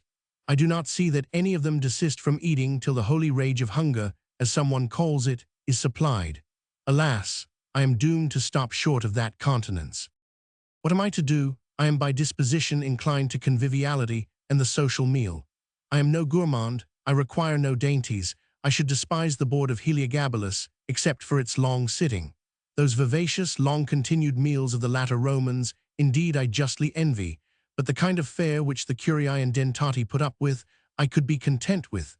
Dentatus I have been called, among other unsavory jests. Double meal is another name which my acquaintance have palmed upon me, for an innocent piece of policy which I put in practice for some time without being found out, which was, going the round of my friends, beginning with the most primitive feeders among them, who take their dinner about 1 o'clock, and so successively dropping in upon the next and the next, till by the time I got among my more fashionable intimates, whose hour was PG 141 6 or 7, I have nearly made up the body of a just and complete meal, as I reckon it, without taking more than 1 dinner, as they account of dinners, at one person's house. Since I have been found out, I endeavor to make up by a damper, as I call it, at home, before I go out. But alas, with me, increase of appetite truly grows by what it feeds on. What is peculiarly offensive to me at those dinner parties is the senseless custom of cheese and the dessert afterwards. I have a rational antipathy to the former, and for fruit, and those other vain vegetable substitutes for meat, the only legitimate aliment for human creatures since the flood, as I take it to be deduced from that permission, or ordinance rather, given to Noah and his descendants. I hold them in perfect contempt. Hay for horses. I remember a pretty apologue, which Mandeville tells very much to this purpose in his fable of the bees. He brings in a lion arguing with a merchant, who had ventured to expostulate with this king of beasts upon his violent methods of feeding. The lion thus retorts, "Savage I am, but no creature can be called cruel, but what either by malice or insensibility extinguishes his natural pity. The lion was born without compassion. We follow the instinct of our nature. The gods have appointed us to live upon the waste and spoil of other animals, and as long as we can meet with dead ones, we never hunt after the living. 'Tis only man, mischievous man, that can make death a sport. Nature taught your stomach to crave nothing but vegetables. Under favor of the lion, if he meant to assert this universally of mankind, it is not true. However, what he says presently is very sensible. Your violent fondness to change and greater eagerness after novelties have prompted you to the destruction of animals without justice or necessity. The lion has a ferment within him that consumes the toughest skin and hardest bones, as well as the flesh of all animals without exception. Your squeamish stomach, in which the digestive heat is weak and inconsiderable, won't so much as admit of the most tender parts of them, unless above half the concoction has been performed by artificial fire beforehand. And yet what animal have you spared to satisfy the caprices of a languid appetite? Languid, I say, for what is man's hunger if compared to the lion's? Yours, when it is at the worst, makes you PG 142 faint. Mine makes me mad. Oft have I tried with roots and herbs to allay the violence of it, but in vain. Nothing but large quantities of flesh can anyways appease it. Allowing for the lion not having a prophetic instinct to take in every lusus natur that was possible of the human appetite, he was, generally speaking, in the right. And the merchant was so impressed with his argument that, "We are told," he replied, "not but fainted away. Oh, Mr. Reflector, that I were not obliged to add that the creature who thus argues was but a type of me. Miserable man, I am that lion. Oft have I tried with roots and herbs to allay that violence, but in vain, nothing but." Those tales which are renewed as often as the editors of papers want to fill up a space in their unfeeling columns, of great eaters, people that devour whole geese and legs of mutton for wagers, are sometimes attempted to be drawn to a parallel with my case. This willful confounding of motives and circumstances, which make all the difference of moral or immoral in actions, just suits the sort of talent which some of my acquaintance pride themselves upon. Wagers, I thank heaven, I was never mercenary, nor could consent to prostitute a gift, though but a left-handed one, of nature, to the enlarging of my worldly substance. Prudent as the necessities which that fatal gift have involved me in, might have made such a prostitution to appear in the eyes of an indelicate world. Rather let me say, that to the satisfaction of that talent which was given me, I have been content to sacrifice no common expectations.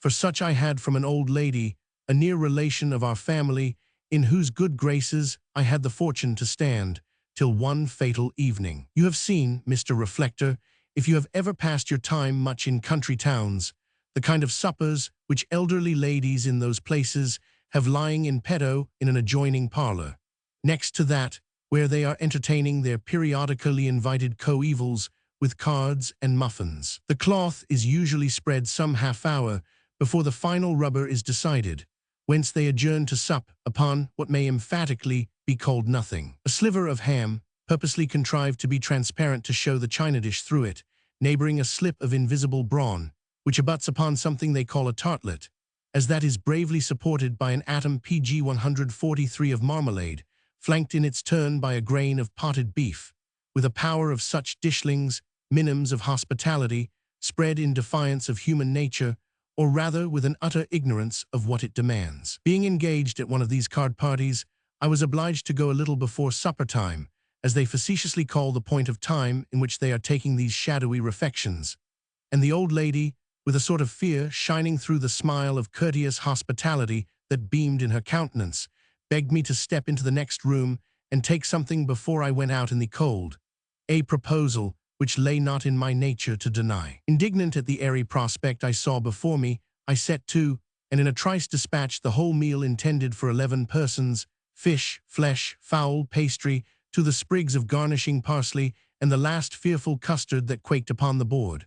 I need not describe the consternation, when in due time the dowagers adjourned from their cards. Where was the supper? And the servant's answer, Mr. had eat it all. That freak, however, jested me out of a good £300 a year, which I afterwards was informed for a certainty the old lady meant to leave me. I mention it not in illustration of the unhappy faculty which I am possessed of, for any unlucky wag of a schoolboy with a tolerable appetite could have done as much without feeling any hurt after it, only that you may judge whether I am a man likely to set my talent to sale or to require the pitiful stimulus of a wager. I have read in Pliny, or in some author of that stamp, of a reptile in Africa, whose venom is of that hot, destructive quality that wheresoever it fastens its tooth, the whole substance of the animal that has been bitten in a few seconds is reduced to dust, crumbles away, and absolutely disappears. It is called from this quality the annihilator. Why am I forced to seek, in all the most prodigious and portentous facts of natural history, for creatures typical of myself? I am that snake, that annihilator, wherever I fasten in a few seconds. O happy sick men that are groaning under the want of that very thing, the excess of which is my torment. O fortunate, too fortunate, if you knew your happiness, invalids, what would I not give to exchange this fierce concoctive and digestive heat, this rabid fury which vexes me, which tears and torments me, for your quiet, mortified, hermit-like PG 144 subdued and sanctified stomachs, your cool, chastened inclinations and coy desires for food. To what unhappy figuration of the parts intestine I owe this unnatural craving, I must leave to the anatomists and the physicians to determine. They, like the rest of the world, have doubtless their eye upon me, and as I have been cut up alive by the sarcasms of my friends, so I shudder when I contemplate the probability that this animal frame, when its restless appetites shall have ceased their importunity, may be cut up also. Horrible suggestion, to determine in what system of solids or fluids this original sin of my constitution lay lurking. What work will they make with their acids and alkalines, their serums and coagulums, effervescences, viscous matter, bile, chyle, and acrimonious juices, to explain that cause which nature, who willed the effect to punish me for my sins, may no less have determined to keep in the dark from them, to punish them for their presumption. You may ask, Mr. Reflector, to what purpose is my appeal to you?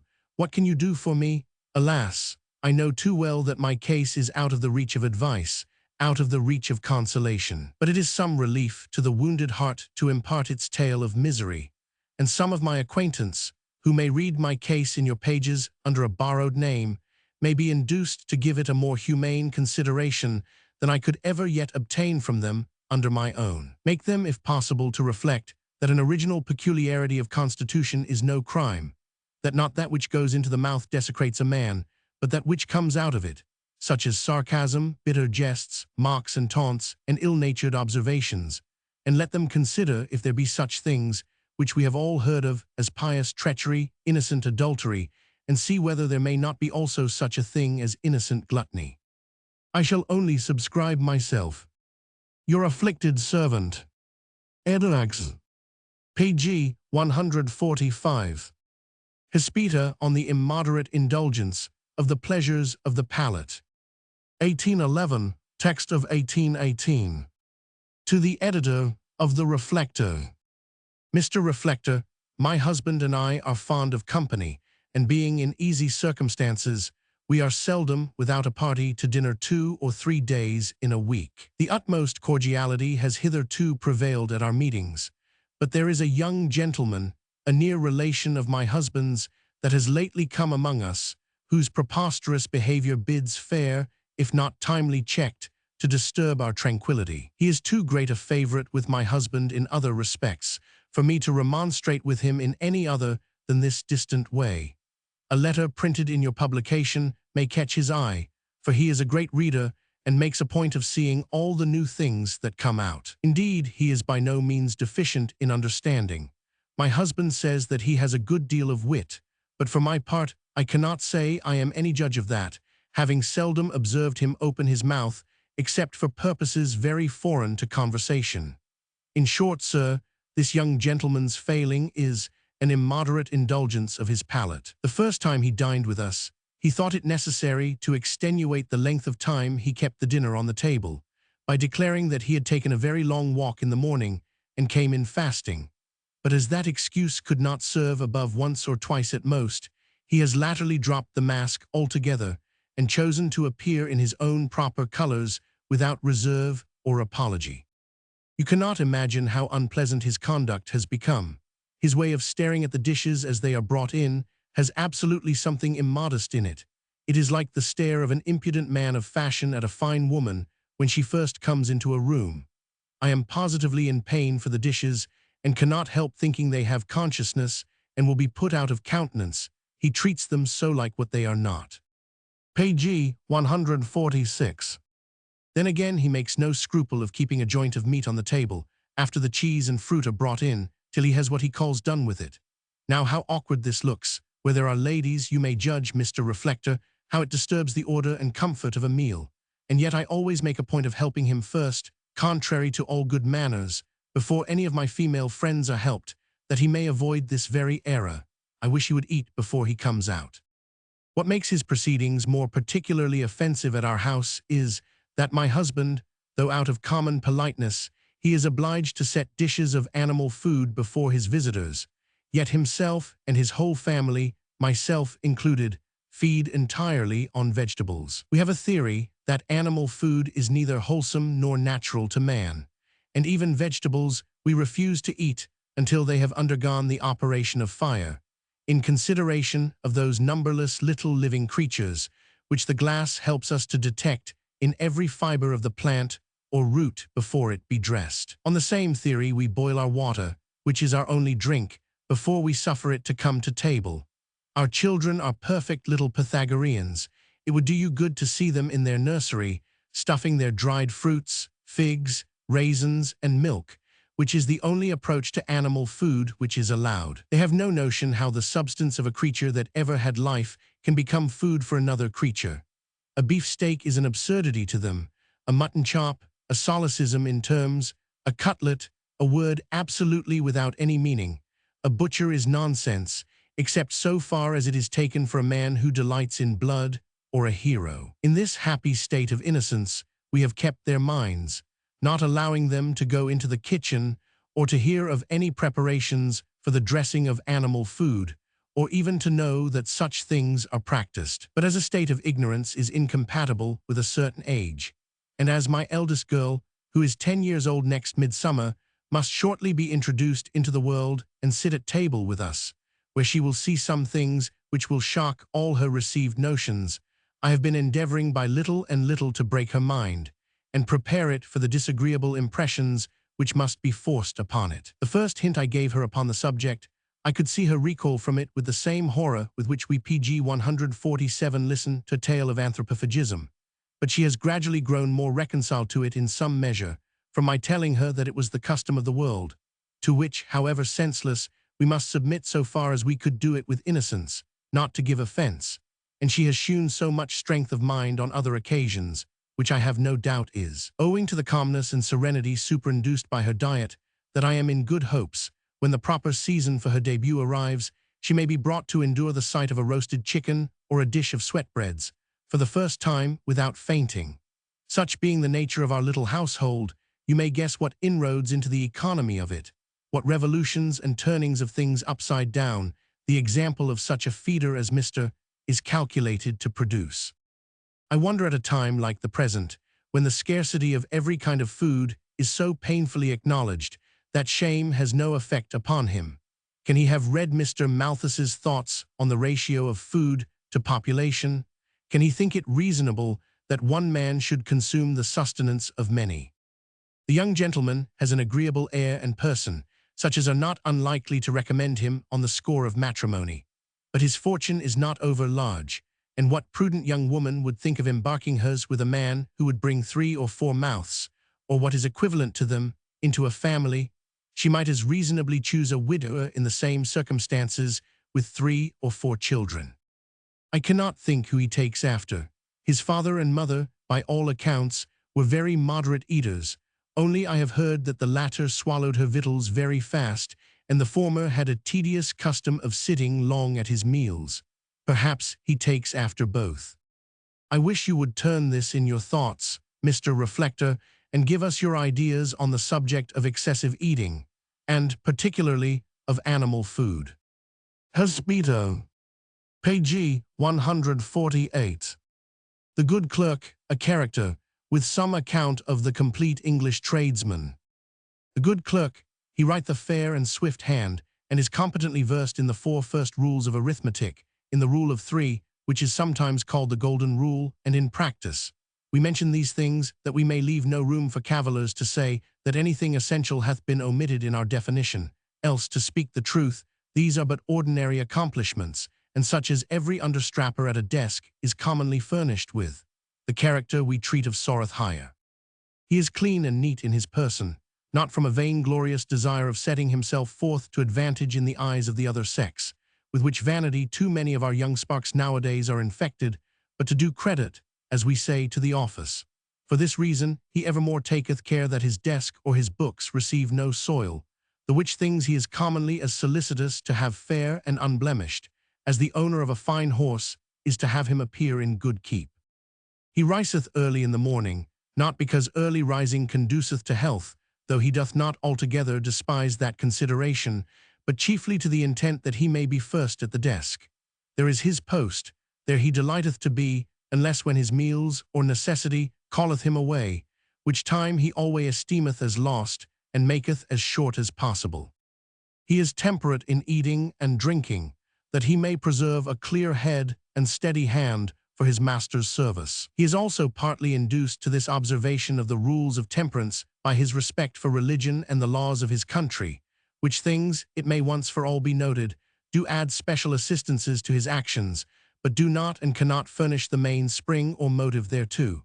His first ambition, as appeareth all along, is to be a good clerk, his next a good Christian, a good patriot, pg 149 and c.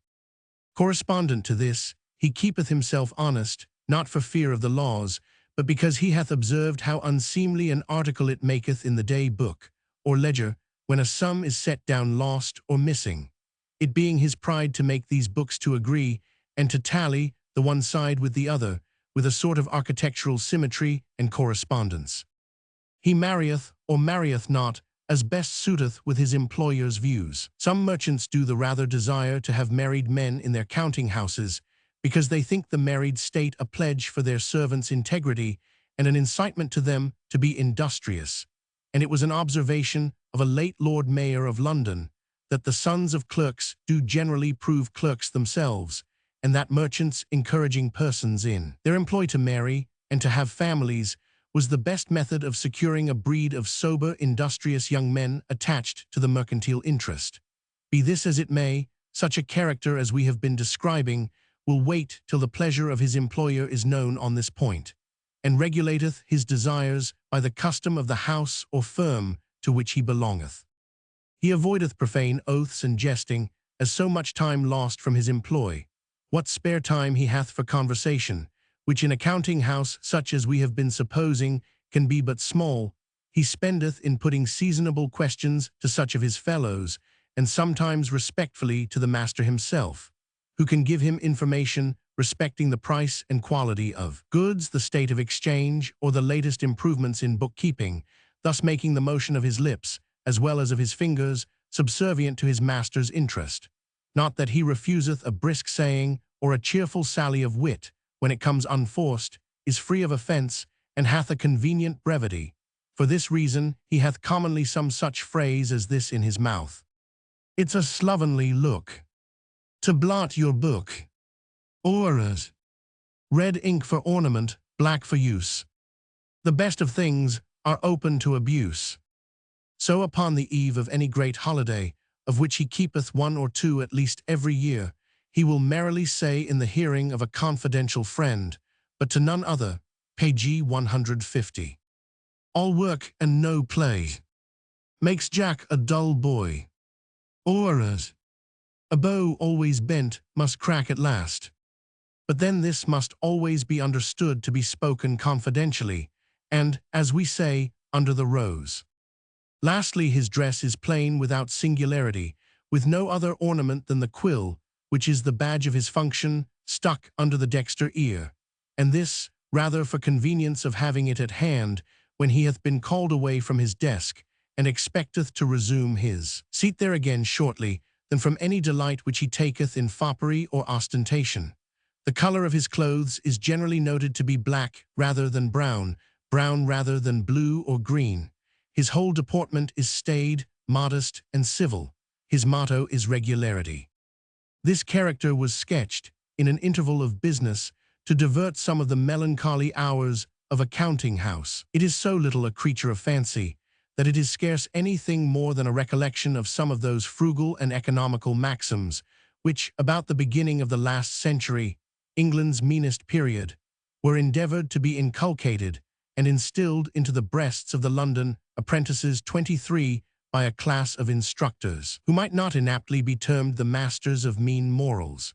The astonishing narrowness and illiberality of the lessons contained in some of those books is inconceivable by those whose studies have not led them that way, and would almost induce one to subscribe to the hard censure which Drayton has passed upon the mercantile spirit.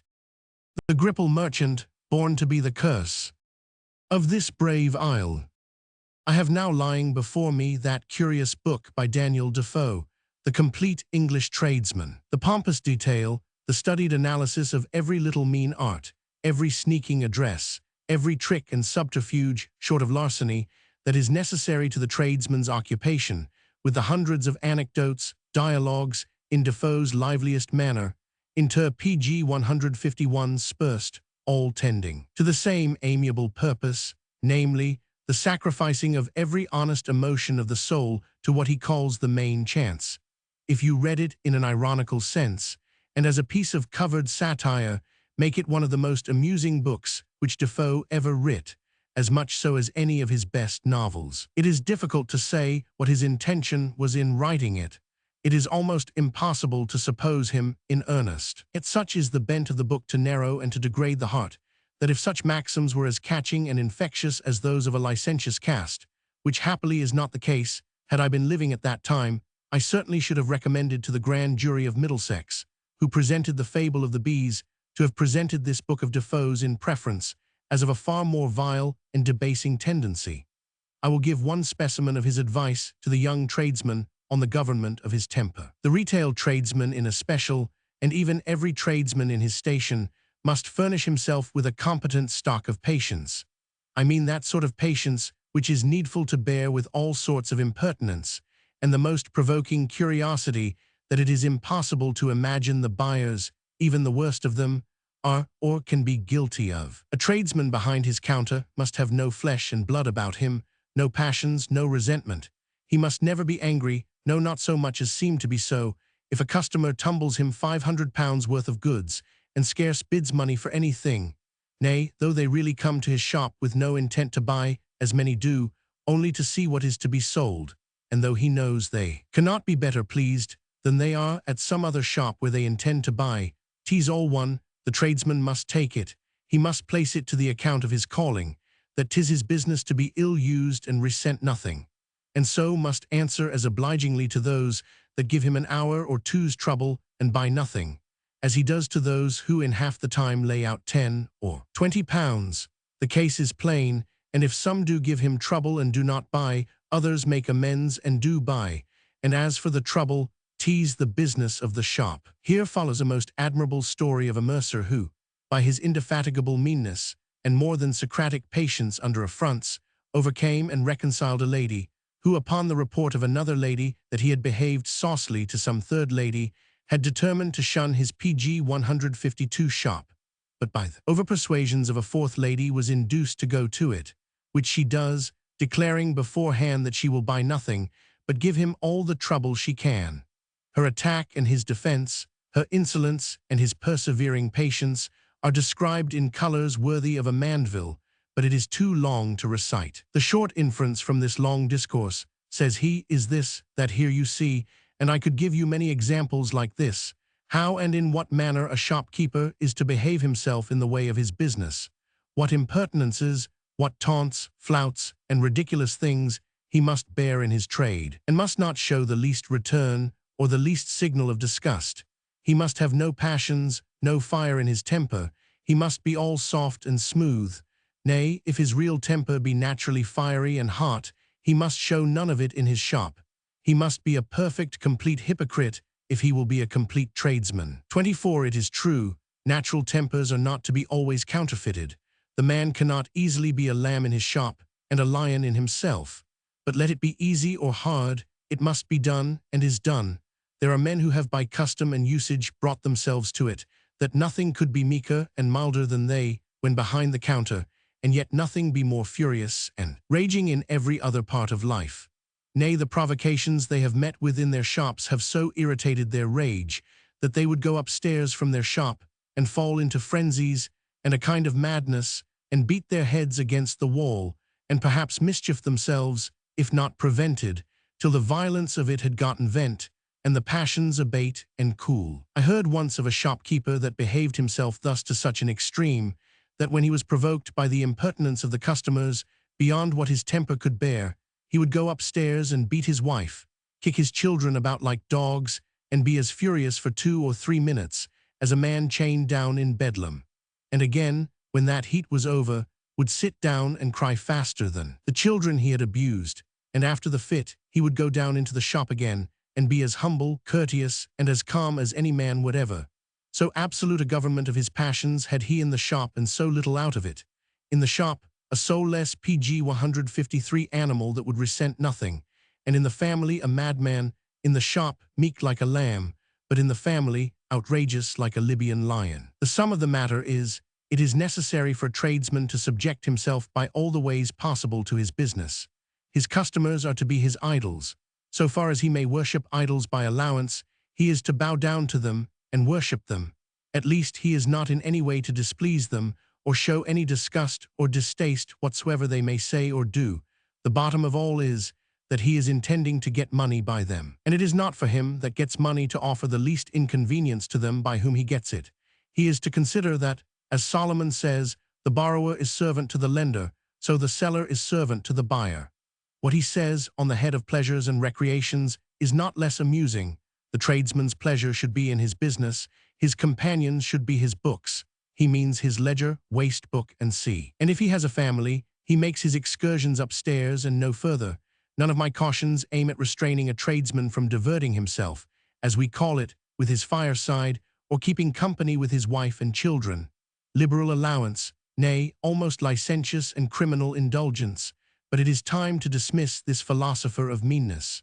More of this stuff would illiberalize the pages of the Reflector. Was the man in earnest, when he could bring such powers of description and all the charms of natural eloquence, in commendation of the meanest, vilest, wretchedest degradations of the human character?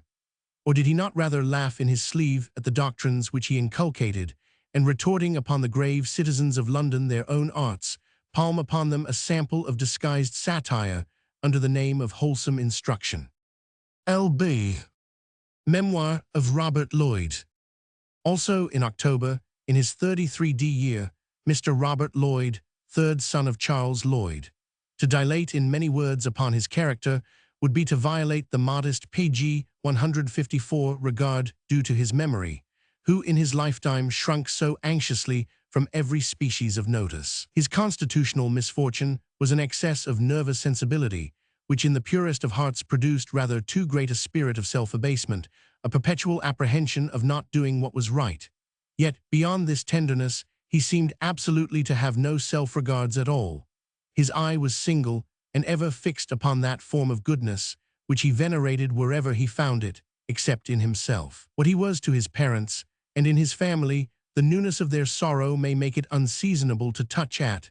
His loss, alas, was but one in a complication of domestic afflictions which have fallen so heavy of late upon a very worthy house. But as a friend, the writer of this memorial can witness that what he once esteemed and loved, it was an unalterable law of his mind to continue to esteem and love.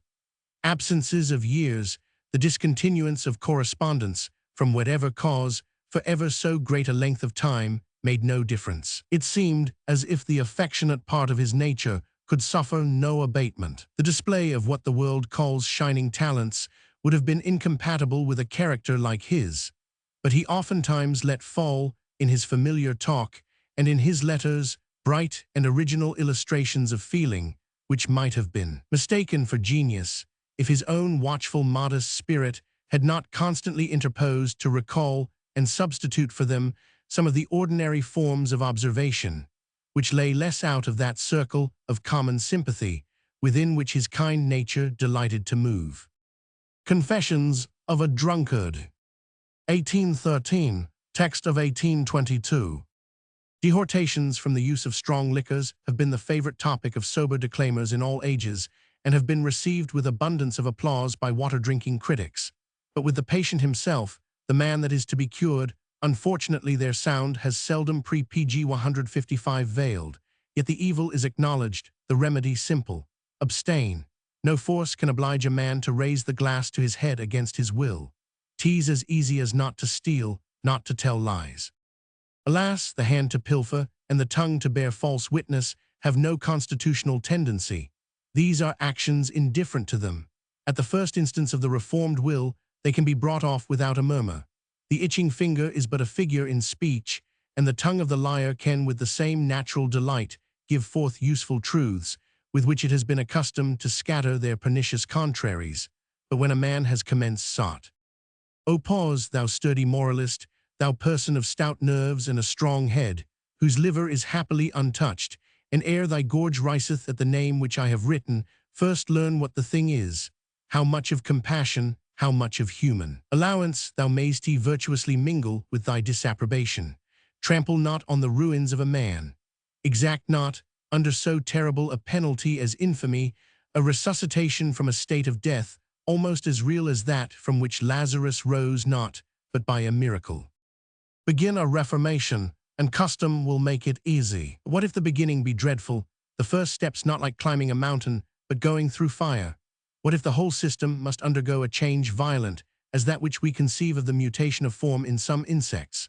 What if a process comparable to flaying alive be to be gone through? Is the weakness that sinks under such struggles to be confounded with the pertinacity which clings to other vices, which have induced no constitutional necessity, no engagement of the whole victim, body and soul? I have known one in that state, when he has tried to abstain but for one evening, though the poisonous potion had long ceased to bring back its first enchantments, though he was sure it would rather deepen his gloom than brighten it. In the violence of the struggle, and the necessity he has felt of getting rid of the present sensation at any rate, I have known him to scream out, to cry aloud, for the anguish and pain of the strife within him. Why should I hesitate to declare that the man of whom I speak is myself? I have no puling apology to make to mankind. I see them all in one way or another deviating from PG 156, the pure reason. It is to my own nature alone I am accountable for the woe that I have brought upon it. I believe that there are constitutions, robust heads and iron insides, whom scarce any excesses can hurt, whom brandy, I have seen them drink it like wine, at all events whom wine, taken in ever so plentiful measure, can do no worse injury to than just to muddle their faculties, perhaps never very pellucid. On them this discourse is wasted. They would but laugh at a weak brother, who, trying his strength with them, and coming off foiled from the contest, would fain persuade them that such agonistic exercises are dangerous.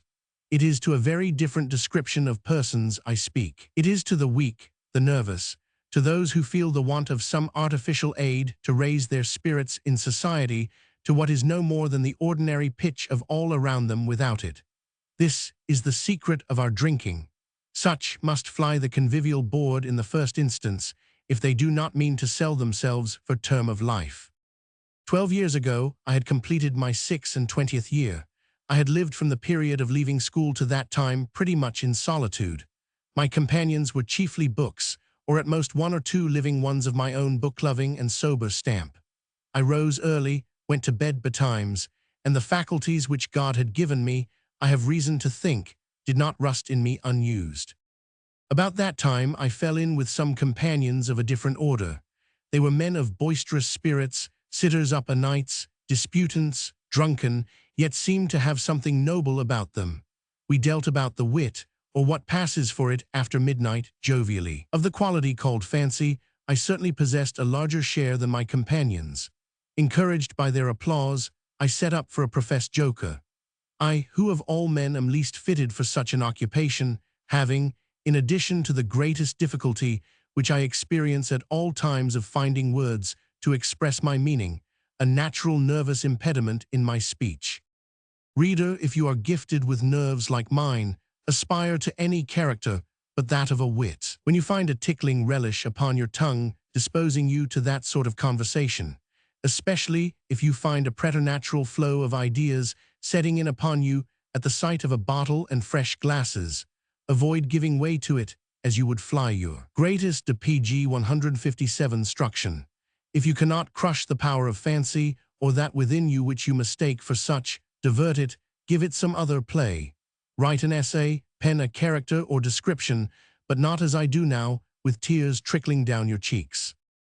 To be an object of compassion to friends, of derision to foes, to be suspected by strangers, stared at by fools, to be esteemed dull when you cannot be witty, to be applauded for witty when you know that you have been dull, to be called upon for the extemporaneous exercise of that faculty which no premeditation can give, to be spurred on to efforts which end in contempt, to be set on to provoke mirth which procures the procurer hatred, to give pleasure and be paid with squinting malice, to swallow draughts of life-destroying wine which are to be distilled into airy breath, to tickle vain auditors, to mortgage miserable morrows for nights of madness, to waste whole seas of time upon those who pay it back in little inconsiderable drops of grudging applause, are the wages of buffoonery and death. Time, which has a sure stroke at dissolving all connections which have no solider fastening than this liquid cement, more kind to me than my own taste or penetration, at length opened my eyes to the supposed qualities of my first friends. No trace of them is left but in the vices which they introduced, and the habits they infixed. In them my friends survive still, and exercise ample retribution for any supposed infidelity that I may have been guilty of towards them. My next more immediate companions were, and are persons of such intrinsic and felt worth, that though accidentally their acquaintance has proved pernicious to me, I do not know that if the thing were to do over again, I should have the courage to eschew the mischief at the price of forfeiting the benefit. I came to them reeking from the steams of my late overheated notions of companionship, and the slightest fuel which they unconsciously afforded was sufficient to feed my old fires into a propensity. They were no drinkers, but one from professional habits and another from a custom derived from his father, smoked tobacco. The devil could not have devised a more subtle trap to retake a backsliding penitent. The transition from gulping down draughts of liquid fire to puffing out innocuous blasts of dry smoke was so like cheating him. But he is PG 158 too hard for us when we hope to commute. He beats us at barter, and when we think to set off a new failing against an old infirmity, tease odds, but he puts the trick upon us of 2 for 1. That, comparatively, white devil of tobacco brought with him in the end 7 worse than himself. It were impertinent to carry the reader through all the processes by which, from smoking at first with malt liquor, I took my degrees through thin wines, through stronger wine and water, through small punch, to those juggling compositions, which, under the name of mixed liquors, slur a great deal of brandy or other poison under less and less water continually, until they come next to none, and so to none at all. But it is hateful to disclose the secrets of my Tartarus.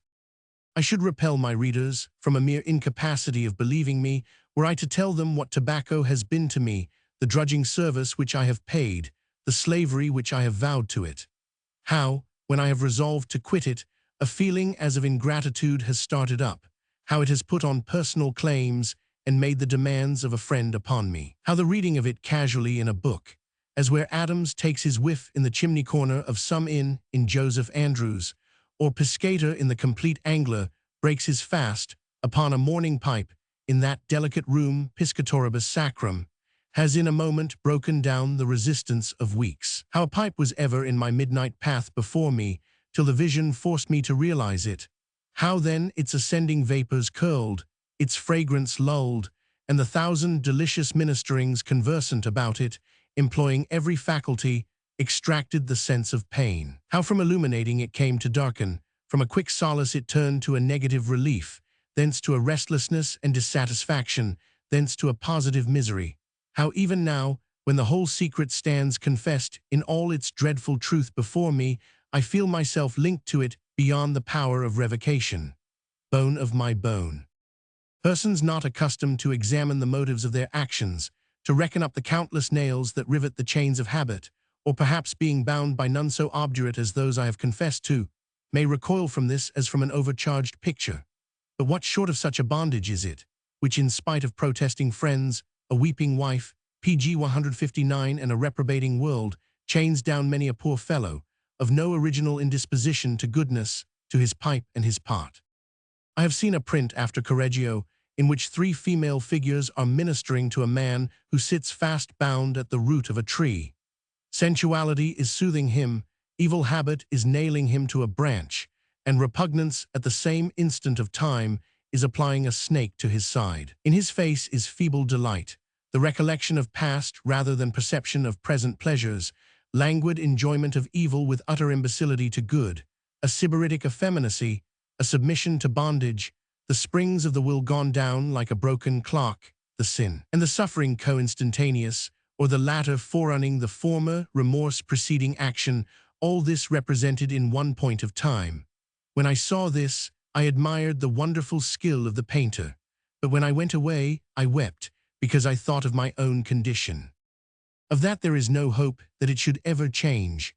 The waters have gone over me, but out of the black depths, could I be heard, I would cry out to all those who have but set a foot in the perilous flood. Could the youth, to whom the flavor of his first wine is delicious as the opening scenes of life, or the entering upon some newly discovered paradise, look into my desolation, and be made to understand what a dreary thing it is when a man shall feel himself going down a precipice with open eyes and a passive will, to see his destruction and have no power to stop it, and yet to feel it all the way emanating from himself, to perceive all goodness emptied out of him, and yet not to be able to forget a time when it was otherwise, to bear about the piteous spectacle of his own self-ruins. Could he see my fevered eye, feverish with last night's drinking, and feverishly looking for this night's repetition of the folly? Could he feel the body of the death out of which I cry hourly with feebler and feebler outcry to be delivered? It were enough to make him dash the sparkling beverage to the earth in all the pride of its mantling temptation, to make him clasp his teeth, and not undo 'em, to suffer wet damnation to run through 'em. Yea, but methinks I hear somebody object, if sobriety be PG 160 that fine thing you would have us to understand, if the comforts of a cool brain are to be preferred to that state of heated excitement which you describe and deplore, What hinders in your own instance that you do not return to those habits from which you would induce others never to swerve? If the blessing be worth preserving, is it not worth recovering? Recovering, oh, if a wish could transport me back to those days of youth, when a draught from the next clear spring could slake any heats which summer suns and youthful exercise had power to stir up in the blood, how gladly would I return to thee, pure element, the drink of children, and of childlike holy hermit. In my dreams I can sometimes fancy thy cool refreshment purling over my burning tongue, but my waking stomach rejects it. That which refreshes innocence only makes me sick and faint. But is there no middle way betwixt total abstinence and the excess which kills you? For your sake, reader, and that you may never attain to my experience, with pain I must utter the dreadful truth that there is none that I can find. In my stage of habit, I speak not of habits less confirmed, for some of them I believe the advice to be most prudential, in the stage which I have reached, to stop short of that measure which is sufficient to draw on torpor and sleep. The benumbing apoplectic sleep of the drunkard is to have taken none at all. The pain of the self-denial is all one. And what that is, I had rather the reader should believe on my credit than know from his own trial. He will come to know it, whenever he shall arrive at that state, in which, paradoxical as it may appear, reason shall only visit him through intoxication. For it is a fearful truth that the intellectual faculties, by repeated acts of intemperance, may be driven from their orderly sphere of action, their clear daylight ministries, until they shall be brought at last to depend, for the faint manifestation of their departing energies, upon the returning periods of the fatal madness to which they owe their devastation. The drinking man is never less himself than during his sober intervals. Evil is so far his good. 25. Page 161. Behold me then, in the robust period of life, reduced to imbecility and decay. Hear me count my gains, and the profits which I have derived from the midnight cup. 12 years ago, I was possessed of a healthy frame of mind and body. I was never strong, but I think my constitution, for a weak one, was as happily exempt from the tendency to any malady as it was possible to be. I scarce knew what it was to ail anything. Now, except when I am losing myself in a sea of drink, I am never free from those uneasy sensations in head and stomach, which are so much worse to bear than any definite pains or aches. At that time I was seldom in bed after 6 in the morning, summer and winter. I awoke refreshed, and seldom without some merry thoughts in my head, or some piece of a song to welcome the newborn day. Now, the first feeling which besets me, after stretching out the hours of recumbence to their last possible extent, is a forecast of the wearisome day that lies before me, with a secret wish that I could have lain on still or never awaked. Life itself, my waking life, has much of the confusion, the trouble, and obscure perplexity of an ill dream. In the daytime I stumble upon dark mountains.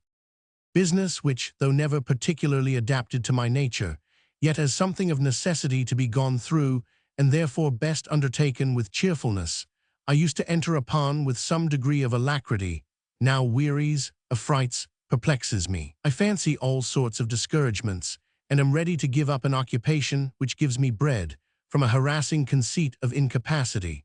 The slightest commission given me by a friend, or any small duty which I have to perform for myself, as giving orders to a tradesman, and haunts me as a labor impossible to be got through. So much the springs of action are broken. The same cowardice attends me in all my intercourse with mankind. I dare not promise that a friend's honor or his cause would be safe in my keeping if I were put to the expense of any manly resolution in defending it. So much the springs of moral action are deadened within me.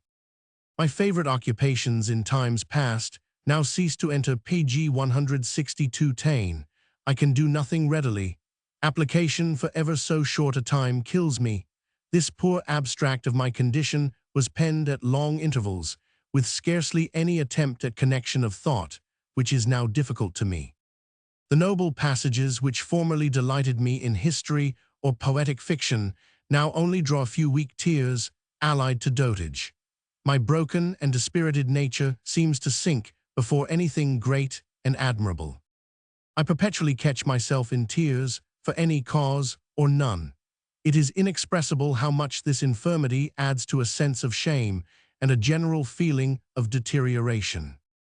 These are some of the instances concerning which I can say with truth that it was not always so with me. Shall I lift up the veil of my weakness any further, or is this disclosure sufficient?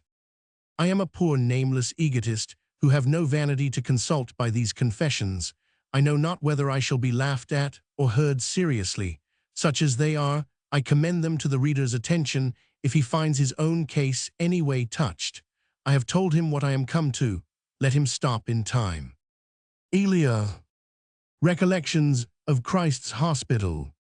1813, text of 1818. To comfort the desponding parent with the thought that, without diminishing the stock which is imperiously demanded to furnish the more pressing and homely wants of our nature, he has disposed of one or more perhaps out of a numerous offspring, under the shelter of a care scarce less tender than the paternal, where not only their bodily cravings shall be supplied, but that mental pabulum is also dispensed, which he hath declared to be no less necessary to our sustenance, who said that not by bread alone man can live.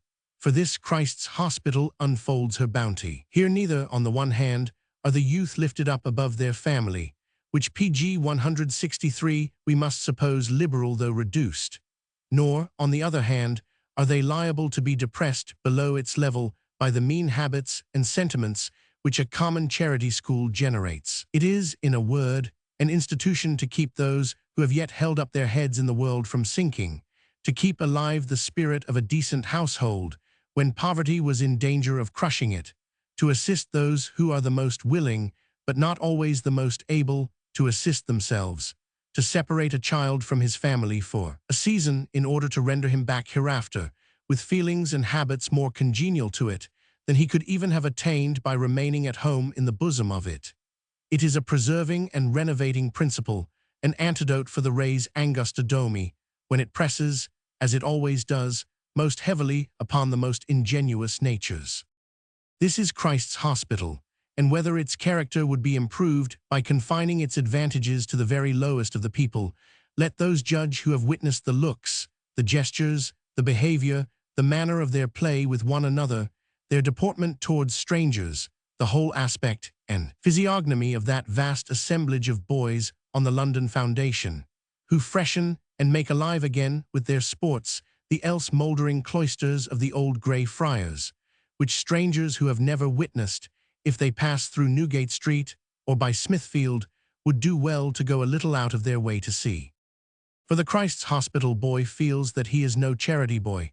He feels it in the antiquity and regality of the foundation to which he belongs, in the usage which he meets with at school, and the treatment he is accustomed to out of its bounds, in the respect and even kindness which his well-known garb never fails to procure him in the streets of the metropolis.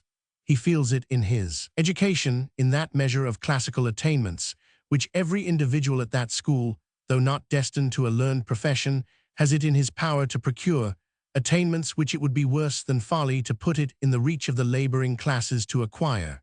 He feels it in the numberless comforts and even magnificences which surround him, in his old and awful cloisters, with their traditions, in his spacious schoolrooms, and in the well-ordered, airy, and lofty rooms where he sleeps, in his stately dining hall, hung round with pictures by Verrio, Lely, and PG 164 others, one of them surpassing in size and grandeur almost any other in the kingdom, 26 above all, in the very extent and magnitude of the body to which he belongs, and the consequent spirit, intelligence, and public conscience, which is the result of so many various yet wonderfully combining members. Compared with this last-named advantage, what is the stock of information? I do not here speak of book learning, but of that knowledge which boy receives from boy, the mass of collected opinions, the intelligence in common among the few and narrow members of an ordinary boarding school. The Christ's Hospital, or Bluecoat boy, has a distinctive character of his own, as far removed from the abject qualities of a common charity boy as it is from the disgusting forwardness of a lad brought up at some other of the public schools. There is pride in it, accumulated from the circumstances which I have described as differencing him from the former, and there is a restraining modesty from a sense of obligation and dependence which must ever keep his deportment from assimilating to that of the latter. His very garb, as it is antique and venerable, feeds his self-respect. As it is a badge of dependence, it restrains the natural petulance of that age from breaking out into overt acts of insolence. This produces silence and a reserve before strangers, yet not that cowardly shyness which boys mewed up at home will feel. He will speak up when spoken to, but the stranger must begin the conversation with him. Within his bounds, he is all fire and play, but in the streets, he steals along with all the self-concentration of a young monk. He is never known to mix with other boys. They are a sort of laity to him. All this proceeds, I have no doubt, from the continual consciousness which he carries about him of the difference of his dress from that of the rest of the world, with a modest jealousy over himself, lest, by over-hastily mixing with common and secular playfellows, he should commit the dignity of his cloth. Nor let anyone laugh at this, for considering the propensity of the multitude, and especially of the small multitude, to ridicule anything unusual in dress, above all, where such peculiarity may be construed by malice into a PG 165 mark of disparagement. This reserve will appear to be nothing more than a wise instinct in the blue-coat boy. That it is neither pride nor rusticity, at least that it has none of the offensive qualities of either, a stranger may soon satisfy himself by putting a question to any of these boys. He may be sure of an answer couched in terms of plain civility, neither loquacious nor embarrassed. Let him put the same question to a parish boy, or to one of the trencher caps in the cloisters, and the impudent reply of the one shall not fail to exasperate any more than the certain servility and mercenary eye to reward, which he will meet with in the other, can fail to depress and sadden him. The Christ's Hospital boy is a religious character. His school is eminently a religious foundation. It has its peculiar prayers, its services at set times, its graces, hymns, and anthems, following each other in an almost monastic closeness of succession. This religious character in him is not always untinged with superstition. That is not wonderful, when we consider the thousand tales and traditions which must circulate, with undisturbed credulity, amongst so many boys, that have so few checks to their belief from any intercourse with the world at large, upon whom their equals in age must work so much, their elders so little. With this leaning towards an overbelief in matters of religion, which will soon correct itself when he comes out into society, may be classed a turn for romance above most other boys. This is to be traced in the same manner to their excess of society with each other, and defect of mingling with the world. Hence the peculiar avidity with which such books as the Arabian Nights Entertainments and others of a still wilder cast are, or at least were in my time, sought for by the boys. I remember when some half-dozen of them set off from school without map, card, or compass on a serious expedition to find out Philip Quarlell's island. The Christ's Hospital boy's sense of right and wrong is peculiarly tender and apprehensive. It is even apt to run out into ceremonial observances and to impose a yoke upon itself beyond the strict obligations of the moral law. Those who were contemporaries with me at that school 30 years ago will remember with what more than Judaic rigor the eating of the fat of certain boiled meats 27 was interdicted. PG 166, a boy would have blushed, as at the exposure of some heinous immorality, to have been detected eating that forbidden portion of his allowance of animal food, the whole of which, while he was in health, was little more than sufficient to allay his hunger. The same, or even greater, refinement was shewn in the rejection of certain kinds of sweet cake. What gave rise to these supererogatory penances, these self-denying ordinances, I could never learn. 28. They certainly argue no defect of the conscientious principle. A little excess in that article is not undesirable in youth, to make allowance for the inevitable waste which comes in maturer years.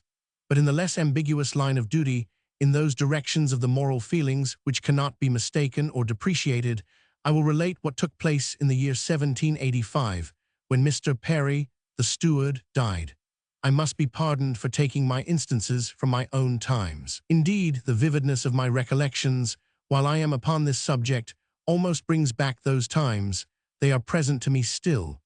But I believe that in the years which have elapsed since the period which I speak of, the character of the Christ's Hospital boy is very little changed. Their situation in point of many comforts is improved, but that which I ventured before to term the public conscience of the school, the pervading moral sense, of which every mind partakes, and to which so many individual minds contribute, remains, I believe, pretty much the same as when I left it. I have seen within this 12-month almost the change which has been produced upon a boy of 8 or 9 years of age, upon being admitted into that school. How, from a pert young coxcomb, who thought that all knowledge was comprehended within his shallow brains, because a smattering of 2 or 3 languages and 1 or 2 sciences were stuffed into him by injudicious treatment at home, by a mixture with the wholesome society of so PG 167 many schoolfellows, in less time than I have spoken of, he has sunk to his own level, and is contented to be carried on in the quiet orb of modest self-knowledge, in which the common mass of that unpresumptuous assemblage of boys seem to move. From being a little unfeeling mortal, he has got to feel and reflect. Nor would it be a difficult matter to show how, at a school like this, where the boy is neither entirely separated from home, nor yet exclusively under its influence, the best feelings, the filial for instance, are brought to a maturity which they could not have attained under a completely domestic education. How the relation of parent is rendered less tender by unremitted association, and the very awfulness of age is best apprehended by some sojourning amidst the comparative levity of youth. How absence, not drawn out by too great extension into alienation or forgetfulness, puts an edge upon the relish of occasional intercourse, and the boy is made the better child by that which keeps force of that relation from being felt as perpetually pressing on him. How the substituted paternity, into the care of which he is adopted, while in everything substantial it makes up for the natural, in the necessary omission of individual fondnesses and partialities, directs the mind only the more strongly to appreciate that natural and first tie, in which such weaknesses are the bond of strength, and the appetite which craves after them betrays no perverse palate. But these speculations rather belong to the question of the comparative advantages of a public over a private education in general. I must get back to my favorite school, and to that which took place when our old and good steward died, a Mr. Hathaway. And I will say that when I think of the frequent instances which I have met with in children of a hard-heartedness, a callousness, and insensibility to the loss of relations, even of those who have begot and nourished them, I cannot but consider it as a proof of something in the peculiar conformation of that school, favorable to the expansion of the best feelings of our nature, that, at the period which I am noticing, out of 500 boys there was not a dry eye to be found among them, nor a heart that did not beat with genuine emotion. Every impulse to play, until the funeral day was past, seemed suspended throughout the school, and the boys, lately so mirthful and sprightly, were seen pacing their cloisters PG 168 alone, or in sad groups standing about, few of them without some token, such as their slender means could provide, a black riband, or something to denote respect and a sense of their loss. The time itself was a time of anarchy, a time in which all authority out of school hours was abandoned.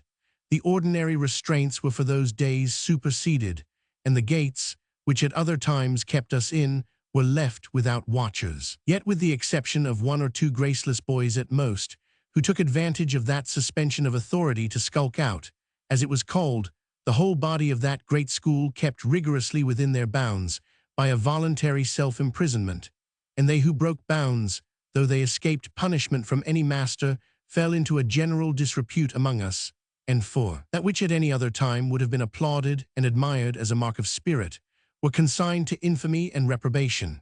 So much natural government have gratitude and the principles of reverence and love, and so much did a respect to their dead friend prevail with these Christ's hospital boys above any fear which his presence among them when living could ever produce. And if the impressions which were made on my mind so long ago are to be trusted, very richly did their steward deserve this tribute. It is a pleasure to me even now to call to mind his portly form, the regal awe which he always contrived to inspire, in spite of a tenderness and even weakness of nature that would have enfeebled the reins of discipline in any other master, a yearning of tenderness towards those under his protection, which could make 500 boys at once feel towards him each as to their individual father. He had faults with which we had nothing to do, but with all his faults indeed, Mr. Perry was a most extraordinary creature. Contemporary with him, and still living, though he has long since resigned his occupation, will it be impertinent to mention the name of our excellent upper grammar master, the Rev. James Boyer. He was a disciplinarian, indeed, of a different stamp from him whom I have just described, but now the terrors of the rod, and of a temper a little too hasty to leave the more nervous of us quite at our ease to do justice to his merits in those days, are long since over. Ungrateful were we if we should refuse our testimony to that unwearied assiduity with which he attended to the particular improvement of each of us. Had we been the offspring of the first gentry in the land, pg 169, he could not have been instigated by the strongest views of recompense and reward to have made himself a greater slave to the most laborious of all occupations than he did for us sons of charity, from whom, or from our parents, he could expect nothing. He has had his reward in the satisfaction of having discharged his duty, in the pleasurable consciousness of having advanced the respectability of that institution to which, both man and boy, he was attached, in the honors to which so many of his pupils have successfully aspired at both our universities, and in the staff with which the governors of the hospital at the close of his hard labors, with the highest expressions of the obligations the school lay under to him, unanimously voted to present him. I have often considered it among the felicities of the constitution of this school that the offices of steward and schoolmaster are kept distinct, the strict business of education alone devolving upon the latter, while the former has the charge of all things out of school, the control of the provisions, the regulation of meals, of dress, of play, and the ordinary intercourse of the boys. By this division of management, a superior respectability must attach to the teacher, while his office is unmixed with any of these lower concerns. A still greater advantage over the construction of common boarding schools is to be found in the settled salaries of the masters, rendering them totally free of obligation to any individual pupil or his parents. This never fails to have its effect at schools where each boy can reckon up to a hair what profit the master derives from him, where he views him every day in the light of a caterer, a provider for the family, who is to get so much by him in each of his meals. Boys will see and consider these things, and how much must the sacred character of preceptor suffer in their minds by these degrading associations. The very bill which the pupil carries home with him at Christmas, eked out, perhaps, with elaborate though necessary minuteness, instructs him that his teachers have other ends than the mere love to learning in the lessons which they give him. And though they put into his hands the fine sayings of Seneca or Epictetus, yet they themselves are none of those disinterested pedagogues to teach philosophy gratis. The master, too, is sensible that he is seen in this light, and how much this must lessen that affectionate regard to the learners which alone can sweeten the bitter labor of pg 170 instruction, and convert the whole business into unwelcome and uninteresting taskwork. Many preceptors that I have conversed with on the subject are ready, with a sad heart, to acknowledge. From this inconvenience, the settled salaries of the masters of this school in great measure exempt them, while the happy custom of choosing masters, indeed every officer of the establishment, from those who have received their education there, gives them an interest in advancing the character of the school, and binds them to observe a tenderness and a respect to the children, in which a stranger, feeling that independence which I have spoken of, might well be expected to fail. In affectionate recollections of the place where he was bred up, in hearty recognitions of old schoolfellows met with again after the lapse of years, or in foreign countries, the Christ's hospital boy yields to none. I might almost say he goes beyond most other boys. The very compass and magnitude of the school, its thousand bearings, the space it takes up in the imagination beyond the ordinary schools, impresses a remembrance, accompanied with an elevation of mind, that attends him through life. It is too big, too affecting an object, to pass away quickly from his mind. The Christ's hospital boy's friends at school are commonly his intimates through life. For me, I do not know whether a constitutional imbecility does not incline me too obstinately to cling to the remembrances of childhood. In an inverted ratio to the usual sentiments of mankind, nothing that I have been engaged in since seems of any value or importance, compared to the colors which imagination gave to everything then. I belong to no body corporate such as I then made a part of. And here, before I close, taking leave of the general reader, and addressing myself solely to my old school fellows, that were contemporaries with me from the year 1782 to 1789, let me have leave to remember some of those circumstances of our school, which they will not be unwilling to have brought back to their minds. And first let us remember, as first in importance in our childish eyes, the young men as they almost were, who, under the denomination of Grecians, were waiting the expiration of the period when they should be sent, at the charges of the hospital, to one or other of our universities, but more frequently to Cambridge. These youths, from their superior PG 171 acquirements, their superior age and stature, and the fewness of their numbers, for seldom above 2 or 3 at a time, were inaugurated into that high order, drew the eyes of all, and especially of the younger boys, into a reverent observance and admiration. How tall they used to seem to us! How stately would they pace along the cloisters, while the play of the lesser boys was absolutely suspended, or its boisterousness at least allayed, at their presence. Not that they ever beat or struck the boys, that would have been to have demeaned themselves. The dignity of their persons alone ensured them all respect. The task of blows, of corporal chastisement, they left to the common monitors, or heads of wards, who, it must be confessed, in our time had rather too much license allowed them to oppress and misuse their inferiors, and the interference of the Grecian, who may be considered as the spiritual power, was not unfrequently called for to mitigate by its mediation the heavy unrelenting arm of this temporal power or monitor. In fine, the Grecians were the solemn muftis of the school. Ras were computed from their time. It used to be said, such or such a thing was done when S or T was Grecian. As I ventured to call the Grecians the muftis of the school, the king's boys, 29 as their character then was, may well pass for the janissaries. They were the terror of all the other boys, bred up under that hardy sailor, as well as excellent mathematician and co-navigator with Captain Cook, William Wales. All his systems were adapted to fit them for the rough element which they were destined to encounter. Frequent and severe punishments, which were expected to be borne with more than Spartan fortitude, came to be considered less as inflictions of disgrace than as trials of obstinate endurance. To make his boys hardy and to give them early sailor habits seemed to be his only aim. To this, everything was subordinate. Moral obliquities, indeed, were sure of receiving their full recompense, for no occasion of laying on the lash was ever let slip, but the effects expected to be produced from it was something very different from contrition or mortification. There was in William Wales a perpetual fund of humor, a constant glee about him, which PG 172, heightened by an inveterate provincialism of North Country dialect, absolutely took away the sting from his severities. His punishments were a game at patience, in which the master was not always worst contented when he found himself at times overcome by his pupil.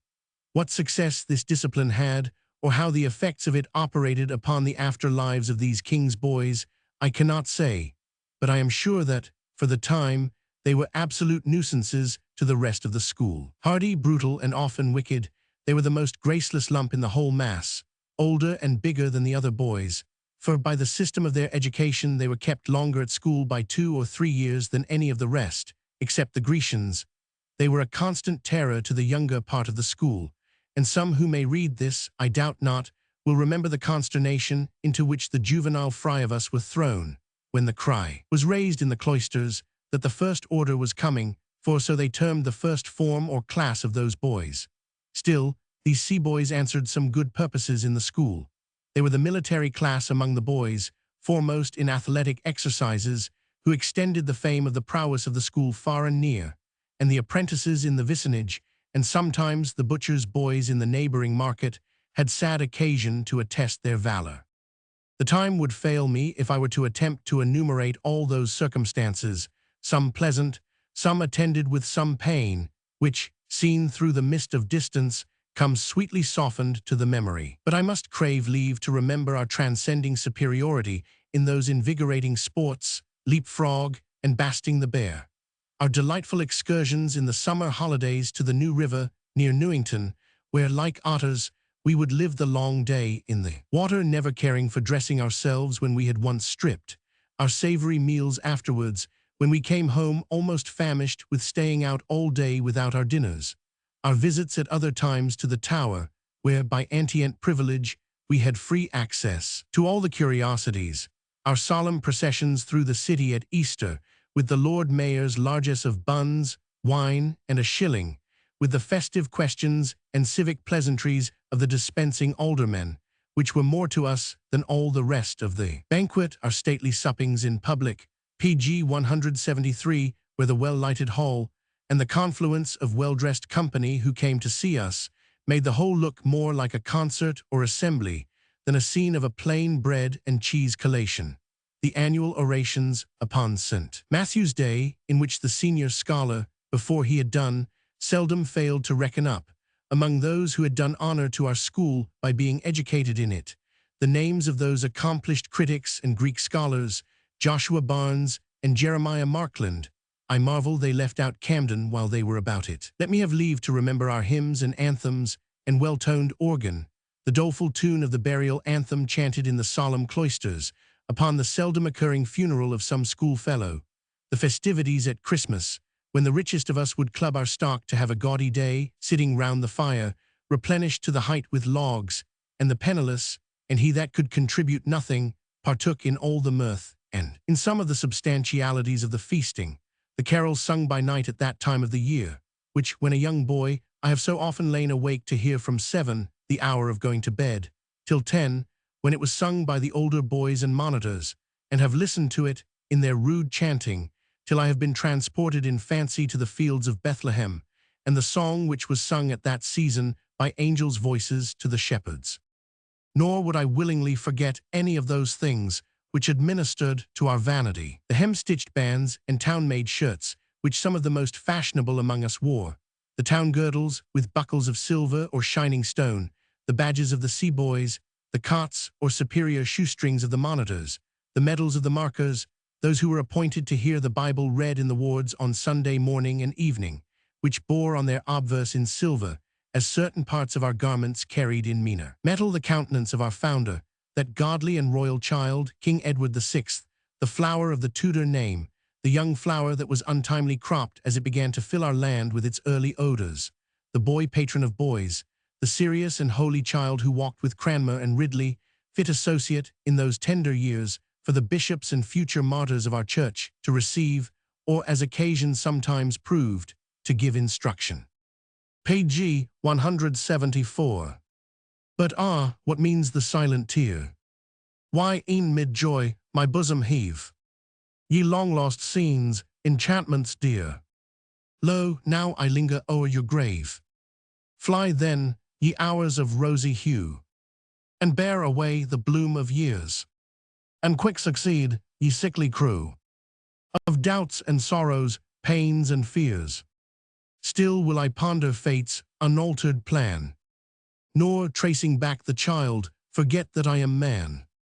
Table talk in the Examiner. I, Reynolds, and Leonardo da Vinci.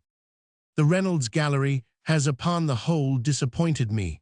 Some of the portraits are interesting. They are faces of characters whom we middle-aged gentlemen were born a little too late to remember, but about whom we have heard our fathers tell stories till we almost fancy to have seen them. There is a charm in the portrait of a Rodney or a Keppel, which even a picture of Nelson must want for me. I should turn away after a slight inspection from the best likeness that could be made of Mrs. Anne Clark, but Kitty Fisher is a considerable personage. Then the dresses of some of the women so exactly remind us of modes which we can just recall, of the forms under which the venerable relationships of aunt or mother first presented themselves to our young eyes, the aprons, the coifs, the lappets, the hoods. Mercy on us, what a load of head ornaments seemed to have conspired to bury a pretty face in the picture of Mrs. Long yet could not. Beauty must have some charmed life to have been able to surmount the conspiracy of fashion in those days to destroy it. The portraits which least pleased me were those of boys as infant Bacchuses, Jupiters, and but PG 175, the artist is not to be blamed for the disguise.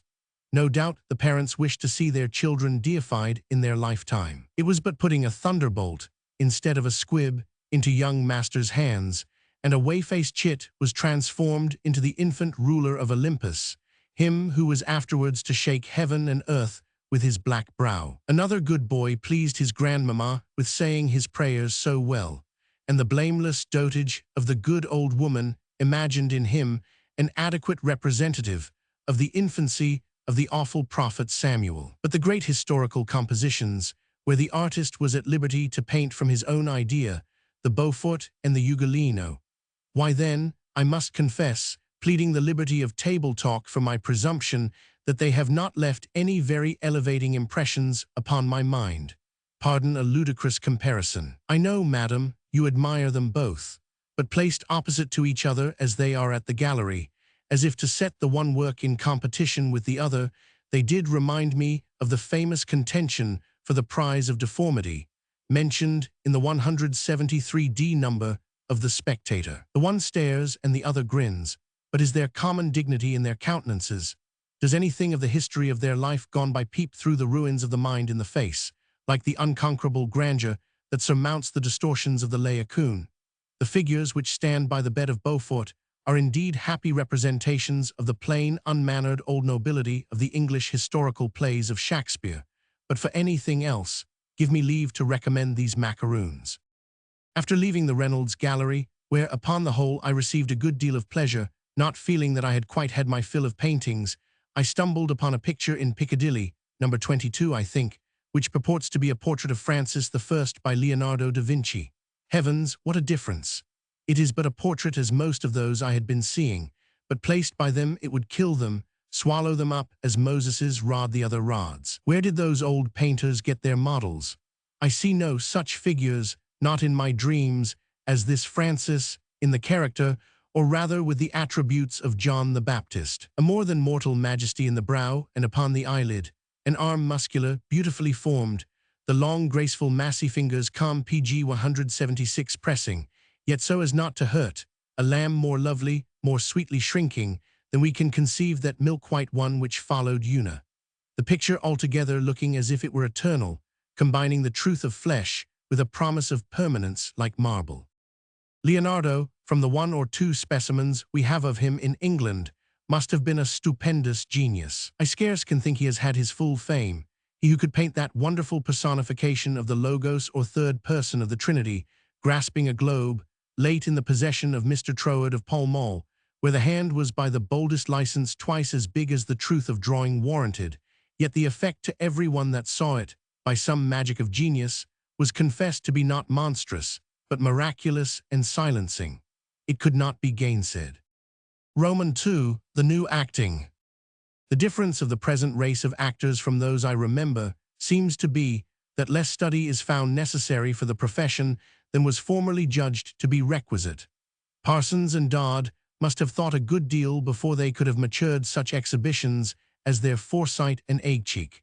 We do not want capable actors, but their end is answered with less pains. The way is to get a kind of familiarity with the audience, to strike up a kind of personal friendship, to be hail fellow well met. With them, those excellent comedians, Bannister and Doughton, who had least need of these arts, have not disdained to use them. You see a reciprocity of greeting and goodwill between them and the house at first entrance. It is amazing how much carelessness of acting slips in by this intercourse. After all, it is a good-natured fault, and a great many kindly feelings are generated in the galleries by this process, feelings which are better than criticism. Russell's Jerry Sneak appears to me to be a piece of the richest coloring we have on the present stage in the comic line, if indeed it be entirely comic, for its effect on me, in some passages, is even pathetic. The innocent, good-natured tones with which Sneak makes his ineffectual appeals to the sympathy of the hard-hearted and PG 177 contemptuous betrayer of his honor, the Major, the slight dash of idiotism which the actor contrives to throw into the part, which Foot, I will venture to say, never dreamt of, but yet which has the happiest effect in turning what would be contempt, an ill-natured and heart-injuring passion, into pity and compassion, are some of the nicest effects of observation and tend to unvulgarize the part, if I may be allowed the expression. For a piece of pure drollery, Liston's Lord Grizzle has no competitor. Comedy it is not, nor farce. It is neither nature nor exaggerated nature. It is a creation of the actor's own. Grizzle seems a being of another world, such an one as Nicolaus Climius might have seen at the fantastic courts of his world under the ground. It is an abstract idea of court qualities, an apotheosis of apathy. Ben Jonson's abstractions of courtiers in his Cynthia's revels, and every man out of his humor. What a treat it would be to see them on the stage, done in the same manner. What I most despair of is seeing again a succession of such actresses as Mrs. Maddox, Miss Pope, and Mrs. Jordan. This coquetting between the performer and the public is carried to a shocking excess by some of the ladies who play the first characters in what is called genteel comedy, instead of playing their pretty airs upon their lover on the stage, as Mrs. Abingdon or Mrs. Cibber was content to do, or Mrs. Oldfield before them. Their whole artillery of charms is now directed to ensnare whom? Why, the whole audience, 1,000 gentlemen perhaps, for this many-headed beast they furl and unfurl their fan, and teach their lips to curl in smiles, and their bosoms exhibit such pretty instructive heavings. These personal applications, which used to be a sort of sauce piquant for the pert epilogue, now give the standing relish to the whole play. I am afraid an actress who should omit them would not find her account in it. I am sure that the very absence of this fault in Miss Kelly, and her judicious attention to her part, with little or no reference to the spectators, is one cause why her varied excellencies, though they are beginning to be perceived, have yet found their way more slowly to the approbation of the public than they have deserved.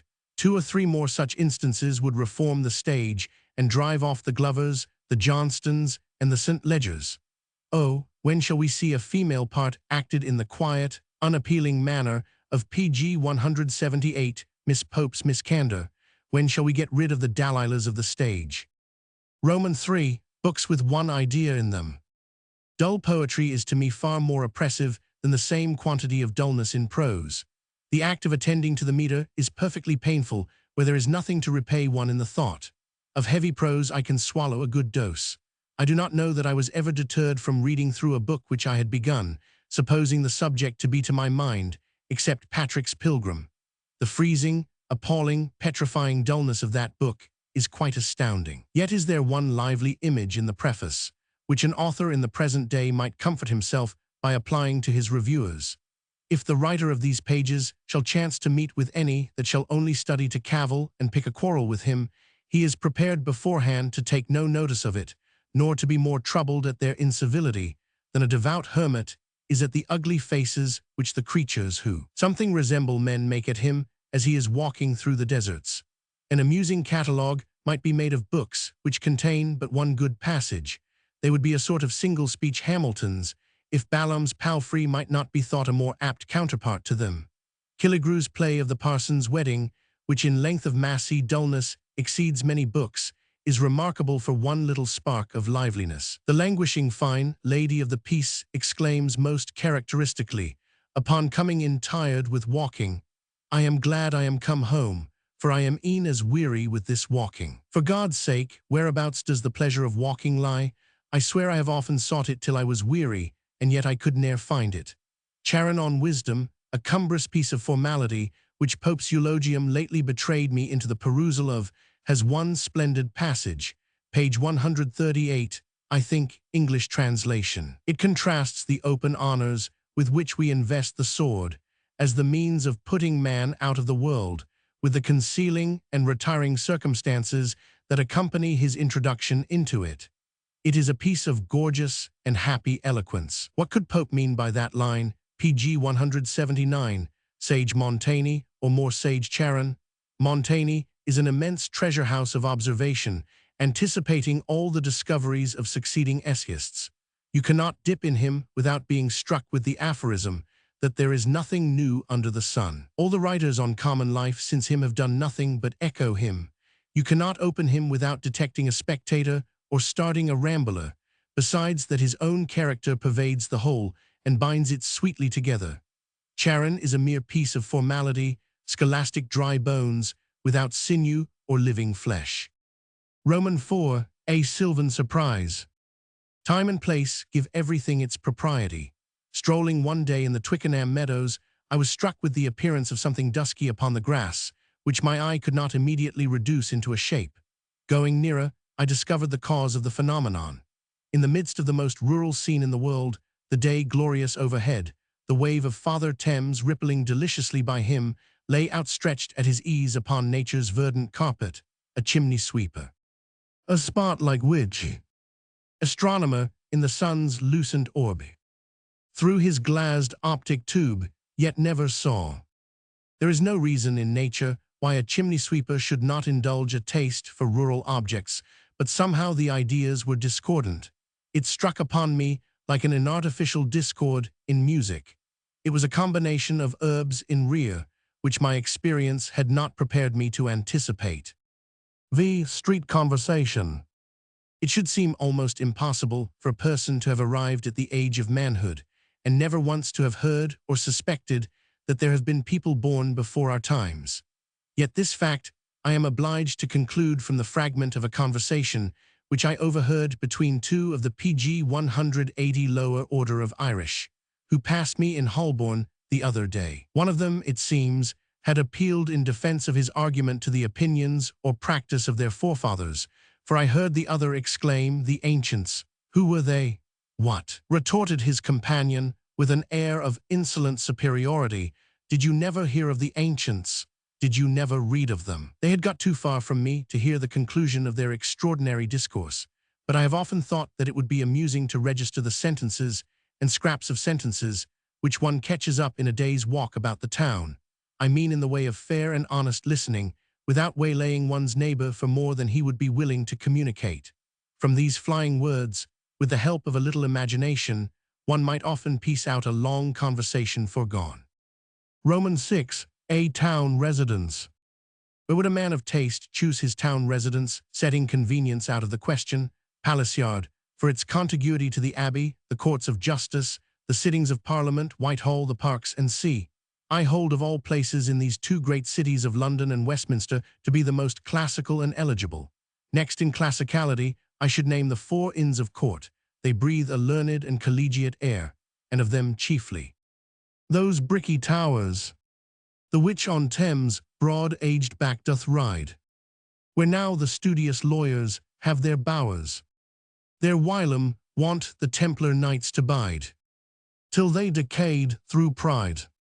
As Spenser describes evidently with a relish. I think he had Garden Court in his eye. The noble hall which stands there must have been built about that time. Next to the Inns of Court, Covent Garden, for its ruse in herb, its wholesome sense of early fruits and vegetables, its tasteful church and arcades, above all, the neighboring theatres, cannot but be approved of. I do not know a 4th station comparable to or worthy to be named after these. To an antiquarian, every spot in London, or even Southwark, teems with his PG 181 Torical associations, local interest. He could not choose amiss. But to me, who have no such qualifying knowledge, the Surrey side of the water is peculiarly distasteful. It is impossible to connect anything interesting with it. I never knew a man of taste to live, what they term, over the bridge. Observe, in this place I speak solely of chosen and voluntary residence. Roman 7. Gray's Bard. The beard of Gray's Bard, streaming like a meteor, had always struck me as an injudicious imitation of the satanic ensign in the Paradise Lost, which, full high advanced, shone like a meteor streaming to the wind. Till the other day I met with a passage in Haywood's old play, The 4 Prentices of London, which it is difficult to imagine not to be the origin of the similitude in both poets. The line in italics Gray has almost verbatim adopted. In Sion towers hangs his victorious flag, blowing defiance this way, and it shows, like a red meteor in the troubled air, or like a blazing comet that foretells the fall of princes. All here is noble, and as it should be. The comparison enlarges the thing compared without stretching it upon a violent rack, till it bursts with ridiculous explosion. The application of such gorgeous imagery to an old man's beard is of a piece with the Bardolphian bombast. See you these meteors, these exhalations, or the raptures of an oriental lover who should compare his mistress's nose to a watchtower or a steeple. The presageful nature of the meteor, which makes so fine an adjunct of the simile in Haywood, Milton has judiciously omitted as less proper to his purpose, but he seems not to have overlooked the beauty of it by his introducing the superstition in a succeeding book. Like a comet burned, that fires the length of Ophiuchus huge, in Arctic sky, and from his horrid hair Shakespeare's Pestilence and War. Page 182. Roman 8, An American War for Helen. I have in my possession a curious volume of Latin verses, which I believe to be unique. It is entitled Alexandri Fultoni Scodi Epigrammatorum Libri Quinque. It purports to be printed at Perth, and bears date 1679. By the appellation which the author gives himself in the preface, Hypodidasculus, I suppose him to have been usher at some school. It is no uncommon thing nowadays for persons concerned in academies to affect a literary reputation in the way of their trade. The master of a seminary for a limited number of pupils at Islington lately put forth an edition of that scarce tract, The Elegy in a Country Churchyard, to use his own words, with notes and headlines, but to our author. These epigrams of Alexander Fulton, Scotchman, have little remarkable in them besides extreme dullness and insipidity, but there is one which, by its being marshalled in the front of the volume, seems to have been the darling of its parent, and for its exquisite flatness and the surprising stroke of anachronism with which it is pointed, deserves to be rescued from oblivion. It is addressed, like many of the others, to a fair one. Ad Meriulum suam autor. Moverunt bella alim Helen decor, atque venustas. Europan inter frugiferam caesium. Tam bona, quam tu, tam prudens, sine la fuiset. Ad lights ascent Africa et America. Which, in humble imitation of mine author's peculiar poverty of style, I have ventured thus to render into English. The author to his Magi. For love's illustrious cause, and Helen's charms, all Europe and all Asia rushed to arms. Had she with these thy polished sense combined, all Afric and America had joined. The happy idea of an American war undertaken in the cause of beauty ought certainly to recommend the author's memory to the countrymen of Madison and Jefferson, and the bold anticipation of the discovery of that continent in the time of the Trojan War is a flight beyond the Sibyl's books. Page 183. Roman 9, Dryden and Collier.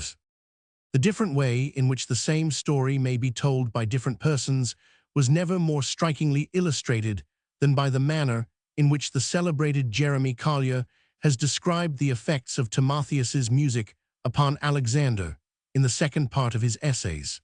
We all know how Dryden has treated the subject. Let us now hear his great contemporary and antagonist.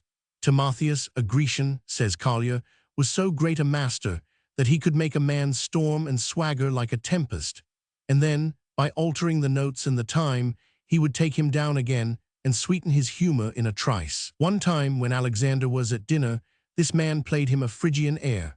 The prince immediately rises, snatches up his lance, and puts himself into a posture of fighting. And the retreat was no sooner sounded by the change of the harmony, but his arms were grounded and his fire extinct, and he sat down as orderly as if he had come from one of Aristotle's lectures. I warrant you Demosthenes would have been flourishing about such a business a long hour, and maybe not have done it neither. But Timotheus had a nearer cut to the soul. He could neck a passion at a stroke and lay it asleep. Pythagoras once met with a parcel of drunken fellows, who were likely to be troublesome enough. He presently orders the music to play grave and chop into a Dorian. Upon this, they all threw away their garlands, and were as sober and as shamefaced as one would wish. It is evident that Dryden, in his inspired ode, and Collier in all this putter of prose, meant the same thing. But what a work does the latter make with his necking a passion at his stroke, making a man storm and swagger like a tempest, and then taking him down and sweetening his humor in a trice. What in Dryden is softly sweet in Lydian measures, Collier calls chopping into a Dorian. This Collier was the same who, in his biographical dictionary, says of Shakespeare that though his genius generally was jocular and inclining to festivity, yet he could, when he pleased, be as serious as anybody. Page 184. Ex Playhouse Memoranda. I once sat in the pit of Drury Lane Theatre next to a blind man, who, I afterwards learned, was a street musician, well known about London. The play was Richard III, and it was curious to observe the interest which he took in every successive scene, so far more lively than could be perceived in any of the company around him. At those pathetic interviews between the Queen and Duchess of York, After the murder of the children, his eyes, or rather the places where eyes should have been, gushed out tears in torrents, and he sat entranced in attention, while everyone about him was tittering, partly at him, and partly at the grotesque figures and wretched action of the women, who had been selected by managerial taste to personate those royal mourners. Having no drawback of sight to impair his sensibilities, he simply attended to the scene and received its unsophisticated impression. So much the rather her celestial light shone inward. I was pleased with an observation which he made when I asked him how he liked Kemble, who played Richard. I should have thought, said he, that that man had been reading something out of a book, if I had not known that I was in a playhouse. I was once amused, in a different way, by a knot of country people who had come to see a play at that same theatre. They seemed perfectly inattentive to all the best performers for the first act or two, though the piece was admirably played, but kept poring in the playbill, and were evidently watching for the appearance of one who was to be the source of supreme delight to them that night. At length, the expected actor arrived, who happened to be in possession of a very insignificant part, not much above a mute. I saw their faint attempt at raising a clap on his appearance, and their disappointment at not being seconded by the audience in general. I saw them try to admire and to find out something very wonderful in him, and wondering all the while at the moderate sensation he produced. I saw their pleasure and their interest subside at last into flat mortification, when the riddle was at once unfolded by my recollecting that this performer bore the same name with an PG 185 actor, then in the acme of his celebrity at Covent Garden, but who lately finished his theatrical and mortal career on the other side the Atlantic. They had come to see Mr. C, but had come to the wrong house. Is it a stale remark to say that I have constantly found the interest excited at a playhouse to bear an exact inverse proportion to the price paid for admission? Formerly, when my sight and hearing were more perfect, and my purse a little less so, I was a frequenter of the upper gallery in the old theatres. The eager attention, the breathless listening, the anxiety not to lose a word, the quick anticipation of the significance of the scene, every sense kept as it were upon a sharp lookout, which are exhibited by the occupiers of those higher and now almost out-of-sight regions, who, going seldom to a play, cannot afford to lose anything by inattention, suffer some little diminution as you descend to the lower or 2-shilling ranks, but still the joy is lively and unallayed, save that by some little incursion of manners, the expression of it is expected to abate somewhat of its natural liveliness. The oaken plaudits of the trunk-maker would here be considered as going a little beyond the line. In the pit first begins that accursed critical faculty, which, making a man the judge of his own pleasures, too often constitutes him the executioner of his own and others. You may see the jealousy of being unduly pleased, the suspicion of being taken in to admire. In short, the vile critical spirit, creeping and diffusing itself, and spreading from the wrinkled brows and cloudy eyes of the front-row sages and newspaper reporters, its proper residence, till it infects and clouds over the thoughtless, vacant countenance of John Bull tradesmen and clerks of counting-houses, who, but for that approximation, would have been contented to have grinned without rule, and to have been pleased without asking why. The sitting next a critic is contagious. Still now and then, a genuine spectator is to be found among them, a shopkeeper and his family, whose honest titillations of mirth and generous chucklings of applause cannot wait or be at leisure to take the cue from the sour judging faces about them. Haply they never dreamed that there were such animals in nature as critics or reviewers. Even the idea of an author may be a speculation they never entered into, but they take the mirth they find as a pure effusion of the actor folks, set there on purpose to make them fun. I love the un-PG 186 inquiring gratitude of such spectators. As for the boxes, I never can understand what brings the people there. I see such frigid indifference, such unconcerned spectatorship, such impenetrability to pleasure or its contrary, such being in the house and yet not of it. Certainly they come far nearer the nature of the gods, upon the system of Lucretius at least, than those honest, hearty, well-pleased, unindifferent mortals above, who from time immemorial have had that name, upon no other ground than situation, assigned them. Take the playhouse altogether, there is a less sum of enjoyment than used to be. Formerly, you might see something like the effect of a novelty upon a citizen, his wife and daughters in the pit, their curiosity upon every new face that entered upon the stage. The talk of how they got in at the door, and how they were crowded upon some former occasion, made a topic till the curtain drew up.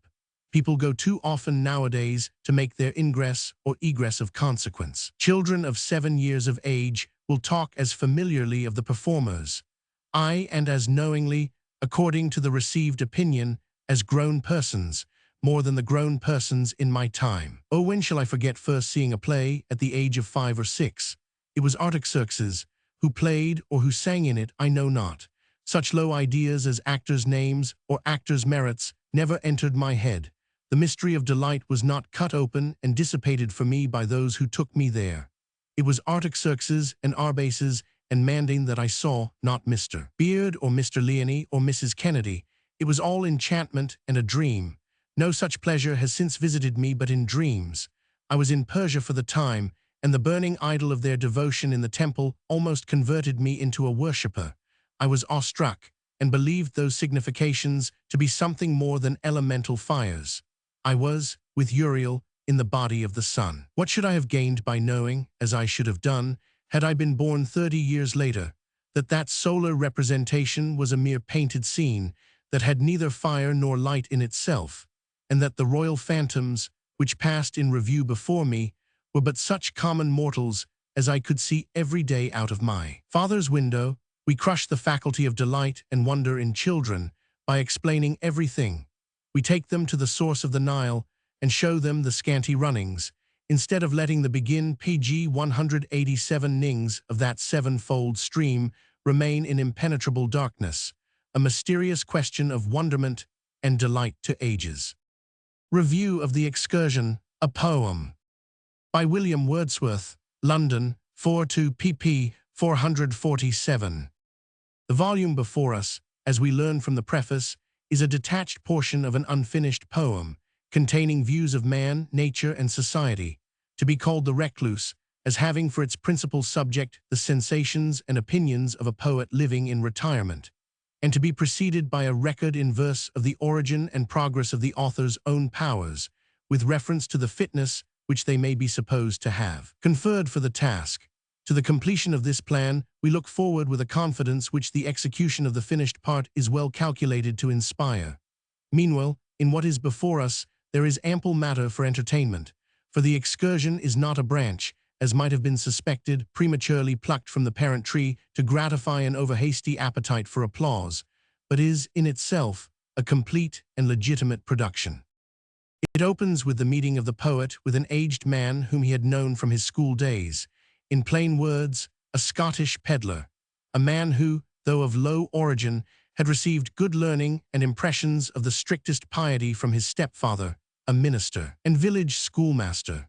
Among the hills of Athol, the child is described to have become familiar with the appearances of nature in his occupation as a feeder of sheep, and from her silent influences to have derived a character meditative, tender, and poetical. With an imagination and feelings thus nourished, his intellect not unaided by books, but those, few and chiefly of a religious caste, the necessity of seeking a maintenance in riper years, had induced him to make choice of a profession, the appellation for which has been gradually declining into contempt, but pg 188, which formerly designated a class of men who, journeying in country places when roads presented less facilities for traveling, and the intercourse between towns and villages was unfrequent and hazardous, became a sort of link of neighborhood to distant habitations, resembling, in some small measure, in the effects of their periodical returns, the caravan which Thomson so feelingly describes as blessing the cheerless Siberian in its annual visitation,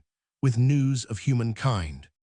In the solitude incident to this rambling life, power had been given him to keep alive that devotedness to nature which he had imbibed in his childhood, together with the opportunity of gaining such notices of persons and things from his intercourse with society, as qualified him to become a teacher of moral wisdom. With this man, then in a hale old age, released from the burthen of his occupation, yet retaining much of its active habits, the poet meets, and is by him introduced to a second character, a skeptic, one who had been partially roused from an overwhelming desolation, brought upon him by the loss of wife and children, by the powerful incitement of hope which the French Revolution in its commencement put forth, but who, disgusted with the failure of all its promises, had fallen back into a laxity of faith and conduct which induced at length a total despondence as to the dignity and final destination of his species. In the language of the poet, he broke faith with those whom he had laid in earth's dark chambers. Yet he describes himself as subject to compunctious visitations from that silent quarter. Feebly must they have felt, who in old time, attired with snakes and whips, the vengeful Furies, beautiful regards, were turned on me, the face of her I loved, the wife and mother pitifully fixing.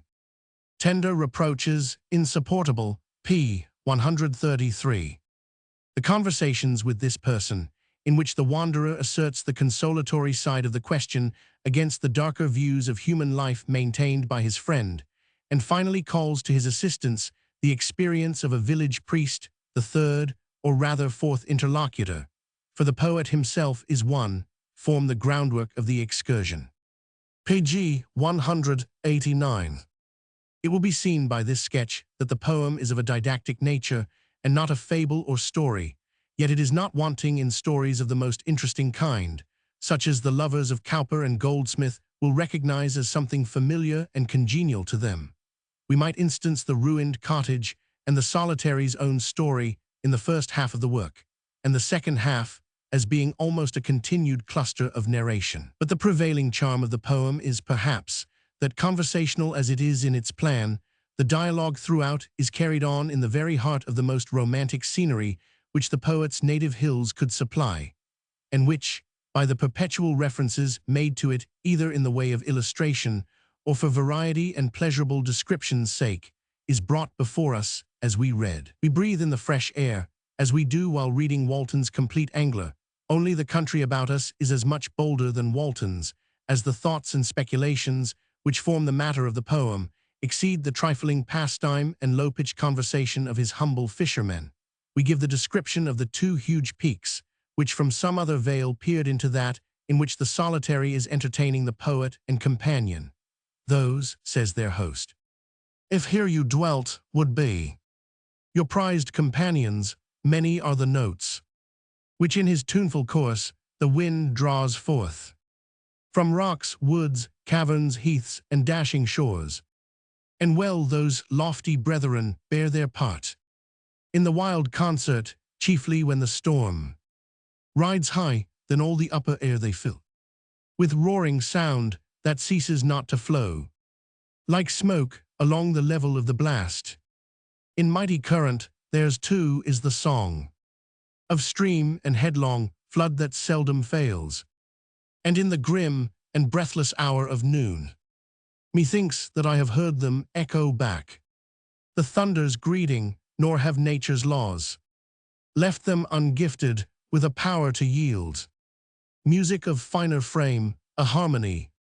So do I call it, though it be the hand of silence, though there be no voice, the clouds, the mist, the shadows, light of golden suns, motions of moonlight, all come thither, touch, and have an answer, thither come and shape a language not unwelcome to sick hearts and idle spirits. There the sun himself, at the calm close of summer's longest day, pg 190, rests his substantial orb between those heights, and on the top of either pinnacle, more keenly than elsewhere in night's blue vault, sparkle the stars as of their station proud.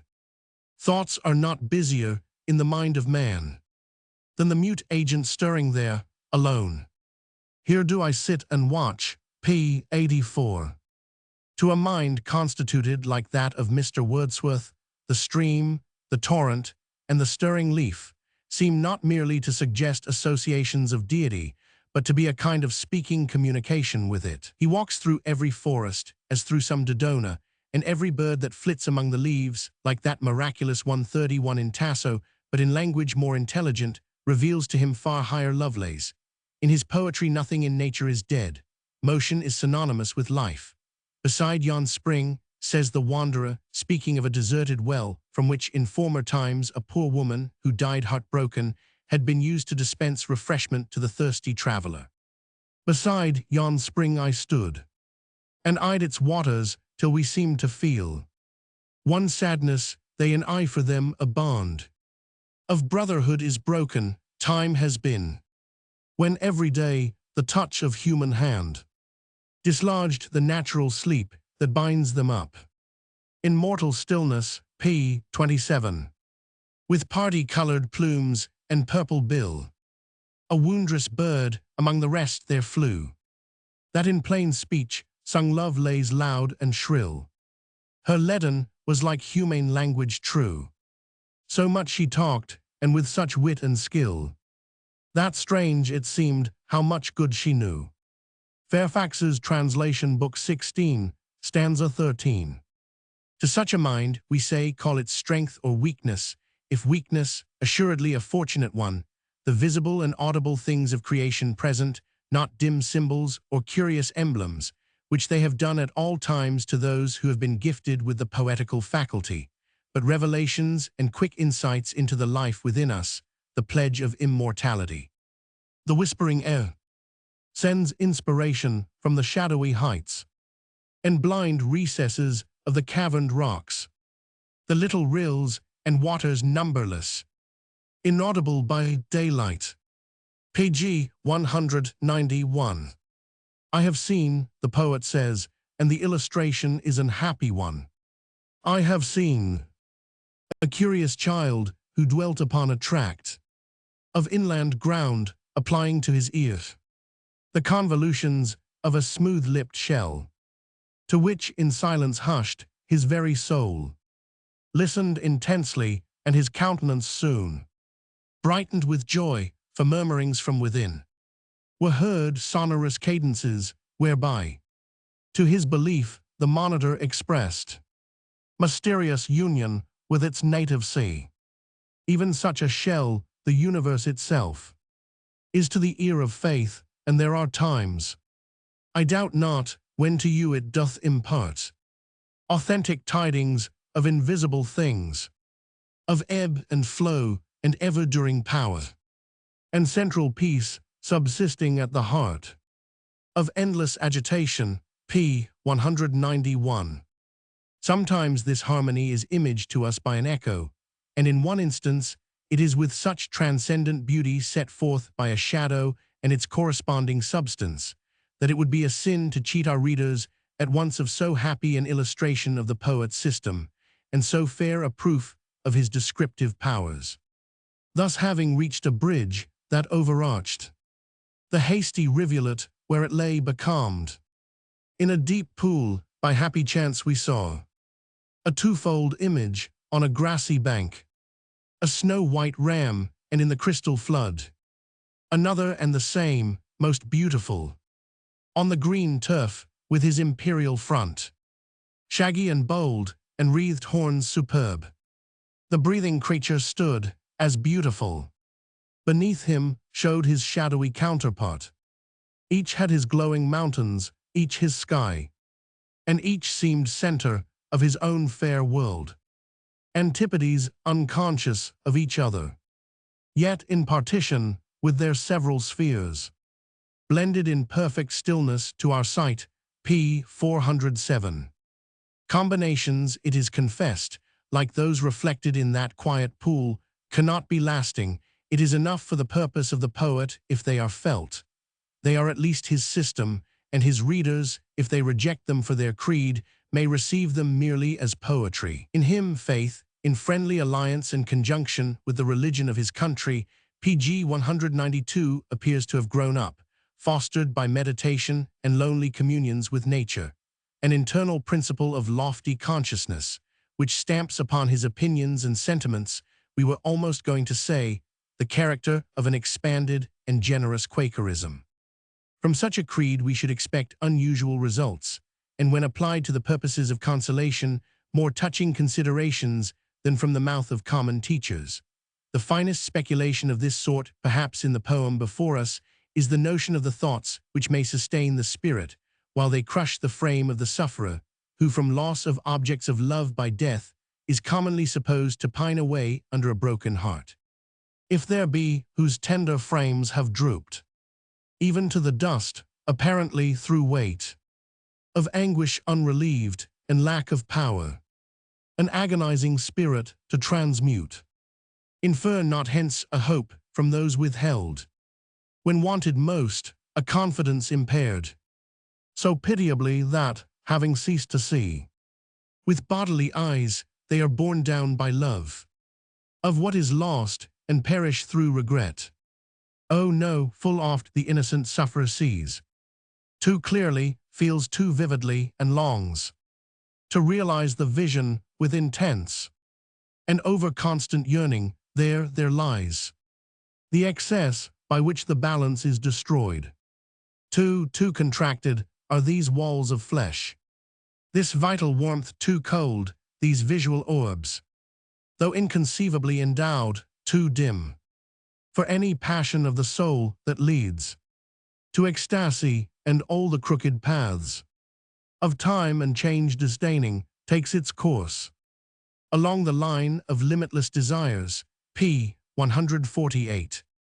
With the same modifying and incorporating power, he tells us, within the soul a faculty abides, that with interpositions which would hide and darken so can deal that they become contingencies of pomp and serve to exalt her native brightness as the ample moon in the deep stillness of a summer even, rising behind a thick and lofty grove, burns like an unconsuming fire of light in the green tree, and kindling on all sides their leafy umbrage turns the dusky veil, page 193, into a substance glorious as her own, yea, with her own incorporated by powers, capacious and serene, like power abides in man's celestial spirit. Virtue thus sets forth and magnifies herself,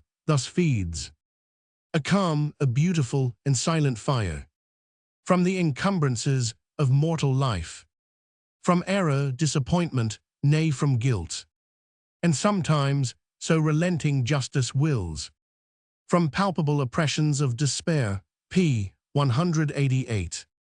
This is high poetry, though as we have ventured to lay the basis of the author's sentiments in a sort of liberal Quakerism, from some parts of it, others may, with more plausibility, object to the appearance of a kind of natural Methodism.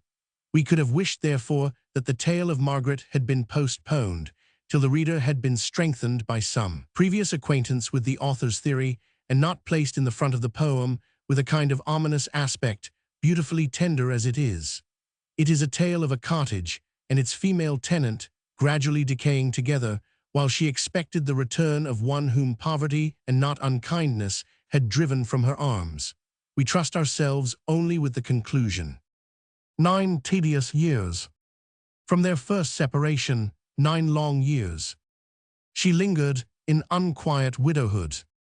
A wife and widow, needs must it have been. A sore heart-wasting, I have heard, my friend, that in yon arbor oftentimes she sate, alone through half the vacant Sabbath day, and if a dog passed by she still would quit the shade and look abroad on this old bench. For hours she sate, and evermore her eye was busy in the distance, shaping things that made her heart beat quick. You see that path, now faint, the grass has crept o'er its grey line. There to and fro she paced through many a day of the warm summer, from a belt of hemp that girt her waist, spinning the long-drawn thread, with backward steps, yet ever as there passed a man whose garments showed the soldier's 32 red, or crippled mendicant in sailor's garb, the little child who sate to turn the wheel, seized from his task, and she with faltering voice made many a fond inquiry, and when they, whose presence gave no comfort, were gone by, her heart was still more sad, and by yon gate Page 194. That bars the traveller's road, she often stood, and when a stranger horseman came the latch, would lift and in his face look wistfully, most happy if, from aught discovered there, of tender feeling she might dare repeat the same sad question. Meanwhile her poor hut sank to decay, for he was gone whose hand, at the first nipping of October frost, closed up each chink, and with fresh bands of straw checkered the green-grown thatch, and so she lived through the long winter, reckless and alone, until her house by frost and thaw and rain was sapped, and while she slept the nightly damps did chill her breast, and in the stormy day her tattered clothes were ruffled by the wind, even at the side of her own fire, yet still she loved this wretched spot, nor would for worlds have parted hence, and still that length of road, and this rude bench, one torturing hope endeared, fast rooted at her heart, and here, my friend, in sickness she remains, and here she died, last human tenant of these ruined walls. P. 44.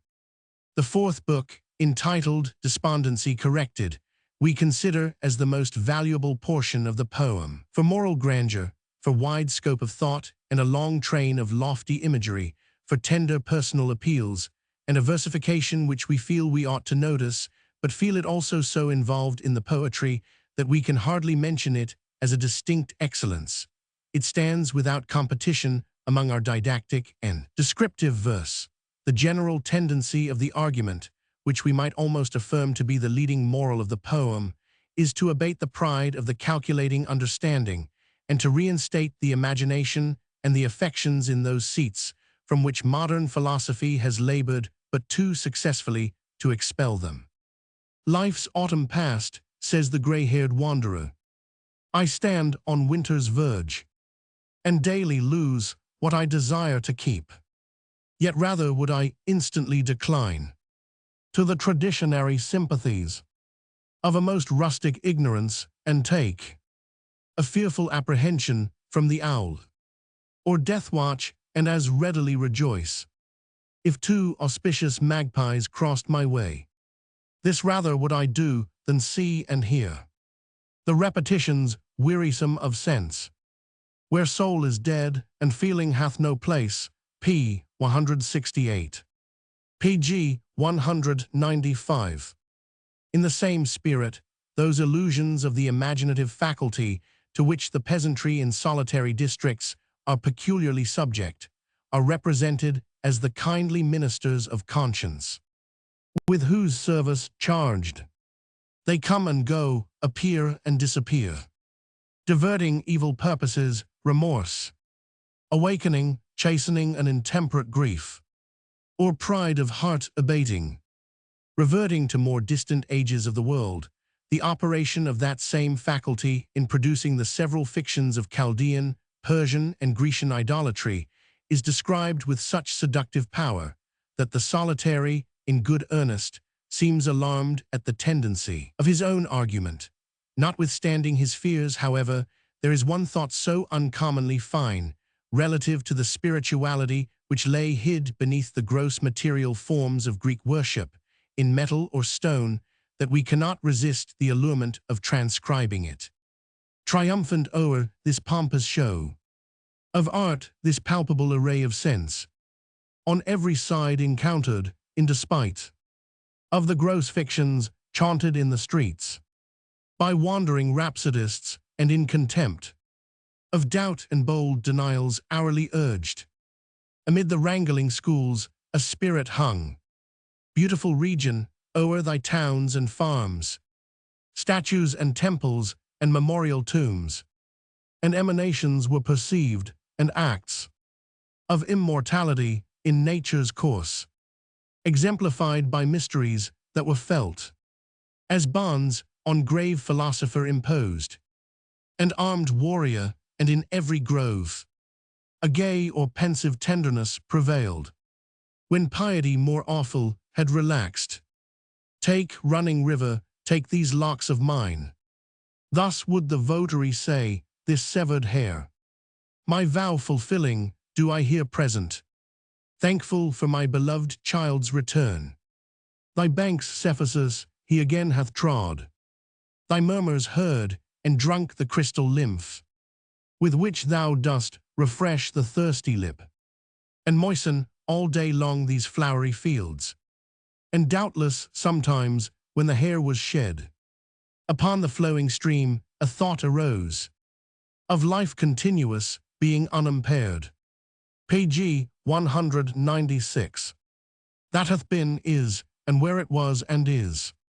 There shall be, seen and heard and felt and known, and recognized, existence unexposed, to the blind walk of mortal accident, from diminution safe and weakening age, while man grows old and dwindles and decays, and countless generations of mankind depart and leave no vestige where they trod. P. 173. In discourse like this, the first day passes away. The second, for this almost dramatic poem takes up the action of 2 summer days, is varied by the introduction of the village priest, to whom the wanderer resigns the office of chief speaker, which had been yielded to his age and experience on the first. The conference is begun at the gate of the churchyard, and after some natural speculations concerning death and immortality, and the custom of funereal and sepulchral observances, as deduced from a feeling of immortality, certain doubts are proposed respecting the quantity of moral worth existing in the world, and in that mountainous district in particular. In the resolution of these doubts, the priest enters upon a most affecting and singular strain of narration derived from the graves around him. Pointing to hillock after hillock, he gives short histories of their tenants, disclosing their humble virtues and touching with tender hand upon their frailties. Nothing can be conceived finer than the manner of introducing these tales. With heaven above his head and the mouldering turf at his feet, standing betwixt life and death, he seems to maintain that spiritual relation which he bore to his living flock in its undiminished strength, even with their ashes, and to be in his proper cure or diocese among the dead.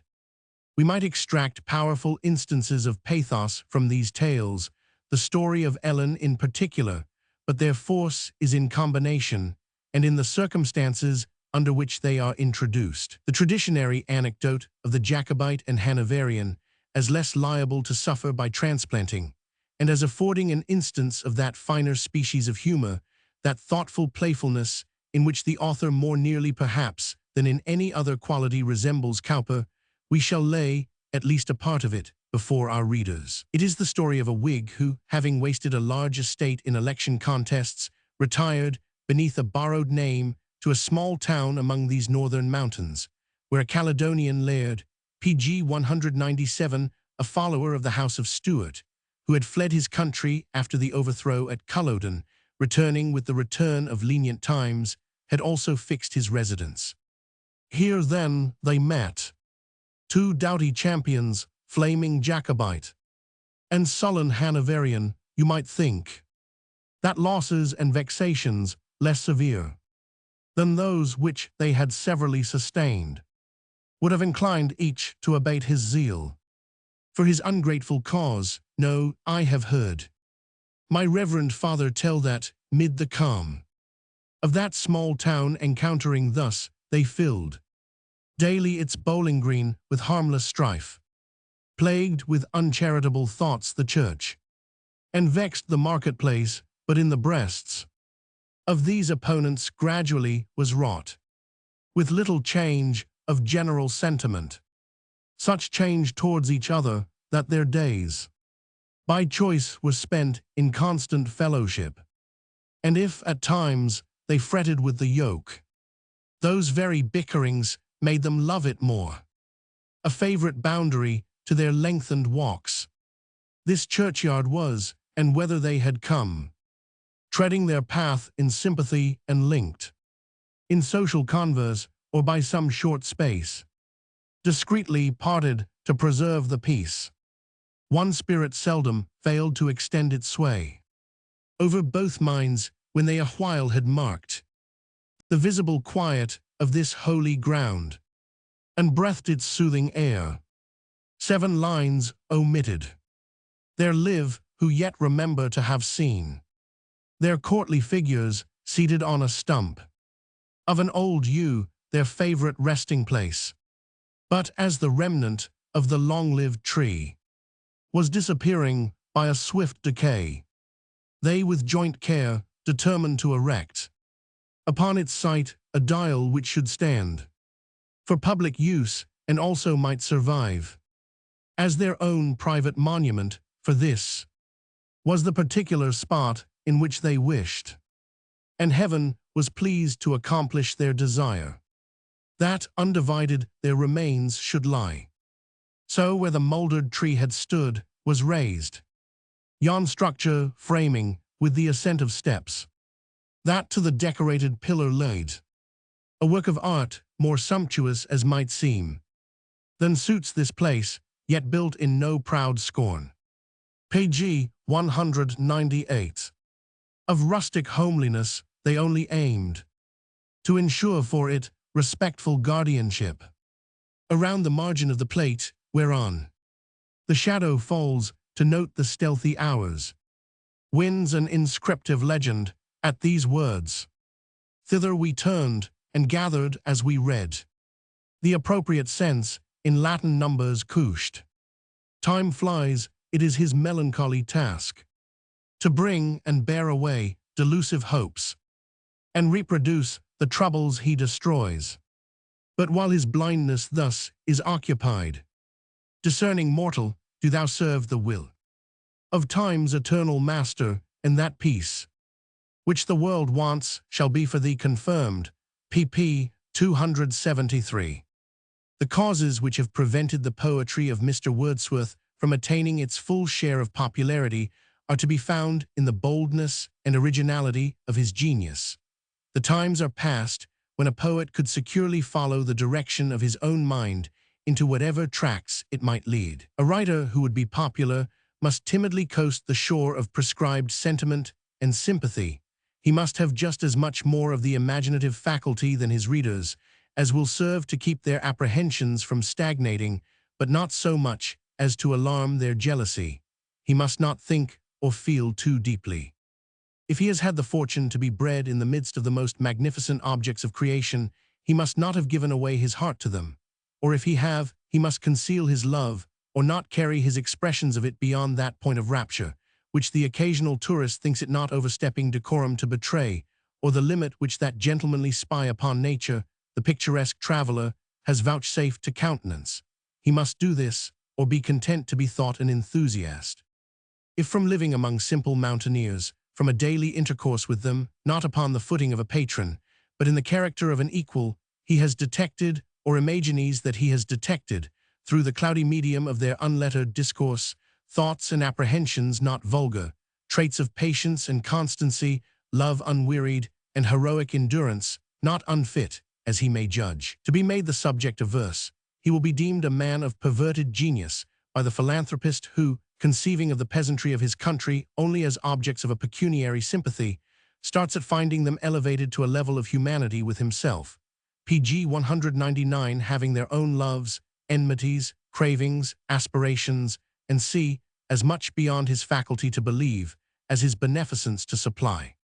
If from a familiar observation of the ways of children, and much more from a retrospect of his own mind when a child, he has gathered more reverential notions of that state than fall to the lot of ordinary observers, and escaping from the dissonant wranglings of men, has tuned his lyre, though but for occasional harmonies, to the milder utterance of that soft age. His verses shall be censured as infantile by critics who confound poetry, having children for its subject, with poetry that is childish, and who, having themselves perhaps never been children, never having possessed the tenderness and docility of that age, know not what the soul of a child is, how apprehensive, how imaginative, how religious. We have touched upon some of the causes which we conceive to have been unfriendly to the author's former poems. We think they do not apply in the same force to the one before us. There is in it more of uniform elevation, a wider scope of subject, less of manner, and it contains none of those starts and imperfect shapings, which in some of this author's smaller pieces offended the weak, and gave scandal to the perverse. It must indeed be approached with seriousness. It has in it much of that quality which draws the devout, deterring the profane. Those who hate the paradise lost will not love this poem. The steps of the great master are discernible in it, not in direct imitation or injurious parody, but in the following of the spirit, in free homage and generous subjection. One objection it is impossible not to foresee. It will be asked, why put such eloquent discourse in the mouth of a peddler? It might be answered that Mr. Wordsworth's plan required a character in humble life to be the organ of his philosophy. It was in harmony with the system and scenery of his poem. We read Piers Plowman's Creed, and the lowness of the teacher seems to add a simple dignity to the doctrine. Besides, the poet has bestowed an unusual share of education upon him. Is it too much to suppose that the author, at some early period of his life, may himself have known such a person, a man endowed with sentiments above his situation, another Burns, and that the dignified strains which he has attributed to the Wanderer may be no more than PG 200 recollections of his conversation, heightened only by the amplification natural to poetry, or the luster which imagination flings back upon the objects and companions of our youth. After all, if there should be found readers willing to admire the poem, who yet feel scandalized at a name, we would advise them, wherever it occurs, to substitute silently the word Palmer or Pilgrim or any less offensive designation, which shall connect the notion of sobriety in heart and manners with the experience and privileges which a wayfaring life confers. On the Melancholy of Tailors. 1814, text of 1818. Sedit turnum sedibit. In Felix Theseus, Virgil. That there is a professional melancholy, if I may so express myself, incident to the occupation of a tailor, is a fact which I think very few will venture to dispute. I may safely appeal to my readers, whether they ever knew one of that faculty that was not of a temperament, to say the least, far removed from mercurial or jovial. Observe the suspicious gravity of their gait. The peacock is not more tender, from a consciousness of his peculiar infirmity, than a gentleman of this profession is of being known by the same infallible testimonies of his occupation. Walk, that I may know thee. Do you ever see him go whistling along the footpath like a carman, or brush through a crowd like a baker, or go smiling to himself like a lover? Is he forward to thrust into mobs, or to make one at the ballad singer's audiences? Does he not rather slink by assemblies and meetings of the people, as one that wisely declines popular observation?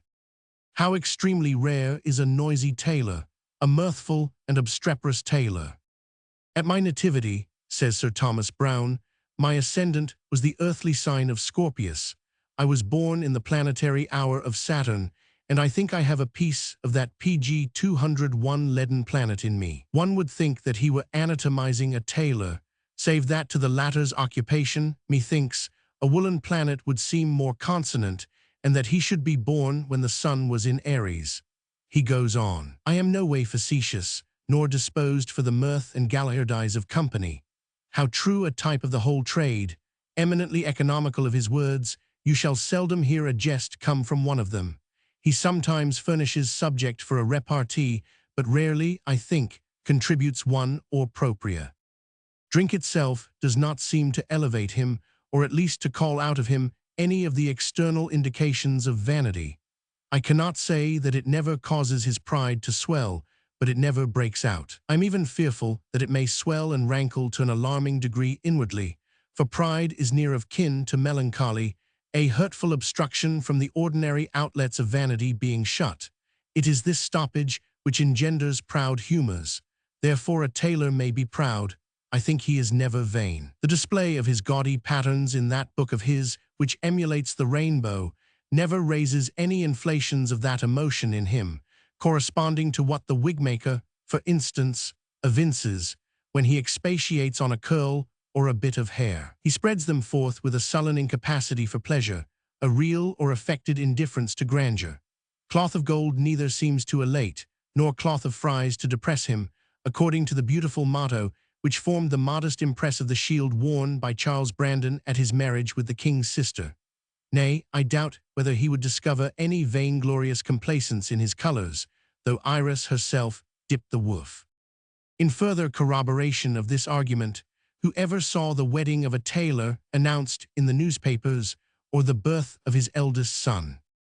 When was a tailor known to give a dance, or to be himself a good dancer, or to perform exquisitely on the tight rope, or to shine in any such light and airy pastimes, to sing or play on the violin?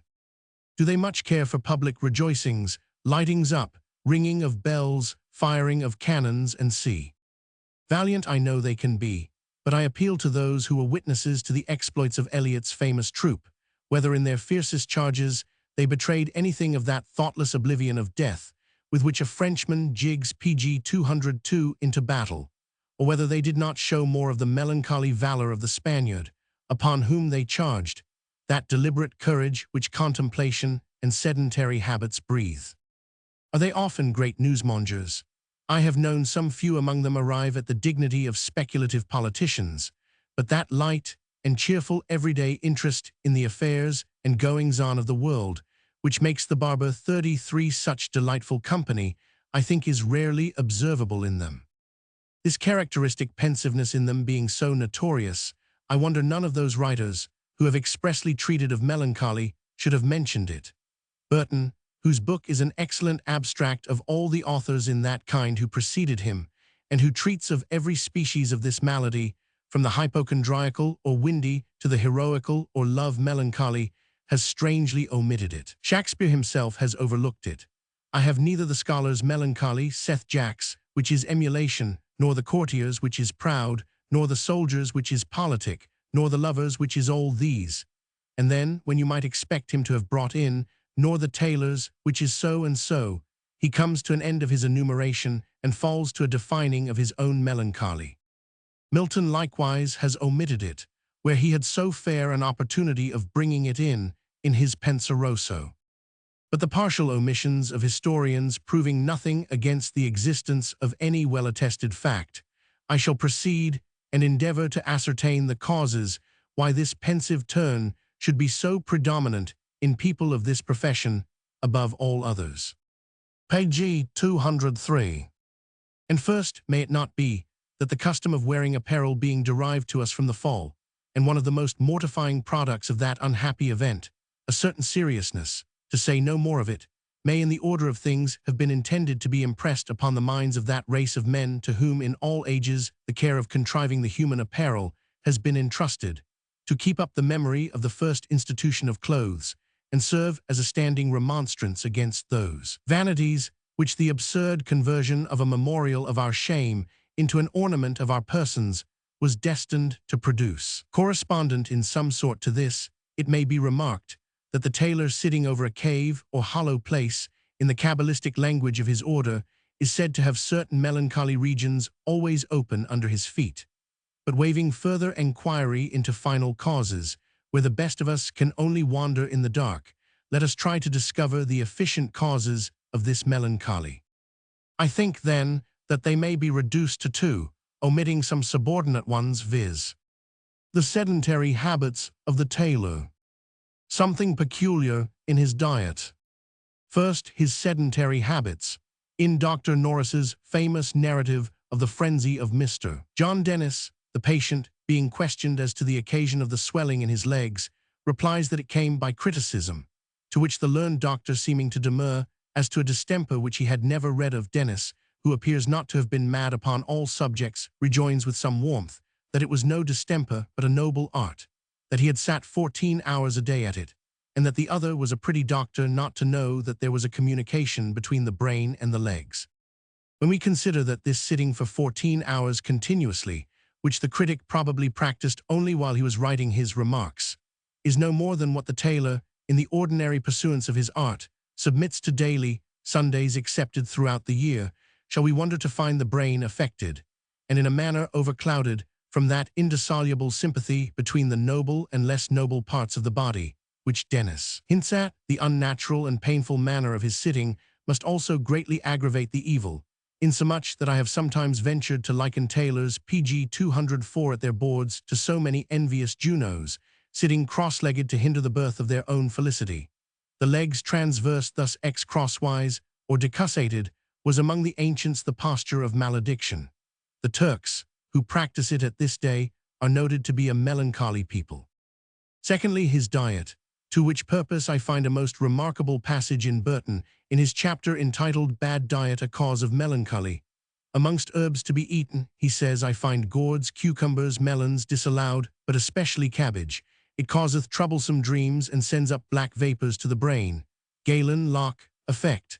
Lib 3 cap 6 of all herbs condemns cabbage, and Isaac lib 2 cap 1 anim gravitatum facit, it brings heaviness to the soul.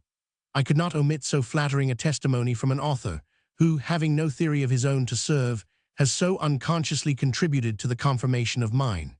It is well known that this last-named vegetable has, from the earliest periods which we can discover, constituted almost the sole food of this extraordinary race of people. Burton, Jr. On Needlework. By Mary Lamb. To the editor of the British Ladies Magazine.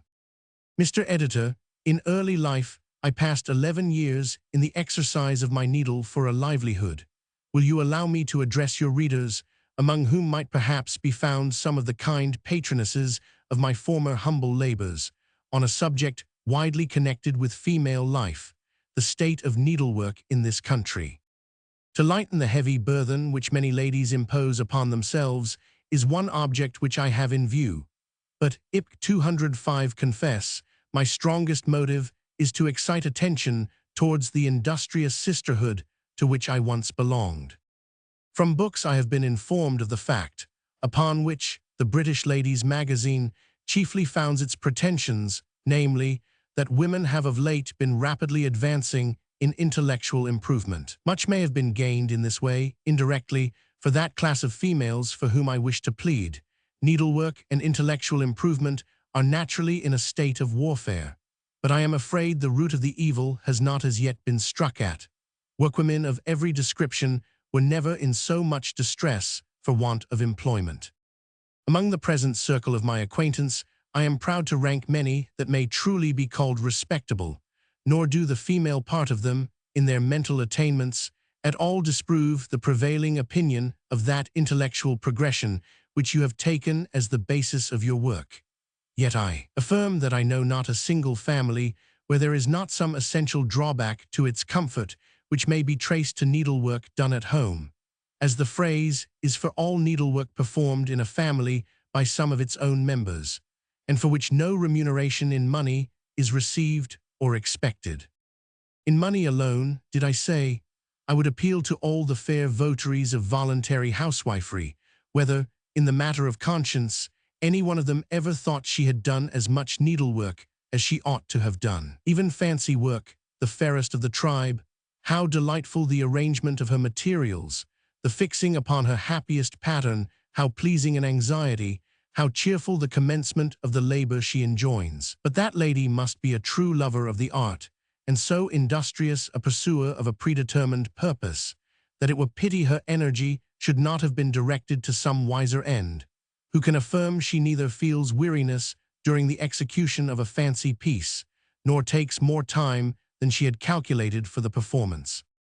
Is it too bold an attempt to persuade your readers that it would prove an incalculable addition to general happiness and the domestic comfort of both sexes if needlework were never practiced but for a remuneration in money? As nearly, however, as this desirable thing can be effected, so much more nearly will women be upon an equality with men as far as respects the mere enjoyment of life.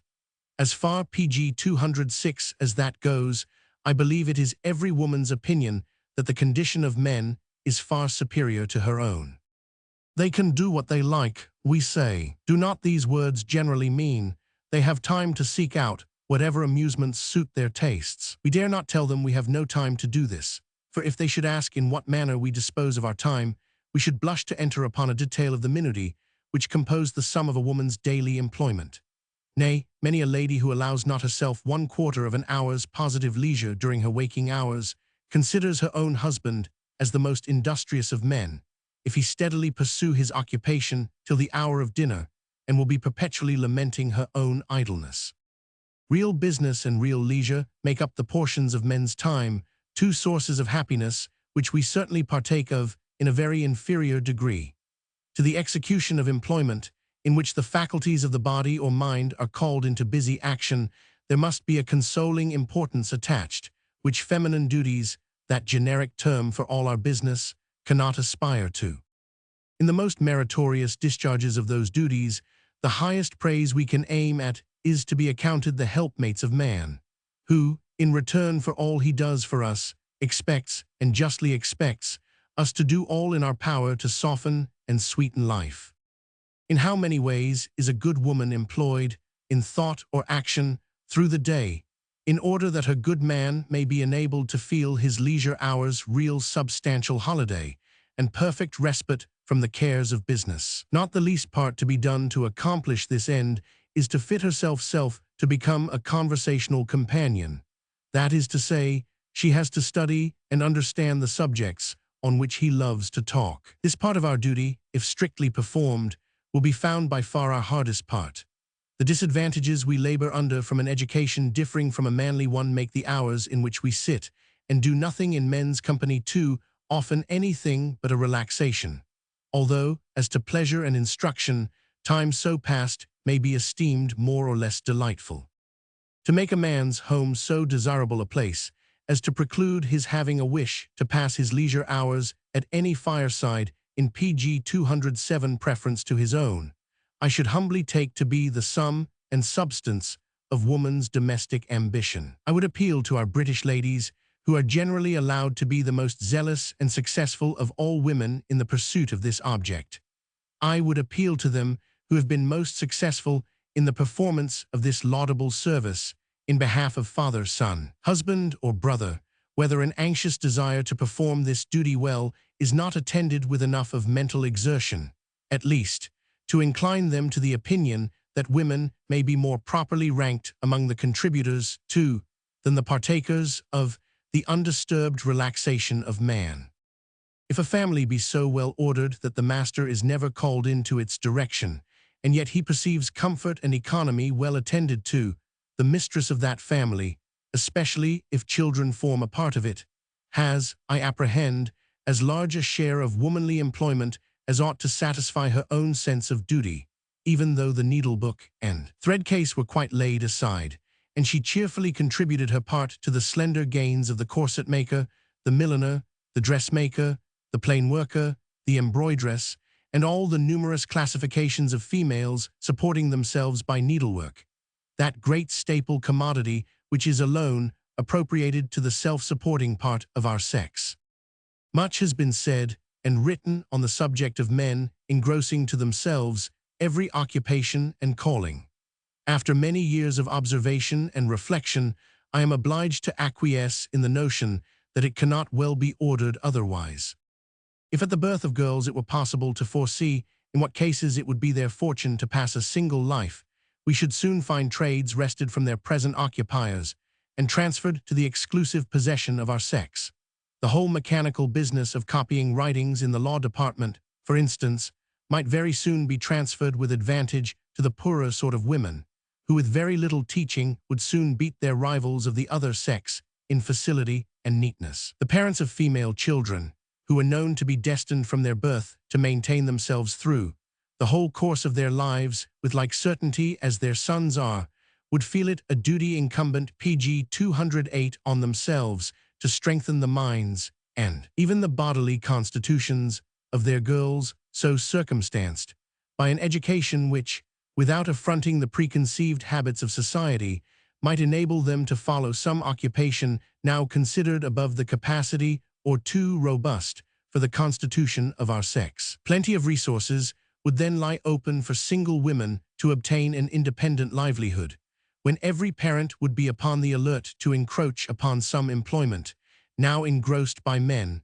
for such of their daughters as would then be exactly in the same predicament as their sons now are, who, for instance, would lay by money to set up his sons in trade, give premiums, and in part maintain them through a long apprenticeship, or which men of moderate incomes frequently do, strain every nerve in order to bring them up to a learned profession, if it were in a very high degree probable that, By the time they were 20 years of age, they would be taken from this trade or profession and maintained during the remainder of their lives by the person whom they should marry. Yet this is precisely the situation in which every parent, whose income does not very much exceed the moderate, is placed with respect to his daughters. Even where boys have gone through a laborious education, superinducing habits of steady attention, accompanied with the entire conviction that the business which they learn is to be the source of their future distinction, may it not be affirmed that the persevering industry required to accomplish this desirable end causes many a hard struggle in the minds of young men, even of the most hopeful disposition? What then must be the disadvantages under which a very young woman is placed who is required to learn a trade from which she can never expect to reap any profit, but at the expense of losing that place in society to the possession of which she may reasonably look forward, inasmuch as it is by far the most common lot, namely, the condition of a happy English wife. As I desire to offer nothing to the consideration of your readers, but what, at least as far as my own observation goes, I consider as truths confirmed by experience, I will only say that, were I to follow the bent of my own speculative opinion, I should be inclined to persuade every female over whom I hope to have any influence to contribute all the assistance pg 209 in her power to those of her own sex who may need it, in the employments they at present occupy, rather than to force them into situations now filled wholly by men. With the mere exception of the profits which they have a right to derive from their needle, I would take nothing from the industry of man which he already possesses. A penny saved is a penny earned, is a maxim not true, unless the penny be saved in the same time in which it might have been earned. I, who have known what it is to work for money earned, have since had much experience in working for money saved, and I consider, from the closest calculation I can make, that a penny saved in that way bears about a true proportion to a farthing earned. I am no advocate for women who do not depend on themselves for a subsistence, proposing to themselves to earn money. My reasons for thinking it not advisable are too numerous to state, reasons deduced from authentic facts and strict observations on domestic life in its various shades of comfort. But if the females of a family, nominally supported by the other sex, find it necessary to add something to the common stock, why not endeavor to do something by which they may produce money in its true shape?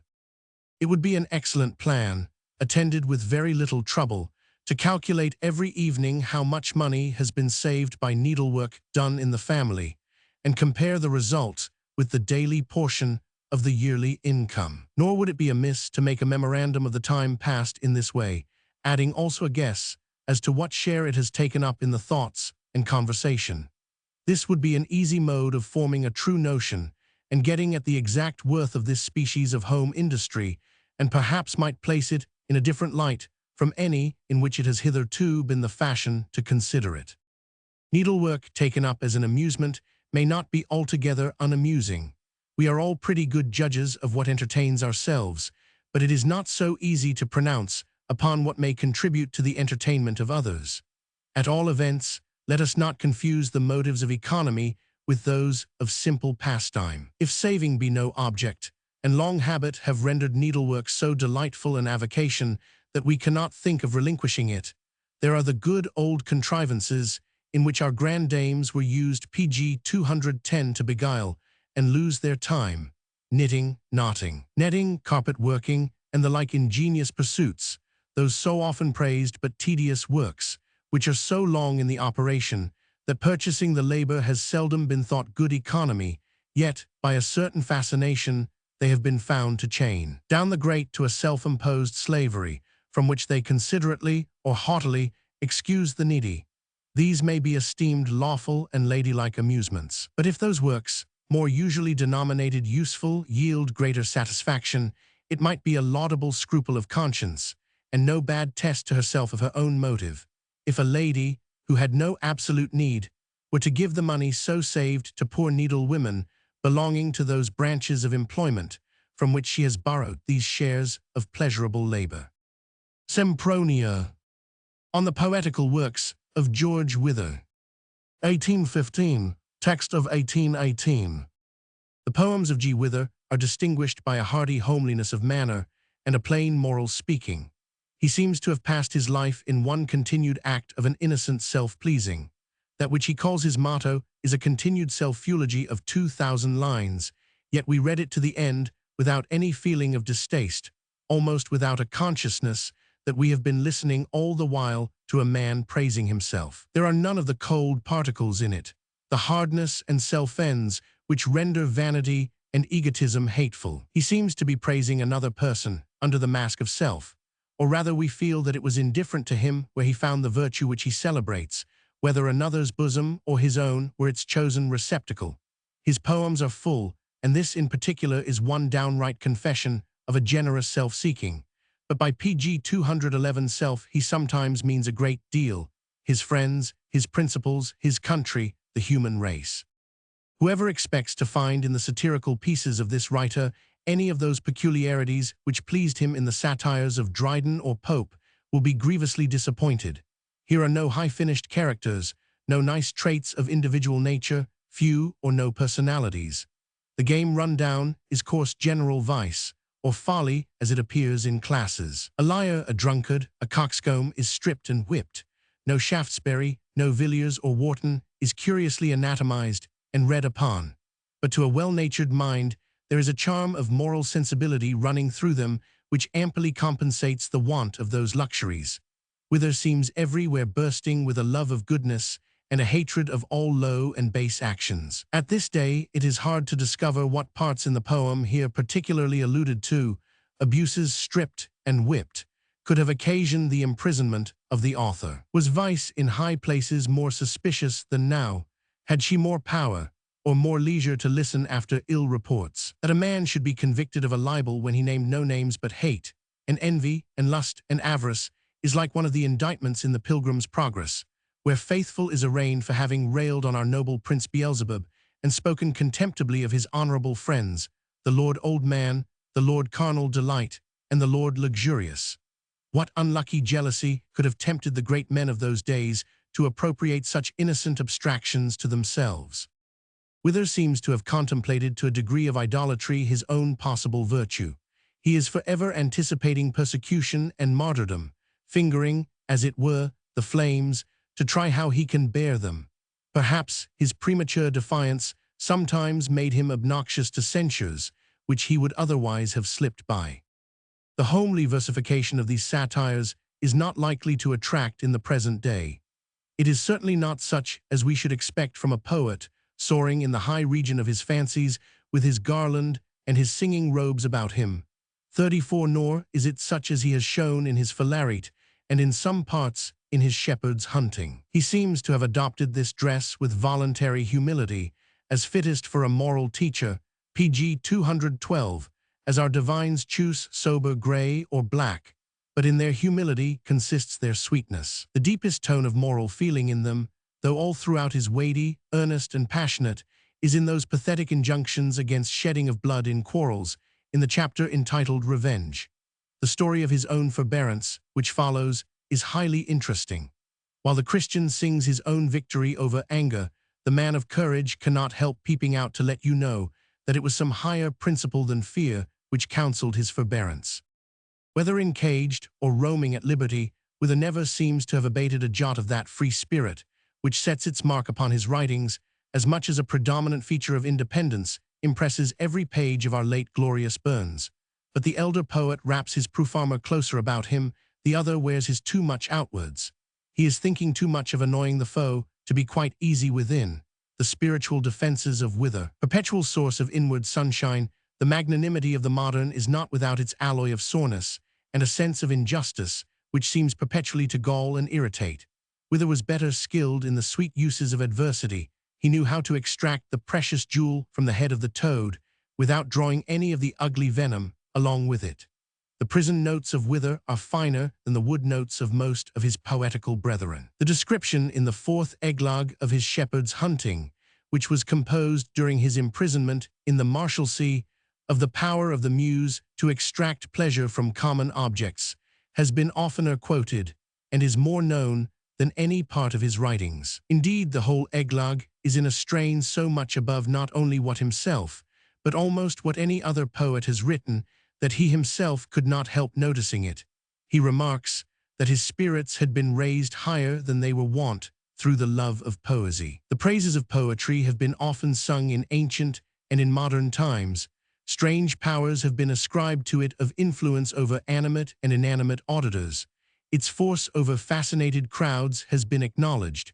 But before Wither, no one ever celebrated its power at home, the wealth and the strength which this divine gift confers upon its possessor. Fame, and that too after death, was all which hitherto the poets had pg 213 essayed themselves from their art. It seems to have been left to Wither to discover that poetry was a present possession as well as a rich reversion, and that the muse had promise of both lives, of this and of that which was to come. The Mistress of Philarete is in substance a panegyric protracted through several thousand lines in the mouth of a single speaker, but diversified so as to produce an almost dramatic effect by the artful introduction of some ladies who are rather auditors than interlocutors in the scene, and of a boy whose singing furnishes pretense for an occasional change of meter, though the seven-syllable line in which the main part of it is written is that in which Wither has shown himself so great a master that I do not know that I am always thankful to him for the exchange. Wither has chosen to bestow upon the lady whom he commends the name of Arete or Virtue, and assuming to himself the character of Philarete or lover of virtue, there is a sort of propriety in that heaped measure of perfections, which he attributes to this partly real, partly allegorical personage. Drayton before him had shadowed his mistress under the name of Idea or Perfect Pattern, and some of the old Italian love strains are couched in such religious terms as to make it doubtful whether it be a mistress or divine grace which the poet is addressing. In this poem, full of beauties, there are two passages of preeminent merit. The first is where the lover, after a flight of rapturous commendation, expresses his wonder why all men that are about his mistress, even to her very servants, do not view her with the same eyes that he does. Sometime I do admire. All men burn not with desire. Nay, I muse her servants are not pleading love, but oh, they dare not. And I therefore wonder why they do not grow sick and die. Sure they would do so, but that, by the ordinance of fate, there is some concealed thing. So each gazer limiting, he can see no more of merit than beseems his worth and spirit. For in her a grace there shines, that o'er daring thoughts confines, making worthless men despair, to be loved of one so fair. Yea, the destinies agree. Some good judgments blind should be, and not gain the power of knowing those rare beauties in her growing. Reason doth as much imply, for if every judging eye, which beholdeth her, should there find what excellencies are, all o'ercome by those perfections, would be captive to affections. So in happiness unblessed, she for lovers should not rest. Page 214. The other is where he has been comparing her beauties to gold and stars and the most excellent things in nature, and fearing to be accused of hyperbole, the common charge against poets, vindicates himself by boldly taking upon him that these comparisons are no hyperboles, but that the best things in nature do, in a lover's eye, fall short of those excellencies which he adores in her. What pearls, what rubies can seem so lovely fair to man, as her lips whom he doth love, when in sweet discourse they move, or her lovelier teeth, the while she doth bless him with a smile. Stars indeed fair creatures be, yet amongst us where is he? Joys not more the whilst he lies, sunning in his mistress' eyes, than in all the glimmering light of a starry winter's night. Note the beauty of an eye, and if aught you praise it by, leave such passion in your mind. Let my reason's eye be blind.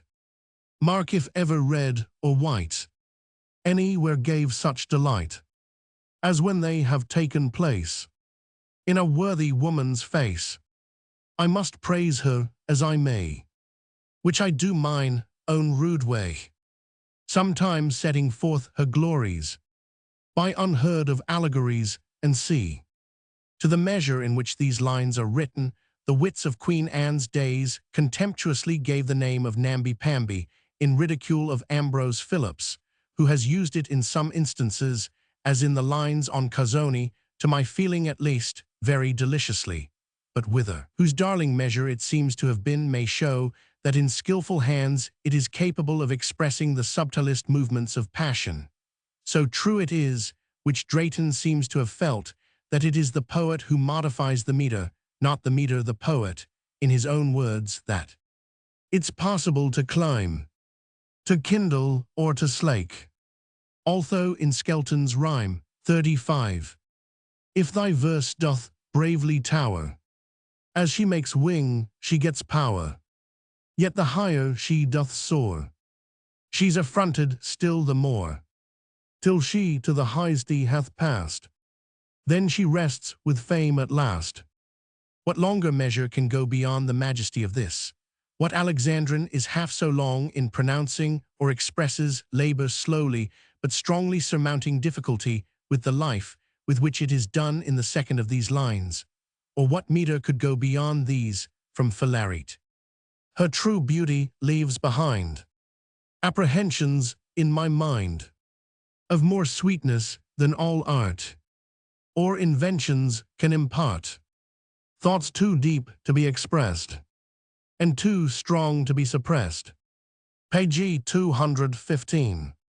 5 dramatic criticisms. Mrs. Good Miss Burrell in Don Giovanni in London. Olympic Theatre. This theatre, fitted up with new and tasteful decorations, opened on Monday with a burletta founded upon a pleasant extravagance recorded of Wilmot the Mad Lord of Rochester. The house, in its renovated condition, is just what playhouses should be, and once were, from its size admirably adapted for seeing and hearing, and only perhaps rather too well lit up. Light is a good thing, but to preserve the eyes is still better. Elliston and Mrs. Edwin personated a reigning wit and beauty of the court of Charles II to the life. But the charm of the evening to us, we confess, was the acting of Mrs. T. Good, late Miss Burrell, in the burlesque Don Giovanni which followed. This admirable piece of foolery takes up our hero just where the legitimate drama leaves him, on the burning marl. We are presented with a fair map of Tartarus, the triple-headed cur, the Furies, the Tormentors, and the Don, prostrate, thundersmitten. But there is an elasticity in the original make of this strange man, as Richardson would have called him. He is not one of those who change with the change of climate. He brings with him to his new habitation ardors as glowing and constant as any which he finds there. No sooner is he recovered from his first surprise than he falls to his old trade, is caught ogling Proserpine, and coquettes with 2 she-devils at once, till he makes the house too hot to hold him, and Pluto, in whom a wise jealousy seems to produce the effects of kindness, turns him neck PG 216 and heals out of his dominions, much to the satisfaction of Giovanni, who, stealing a boat from Charon and a pair of light heels from Mercury, or, as he familiarly terms him, Murky, sets off with flying colors, conveying to the world above the souls of 3 damsels just eloped from Styx, to comfort his tender and newborn spiritualities on the journey.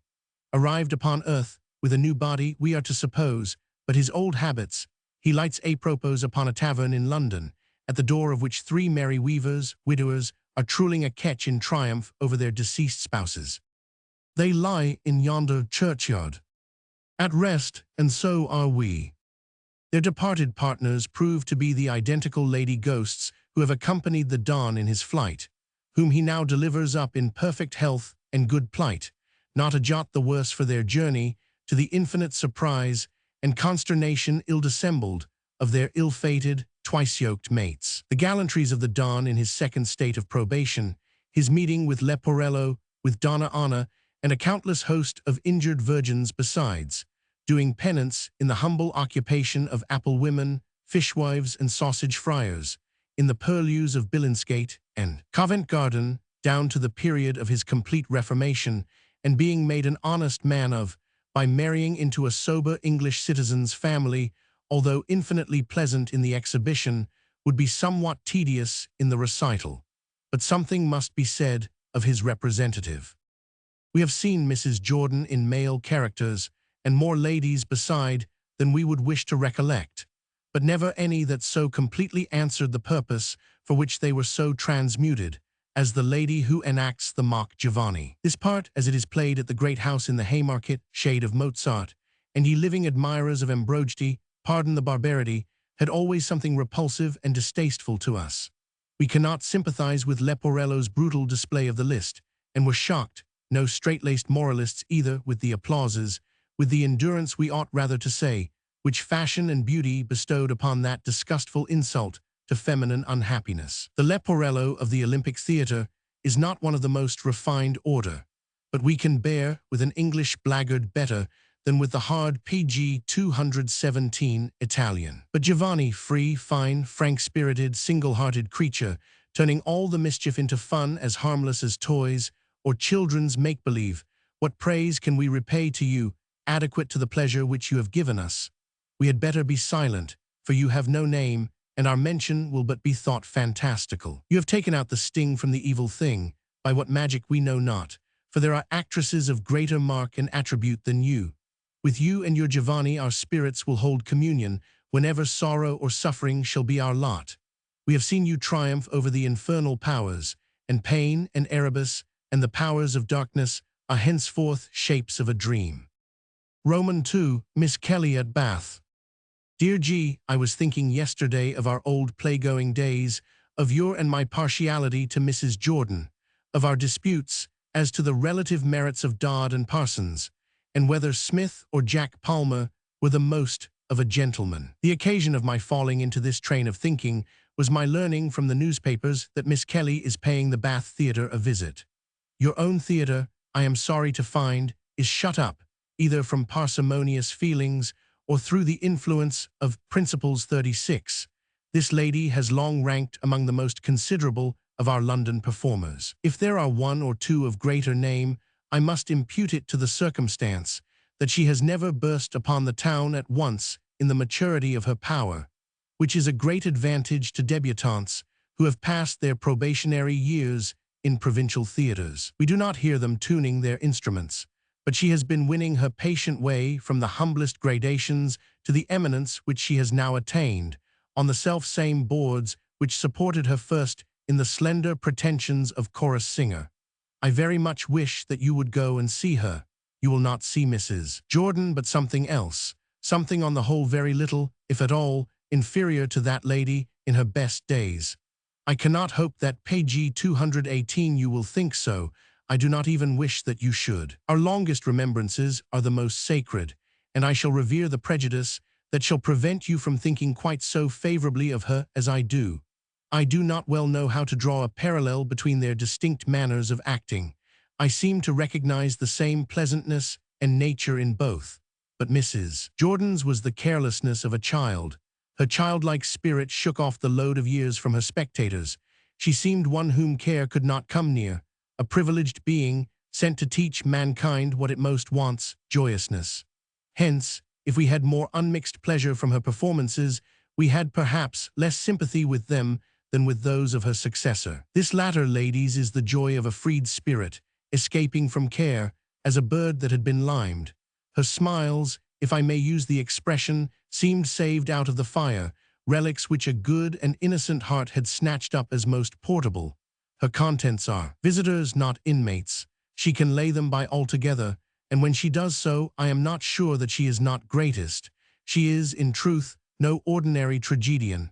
Her Yarico is the most intense piece of acting which I ever witnessed, the most heart-rending spectacle. To see her leaning upon that wretched reed, her lover, the very exhibition of whose character would be a moral offense, but for her clinging and noble credulity, to see her lean upon that flint, and by the strong workings of passion imagine it a god, is one of the most afflicting lessons of the yearnings of the human heart and its sad mistakes that ever was read upon a stage.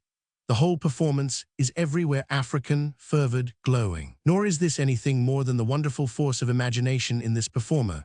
For turn but the scene, and you shall have her come forward in some kindly home-drawn character of an English rustic, a PHBE, or a Dinah Cropley, where you would swear that her thoughts had never strayed beyond the precincts of the dairy, or the farm, or her mind known less tranquil passions than she might have learned among the flock, her out-of-door companions.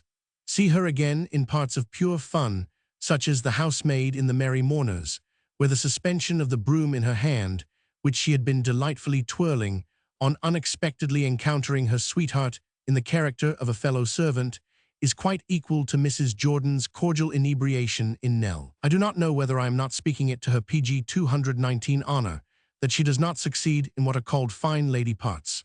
Our friend C. once observed that no man of genius ever figured as a gentleman. Neither did any woman, gifted with Mrs. Jordan's or Miss Kelly's sensibilities, ever take upon herself to shine as a fine lady, the very essence of this character consisting in the entire repression of all genius and all feeling. To sustain a part of this kind to the life, a performer must be haunted by a perpetual self-reference. She must be always thinking of herself and how she looks, and how she deports herself in the eyes of the spectators, whereas the delight of actresses of true feeling and their chief power is to elude the personal notice of an audience, to escape into their parts, and hide themselves under the hood of their assumed character. Their most graceful self-possession is in fact a self-forgetfulness, an oblivion alike of self and of spectators. For this reason, your most approved epilogue speakers have been always ladies who have possessed least of this self-forgetting quality, and I think I have seen the amiable actress in question suffering some embarrassment when she has had an address of this sort to deliver, when she found the modest veil of personation, which had half hid her from the audience, suddenly withdrawn, and herself brought without any such qualifying intervention before the public. I should apologize for the length of this letter if I did not remember the lively interest you used to take in theatrical performances. I.A.M. and C. Roman 3. Richard Brome's Jovial Crew. The Jovial Crew, or the Merry Beggars, has been revived here, the English opera, after an interval, as the bills tell us, of 7 years. Can it be so long, it seems but yesterday, since we saw poor Lovegrove in Justice Clack? His childish treble still pipes in our ears. Whip 'em, whip 'em, whip 'em. Doughton was the representative of the justice the other night, and shook our ribs most incontinently. He was in excellent foolery, and our lungs crowed chanticleer. Yet it appears to us that there was a still higher strain of fatuity in his predecessor, that his eyes distilled a richer PG 220 dotage. Perhaps, after all, it was an error of the memory. Defunct merit comes out upon us strangely. Easy natural wrench was the Springlove, too comfortable a personage perhaps to personify Springlove, in whom the voice of the bird awakens a restless instinct of roaming that had slept during the winter. Miss Stevenson certainly leaves us nothing to regret for the absence of the lady, however agreeable, who formerly performed the part of Muriel. Miss Stevenson is a fine open-countenanced lass, with glorious girlish manners, but the Princess of Mumpers and Lady Paramount of beggarly counterfeit accents was she that played Rachel. Her gabbling lachrymose petitions, her tones, such as we have heard by the side of old woods, when an irresistible face has come peeping on one on a sudden, with her full black locks, and a voice, how shall we describe it? A voice that was by nature meant to convey nothing but truth and goodness, but warped by circumstance into an assurance that she is telling us a lie, that catching twitch of the thievish irreprovable finger, those ballad singers' notes, so vulgar yet so unvulgar, that assurance, so like impudence, and yet so many countless leagues removed from it, her jeers, which we had rather stand than be caressed with other ladies' compliments, a summer's day long her face, with a wild out-of-doors grace upon it. Altogether, a brace of more romantic beggars it was never our fortune to meet in this supplicatory world. The youngest might have sate for pretty Bessie, whose father was an earl, and whose legend still adorns the front of mine hostess's doors at Bethnal Green, and the other could be no less than the beggar maid whom King Cophetua wooed. What a lass that were, said a stranger who sate beside us, speaking of Miss Kelly and Rachel, to go a-gypsying through the world with. We confess we longed to drop a tester in her lap, she begged so masterly. By the way, this is the true beggar's opera. The other should have been called the Mirror for Highwaymen. We wonder the societies for the suppression of mendicity and other good things Do not club for the putting down of this infamous protest in favor of air, and clear liberty, and honest license, and blameless assertion of man's original blessed charter of blue skies, and vagrancy, and nothing to do. Page 221. Roman 4, Isaac by Kurstav's Hypocrite.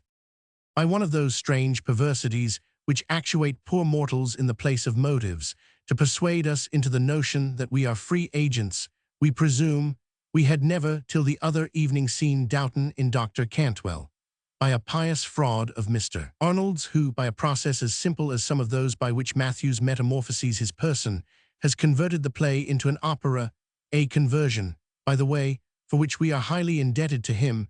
We have been favored with this rich novelty at our favorite theater.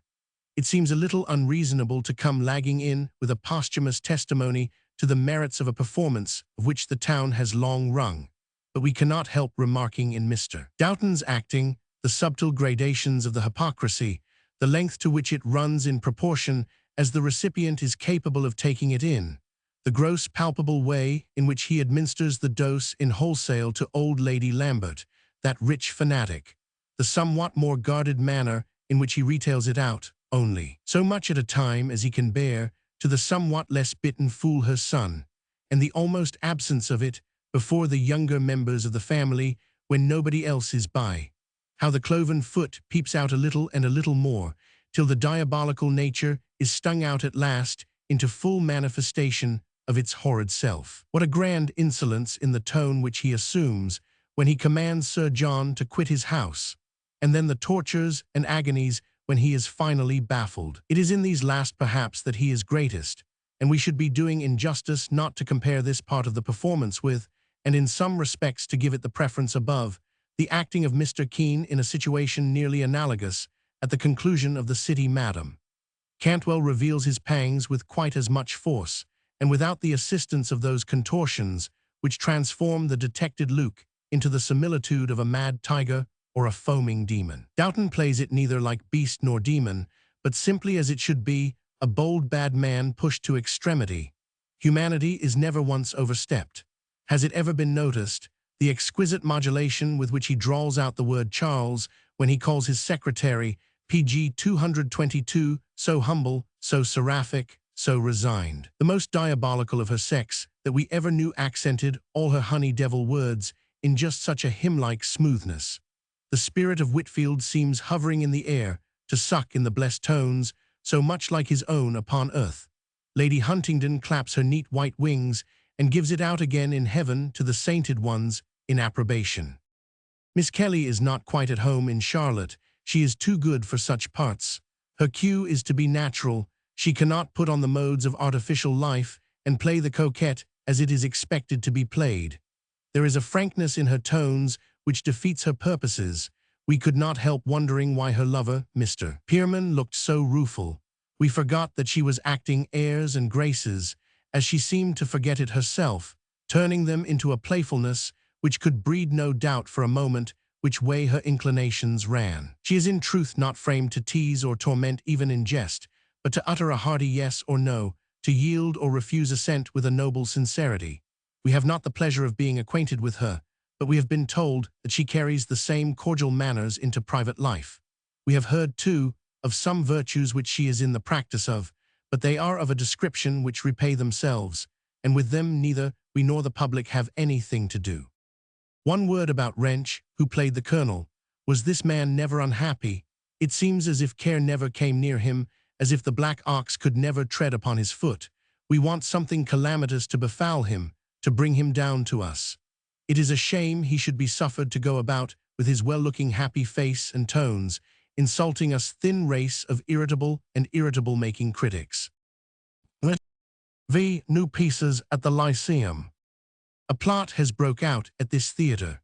Some quarrel has been breeding between the male and female performers, and the women have determined to set up for themselves. 7 of them, belles without bow they call themselves, have undertaken to get up a piece without any assistance from the PG 223 men, and in our opinion, have established their point most successfully. There is Miss Carroll with her silvery tones, and Miss Stevenson with her delicious mixture of the schoolgirl and the waiting maid, and Miss Kelly sure to be first in any mischief, and Mrs. Chatterley with some of the best acting we have ever witnessed, and Miss Love, worthy of the name, and Mrs. Grove that rhymes to her, and Mrs. Richardson, who might in charity have been allowed somewhat a larger portion of the dialogue.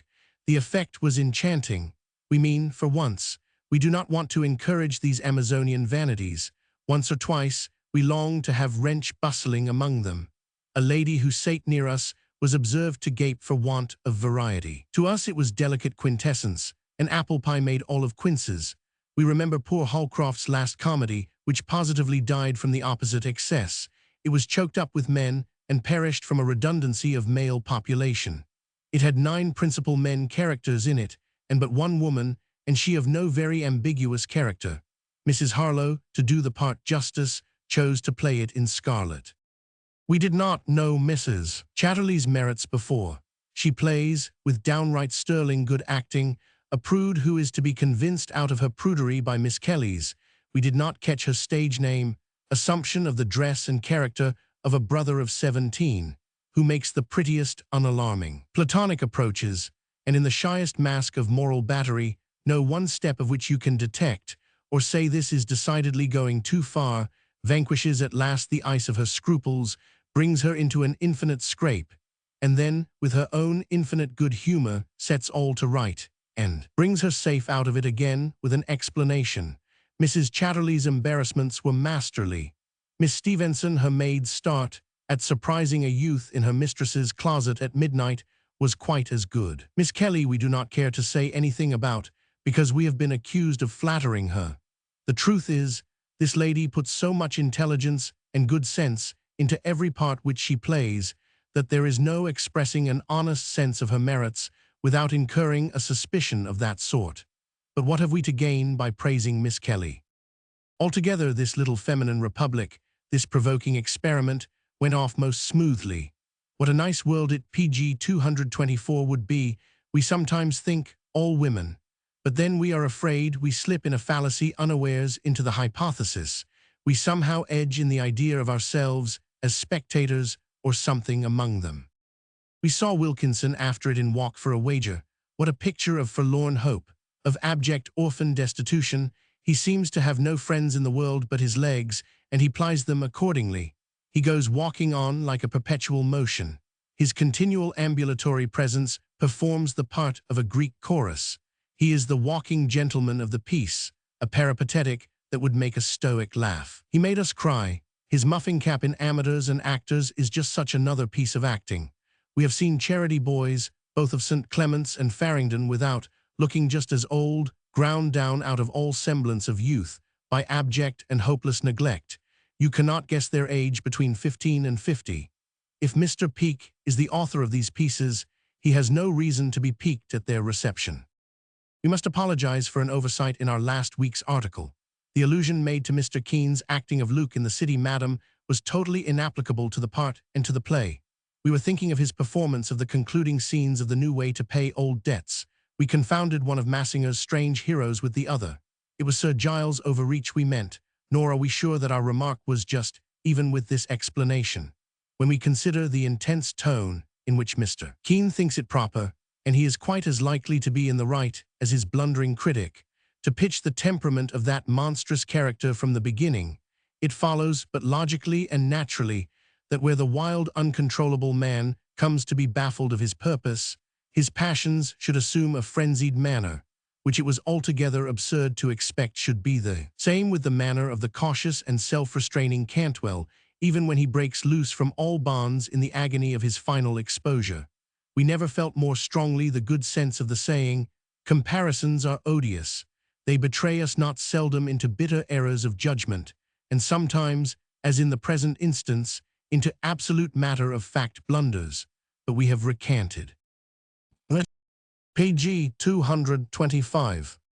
4 Reviews. 1819, 1820. I. Falstaff's Letters. Original Letters and C. of Sir John Falstaff and his friends, now first made public by a gentleman, a descendant of Dame Quickly, from genuine MSS. which have been in the possession of the Quickly family near 400 years. London, Robinson's, 1796. A copy of this work sold at the Roxburgh sale for 5 guineas. We have both before and since that time picked it up at stalls for 18 pence. Reader, if you shall ever light upon a copy in the same way, we counsel you to buy it. We are deceived if there be not in it much of the true Shakespearean stuff. We present you with a few of the letters, which may speak for themselves. Falstaff to the Prince. I prithee, Hal, lend me thy kerchief, and thy unkindness have not started more salt gouts down my poor old cheek than my good rapier hath of blood from foemen's gashes in 35 years' service. Then am I a very senseless mummy. I squander away in drinking's moneys belonging to the soldiery. I do deny it, they have had part. The surplus is gone in charity. Accuse the parish officers, make them restore. The whoreson wardens do now put on the cloak of supplication at the church doors, intercepting gentlemen for charity forsooth. 'Tis a robbery, a villainous robbery, to come upon a gentleman reeking with piety, God's book in his hand, brimful of the sacrament. Thou knowest, Hal, as I am but man, I dare in some sort leer at the plate and pass, but as I have the body and blood of Christ within me, could I do it? And I did not make an oblation of a matter of £10 after the battle of Shrewsbury, in humble gratitude for thy safety, Hal, then am I the PG 226 various transgressor denounced in God's code. But I'll see them damned ere I'll be charitable again.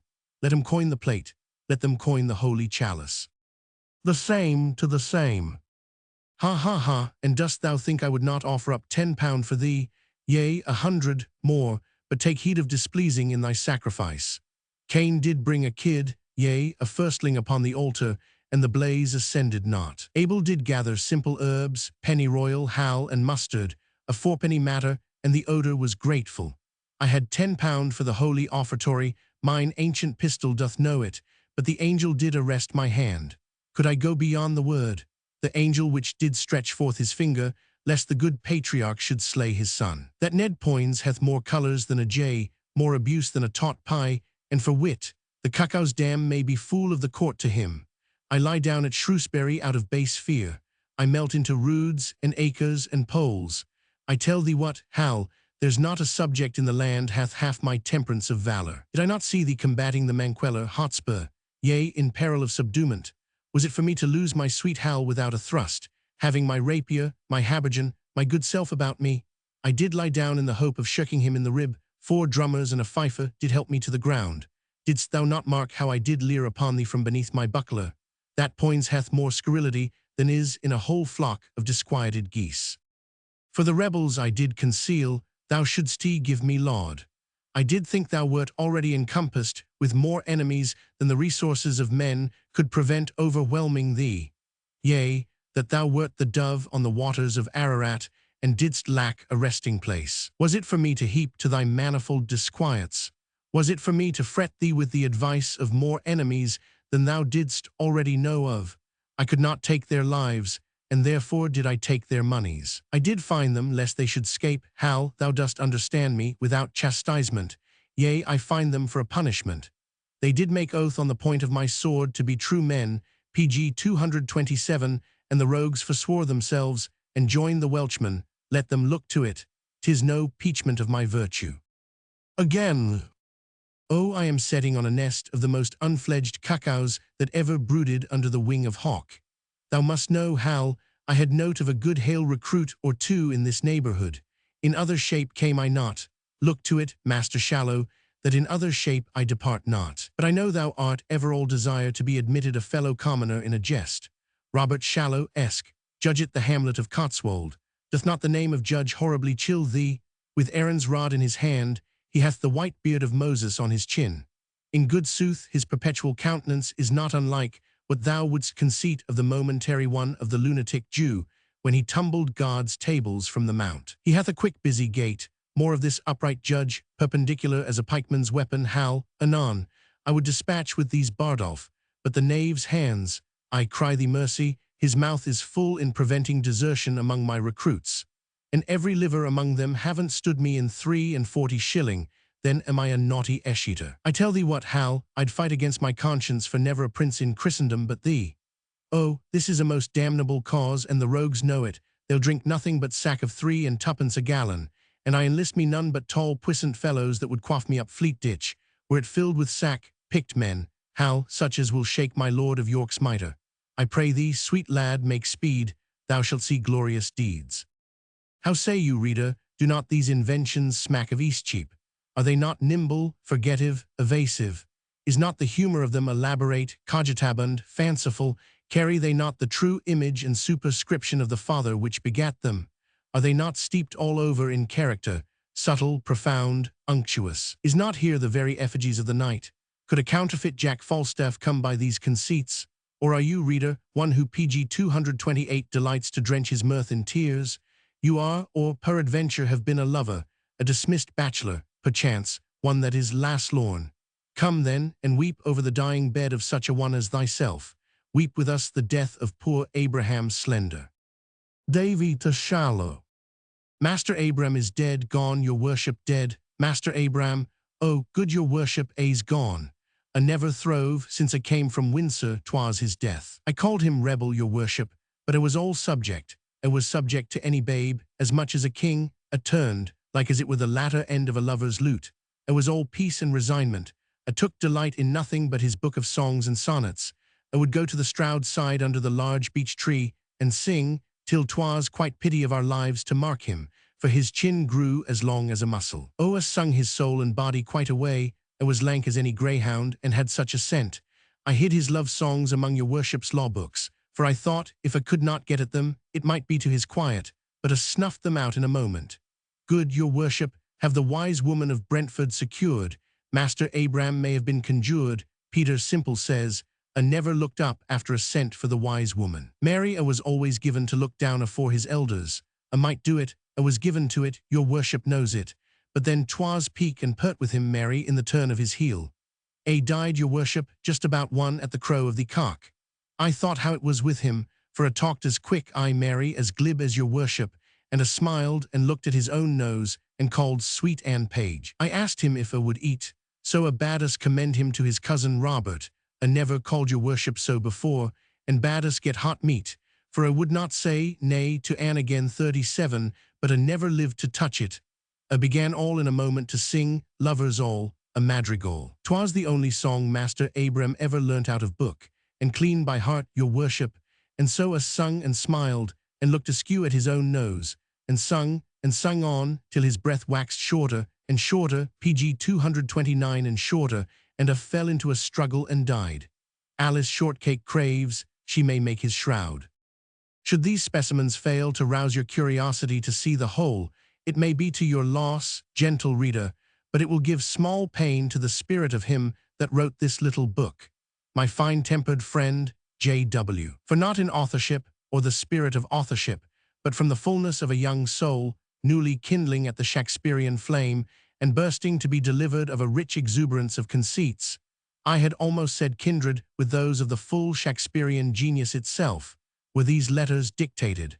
We remember when the inspiration came upon him, when the plays of Henry IV were first put into his hands. We think at our recommendation he read them rather late in life, though still he was but a youth. He may have forgotten, but we cannot, the pleasant evenings which ensued at the Boar's Head, as we called our tavern, though in reality the sign was not that, nor the street Eastcheap, for that honoured place of resort has long since passed away, when over our pottle of sherris he would talk you. Nothing but pure Falstaff the long evenings through. Like his, the wit of J.W. was deep, recondite, imaginative, full of goodly figures and fancies. Those evenings have long since passed away, and nothing comparable to them has come in their stead, or can come. We have heard the chimes at midnight. Roman 2, Charles Lloyd's Poems. Nug Canna, Poems by Charles Lloyd. The reader who shall take up these poems in the mere expectation of deriving amusement for an idle hour will have been grievously misled by the title. Nug they certainly are not, but full of weight, earnest, passionate communings of the spirit with itself. He that reads them must come to them in a serious mood.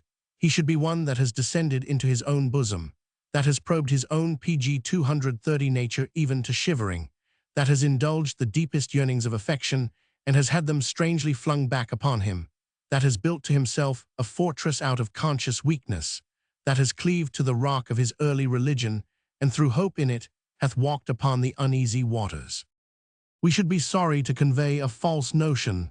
Mr. Lloyd's religion has little of pretense or sanctimoniousness about it. It is worn as an armor of self-defense, not as a weapon of outward annoyance. The believing may be drawn by it, and the unbelieving need not be deterred. The religionist of nature may find some things to venerate in its mild Christianity, when he shall discover in a volume, generally hostile to new experiments in philosophy and morals, some of its tenderest pages dedicated to the virtues of Mary Wollstonecraft Godwin. Mr. Lloyd's poetry has not much in it that is narrative or dramatic. It is richer in natural description, but the imagery is for the most part embodied with, and made subservient to, the sentiment, as in many of the sonnets, and see his genius is metaphysical and profound. His verses are made up of deep feeling, accompanied with the perpetual running commentary of his own deeper self-reflection. His affections seem to run kindliest in domestic channels, and there are some strains commemorative of a dead relative, which, while they do honor to the heart of the writer, are of too sacred a nature, we think, almost to have been committed to print at all, much less would they bear exposal among the miscellaneous matter indispensable to a public journal. We prefer, therefore, giving an extract from the fine blank verse poem entitled Christmas. It is richly imbued with the meditative, introspective cast of mind, so peculiar to this author. There is a time when first sensation paints the burning cheek, fills the moist eye, and quickens the keen pulse. That mystic meanings, half conceived, invest the simplest forms, and all doth speak, all lives. To the eager heart, at such a time to me, thou cam'st, dear holiday, thy twilight glooms. Mysterious thoughts awakened, and I must, as if passest, yea, felt as I had known. The dawn of inspiration, then the days were sanctified by feeling all around. Page 231. Of an indwelling presence darkly spake. Silence had borrowed sounds to cheat the soul, and to the toys of life, the teeming brain, impregning them with its own character, gave preternatural import. The dull face was eloquent, and e'en the idle air. Most potent shapes, varying and yet the same, substantially expressed. But soon my heart, unsatisfied with blissful shadows, felt achings of vacancy, and owned the throb of undefined desire, while lays of love, firstling and wild, stole to my tremulous tongue. To me thy rites were mockery then, thy glee of little worth. More pleased I trod the waste, seared with the sleety wind, and drank its blast, deeming thy dreary shapes most strangely sweet.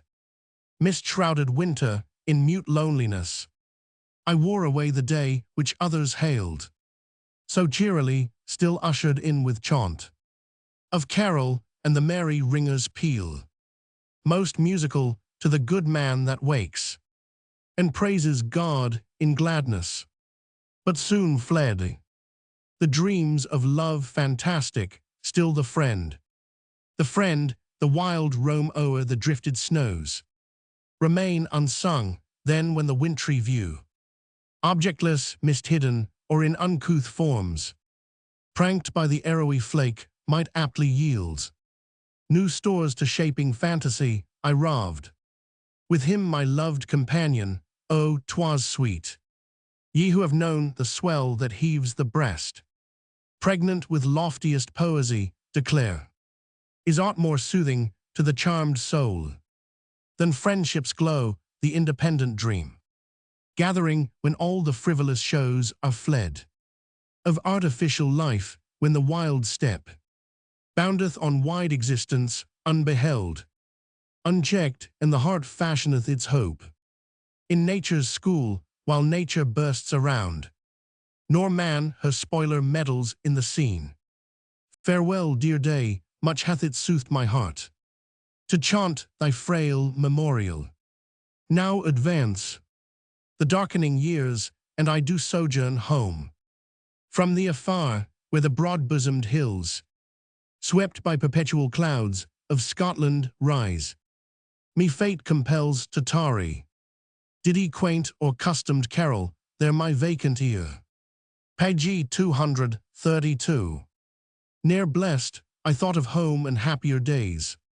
And as I thought, my vexed spirit blamed that austere race, who, mindless of the glee of good old festival, coldly forbade observance, which of mortal life relieves the languid sameness, seeming to bring sanction from hoar antiquity and years long past.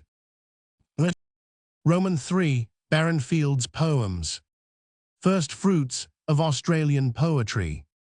Sydney, New South Wales, printed for private distribution. I first adventure, follow me who list, and be the second, austral harmonist.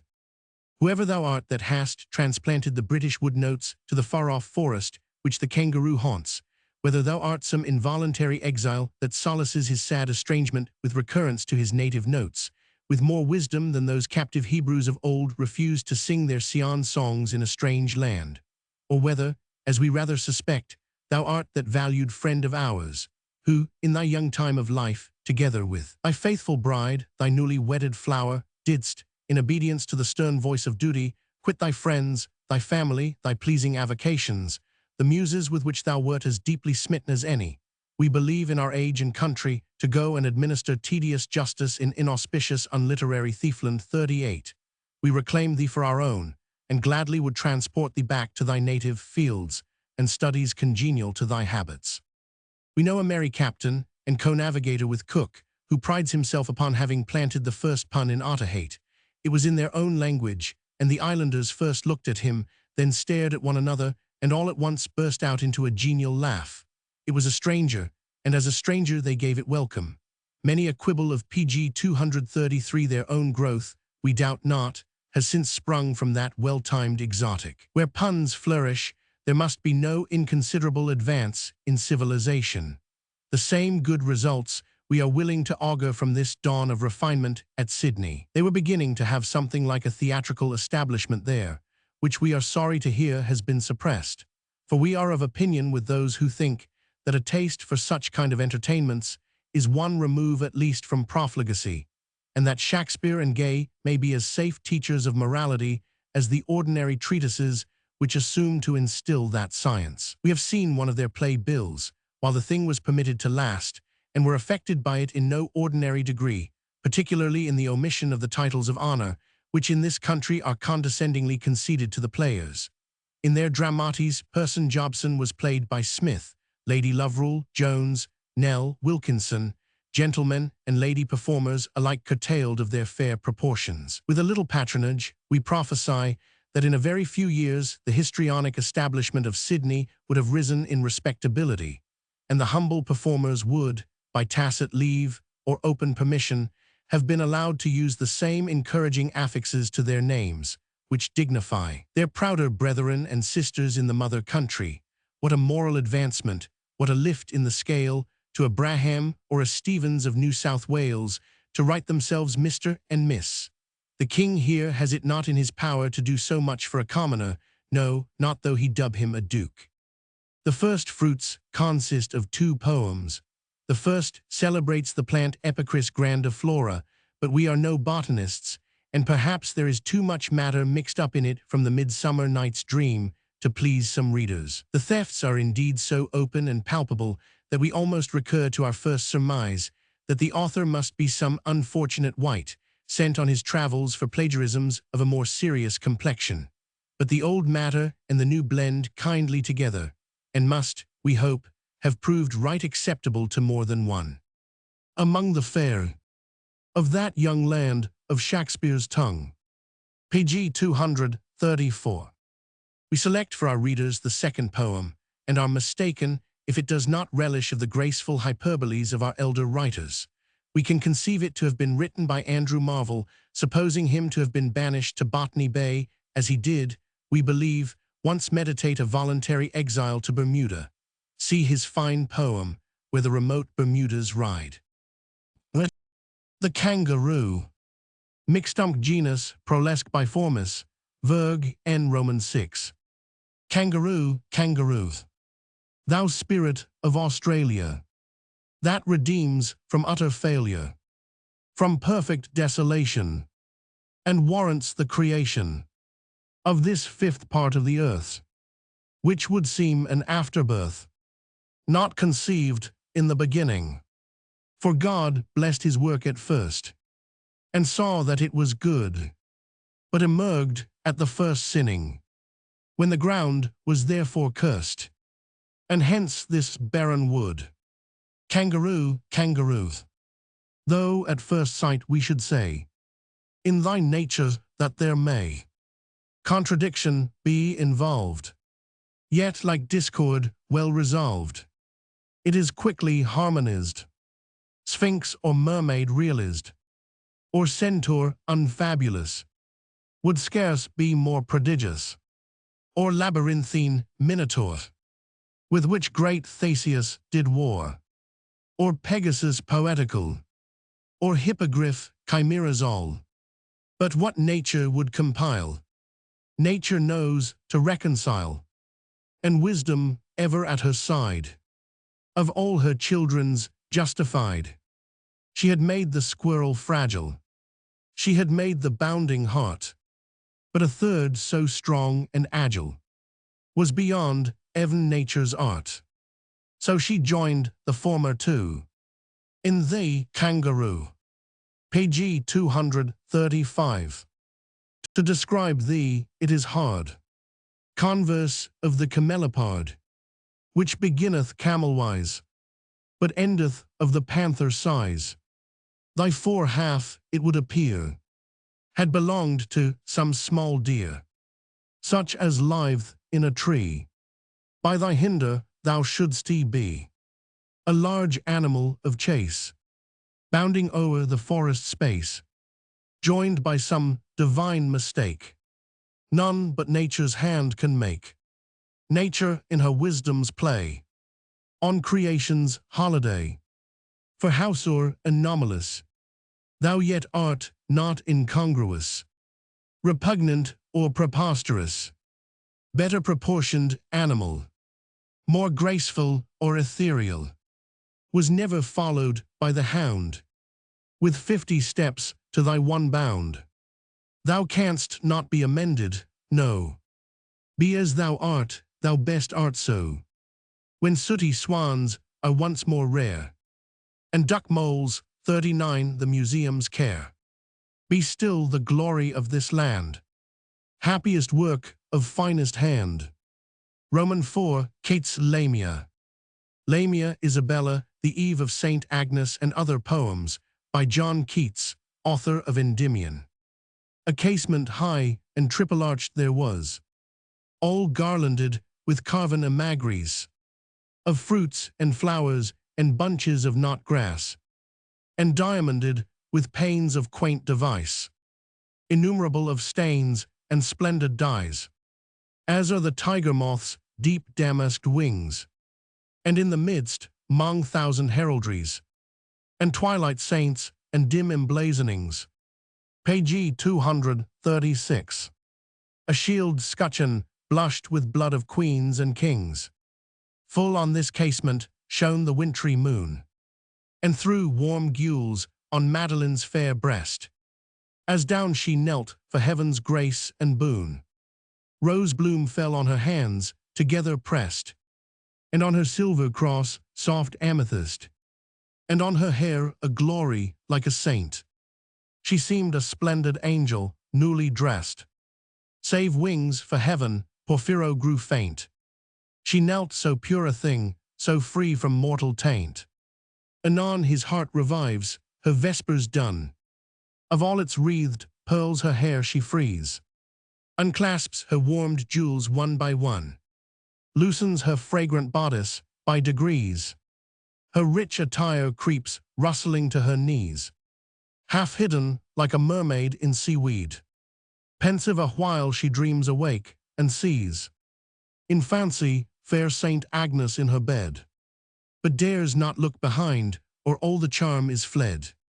Soon, trembling in her soft and chilly nest, In sort of wakeful swoon, perplexed she lay, until the poppied warmth of sleep oppressed her soothed limbs and soul fatigued away, flown like a thought until the morrow day, blissfully havened both from joy and pain, clasped like a missile where swart Paynims pray, blinded alike from sunshine and from rain, as though a rose should shut and be a bud again.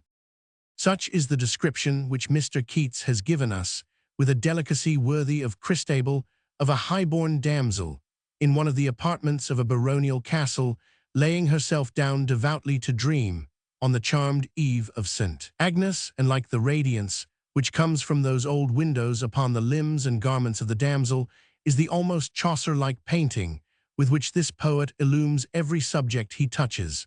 We have scarcely anything like it in modern description. It brings us back to ancient days and beauty making beautiful old rhymes. The finest thing in the volume is the paraphrase of Boccaccio's story of the pot of basil. Two Florentines, merchants, discovering that their sister Isabella has placed her affections upon Lorenzo, a young factor in their employ, when they had hopes of procuring for her a noble match, decoy Lorenzo, under pretense of a ride, into a wood, where they suddenly stab and bury him. The anticipation of the PG 237 assassination is wonderfully conceived in one epithet in the narration of the ride. So the two brothers and their murdered man rode past fair Florence to where Arno's stream gurgles. Returning to their sister, they delude her with a story of their having sent Lorenzo abroad to look after their merchandises. But the spirit of her lover appears to Isabella in a dream and discovers how and where he was stabbed and the spot where they have buried him. To ascertain the truth of the vision, she sets out to the place, accompanied by her old nurse, ignorant as yet of her wild purpose. Her arrival at it and digging for the body is described in the following stanzas, than which there is nothing more awfully simple in diction, more nakedly grand and moving in sentiment, in Dante, in Chaucer, or in Spenser. She gazed into the fresh-thrown mould, as though one glance did fully all its secrets tell. Clearly she saw, as other eyes would know, pale limbs at bottom of a crystal well. Upon the murderous spot she seemed to grow, like to a native lily of the dell.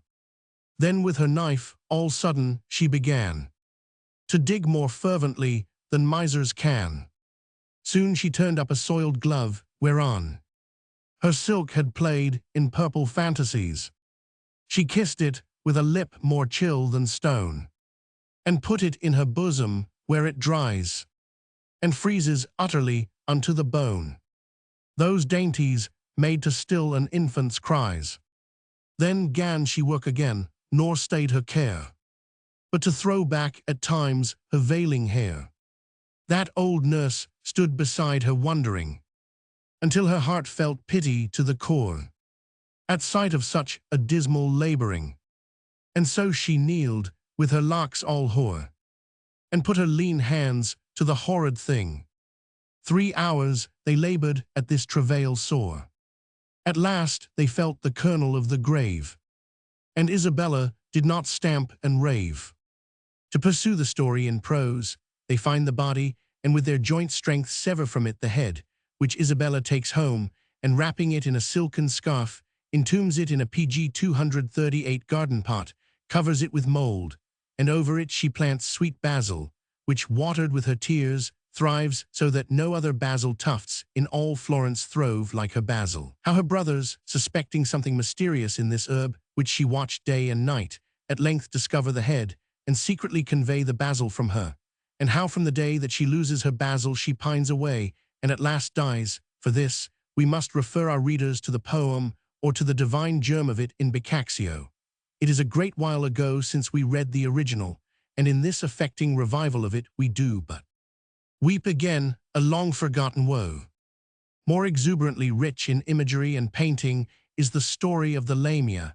It is of as gorgeous stuff as ever romance was composed of, her first appearance in serpentine form, a beauteous wreath with melancholy eyes, her dialogue with Hermes, the star of Lethe, as he is called by one of these prodigal phrases which Mr. Keats abounds in, which are each a poem in a word, and which in this instance lays open to us at once, like a picture, all the dim regions and their inhabitants, and the sudden coming of a celestial among them, the charming of her into woman's shape again by the god, her marriage with the beautiful Lycius, her magic palace, which those who knew the street, and remembered it complete from childhood, never remembered to have seen before, the few Persian mutes, her attendants, who that same year were seen about the markets, none knew where they could inhabit.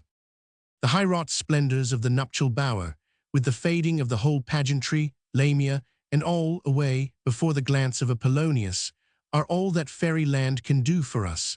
They are for younger impressibilities. To us an ounce of feeling is worth a pound of fancy, and therefore we recur again, with a warmer gratitude, to the story of Isabella and the pot of basil, and those never-cloying stanzas which we have cited, and which we think should disarm criticism, if it be not in its nature cruel, if it would not deny to honey its sweetness, nor to roses redness, nor light to the stars in heaven, if it would not bay the moon out of the skies, rather than acknowledge she is fair.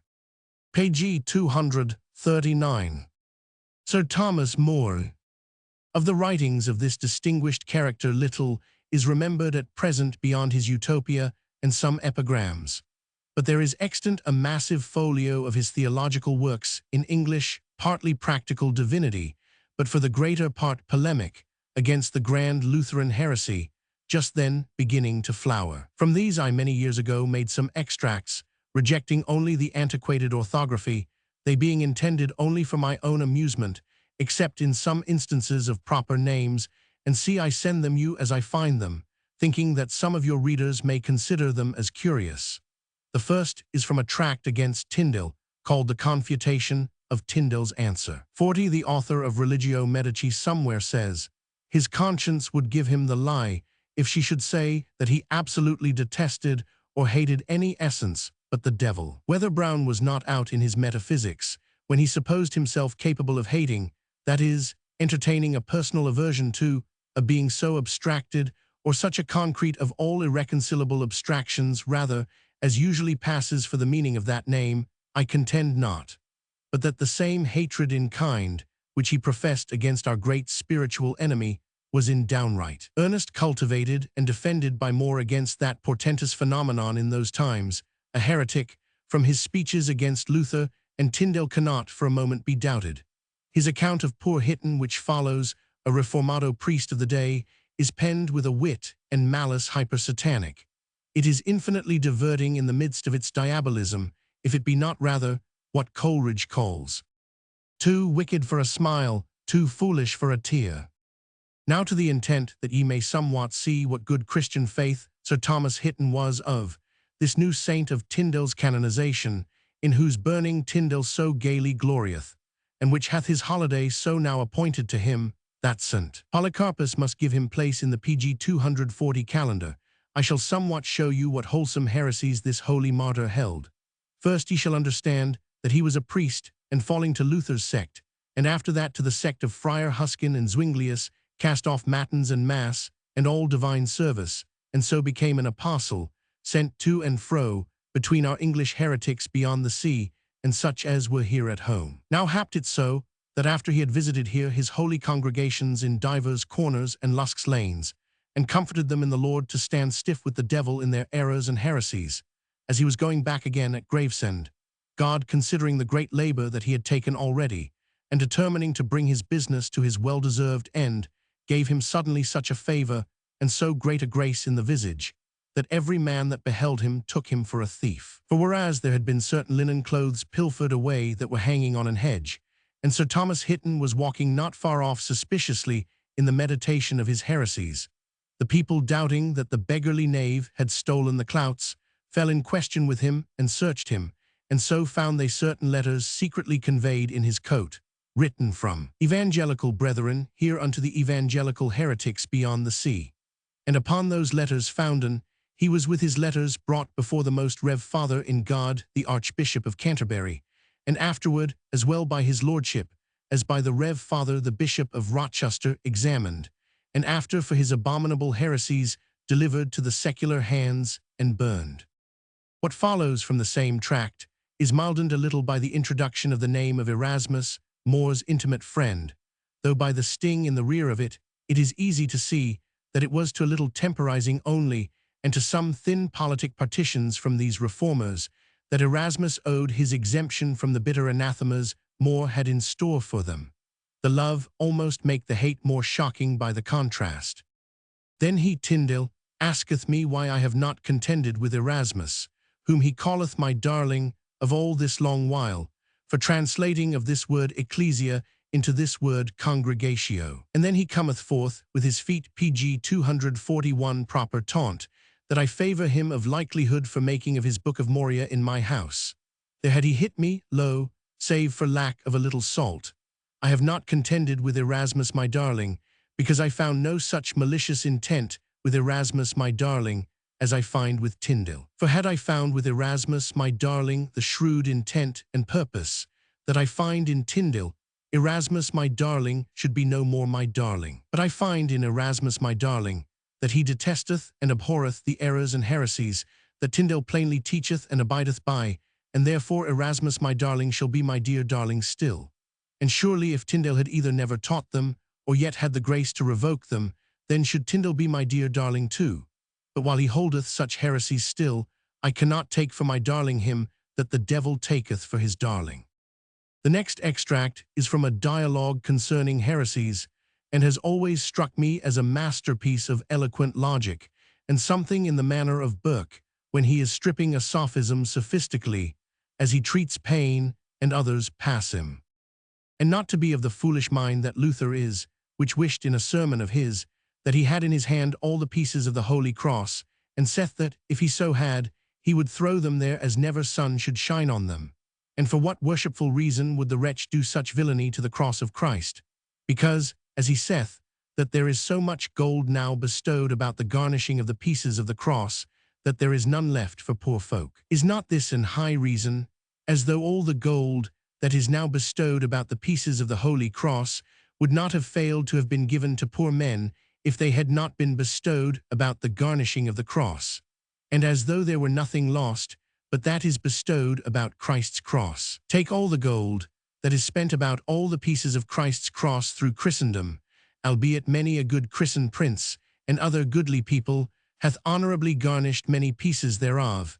Yet, if all the gold were gathered together, it would appear a poor portion, in comparison of the gold that is bestowed upon cups. What speak page 242, we of cups, in which the gold, albeit that it be not given to poor men, yet is it saved, and may be given in alms when men will, which they never will. How small a portion, ween we, were the gold about all the pieces of Christ's cross, if it were compared with the gold that is quite cast away about the gilting of knives, swords, spurs, arras, and painted clothes. And as though these things could not consume gold fast enough, the gilting of posts, and whole roofs, not only in palaces of princes and great prelates, but also many right mean men's houses. And yet, among all these things, could Luther spy no gold that grievously glittered in his bleared eyes, but only about the cross of Christ. For that gold, if it were thence, the wise man weeneth, it would be straight given to poor men, and that where he daily seeth, that such as have their purse full of gold, give to the poor not one piece thereof. But if they give aught, they ransack the bottom among all the gold, to seek out here an halfpenny, or in his country a brass penny whereof four make a farthing. Such goodly causes find they, that pretend holiness for the colour of their cloaked heresies. Book I, Chapter 2. I subjoin from the same dialogue More's cunning defence of miracles done at saints' shrines, on pilgrimages, and see all which he defends, as he was bound by Holy Church to do most stoutly. The manner of it is arch and surprising, and the narration infinitely naive.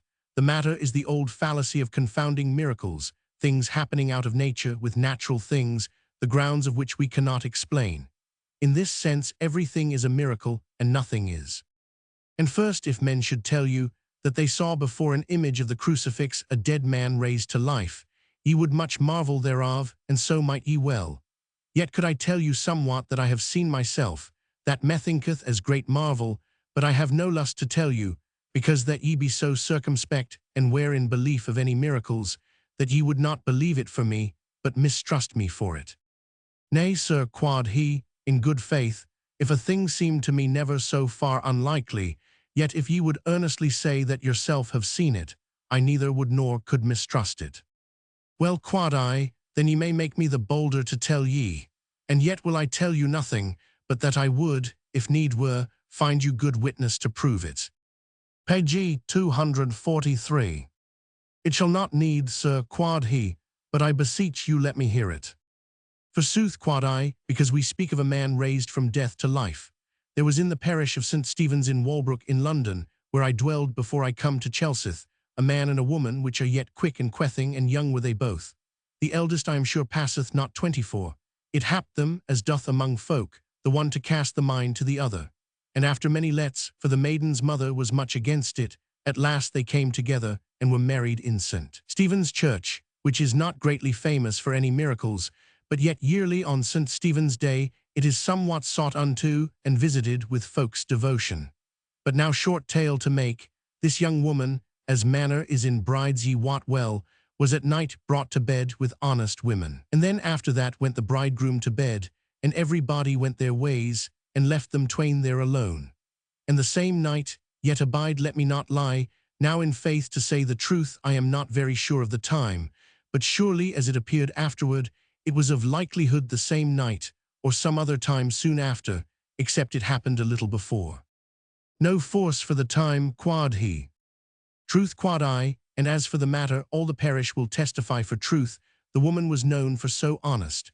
But for the conclusion, the seed of them twain turned in the woman's body, first into blood, and after into shape of man-child, and then waxed quick, and she great therewith, and was within the year delivered of a fair boy, and forsooth it was not then, for I saw it myself, passing the length of a foot, and I am sure he has grown now an inch longer than I. How long is it ago, quod he? By my faith, quod I, about 21 years. Tush, quod he, this is a worthy miracle. In good faith, quod I, never wist I that any man could tell that he had any other beginning, and methinketh that this is as great a miracle as the raising of a dead man. Book I, Chapter 10. Diabolical possession was a rag of the old abomination, which this contender of heresies thought himself obliged no pg 244 less to wrap tightly about the loins of his faith than any of the splendors panny of the old red harlot. But read with allowance for the belief of the times, the narrative will be found affecting, particularly in what relates to the parents of the damsel, rich and sore abashed.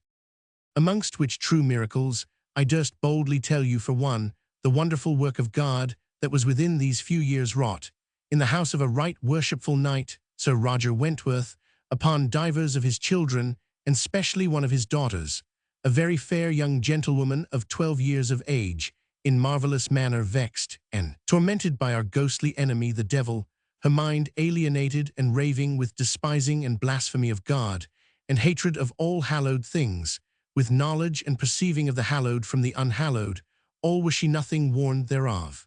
And after that moved in her own mind, and admonished by the will of God, to go to Our Lady of Ipswich, in the way of which pilgrimage, she prophesied and told many things done and said at the same time in other places, which were proved true, and many things said, lying in her trance, of such wisdom and learning, that right cunning men highly marveled to hear of so young an unlearned maiden, when herself wist not what she said, such things uttered and spoken, as well-learned men might have missed with a long study, and finally being brought and laid before the image of our blessed Lady, was there in the sight of many worshipful people so grievously tormented, and in face, eyne, look, and countenance so grisly changed, and her mouth drawn aside, and her eyne laid out upon her cheeks, that it was a terrible sight to behold. And after many marvellous things at the same time showed upon divers persons by the devil through God's sufferance, as well all the remnant as the maiden herself, in the presence of all the company, restored to their good state, perfectly cured, and suddenly. And in this matter, no pretext of begging, no suspicion of feigning, no possibility of counterfeiting, no simpleness in the seers, her father and mother right honorable and rich, sore abashed to see such chances in their children, the witnesses great number, and many of great worship, wisdom, and good experience, the maid herself too young to feign, and the fashion itself too strange for any man pg 245 to feign, and the end of the matter virtuous, the Virgin so moved in her mind with the miracle, that she forthwith, for aught her father could do, forsook the world, and professed religion in a very good and godly company at the Minoress, where she hath lived well and graciously ever since. Book I, Chapter 16. I shall trouble you with one excerpt more, from a dialogue of comfort against tribulation, because the style of it is solemn and weighty, and because it was written by More in his last imprisonment in the Tower, preparatory to his sentence. After witnessing his treatment of Sir John Hitton and his brethren, we shall be inclined to mitigate some of our remorse, that More should have suffered death himself for conscience' sake. The reader will not do this passage justice if he do not read it as part of a sermon, and as putting himself into the feelings of an auditory of More's creed and times. But some men now, when this calling of God any tribulation causeth them to be sad, they be loth to leave their sinful lusts that hang in their hearts, and specially if they have any such kind of living as they must needs leave off, or fall deeper in sin, or if they have done so many great wrongs that they have many amends to make, that must, if they follow God, minish much their money, then are these folks, alas, woefully berapt, for God pricketh upon them of his great goodness still, and the grief of this great pang pincheth them at the heart, and of wickedness they wry away, and fro this tribulation they turn to their flesh for help, and labor to shake off this thought, and then they mend their pillow, and lay their head softer, and assay to sleep. And when that will not be, then they find a talk a while with them that lie by them. If that cannot be neither, then they lie and long for day, and then get them forth about their worldly wretchedness, the matter of their prosperity, the self-same sinful things with which they displease God most, and at length with many times using this manner, God utterly casteth them off. And then they set naught neither by God nor devil. But alas, when death cometh, then cometh again their sorrow, then will no soft bed serve, nor no company make him merry, then must he pg 246 leave his outward worship and comfort of his glory, and lie panting in his bed as if he were on a pine bank. Then cometh his fear of his evil life and his dreadful death. Then cometh the torment, his cumbered conscience and fear of his heavy judgment. Then the devil draweth him to despair with imagination of hell, and suffereth him not then to take it for a fable. And yet if he do, then findeth it the wretch no fable. Some have I seen, even in their last sickness, set up in their death-bed, underpropped with pillows, take their playfellows to them, and comfort themselves with cards, and this, they said, did ease them well to put fantasies out of their heads. And what fantasies, trow you? Such as I told you right now of, their own lewd life and peril of their soul, of heaven and of hell that irked them to think of, and therefore cast it out with cards play as long as ever thy might, till the pure pangs of death pulled their heart fro their play, and put them in the case they could not reckon their game, and then left them their gamenas, and slyly slunk away, and long was it not ere they galloped up the ghost. And what game they came then to, that God knoweth, and not I pray God it were good, but I fear it very sore. The Confessions of H.F.V.H. de Lamore, Esq. Sackville Street, 25th March, 1821. Mr. Editor, a correspondent in your last number 41 blesses his stars, that he was never yet in the pillory, and with a confidence which the uncertainty of mortal accidents but weakly justifies, goes on to predict that he never shall be. 12 years ago, had a Sibyl prophesied to me that I should live to be set in a worse place, I should have pg 247 struck her for a lying beldam. There are degradations below that which he speaks of. I come of a good stock, Mr. Editor. The de Lamores are a race singularly tenacious of their honor, men who, in the language of Edmund Burke, feel a stain like a wound. My grand-uncle died of a fit of the sullens for the disgrace of a public whipping at Westminster. He had not then attained his 14th year. Would I had died young. For more than 5 centuries, the current of our blood hath flowed unimpeachably, and must it stagnate now? Can a family be tainted backwards? Can posterity purchase disgrace for their progenitors? Or doth it derogate from the great Walter of our name, who received the sword of knighthood in Cressy Field, that one of his descendants once sate? Can an honor fairly achieved in Quinto Edwardi Tertii be reversed by a slip in Quinquage Simo Georgii Tertii? How stands the law? What dictum doth the college deliver? O Clarencia, O Nori. Can a reputation, gained by hard watchings on the cold ground in a suit of mail, be impeached by hard watchings on the cold ground in other circumstances? Was the endurance equal? Why is the guerdon so disproportionate? A priest mediated the ransom of the too valorous Reginald of our house, captived in Lord Talbot's battles. It was a clergyman who by his intercession abridged the period of my durance. Have you touched at my wrongs yet, Mr. Editor, or must I be explicit as to my grievance? Hush, my heedless tongue. Something bids me, Delamore, be ingenuous. Once then, and only once. Star of my nativity, hide beneath a cloud while I reveal it. Ancestors of Delamore, lie low in your wormy beds, that no posthumous hearing catch a sound. Let no eye look over thee, while thou shalt peruse it, reader. Once. These legs, with Kent in the play, though for far less ennobling considerations, did wear cruel garters. Yet I protest it was but for a thing of naught, a fault of PG 248 youth, and warmer blood, a calendary inadvertence I may call it, or rather a temporary obliviousness of the day of the week, timing my Saturnalia amiss. Streets of Barnet, infamous for civil broils, ye saw my shame. Did not your red rose rise again to dye my burning cheek? It was but for a pair of minutes, or so, yet I feel, that the gentry of the Delamores is extinguished for ever. Try to forget it, reader. Signed, Henry Francis Vere Harrington. Delamore, the gentle giantess.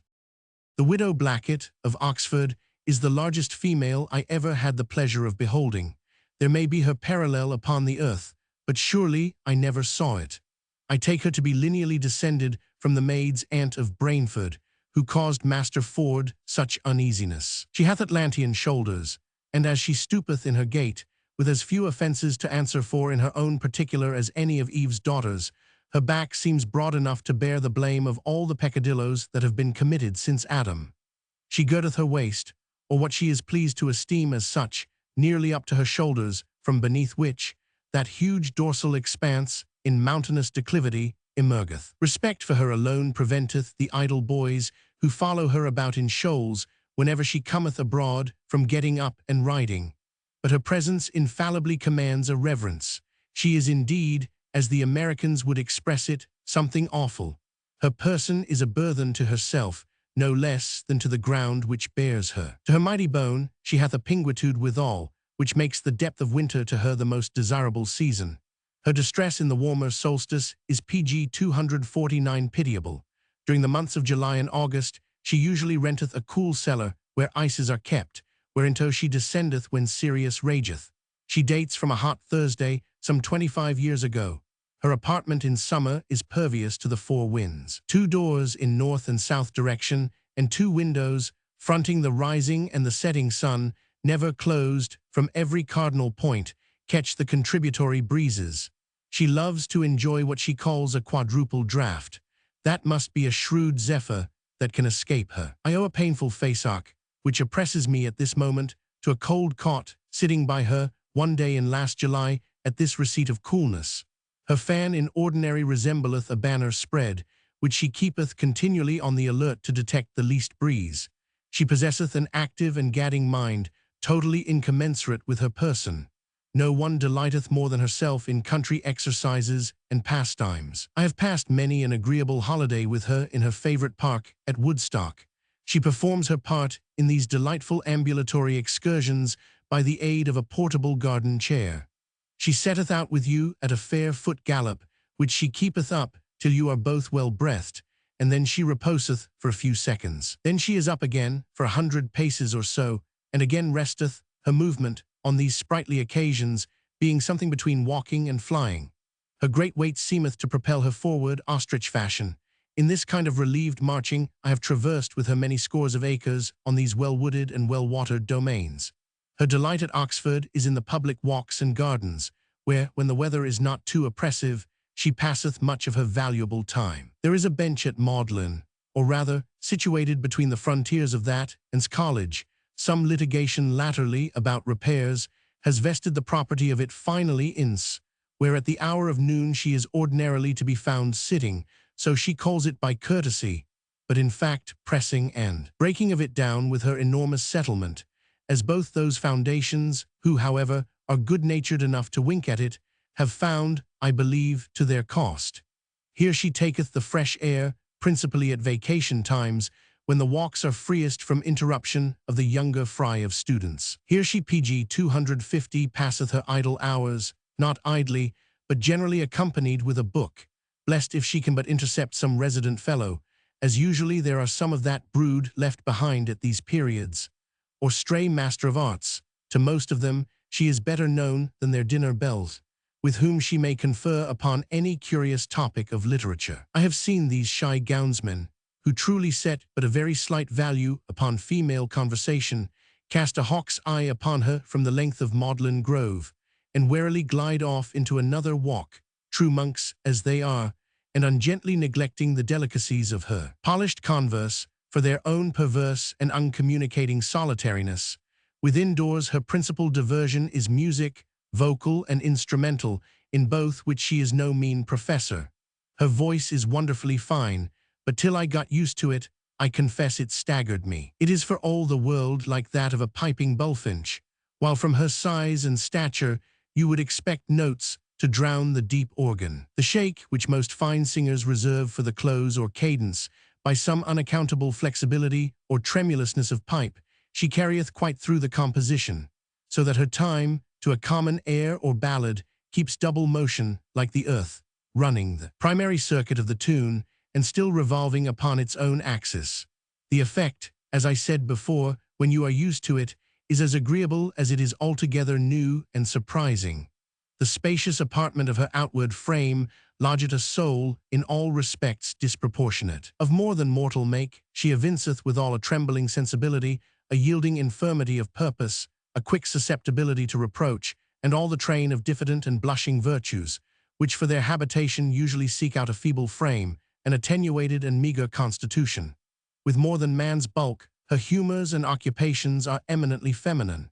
She sighs, being 6 foot high. She languisheth, being 2 feet wide. She worketh slender sprigs upon the delicate muslin, her fingers being capable of moulding a colossus.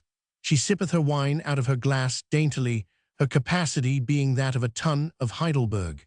She goeth mincingly with those feet of hers, whose solidity need not fear the black ox's pressure. Softest and largest of thy sex, adieu. By what parting attribute may I salute thee, last and best of the Titanesses, ogress, fed with milk instead of blood, not least, or least PG 251 handsome among Oxford's stately structures, Oxford, who, in its deadest time of vacation, can never properly be said to be empty, having thee to fill it. Elia. Letter to an old gentleman whose education has been neglected.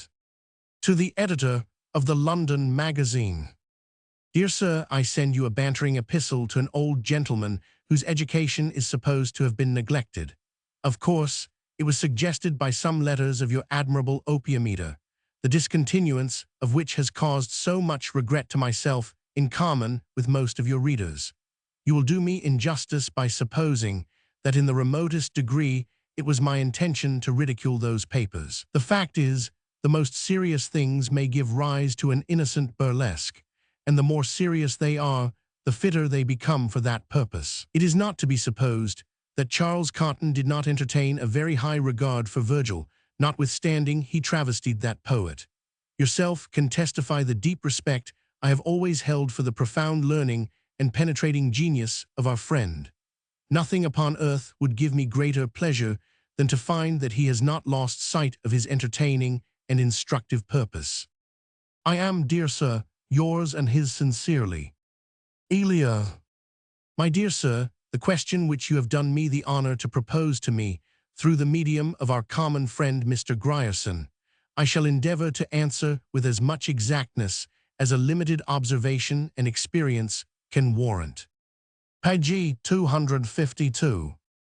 You ask, or rather, Mr. Grierson in his own interesting language asks for you, whether a person at the age of 63, with no more proficiency than a tolerable knowledge of most of the characters of the English alphabet at first sight amounts to, by dint of persevering application and good masters, a docile and ingenuous disposition on the part of the pupil always presupposed, may hope to arrive, within a presumable number of years, at that degree of attainments, which shall entitle the possessor to the character, which you are on so many accounts justly desirous of acquiring, of a learned man.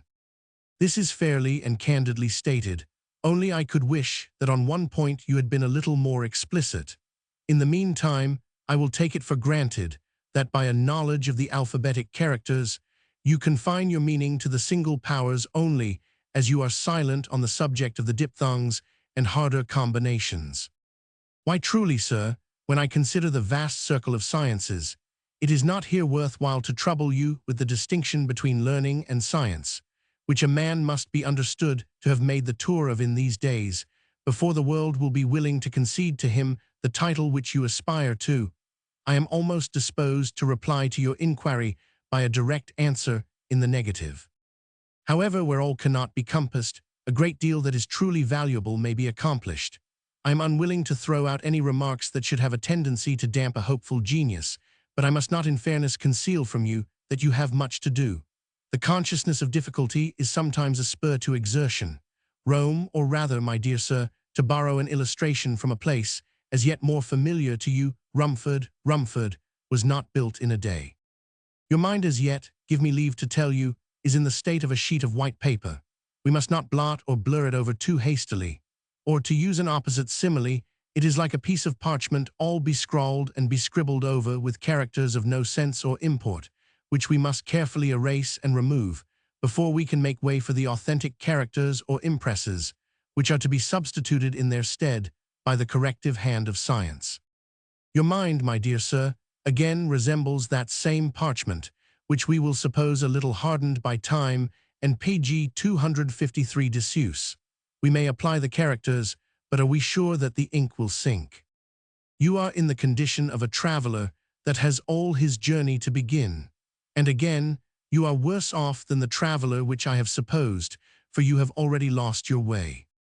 You have much to learn, which you have never been taught, and more, I fear, to unlearn, which you have been taught erroneously. You have hitherto, I dare say, imagined that the sun moves round the earth.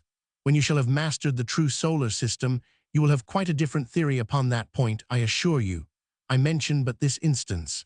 Your own experience, as knowledge advances, will furnish you with many parallels. I can scarcely approve of the intention, which Mr. Grierson informs me you had contemplated, of entering yourself at a common seminary and working your way up from the lower to the higher forms with the children. I see more to admire in the modesty than in the expediency of such a resolution. I own I cannot reconcile myself to the spectacle of a gentleman at your time of life seated, as must be your case at first, below a tyro of 4 or 5, for at that early age the rudiments of education usually commence in this country. I doubt whether more might not be lost in the point of fitness than would be gained in the advantages which you propose to yourself by this scheme. You say you stand in need of emulation, that this incitement is nowhere to be had but at a public school, that you should be more sensible of your progress by comparing it with the daily progress of those around you. But have you considered the nature of emulation, and how it is sustained at those tender years which you would have to come in competition with? I am afraid you are dreaming of academic prizes and distinctions. Alas, in the university for which you are preparing, the highest medal would be a silver penny, and you must graduate in nuts and oranges. I know that Peter, the great Tsar or Emperor of Muscovy, submitted himself to the discipline of a dockyard at Diptford, that he might learn and convey to his countrymen the noble art of shipbuilding. You are old enough to remember him, or at least to talk about him. I call to mind also other great princes, who, to instruct themselves in the pg 254 theory and practice of war, and set an example of subordination to their subjects, have condescended to enroll themselves as private soldiers, and passing through the successive ranks of corporal, quartermaster, and the rest, have served their way up to the station at which most princes are, willing enough to set out, of general and commander-in-chief over their own forces. But besides that there is oftentimes great sham and pretense in their show of mock humility, The competition which they stooped to was with their coevals, however inferior to them in birth. Between ages so very disparate as those which you contemplate, I fear there can no salutary emulation subsist. Again, in the other alternative, could you submit to the ordinary reproofs and discipline of a day school? Could you bear to be corrected for your faults? Or how would it look to see you put to stand, as must be the case sometimes, in a corner? I am afraid the idea of a public school in your circumstances must be given up. But is it impossible, my dear sir, to find some person of your own age, if of the other sex, the more agreeable perhaps, whose information, like your own, has rather lagged behind their years, who should be willing to set out from the same point with yourself, to undergo the same tasks, thus at once inciting and sweetening each other's labors in a sort of friendly rivalry? Such a one, I think, it would not be difficult to find in some of the western parts of this island, about Dartmoor for instance. Or what if from your own estate, that estate which, unexpectedly acquired so late in life, has inspired into you this generous thirst after knowledge, you were to select some elderly peasant that might best be spared from the land, to come and begin his education with you, that you might till as it were your minds together, one whose heavier progress might invite, without a fear of discouraging, your emulation. We might then see, starting from an equal post, the difference of the clownish and the gentle blood. A private education then, or such a one as I have been describing, being determined on, we must in the next place look out for a preceptor, for it will be some time before either of you, left to yourselves, will be able to assist the other to any great purpose in his studies. Page 255. And now, my dear sir, if in describing such a tutor as I have imagined for you, I use a style a little above the familiar one in which I have hitherto chosen to address you, the nature of the subject must be my apology. Difficile est de scientiae in scienter loqui, which is as much as to say that, in treating of scientific matters, it is difficult to avoid the use of scientific terms. But I shall endeavor to be as plain as possible. I am not going to present you with the ideal of a pedagogue, as it may exist in my fancy, or has possibly been realized in the persons of Buchanan and Busby. Something less than perfection will serve our turn. The scheme which I propose in this first or introductory letter has reference to the first 4 or 5 years of your education only, and in enumerating the qualifications of him that should undertake the direction of your studies, I shall rather point out the minimum, or least, that I shall require of him, than trouble you in the search of attainments neither common nor necessary to our immediate purpose. He should be a man of deep and extensive knowledge. So much at least is indispensable. Something older than yourself, I could wish him, because years add reverence. To his age and great learning, he should be blessed with a temper and a patience, willing to accommodate itself to the imperfections of the slowest and meanest capacities. Such a one in former days Mr. Hartlib appears to have been, and such in our days I take Mr. Grierson to be, but our friend, you know, unhappily has other engagements. I do not demand a consummate grammarian, but he must be a thorough master of vernacular orthography, with an insight into the accentualities and punctualities of modern Saxon or English. He must be competently instructed, or how shall he instruct you, in the tetralogy or first 4 rules, upon which not only arithmetic, but geometry and the pure mathematics themselves are grounded. I do not require that he should have measured the globe with Cook or Ortelius, but it is desirable that he should have a general knowledge. I do not mean a very nice or pedantic one, of the great division of the earth into 4 parts, so as to teach you readily to name the quarters. He must have a genius capable in some degree of soaring to the upper element, to deduce from thence the not much dissimilar computation of the cardinal points, or hinges, upon which those invisible phenomena, which naturalists agree to pg 256 term winds, do perpetually shift and turn. He must instruct you, in imitation of the old Orphic fragments, the mention of which has possibly escaped you, in numeric and harmonious responses, to deliver the number of solar revolutions, within which each of the 12 periods, into which the annus vulgaris, or common year, is divided, doth usually complete and terminate itself. The intercalaries and other subtle problems he will do well to omit, till riper years and course of study shall have rendered you more capable thereof. He must be capable of embracing all history, so as from the countless myriads of individual men who have peopled this globe of earth.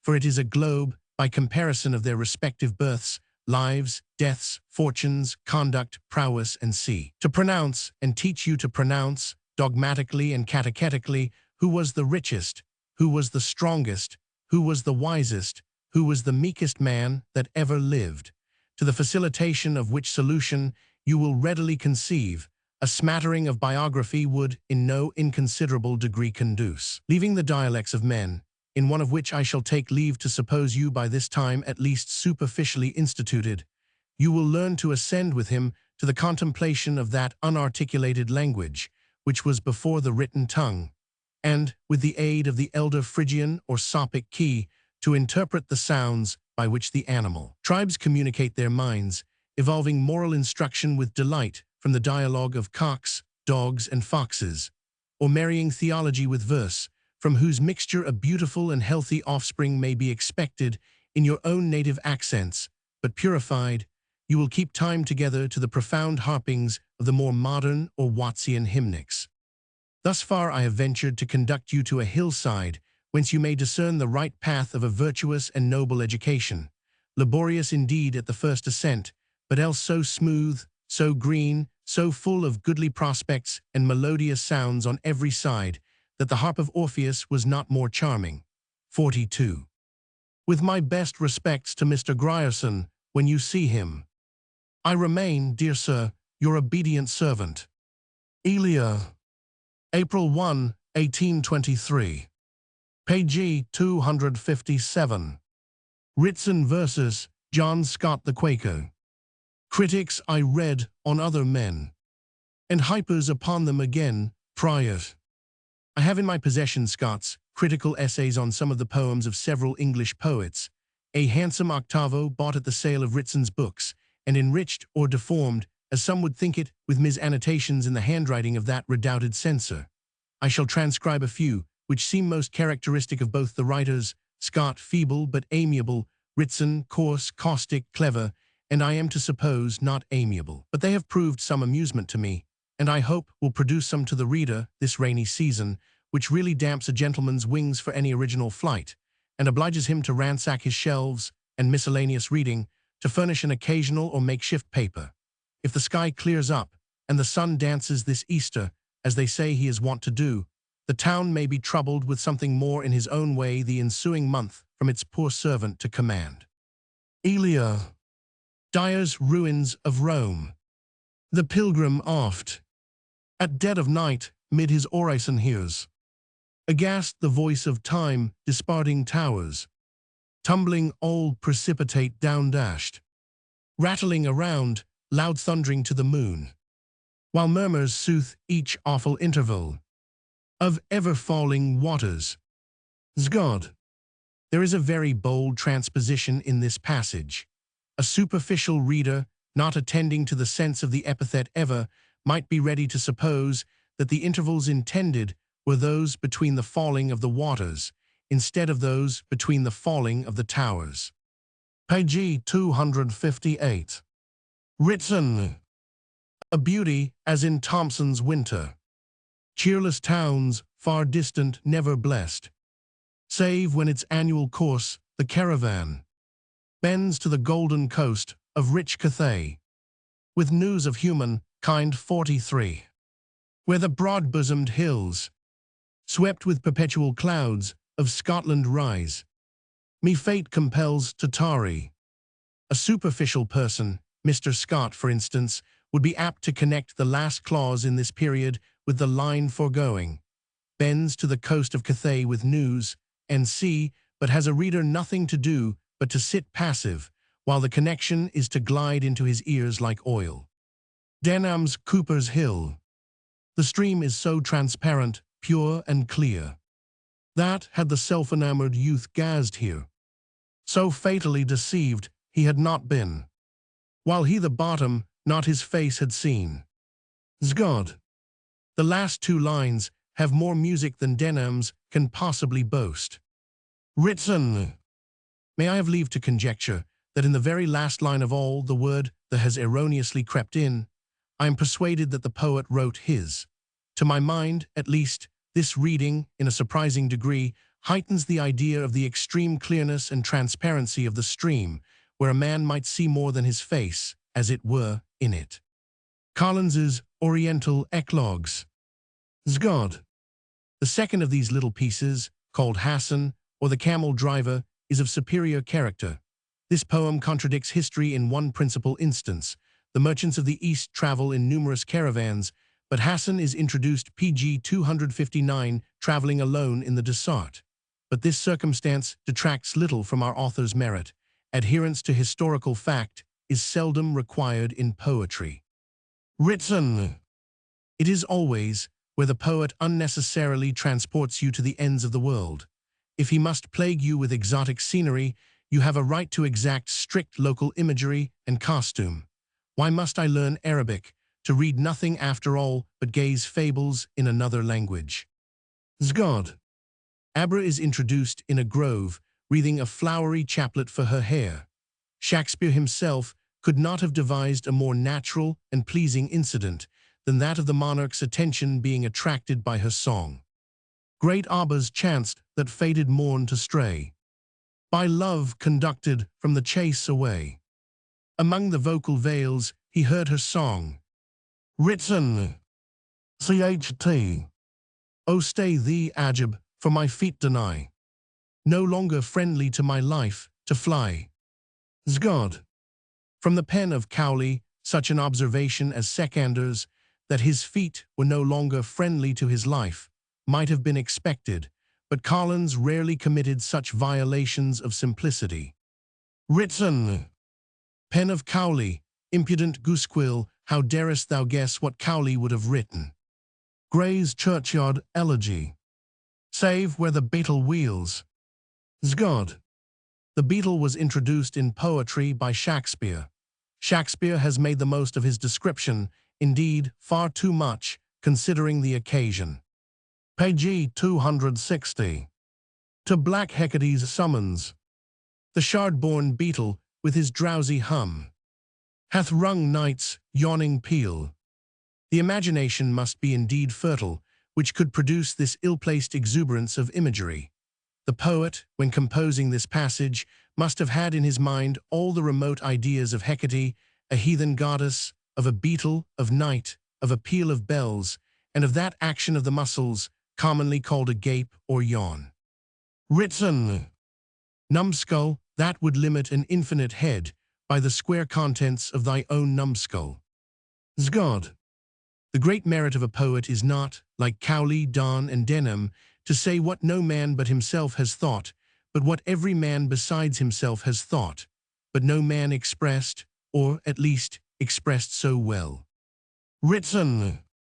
In other words, all that is poetry, which Mr. Scott has thought, as well as the poet. But that cannot be poetry, which was not obvious to Mr. Scott, as well as to Cowley, Donne, and Denham. Zgod. Mr. Mason observes of the language in this part the epitaph, that it has a Doric delicacy. It has, indeed, what I should rather term a happy rusticity. Written. Come see. Rural felicity. Goldsmith's deserted village. No busy steps the grass-grown footway tread, but all the bloomy flush of life is fled. All but yon widowed solitary thing, that feebly bends beside the plashy spring. She, wretched matron, forced, in age for bread, to strip the brook with mantling cresses spread. Page 261. Zgod. Our author's language in this place is very defective in correctness. After mentioning the general privation of the bloomy flush of life, the exceptionary all but includes, as part of that bloomy flush, an aged, decrepit matron, that is to say, in plain prose, the bloomy flush of life is all fled but one old woman. Written. Yet Milton could write, far from all resort of mirth, save the cricket on the hearth, or the bellman's drowsy charm. And I dare say he was right. Oh, never let a Quaker or a woman try their hand at being witty, any more than a Tom Brown affect to speak by the spirit. Zgod. Aaron Hill, who, although in general a bombastic writer, produced some pieces of merit, particularly the caveat, an allegorical satire on Pope. Written. Say rather his verses on John Dennis, beginning Ado, Unsocial Excellence, which are implicitly a finer satire on Pope than 20 caveats. All that Pope could or did say against Dennis is there condensed, and what he should have said, and did not for him, is there 244. On the death of Mr. Dennis. Ado, unsocial excellence, at last. Thy foes are vanquished, and thy fears are past. Want the grim recompense of truth like thine shall now no longer dim thy destined shrine. The impatient envy, the disdainful air, the front malignant, and the captious stare, the furious petulance, the jealous start, the mist of frailties that obscured thy heart, veiled in thy grave, shall unremembered lie.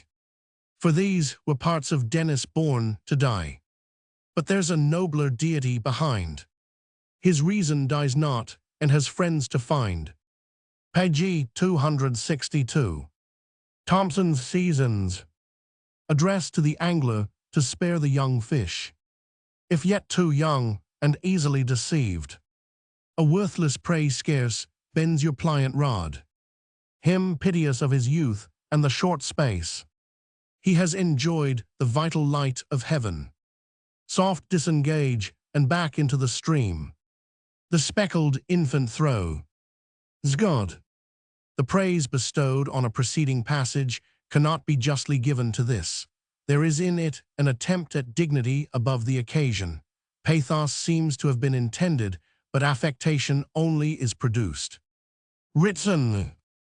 It is not affectation, but it is the mock heroic of pathos, introduced purposely and wisely to attract the reader to a proposal, which from the unimportance of the subject, a poor little fish, might else have escaped his attention, as children learn, or may learn, humanity to animals from the mock romantic perambulations of a mouse.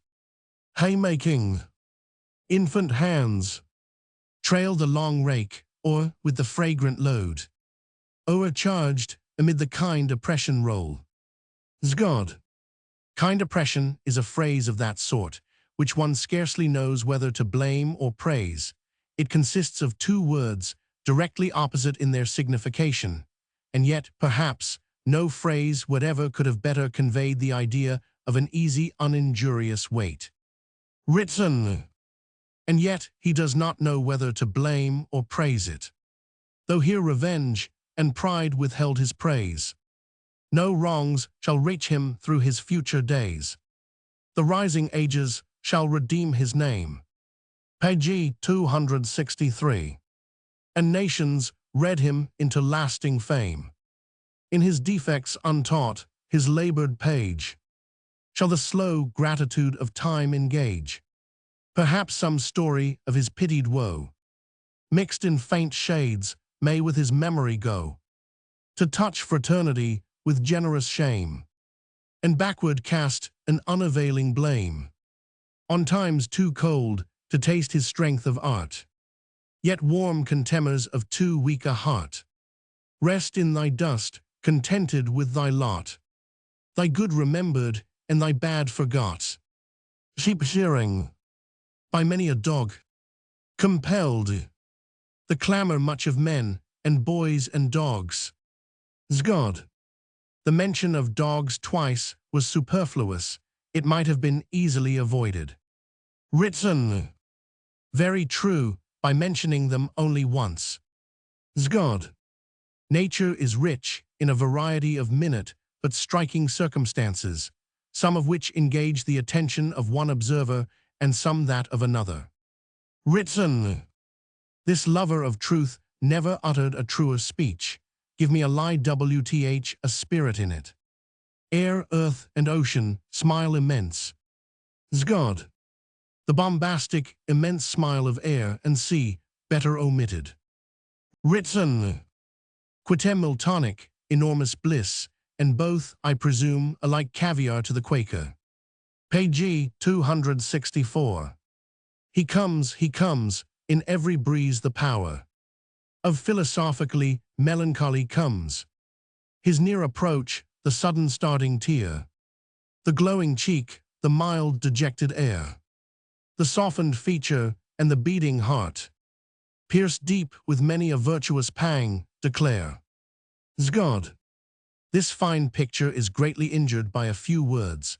The power should have been said to come upon the breeze, not in every breeze, an expression which indicates a multiplicity of approaches.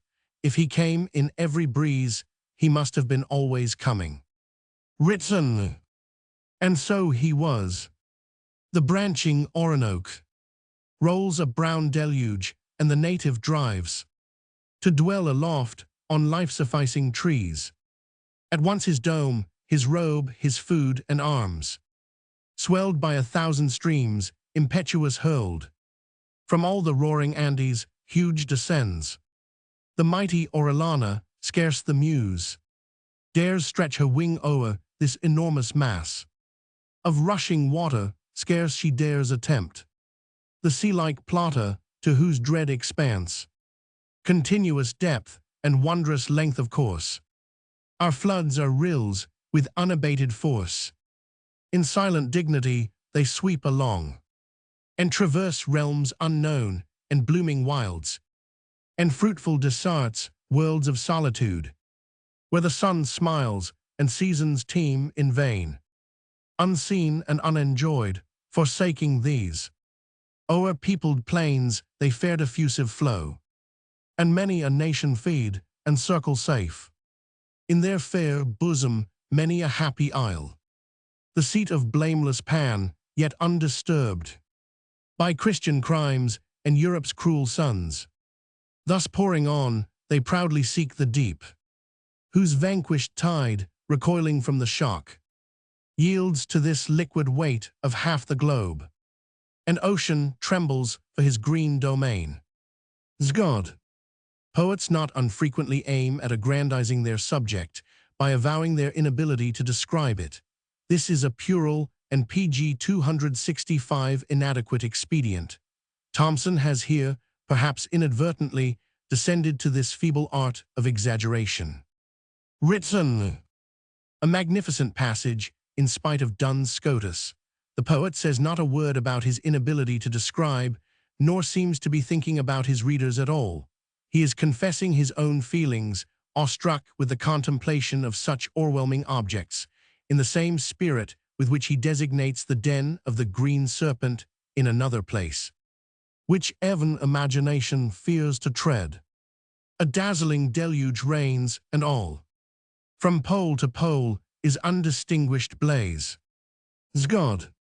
From pole to pole, strictly speaking, is improper. The poet meant from one part of the horizon to the other. Written. From his pole to thy pole was a more downward declension than from the center thrice, N.C. O. Jamsates. Letter of Elia to Robert Southey. Sir, you have done me an unfriendly office, without perhaps much considering what you were doing. You have given an ill name to my poor lucubrations. In a recent paper on infidelity, you usher in a conditional commendation of them with an exception, which, preceding the encomium and taking up nearly the same space with it, must impress your readers with the notion that the objectionable parts in them are at least equal in quantity to the pardonable. The censure is in fact the criticism, the praise a concession merely.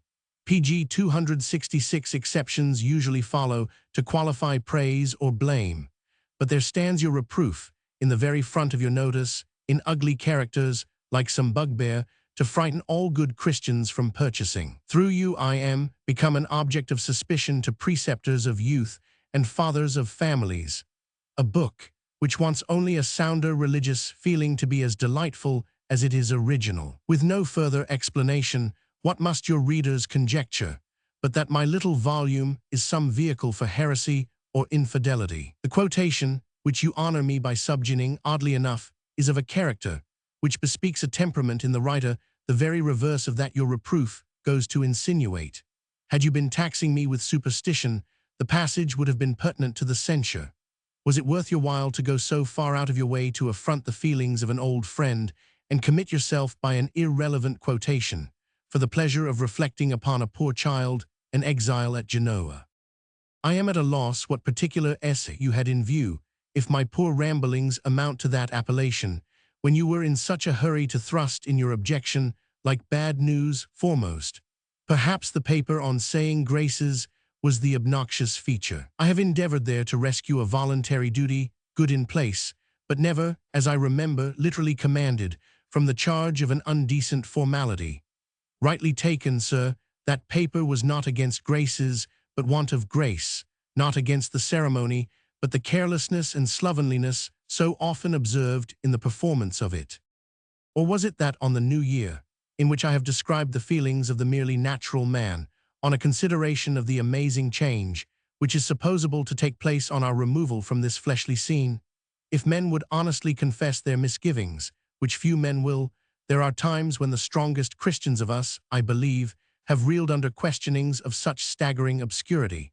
I do not accuse you of this weakness. There are some who tremblingly reach out shaking hands to the guidance of faith, others who stoutly venture into the dark, their human confidence their leader, whom they mistake for faith, and investing themselves beforehand with cherubic wings, as they fancy, find their new robes as familiar, and fitting to their supposed growth and stature in godliness, as the coat they PG 267 left off yesterday, some whose hope totters upon crutches, others who stalk into futurity upon stilts.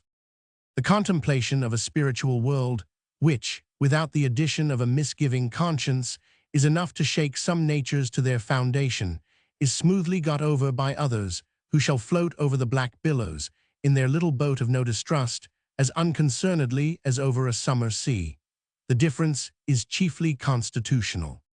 One man shall love his friends and his friends' faces, and, under the uncertainty of conversing with them again, in the same manner and familiar circumstances of sight, speech, and see. As upon earth, in a moment of no irreverent weakness, for a dream while, no more would be almost content, for a reward of a life of virtue, if he could ascribe such acceptance to his lame performances, to take up his portion with those he loved, and was made to love in this good world which he knows, which was created so lovely beyond his deservings. Another, embracing a more exalted vision, so that he might receive indefinite additaments of power, knowledge, beauty, glory, and see, is ready to forgo the recognition of humbler individualities of earth and the old familiar faces.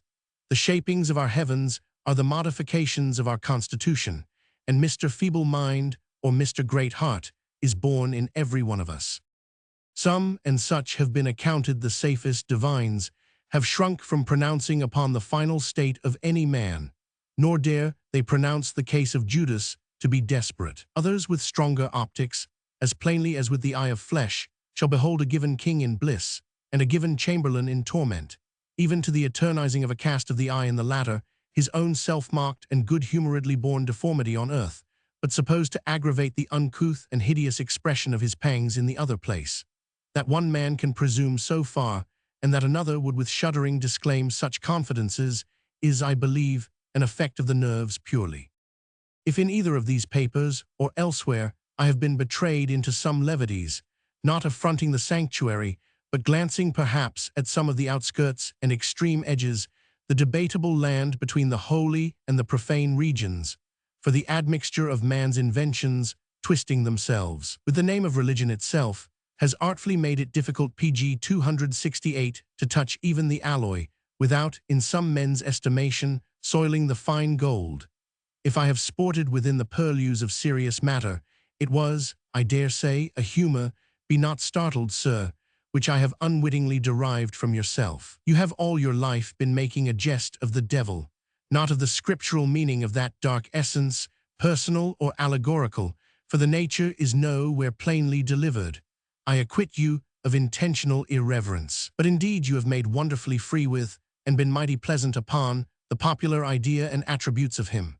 A noble lord, your brother visionary, has scarcely taken greater liberties with the material keys and merely Catholic notion of St. Peter. You have flattered him in prose, you have chanted him in goodly odes, you have been his jester, volunteer laureate, and self-elected court poet to Beelzebub. You have never ridiculed, I believe, what you thought to be religion, but you are always girding at what some pious, but perhaps mistaken folks, think to be so. For this reason, I am sorry to hear that you are engaged upon a life of George Fox.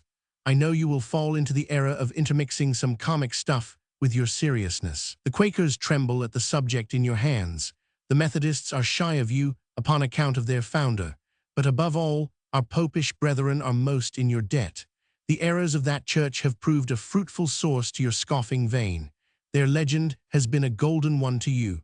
And here, your friends, sir, have noticed a notable inconsistency. To the imposing rites, the solemn penances, devout austerities of that communion, the affecting though erring piety of their hermits, the silence and solitude of the Chartreux, their crossings, their holy waters, their Virgin and their saints, to these, they say, you have been indebted for the best feelings and the richest imagery of your epic poetry. You have drawn copious drafts upon Loretto. We thought at one time you were going post to Rome, but that in the facetious commentaries, which it is your custom to append so plentifully, and some say, injudiciously, to your loftiest performances in this kind, you spurn the uplifted toe, which you but just now seem to court, leave his holiness in the lurch, and show him a fair pair of Protestant heels under your Romish vestment. When we think you already at the wicket, suddenly a violent cross wind blows you transverse, page 269. 10,000 leagues awry.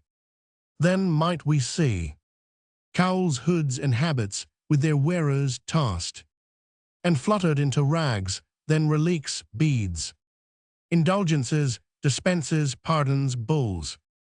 The sport of winds. You pick up pence by showing the hallowed bones, shrine, and crucifix, and you take money a second time by exposing the trick of them afterwards. You carry your verse to Castle Angelo for sale in a morning, and swifter than a peddler can transmute his pack, you are at Canterbury with your prose, where before night. Sir, is it that I dislike you in this merry vein? The very reverse. No countenance becomes an intelligent jest better than your own. It is your grave aspect, when you look awful upon your poor friends, which I would deprecate. In more than one place, if I mistake not, you have been pleased to compliment me at the expense of my companions.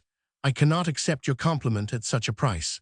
The upbraiding a man's poverty naturally makes him look about him to see whether he be so poor indeed as he is presumed to be. You have put me upon counting my riches.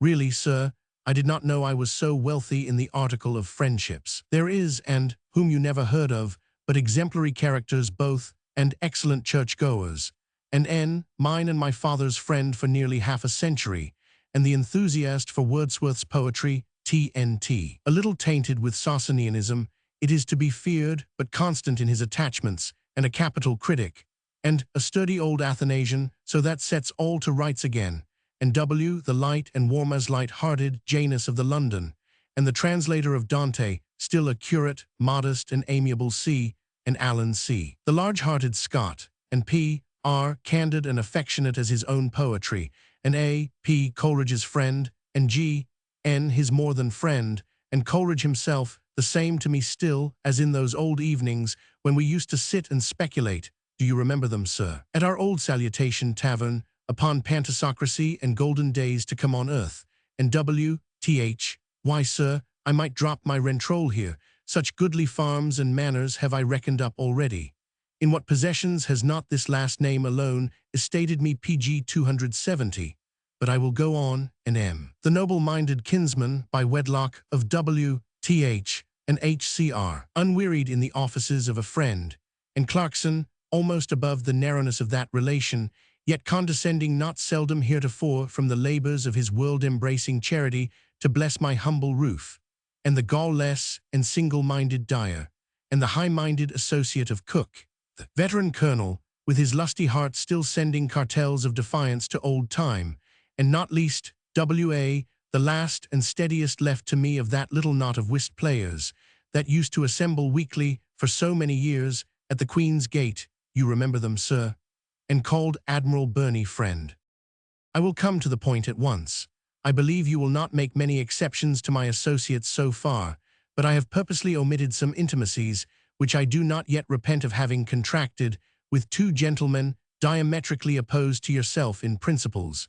You will understand me to allude to the authors of Rimini and of the Table Talk, and first of the former. It is an error more particularly incident to persons of the correctest principles and habits, to seclude themselves from the rest of mankind, as from another species, and form into knots and clubs. The best people, herding thus exclusively, are in danger of contracting a narrowness. Heat and cold, dryness and moisture in the natural world do not fly asunder to split the globe into sectarian parts and separations, but mingling, as they best may, correct the malignity of any single predominance. The analogy holds, I suppose, in the moral world. If all the good people were to ship themselves off to terra incognitas, what, in humanity's name, is to become of the refuse?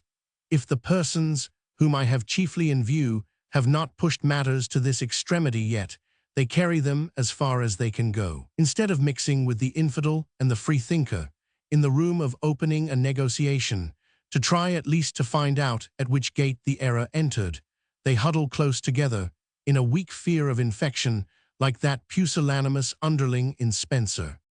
This is the wandering wood, this error's den. A monster vile, whom God and man does hate.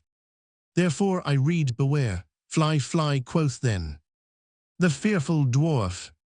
And if they be writers in orthodox journals, addressing them PG 271 selves only to the irritable passions of the unbeliever, they proceed in a safe system of strengthening the strong hands and confirming the valiant knees, of converting the already converted and proselyting their own party. I am the more convinced of this from a passage in the very treatise which occasioned this letter.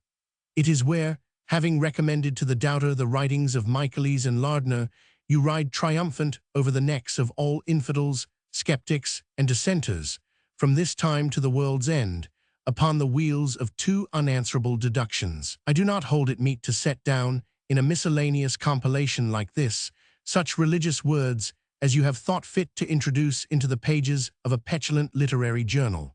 I therefore beg leave to substitute numerals and refer to the Quarterly Review for July for filling of them up. Here say you, as in the History of Seven, if these books are authentic, the events which they relate must be true.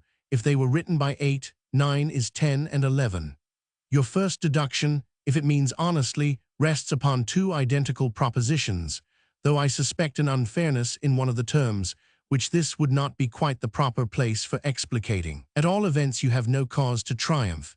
You have not been proving the premises, but refer for satisfaction therein to very long and laborious works, which may well employ the skeptic a 12-month or two to digest, before he can possibly be ripe for your conclusion. When he has satisfied himself about the premises, he will concede to you the inference, I dare say, most readily.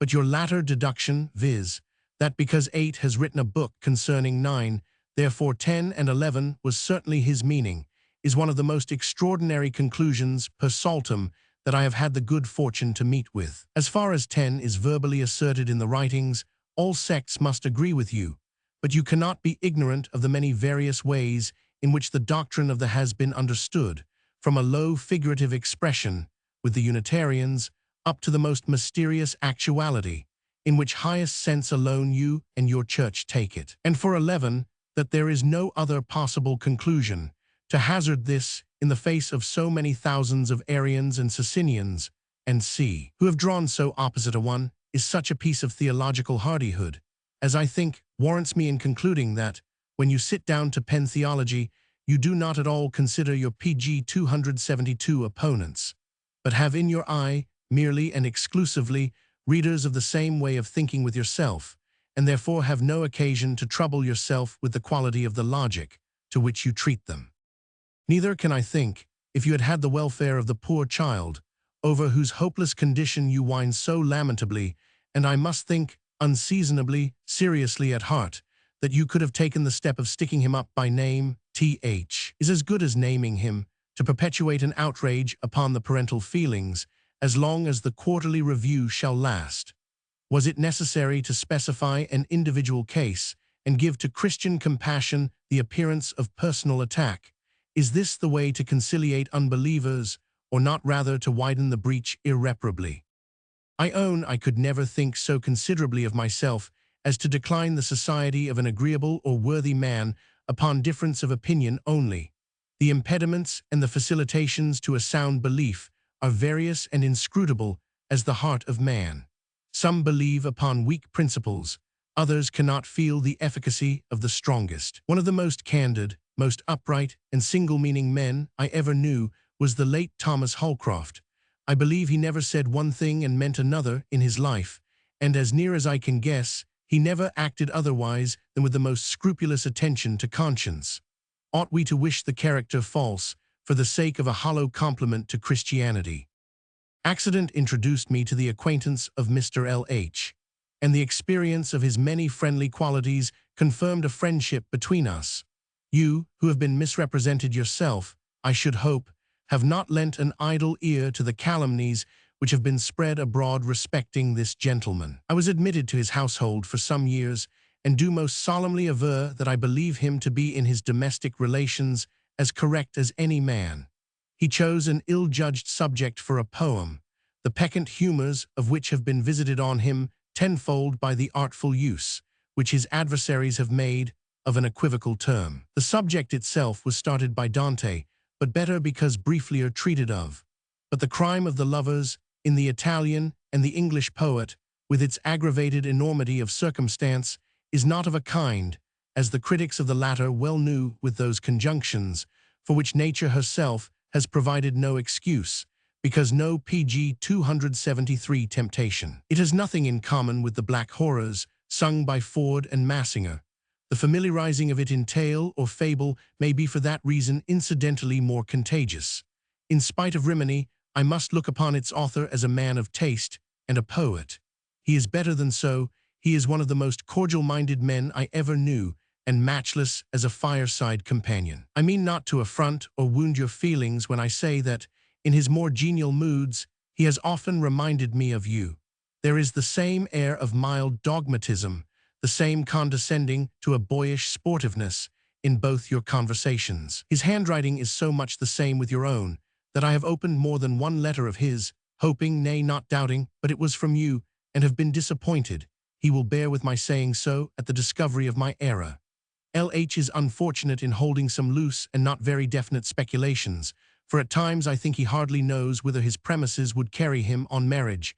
The tenets, I conceive, of the political justice carried a little further. For anything I could discover in his practice, they have reference, like those, to some future possible condition of society, and not to the present times. But neither for these obliquities of thinking, upon which my own conclusions are as distant as the poles asunder, nor for his political asperities and petulancies, which are wearing out with the heats and vanities of youth, did I select him for a friend, but for qualities which fitted him for that relation. I do not know whether I flatter myself with being the occasion, but certain it is that, touched with some misgivings for sundry harsh things which he had written aforetime against our friend C, before he left this country, he sought a reconciliation with that gentleman, himself being his own introducer, and found it.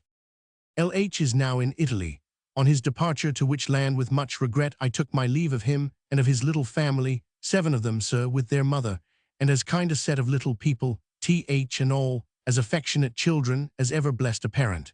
Had you seen them, sir, I think you could not have looked upon them as so many little Johnaces, but rather as pledges of the vessel's safety that was to bear such a freight of love. I wish you would read Mr. H.'s lines to that same T.H., 6 years old, during a sickness. Page 274.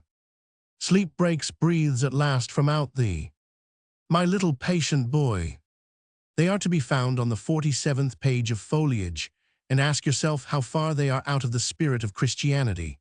I have a letter from Italy, received but the other day, into which L.H. has put as much heart, and as many friendly yearnings after old associates and native country, as I think, paper can well hold. It would do you no hurt to give that the perusal also. From the other gentleman I neither expect nor desire, as he is well assured, any such concessions as L.H. made to see what hath soured him, and made him to suspect his friends of infidelity towards him, when there was no such matter, I know not. I stood well with him for 15 years, the proudest of my life, and have ever spoke my full mind of him to some, to whom his panegyric must naturally be least tasteful. I never in thought swerved from him, I never betrayed him, I never slackened in my admiration of him.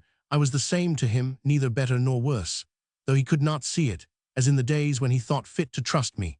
At this instant, he may be preparing for me some compliment above my deserts, as he has sprinkled many such among his admirable books, for which I rest his debtor.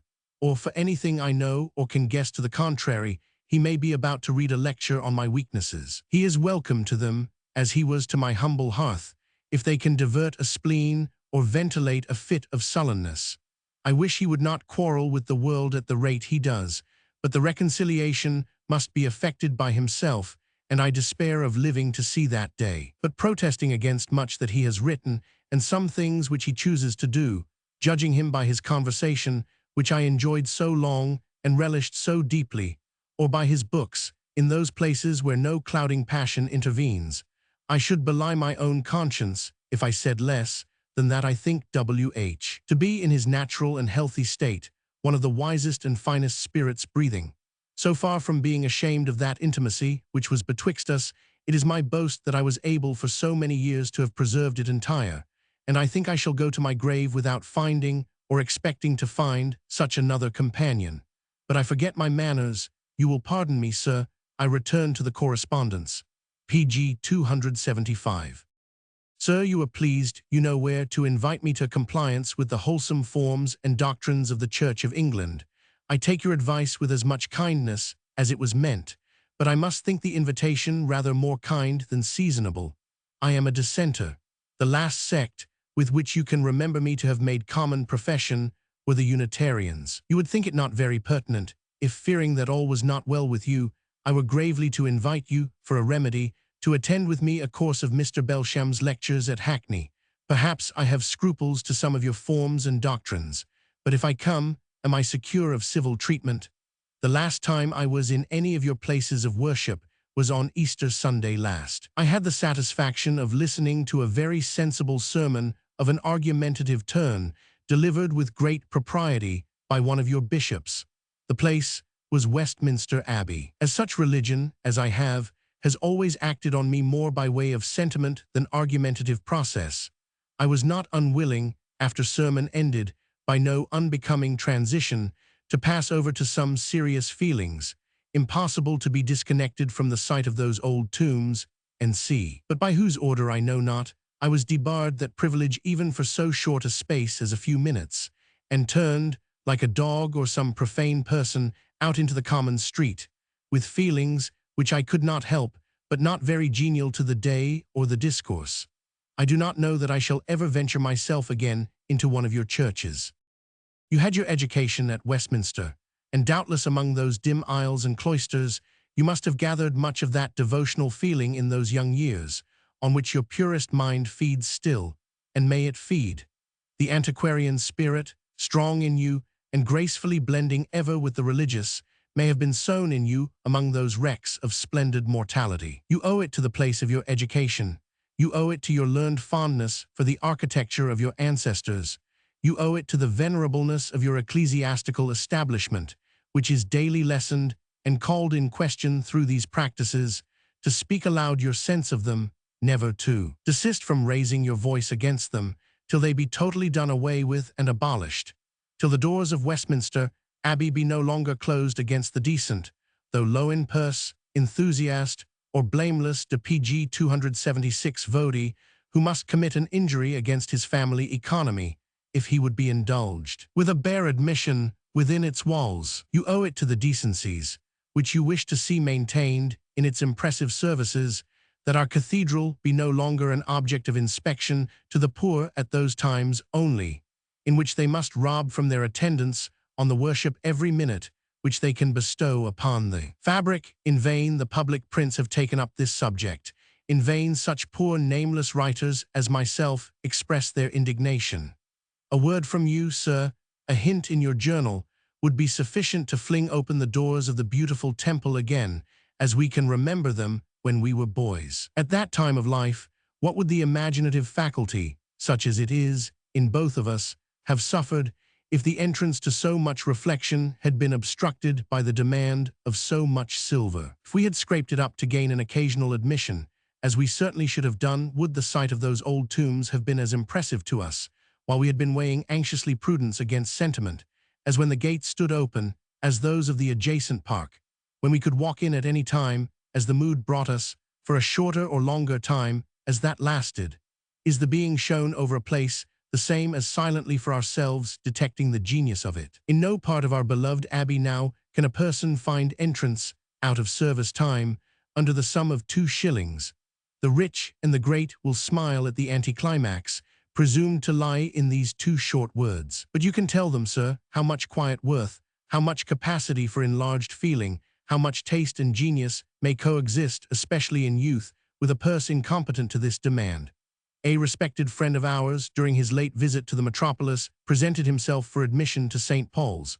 At the same time, a decently clothed man, with as decent a wife and child, were bargaining for the same indulgence. The price was only 2 pence each person. The poor but decent man hesitated, desirous to go in, but there were 3 of them, and he turned away reluctantly. Perhaps he wished to have seen the tomb of Nelson. Perhaps the interior of the cathedral was his object, but in the state of his finances, even 6 pence might reasonably seem too much. Tell the aristocracy of the country, no man can do it more impressively, instruct them of what value these insignificant pieces of money, these minims to their sight, may pg 277 be to their humbler brethren. Shame these sellers out of the temple. Show the poor that you can sometimes think of them in some other light than as mutineers and malcontents. Conciliate them by such kind methods to their superiors, civil and ecclesiastical. Stop the mouths of the railers, and suffer your old friends, upon the old terms, again to honor and admire you. Stifle not the suggestions of your better nature with the stale evasion that an indiscriminate admission would expose the tombs to violation. Remember your boy days. Did you ever see or hear of a mob in the abbey while it was free to all? Did the rabble come there or trouble their heads about such speculations? It is all that you can do to drive them into your churches. They do not voluntarily offer themselves. They have, alas, no passion for antiquities, for tomb of king or prelate, sage or poet. If they had, they would be no longer the rabble.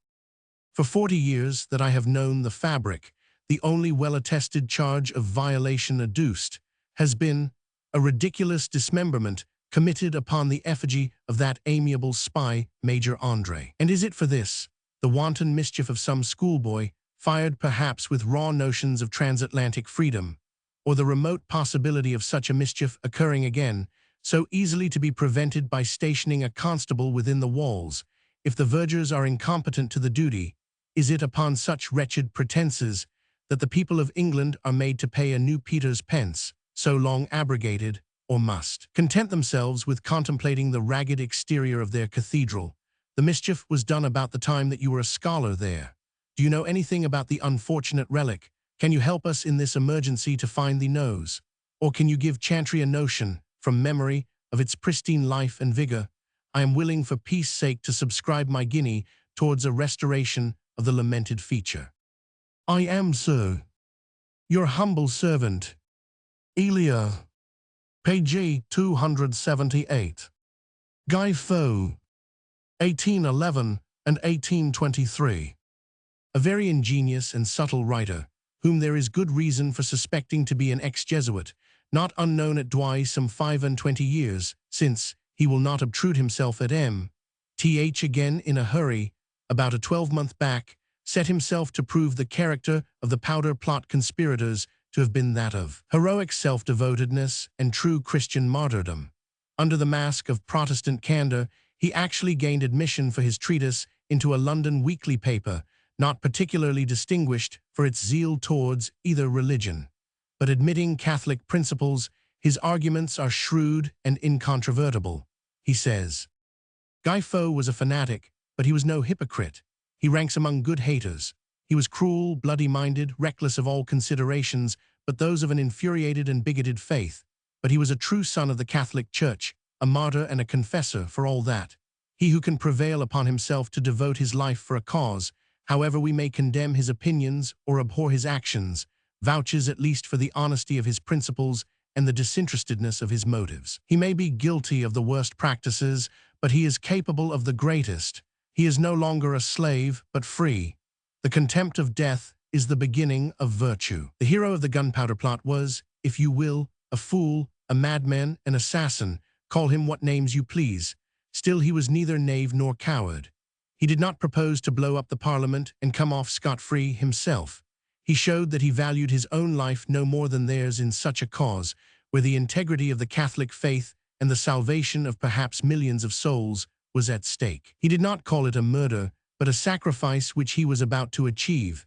He was armed with the Holy Spirit and with fire. He was the Church's chosen servant and her blessed martyr.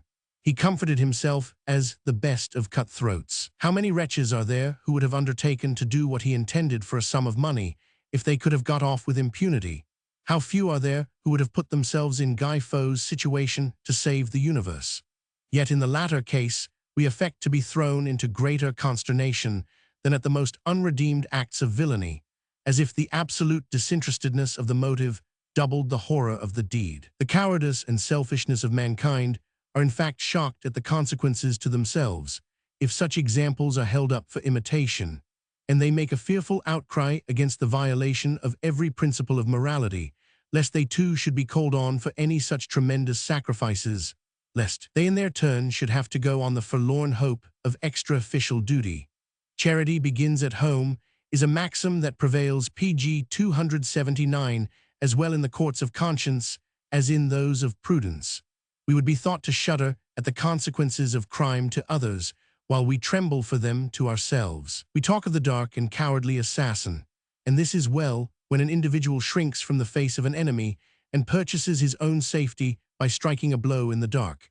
But how the charge of cowardly can be applied to the public assassin, who, in the very act of destroying another, lays down his life as the pledge and forfeit of his sincerity and boldness, I am at a loss to devise. There may be barbarous prejudice, rooted hatred, unprincipled treachery in such an act, but he who resolves to take all the danger and odium upon himself can no more be branded with cowardice than Regulus devoting himself for his country or Codrus leaping into the fiery gulf. A wily Father Inquisitor, coolly and with plenary authority condemning hundreds of helpless, unoffending victims to the flames or to the horrors of a living tomb, while he himself would not suffer a hair of his head to be hurt, is to me a character without any qualifying trait in it. Again, the Spanish conqueror and hero, the favorite of his monarch, who enticed 30,000 poor Mexicans into a large open building, under promise of strict faith and cordial goodwill, and then set fire to it, making sport of the cries and agonies of these deluded creatures, is an instance of uniting the most hardened cruelty with the most heartless selfishness. His plea was keeping no faith with heretics. This was Guy Fawkes too, but I am sure at least that the latter kept faith with himself. He was in earnest in his professions. His was not gay, wanton, unfeeling depravity. He did not murder in sport. It was serious work that he had taken in hand. To see this arch-bigot, this heart-hole traitor, this pale miner in the infernal regions, skulking in his retreat with his cloak and dark lanthorn, moving cautiously about among his barrels of gunpowder loaded with death, but not yet ripe for destruction, regardless of the lives of others, and more than indifferent to his own, presents a picture of the strange infatuation of the human understanding, but not of the depravity of the human will, without an equal. There were thousands of pious papists privy to and ready to applaud the deed when done. There was no one but our old 5th of November friend, who still flutters in rags and straw on the occasion, that had the courage to attempt it. In him, stern duty and unshaken faith prevailed over natural frailty. It is impossible, upon Catholic principles, not to admit the force of this reasoning. We can only not help smiling with the writer at the simplicity of the gulled editor, swallowing the dregs of Loyola for the very quintessence of sublimated reason in England at the commencement of the 19th century. We will just, as a contrast, show what we Protestants, who are a party concerned, thought upon the same subject, at a period rather nearer to the heroic project in question. The gunpowder treason was the subject which called forth the earliest specimen which is left us of the pulpit eloquence of Jeremy Taylor. When he preached the sermon pg 280 on that anniversary, which is printed at the end of the folio edition of his sermons, he was a young man just commencing his ministry, under the auspices of Archbishop Laud. From the learning and maturest oratory which it manifests, one should rather have conjectured it to have proceeded from the same person after he was ripened by time into a bishop and father of the Church. And really, these Romano-Barbari could never pretend to any precedent for an act so barbarous as theirs. Adramlech indeed killed a king, but he spared the people. Hammon would have killed the people, but spared the king. But that both king and people, princes and judges, branch and rush and root, should die at once, as if Caligula's wish were actuated, and all England upon one head, was never known till now, that all the malice of the world met in this as in a centre. The Sicilian evensong, the Matins of St. Bartholomew, known for the pitiless and damned massacres, were but Greek. Capnuskia's honor, the dream of the shadow of smoke, if compared with this great fire. In tam occupato sculo fabulas vulgus nequitia non invenit. This was a busy age. Herostratus must have invented a more sublimed malice than the burning of one temple, or not have been so much as spoke of, since the discovery of the powder treason. But I must make more haste. I shall not else climb the sublimity of this impiety. Nero was sometimes the popular odium, was popularly hated, and deserved it too, for he slew his master, and his wife, and all his family once or twice over, opened his mother's womb, fired the city, laughed at it, slandered the Christians for it.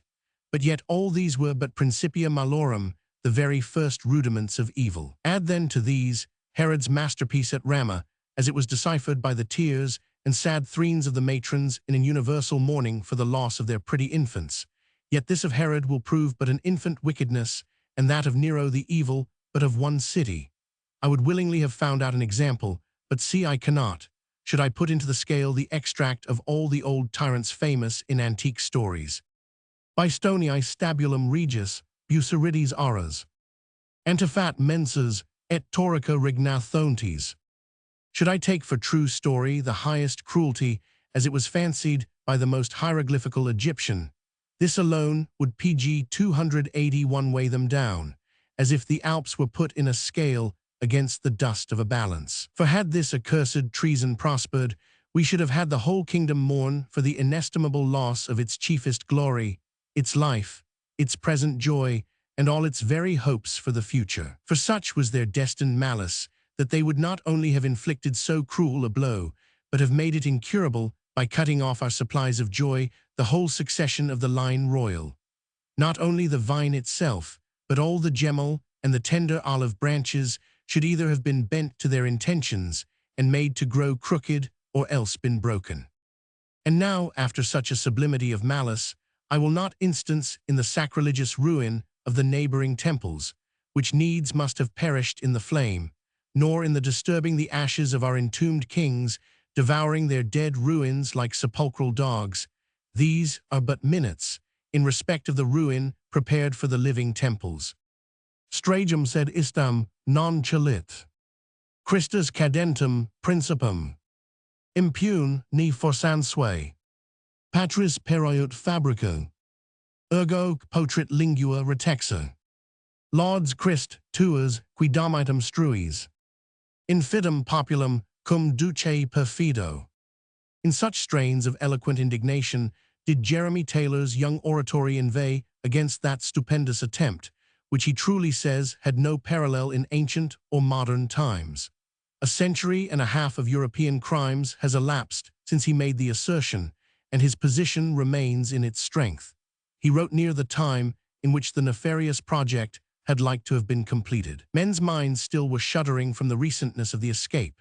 It must have been within his memory, or have been sounded in his ears so young by his parents, that he would seem in his maturer years to have remembered it. No wonder then that he describes it in words that burn. But to us, to whom the tradition has come slowly down and has had time to cool, the story of Guido Vaux sounds rather like a tale, a fable, and an invention than true history. It supposes such gigantic audacity of daring, combined with such more than infantile stupidity in the motive, such a combination of the fiend and the monkey, that credulity is almost swallowed up in contemplating the single PG 282 larity of the attempt. It has accordingly, in some degree, shared the fate of fiction. It is familiarized to us in a kind of serio-ludicrous way, like the story of Guy of Warwick or Valentine and Orson. The way which we take to perpetuate the memory of this deliverance is well adapted to keep up this fabular notion. Boys go about the streets annually with a beggarly scarecrow dressed up, which is to be burnt, indeed, at night with holy zeal. But meantime they beg a penny for poor Guy. This periodical petition, which we have heard from our infancy, combined with the dress and appearance of the effigy, so well calculated to move compassion, has the effect of quite removing from our fancy the horrid circumstances of the story which is thus commemorated. And in poor Guy vainly should we try to recognize any of the features of that tremendous madman in iniquity, Guido Vaux, with his horrid crew of accomplices that sought to emulate earthquakes and bursting volcanoes in their more than mortal mischief. Indeed, the whole ceremony of burning Guy Faux, or the Pope, as he is indifferently called, is a sort of treason travesty and admirably adapted to lower our feelings upon this memorable subject.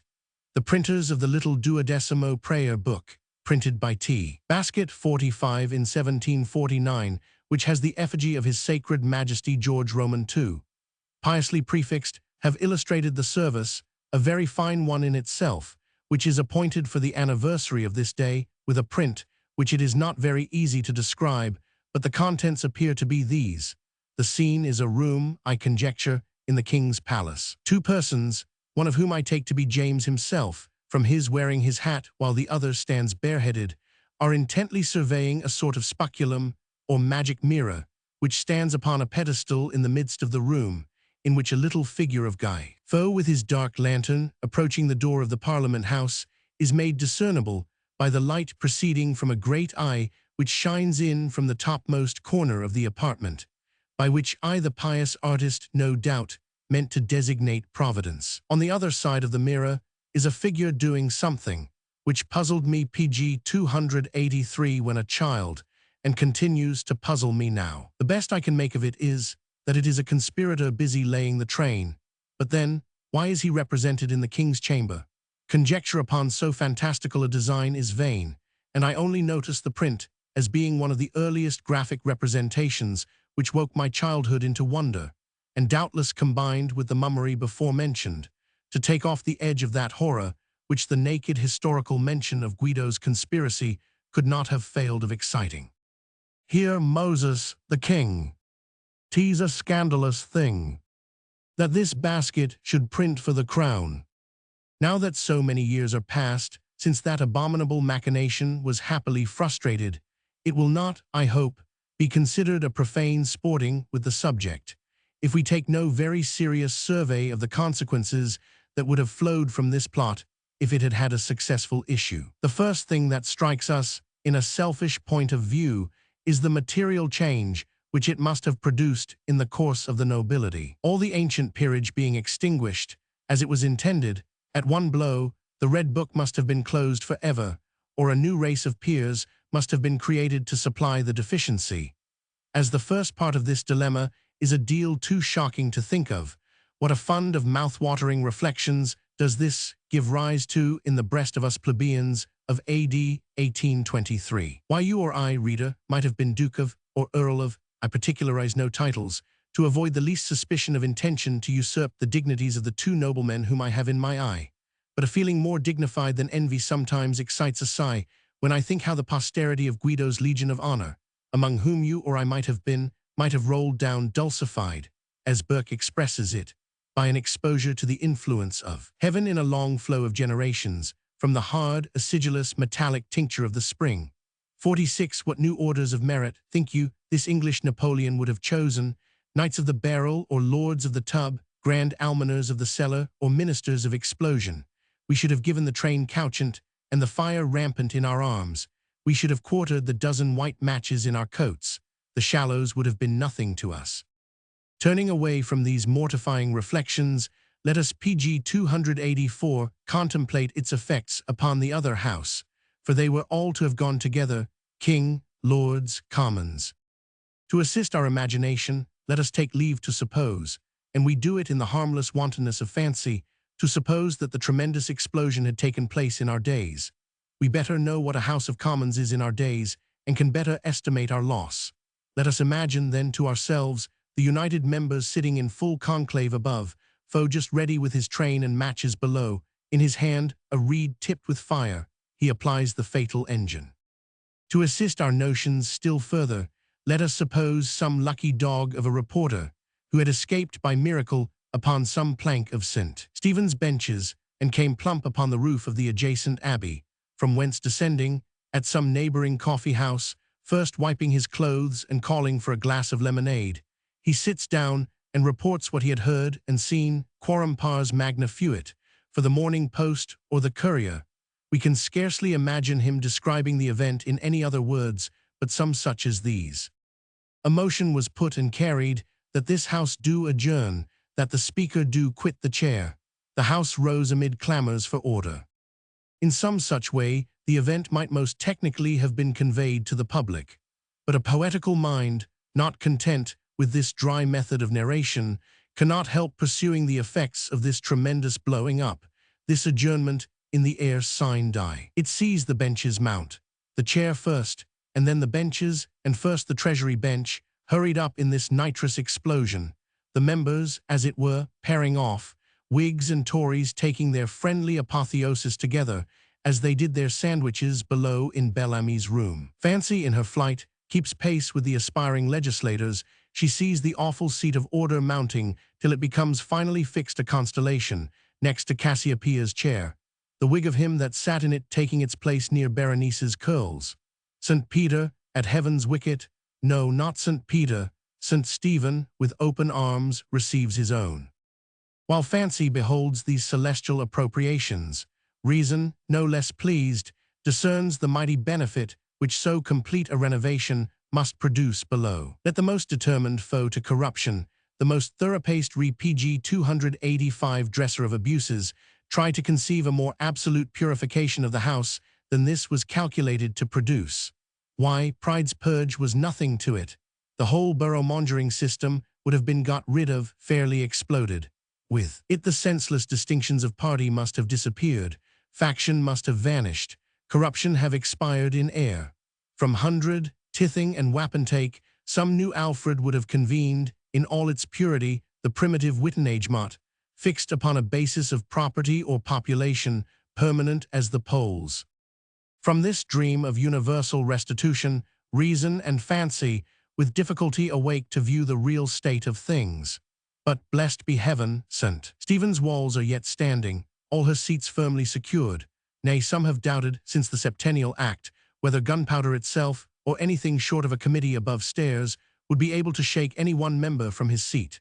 That great and final improvement to the Abbey, which is all that seems wanting, the removing Westminster Hall and its appendages and letting in the view of the Thames, must not be expected in our days. Dismissing, therefore, all such speculations as mere tales of a tub, it is the duty of every honest Englishman to endeavour, by means less wholesale than Guido's, to ameliorate, without extinguishing, parliaments, to hold the lantern to the dark places of corruption, to apply the match to the rotten parts of the system only, and to wrap himself up, not in the muffling mantle of conspiracy, but in the warm, honest cloak of integrity and patriotic intention.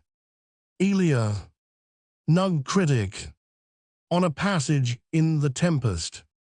As long as I can remember the play of The Tempest, one passage in it has always set me upon wondering.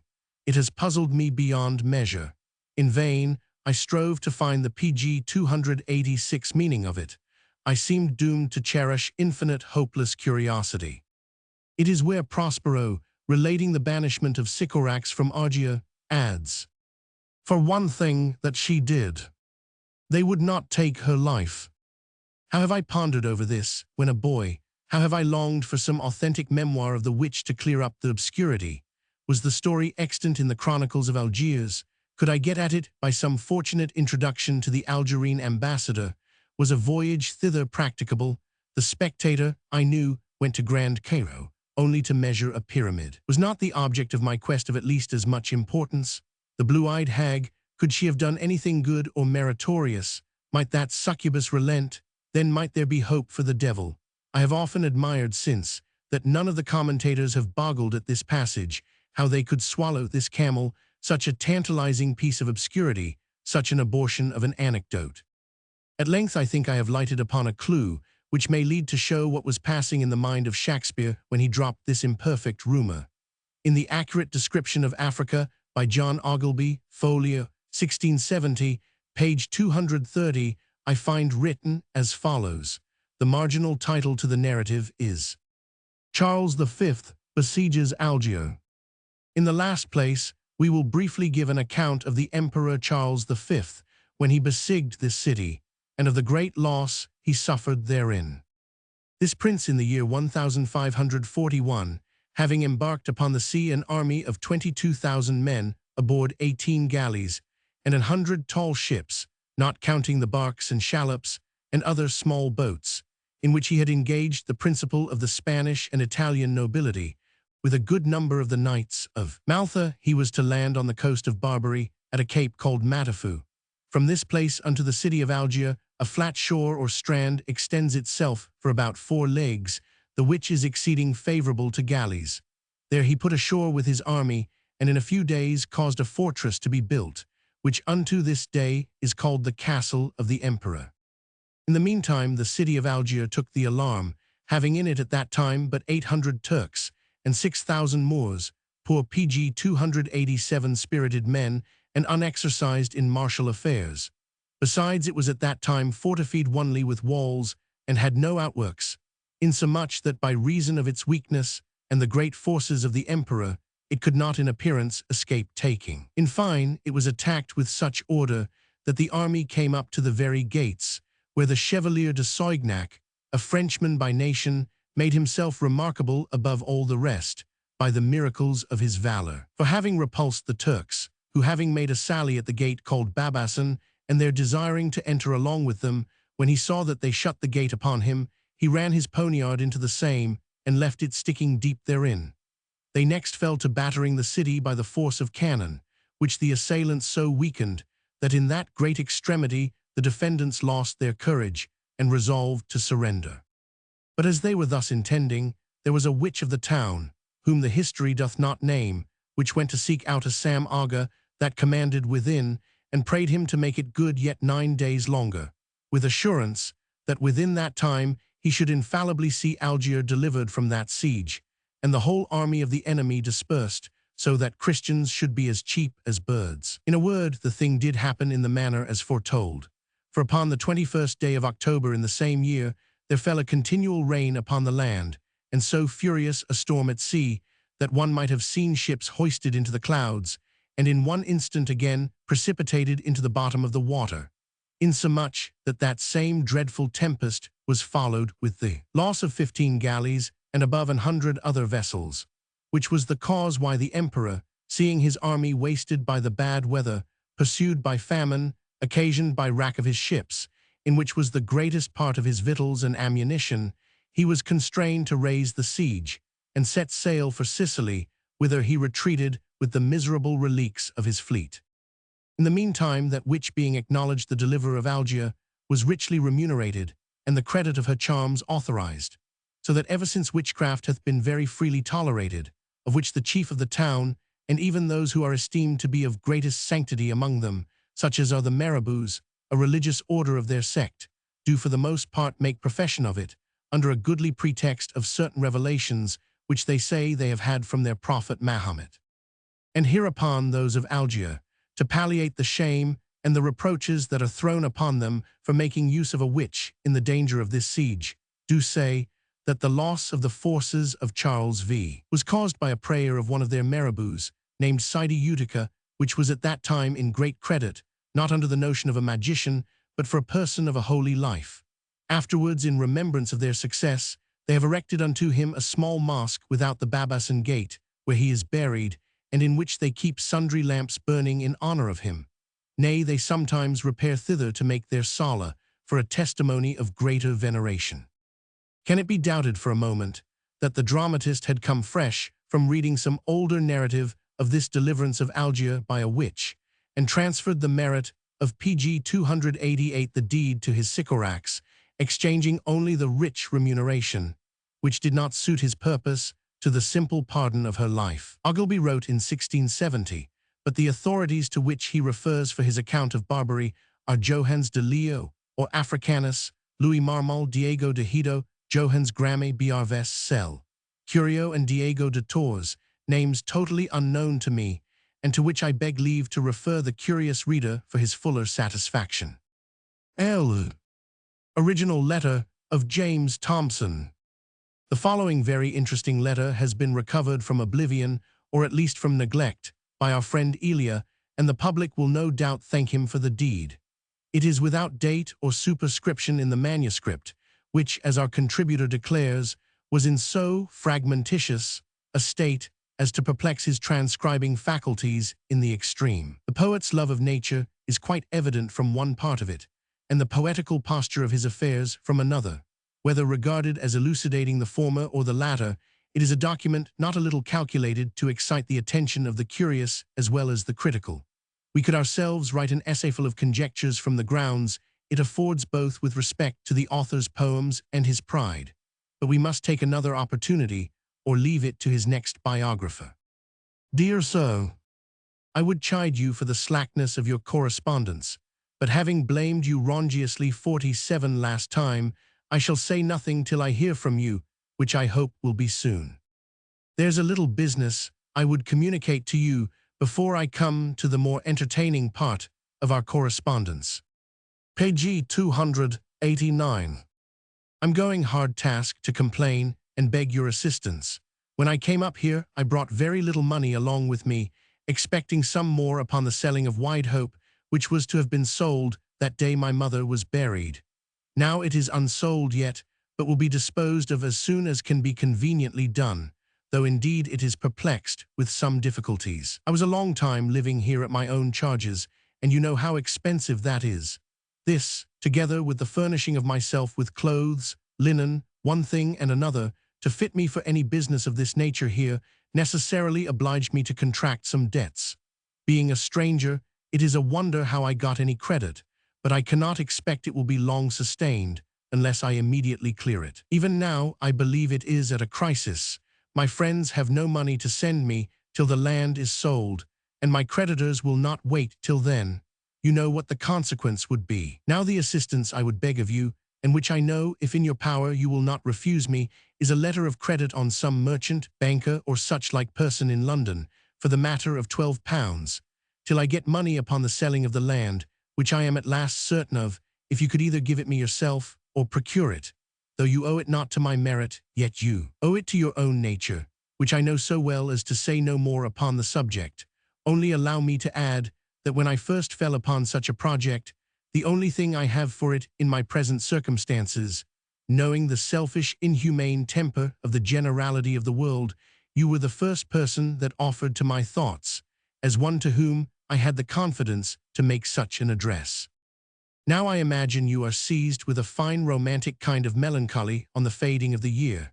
Now I figure you wandering, philosophical and pensive, amidst brown withered groves, whilst the leaves rustle under your feet, the sun gives a farewell parting gleam, and the birds stir the faint note, and but attempt to sing. Then again, when the heavens wear a more gloomy aspect, the winds whistle and the waters spout, I see you in the well-known Clwg, beneath the solemn arch of tall, thick, mpg 290 bowering trees, listening to the amusing lull of the many steep, moss-grown cascades, while deep, divine contemplation, the genius of the place, prompts each swelling, awful thought. I am sure you would not resign your place in that scene at an easy rate. None ever enjoyed it to the height you do, and you are worthy of it. There I walk in spirit, and disport in its beloved gloom. This country I am in is not very entertaining, no variety but that of woods, and them we have in abundance. But where is the living stream, the airy mountain, or the hanging rock, with 20 other things that elegantly please the lover of nature? Nature delights me in every form. I am just now painting her in her most luxurious dress, for my own amusement, describing winter as it presents itself, after my first proposal of the subject. I sing of winter and his jellied rain, nor let a rhyming insect of the spring deem it a barren theme, to me teaseful, of manly charms, to me who court the shade, whom the gay seasons suit not, and who shun the glare of summer. Welcome, kindred glooms, drear awful wintry horrors, welcome all, and see After this introduction, I say, which insists for a few lines further, I prosecute the purport of the following ones. Nor can I, O departing summer, choose, but consecrate one pitying line to you. Sing your last tempered days and sunny balms, that cheer the spirits and serene the soul. Then terrible floods and high winds that usually happen about this time of the year and have already happened here, I wish you have not felt them too dreadfully.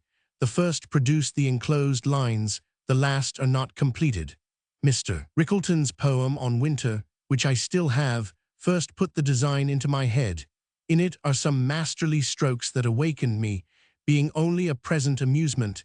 It is 10 to 1, but I drop it whenever another fancy comes across. I believe it had been much more for your entertainment, if in this letter I had cited other people instead of myself, but I must refer that till another time.